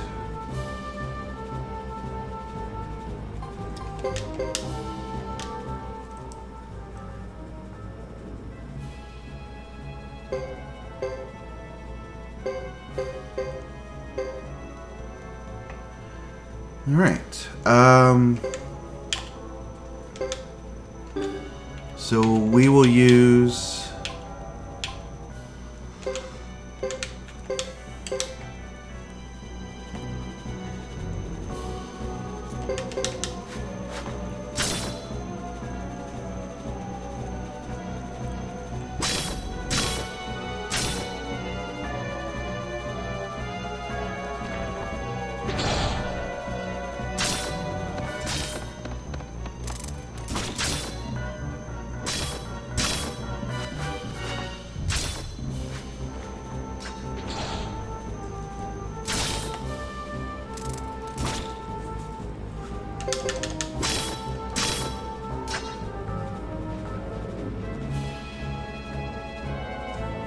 We need 220 more damage on that rock golem.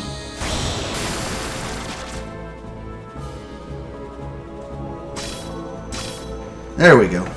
That's a good victory.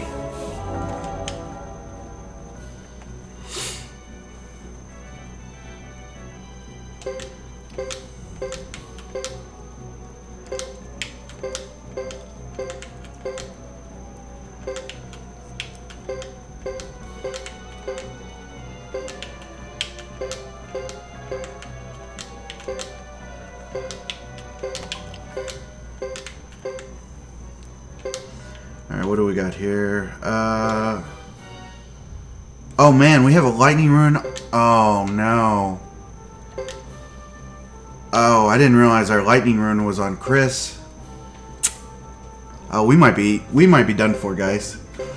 I didn't realize our lightning rune was on Chris. We might be done for. Oh no.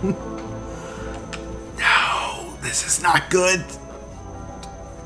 Retreat. Alright.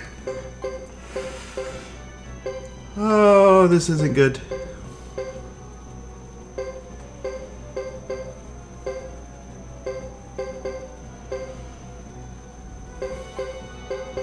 At least he's moving in the right direction. That's good.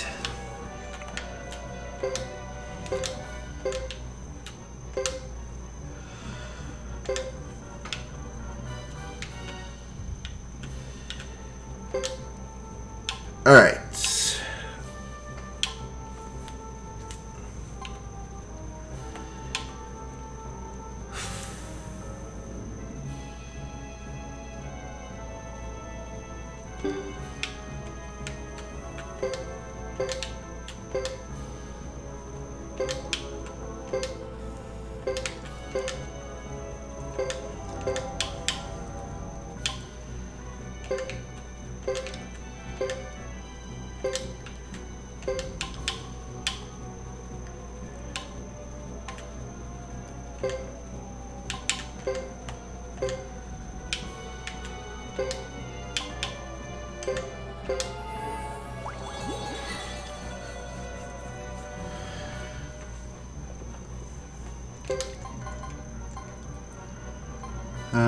What else we got? Oops.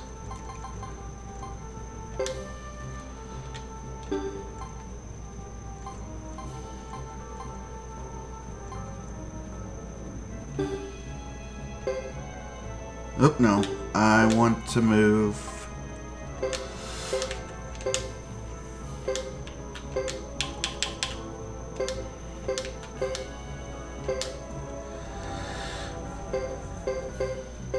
This is good. I think we just won. I'm pretty sure we just won.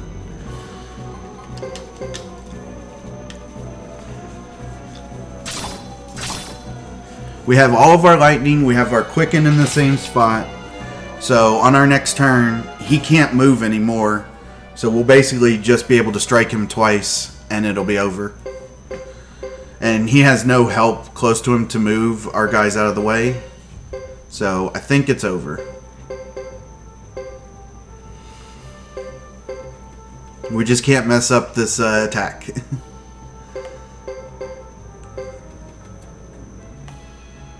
Alright, so first things first, we will lightning rune Uber. And then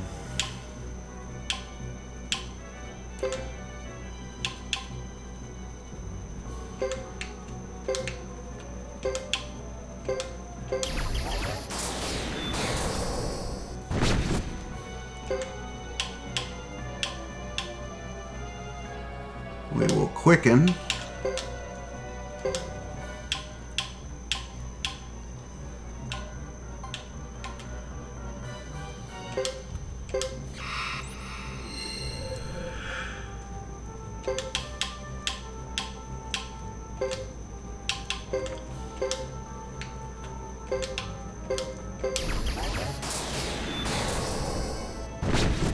And that does it. Alright, we've beat the last war battle.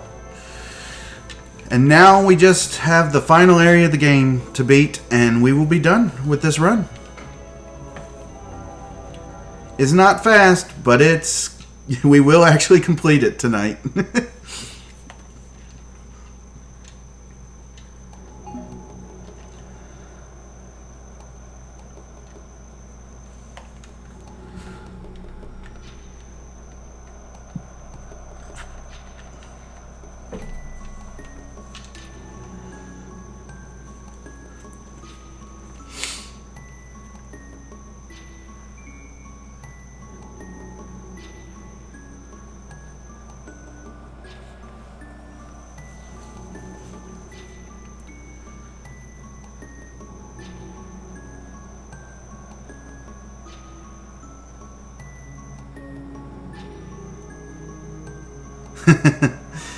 Yeah.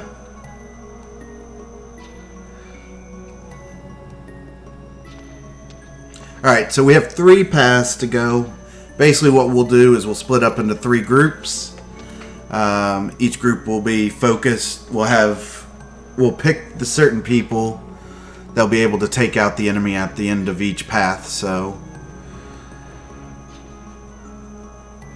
Really, we only have 3 more fights in the game's up. Well, 5 more fights, because there's 2, like, really quick fights before the final fight.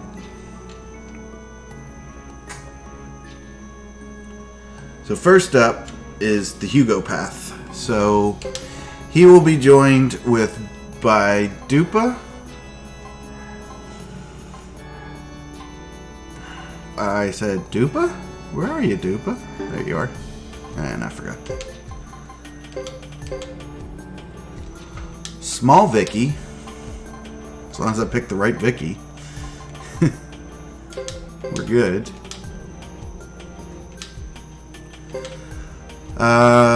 Sheba.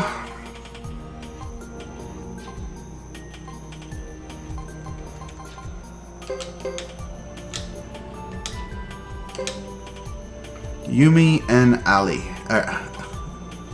Aaliyah.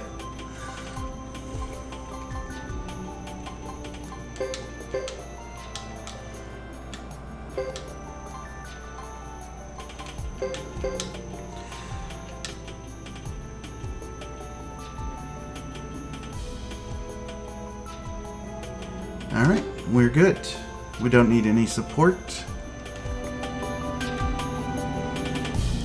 So I'll change the formation real quick. Dupa will be in the front. Vicky behind him. Hugo, Leah, and then Yumi and Sheba switch.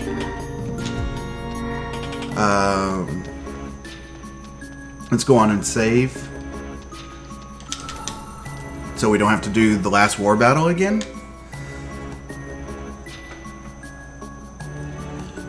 We'll save one more time after this. So just 2 more saves.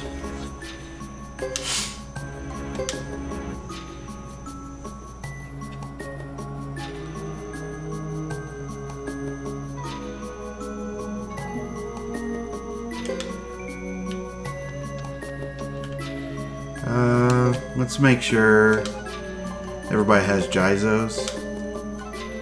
Everybody should.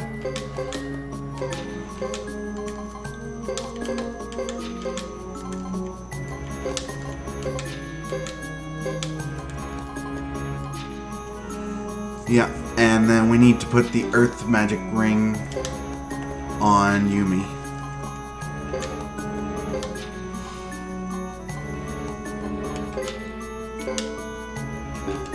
And we're good. Yeah, the lizard folk can do some major damage, that's for sure.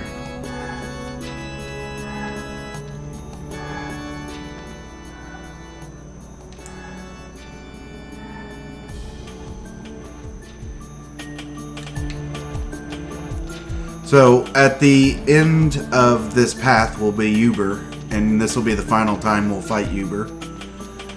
At the end of Chris's path will be Sarah, and that'll be the final time we fight Sarah. And then, at the end of the middle path which will be Nacho's path, will be actually nobody. It'll just be the final door before the final boss.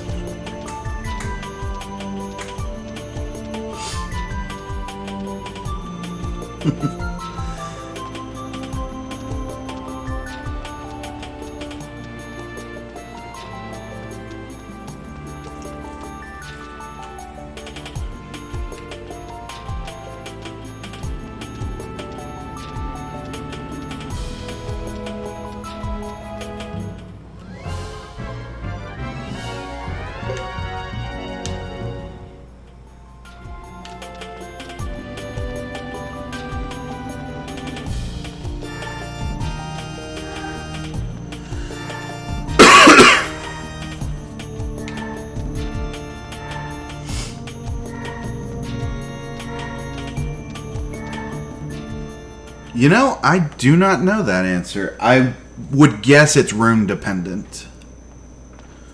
Because you're always going to have your flame champion going down the middle path. So I would definitely guess it's room dependent.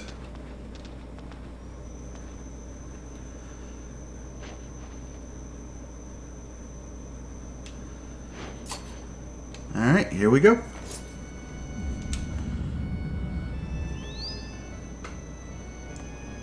Yeah, we will make sure we have Silent Lake for Sarah. That is for sure.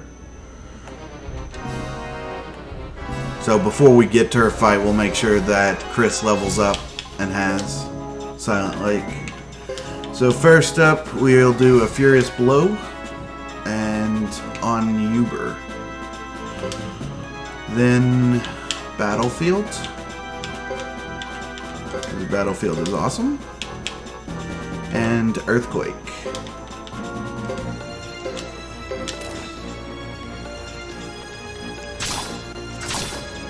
Yeah, Uber is just ridiculously strong.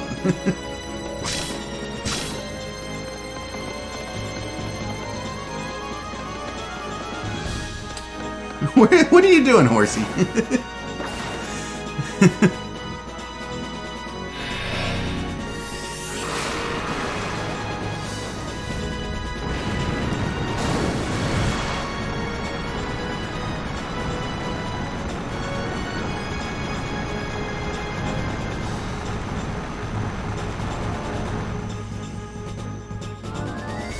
Alright, no stop channings. That's good.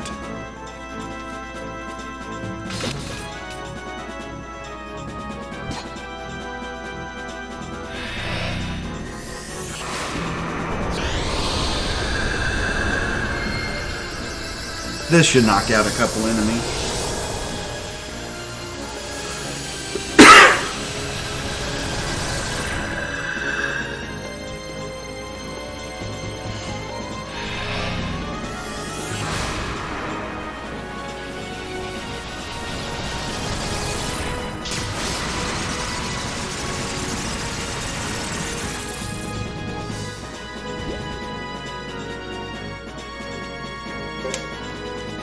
Alright, Furious Blow again. No? Okay. Soaring Bolt it is, then.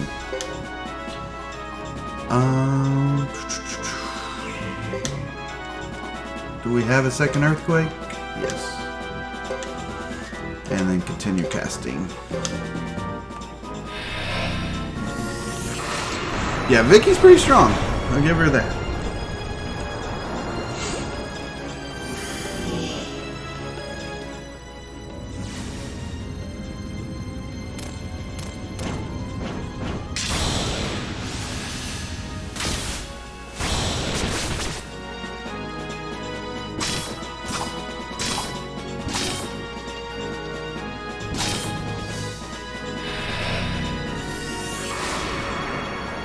Hello, hello.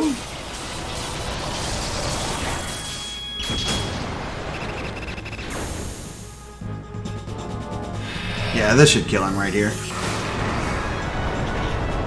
If not, we'll just... Yeah, no, we're good. Alright. One path down. One to go.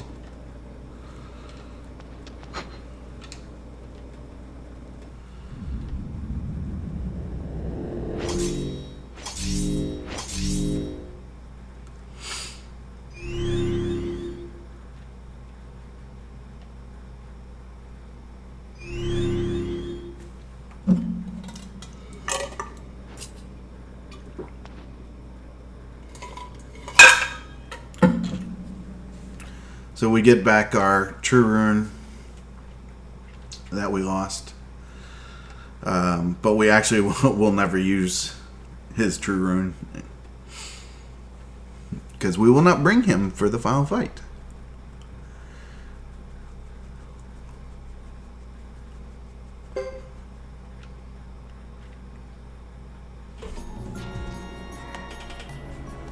Now, Uber comes back one more time before he leaves for good.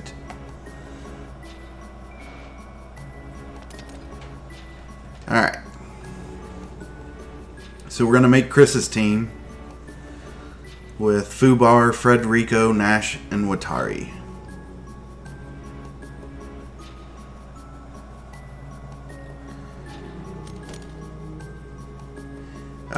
I am very exhausted, that is true, and it was actually just an ice cube in my water. I had enough energy. Well, I had a Red Bull about 9 hours ago and a Frappuccino about 4 hours ago. They thankfully got me through this night.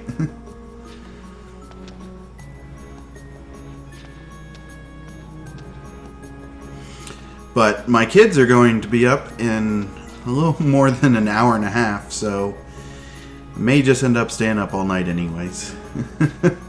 So I can get them ready, help get them ready for school.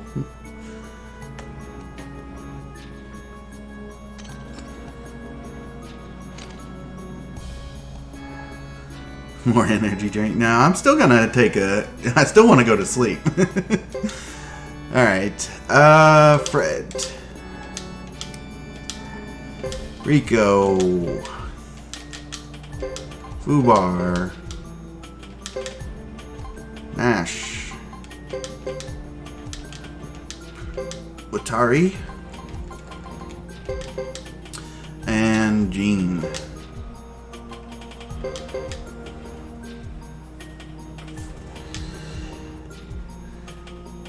And we're good. So we will switch the formation and check Chris's magic real quick. No, not next year. Fubar in the front, Chris behind, Fred and Rico switch, and then we're good there. Status on Chris. She is at 59 magic, which is key here because we need 60 magic for her to be able to do Silent Lake. So we'll have to do one quick battle so she can get that 1 point of magic. So I'm going to go on and save just to be safe that we get that 1 point.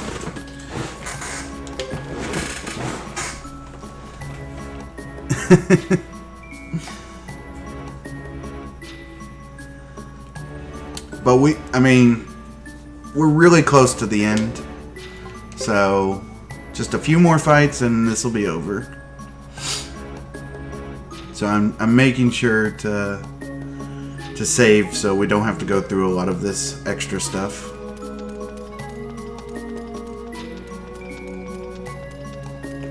But thank you all for hanging out and bearing with me in this extremely long run.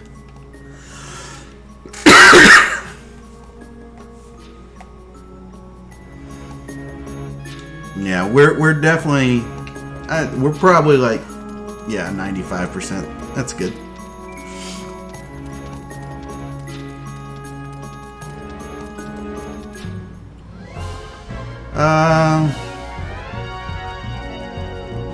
Sure. Let's kill these guys and get the 1 point.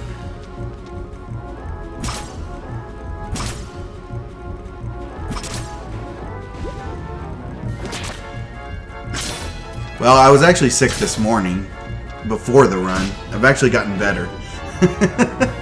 I woke up sick and didn't even know if I was going to do the run or not, but decided to push through it. And it worked out.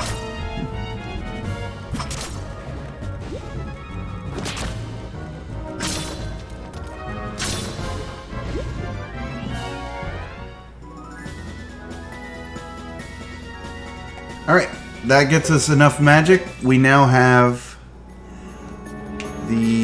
what we need. We're going to heal. And we will head to the Sarah fight, because now we have Silent Lake.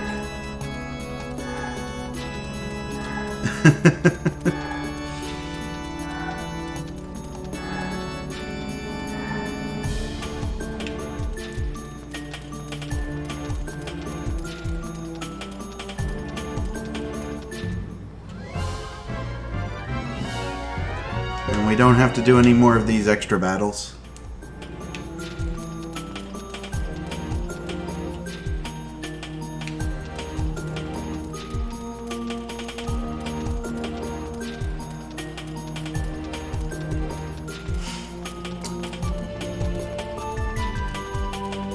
Yeah, honestly, like, I've done 24-hour marathons where I've played a bunch of different games and done different things during it, and it's nowhere close to, I feel like, as hard as doing this, even though this is much less time, because when you're doing the same game and you don't have time to get up and move around and do stuff, that's what really gets to you.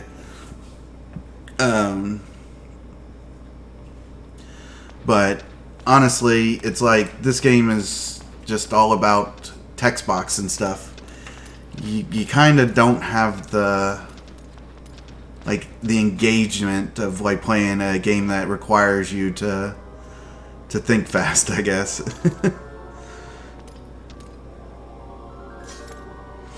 Alright, so turn 1, Chris is going to use Silent Lake, and then all the rest is needed is physical damage.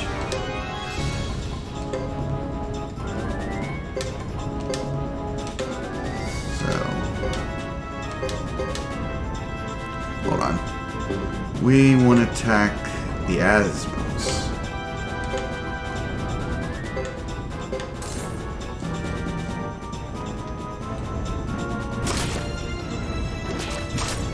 That is not who I wanted to attack, but that's fine.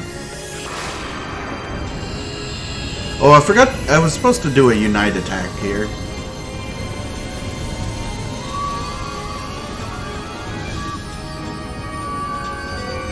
Nice.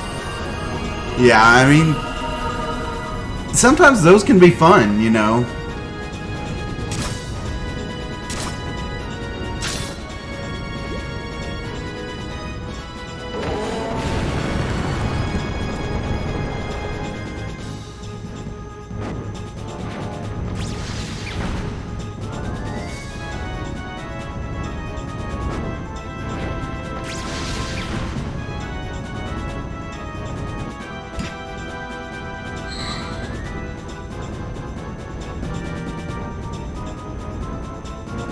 So the one thing I wasn't paying attention to before I started this fight was just to make sure that everybody has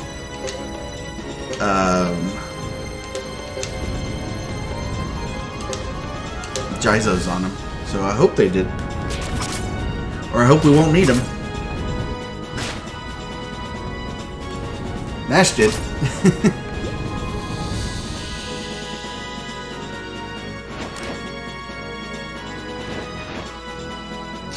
Yeah, you have to have the right setup before doing Silent Lake, that's for sure.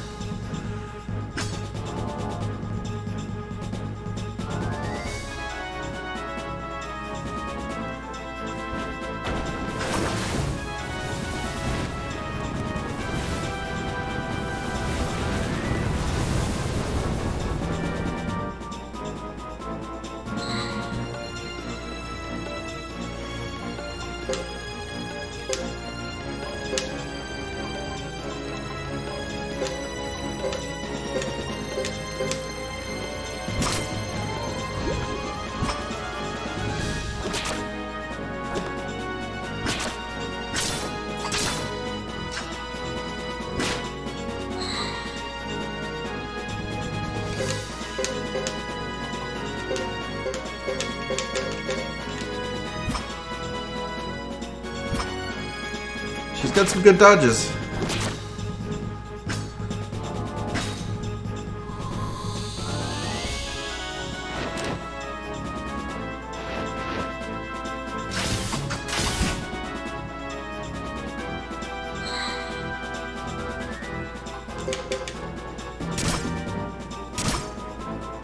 Alright, we're getting close to being over.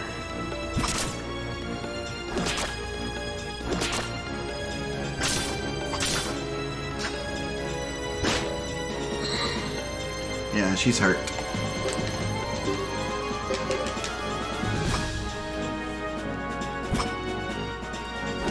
Uh-oh. This isn't good. She is dodging everything. Oh no. She dodged everything.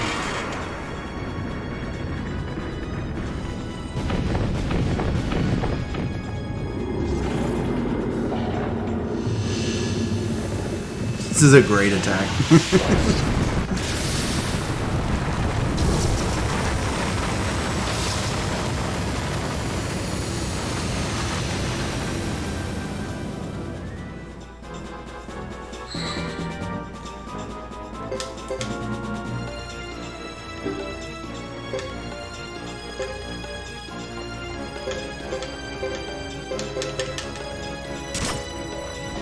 That's all we needed, was one hit. Alright.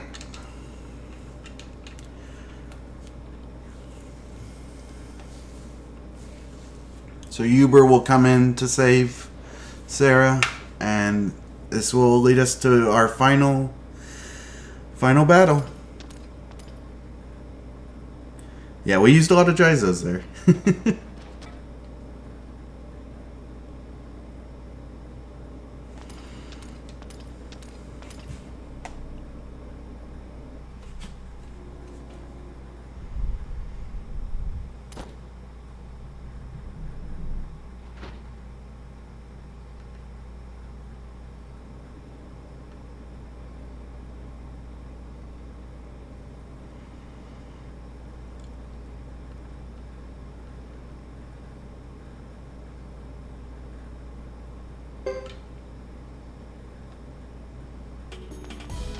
Oh, I thought he came back. Never mind.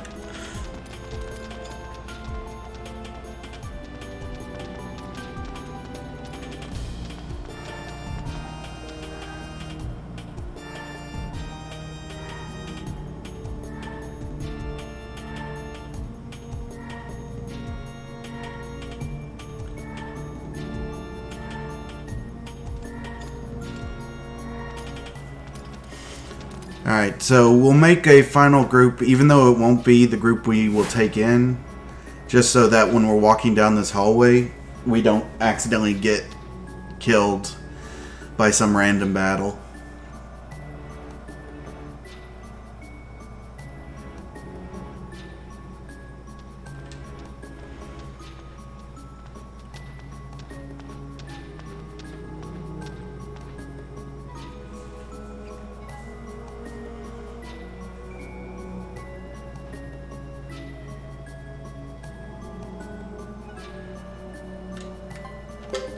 So we'll bring Big Vicky,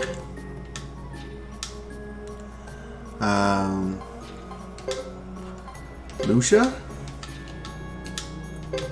Sergeant Joe, Roland, Lily, and we're good.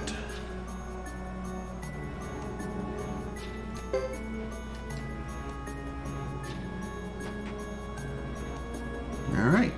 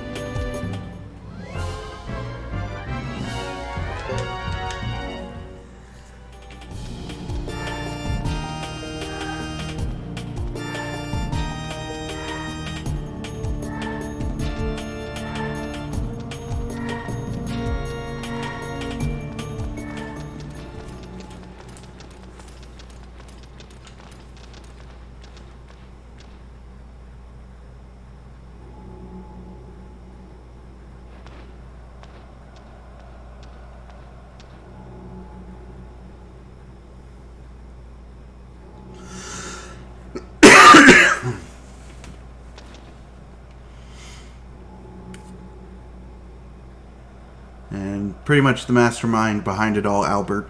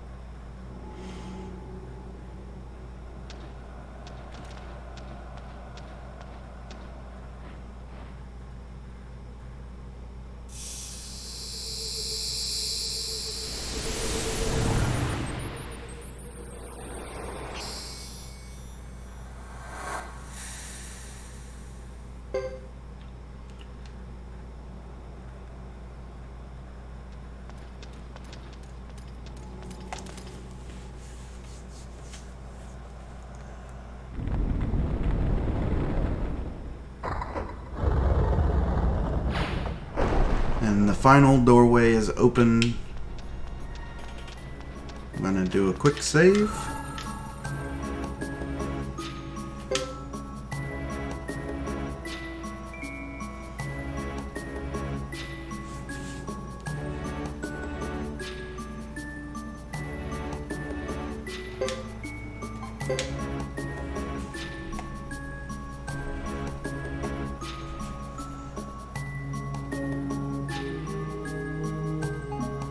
Alright, we'll make our final team and go to the final fight.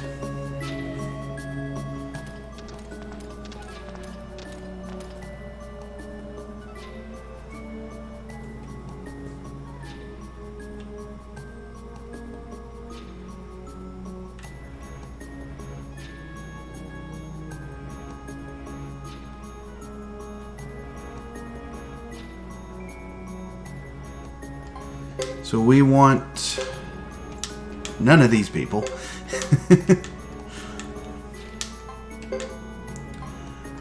We want Fred.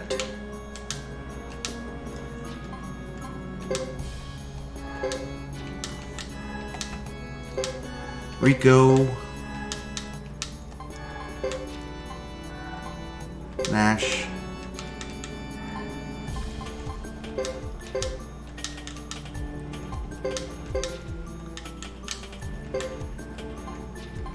Watari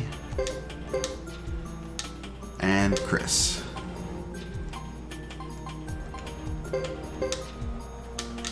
And Jean for support.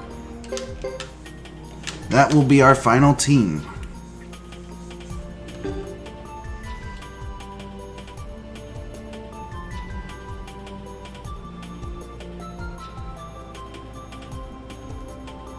Always Jean. It is time. We'll change. We want Watari, Nash, Fred and Rico will switch, and Chris and Godot will switch. We'll also put make sure we have Jizos on everybody.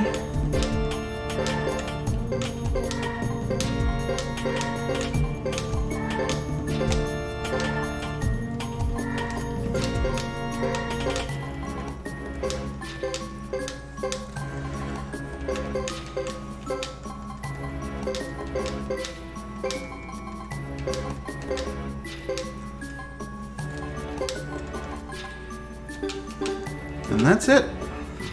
We have nothing left to do except for go do these final battles.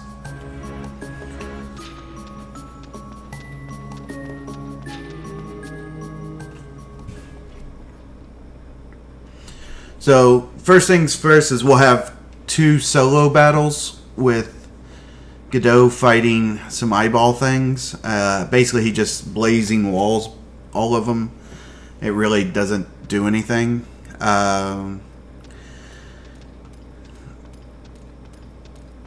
Tierkreis is not a tactic. It's actually an RPG. I think it's good.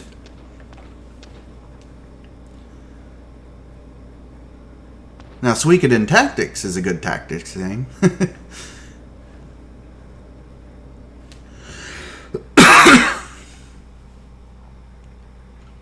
Alright, so he's going to go into this weird monochrome world.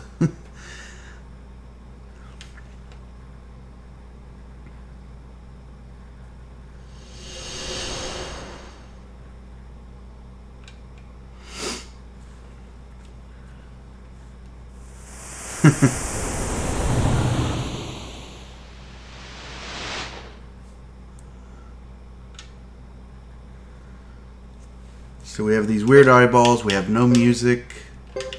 But all we have to do is blazing wall. He gets to go first each time. So these will be no problem.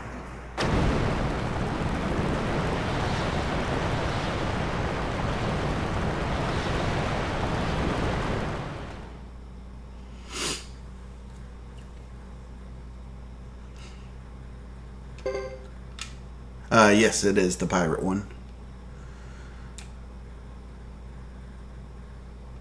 Alright, one more eyeball fight.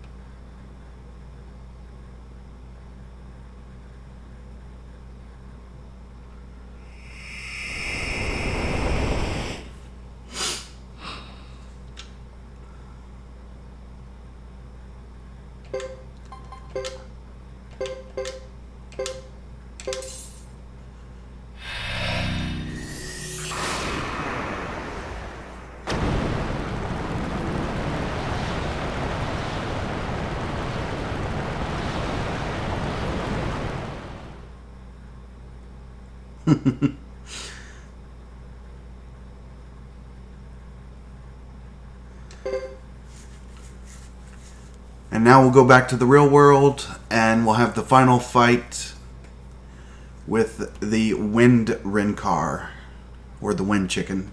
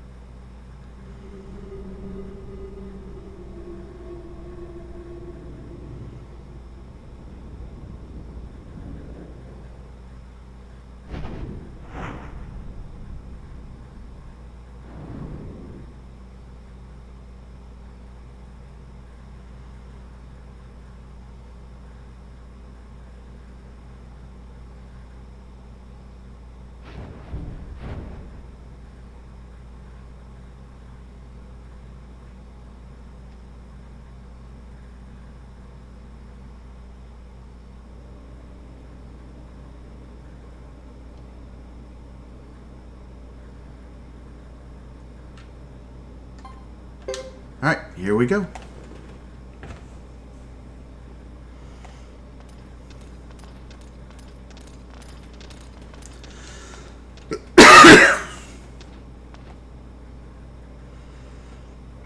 Yeah, it's almost 5 a.m. here.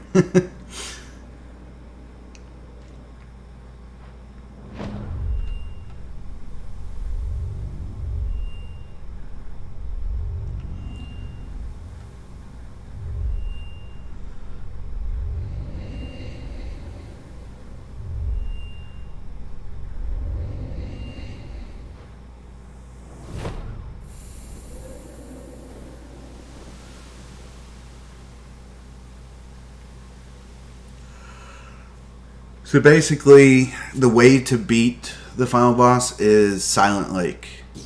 All you have to do is use Silent Lake, and none of the things can attack you. And then you just do physical damage to the wind, and it's GG.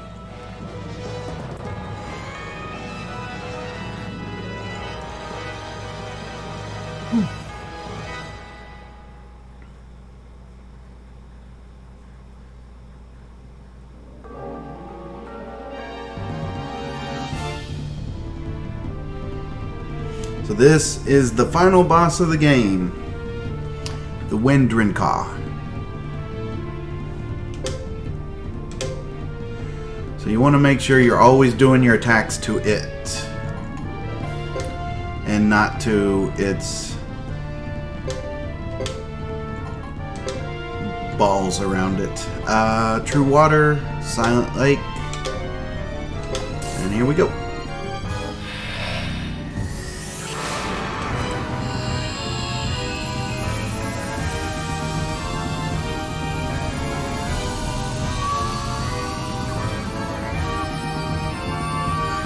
Take care, 29. It's good having you here all day.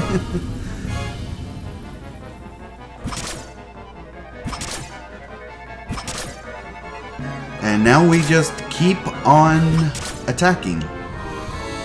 And we'll defend with Chris so that she does not die. Because these four are the ones that do all the damage. So, really no need.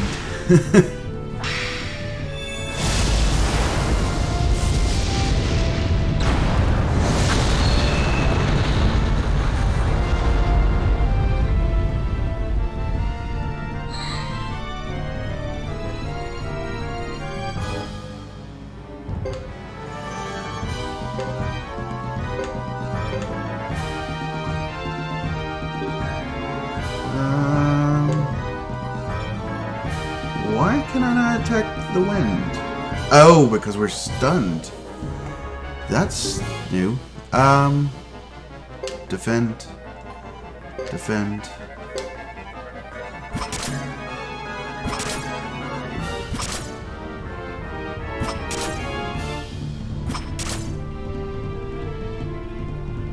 I did not want to attack that. I don't know why. Oh man. Why the mistakes? I said to attack the Windrin car, not that.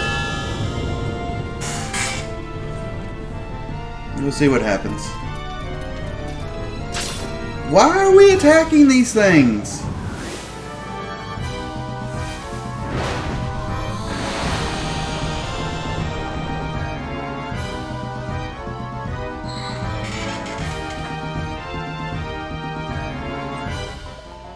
Alright, let's get back to it. Attack that. That. Silent Lake.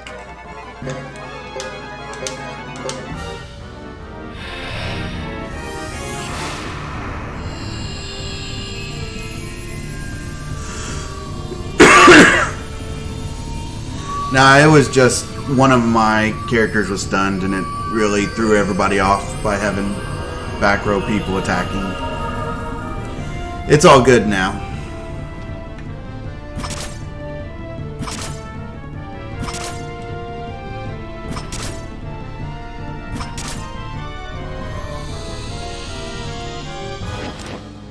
It has a very good OST, that is for sure.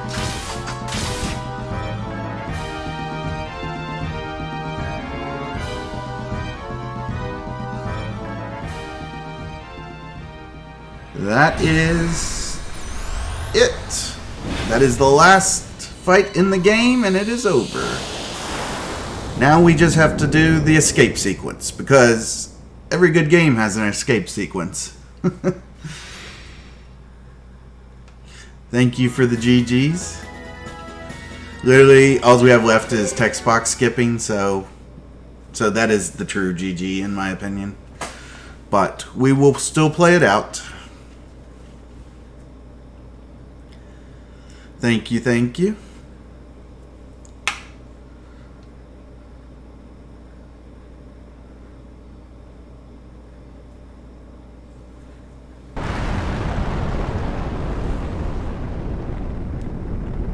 What's up, Willard? How you doing tonight?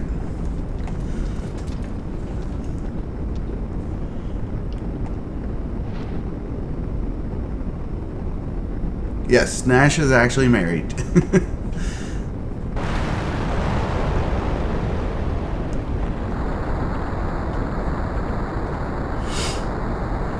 Yeah, I feel you, man. Thank you for all the GGs.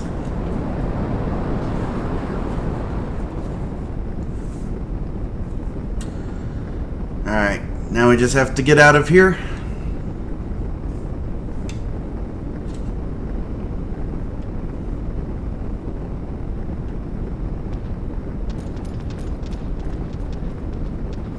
You know, the whole place is collapsing. Let's walk as slow as we can to get out of here.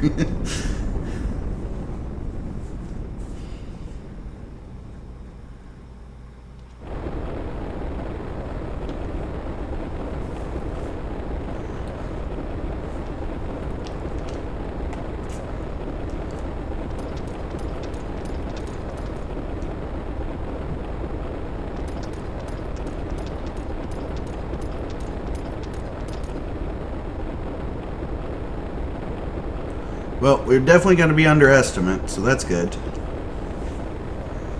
I mean, that is definitely a victory. Always to be underestimate, even though it was a really high estimate. We definitely had some... We had to restart the game. Not restarted, but we died and lost about 10 to 15 minutes early on, which really cost us a lot, and we had some mistakes through. But all in all, it was still a fun night and day. I'm glad I was able to finish it, that's for sure. And that's the key thing. This whole marathon has been a blast, and just want to say thank you to everybody who participated, and also all of you guys for sticking with us for the last 4 days and letting us show you guys how great this series is. And hopefully you all will be back next year when we come back for Suikothon 3, and hopefully some new and exciting categories, and maybe some new runners, hopefully. So if you're interested, we have all you need to know on speedrun.com. It has all the guides, and there's plenty of us to help you through each of the games, especially Sig and Zero, who know all of the games themselves. So yeah, thank you all for coming out, and you know, it's over finally.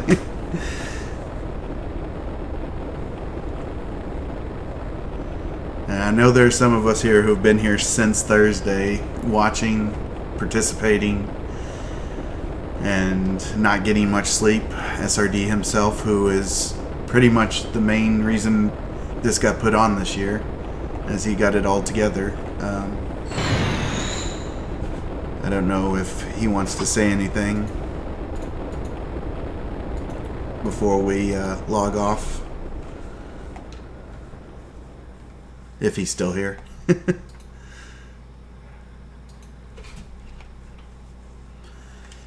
Oh, there he is.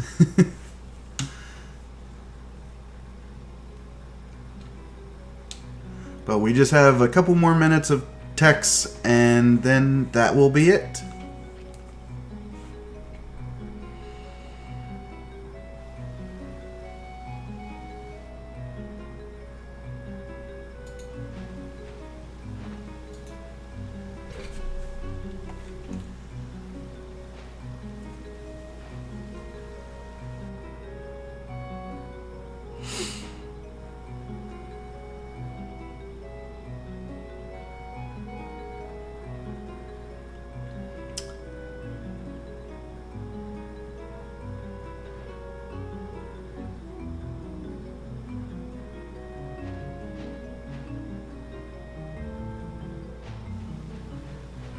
And if you're interested, you can check me out on my Twitch page at Hyo24.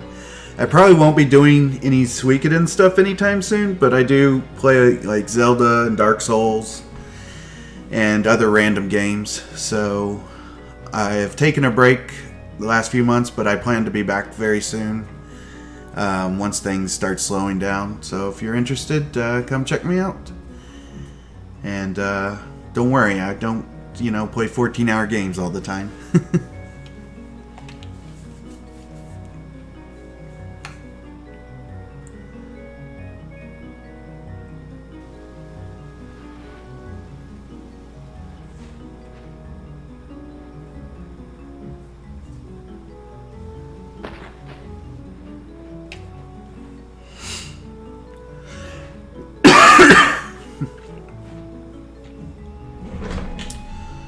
So the last text box will be when Ace gets up from off the ground, which he's not even on the ground yet, so. But when he gets up from the ground, that will be time.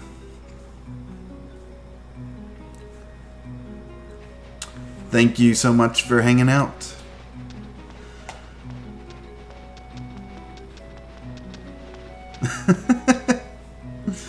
I will.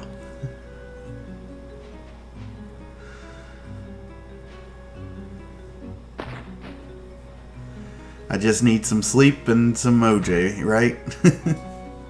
Whatever's in vitamin C. Alright, people. This is time. Thank you all so much. That was Suikoden 3. And now we get the credits that show what the people I found are doing, and you'll notice there's a lot of people I did not find. But I always like the endings of the Suikoden games because it goes through all 108 stars. Unfortunately, if you don't find them, you have no idea who they are or what they're doing, and you'll just have to go back and find them. But yeah, that's going to do it for us. I'll let this play out.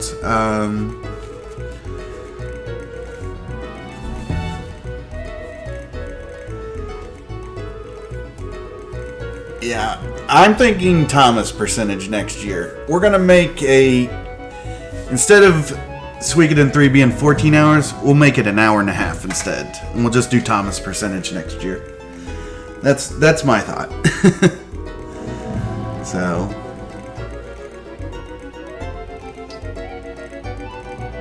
but yeah, I'll let this play out before I stop streaming, unless there's something else. SRD.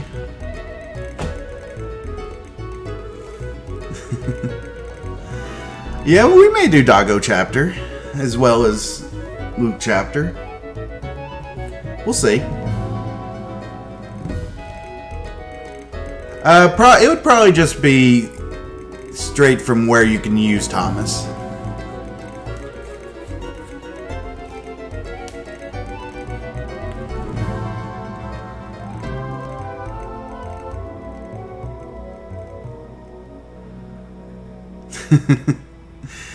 Yeah. We all came together at Taco Bell to battle the forces of evil.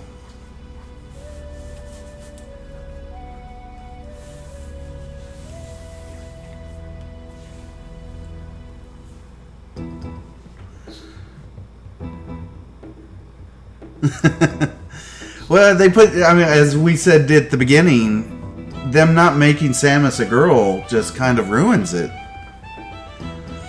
Thank you for the GGs.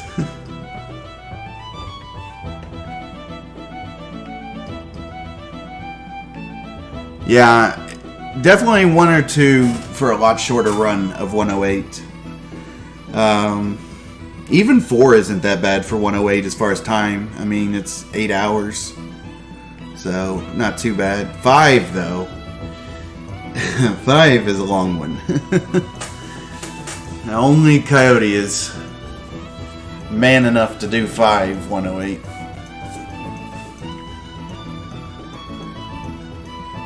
Or maybe Close to War also does 5 as well.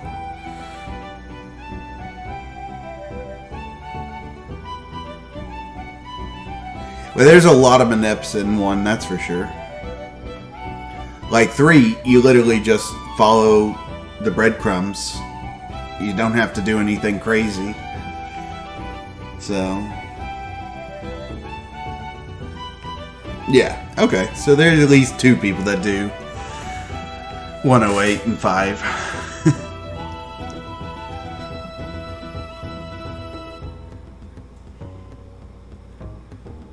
There's Nacho.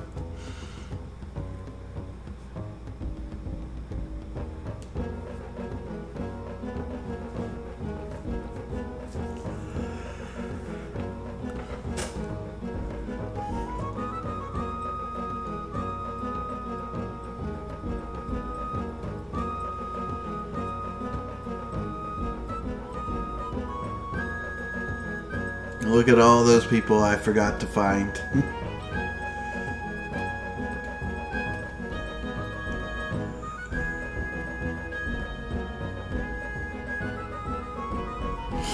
And then Watari.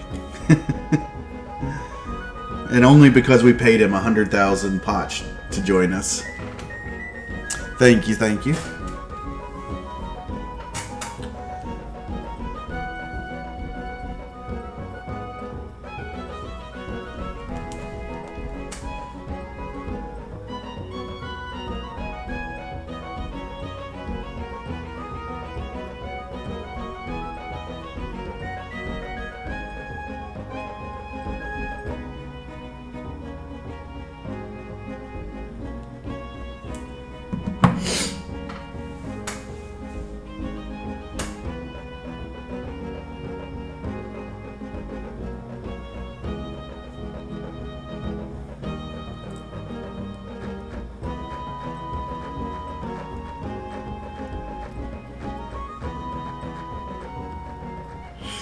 And a few more. Got to get the Taco Bell Castle people.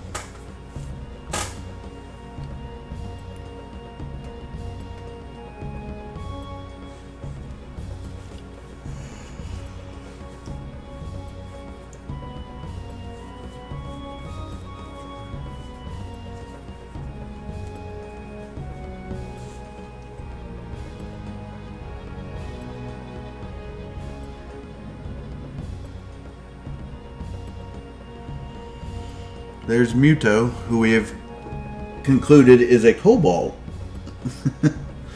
And not a dog. Yeah, we all met up at the Taco Bell, you know, save the world. Our leader was named Nacho.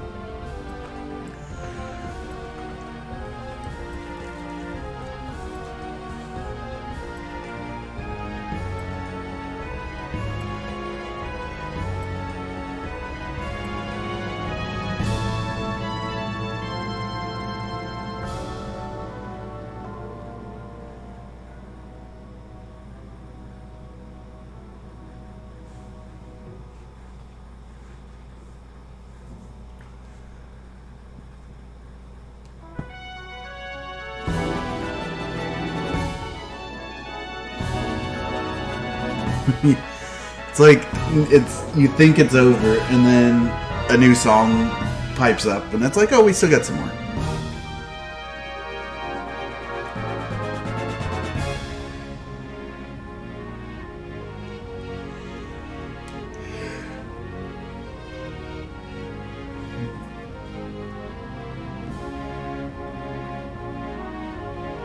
There's our Vickies.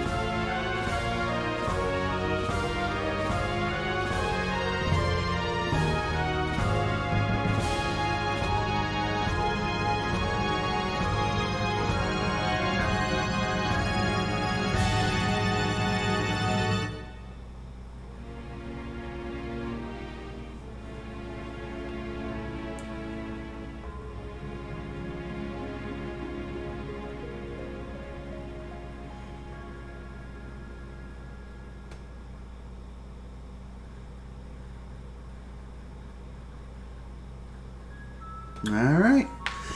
Thank you all so much. That's it for us here.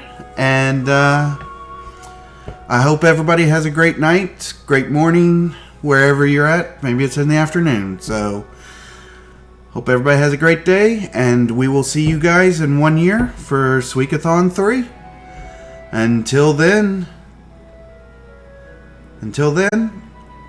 be safe and have fun playing games. So.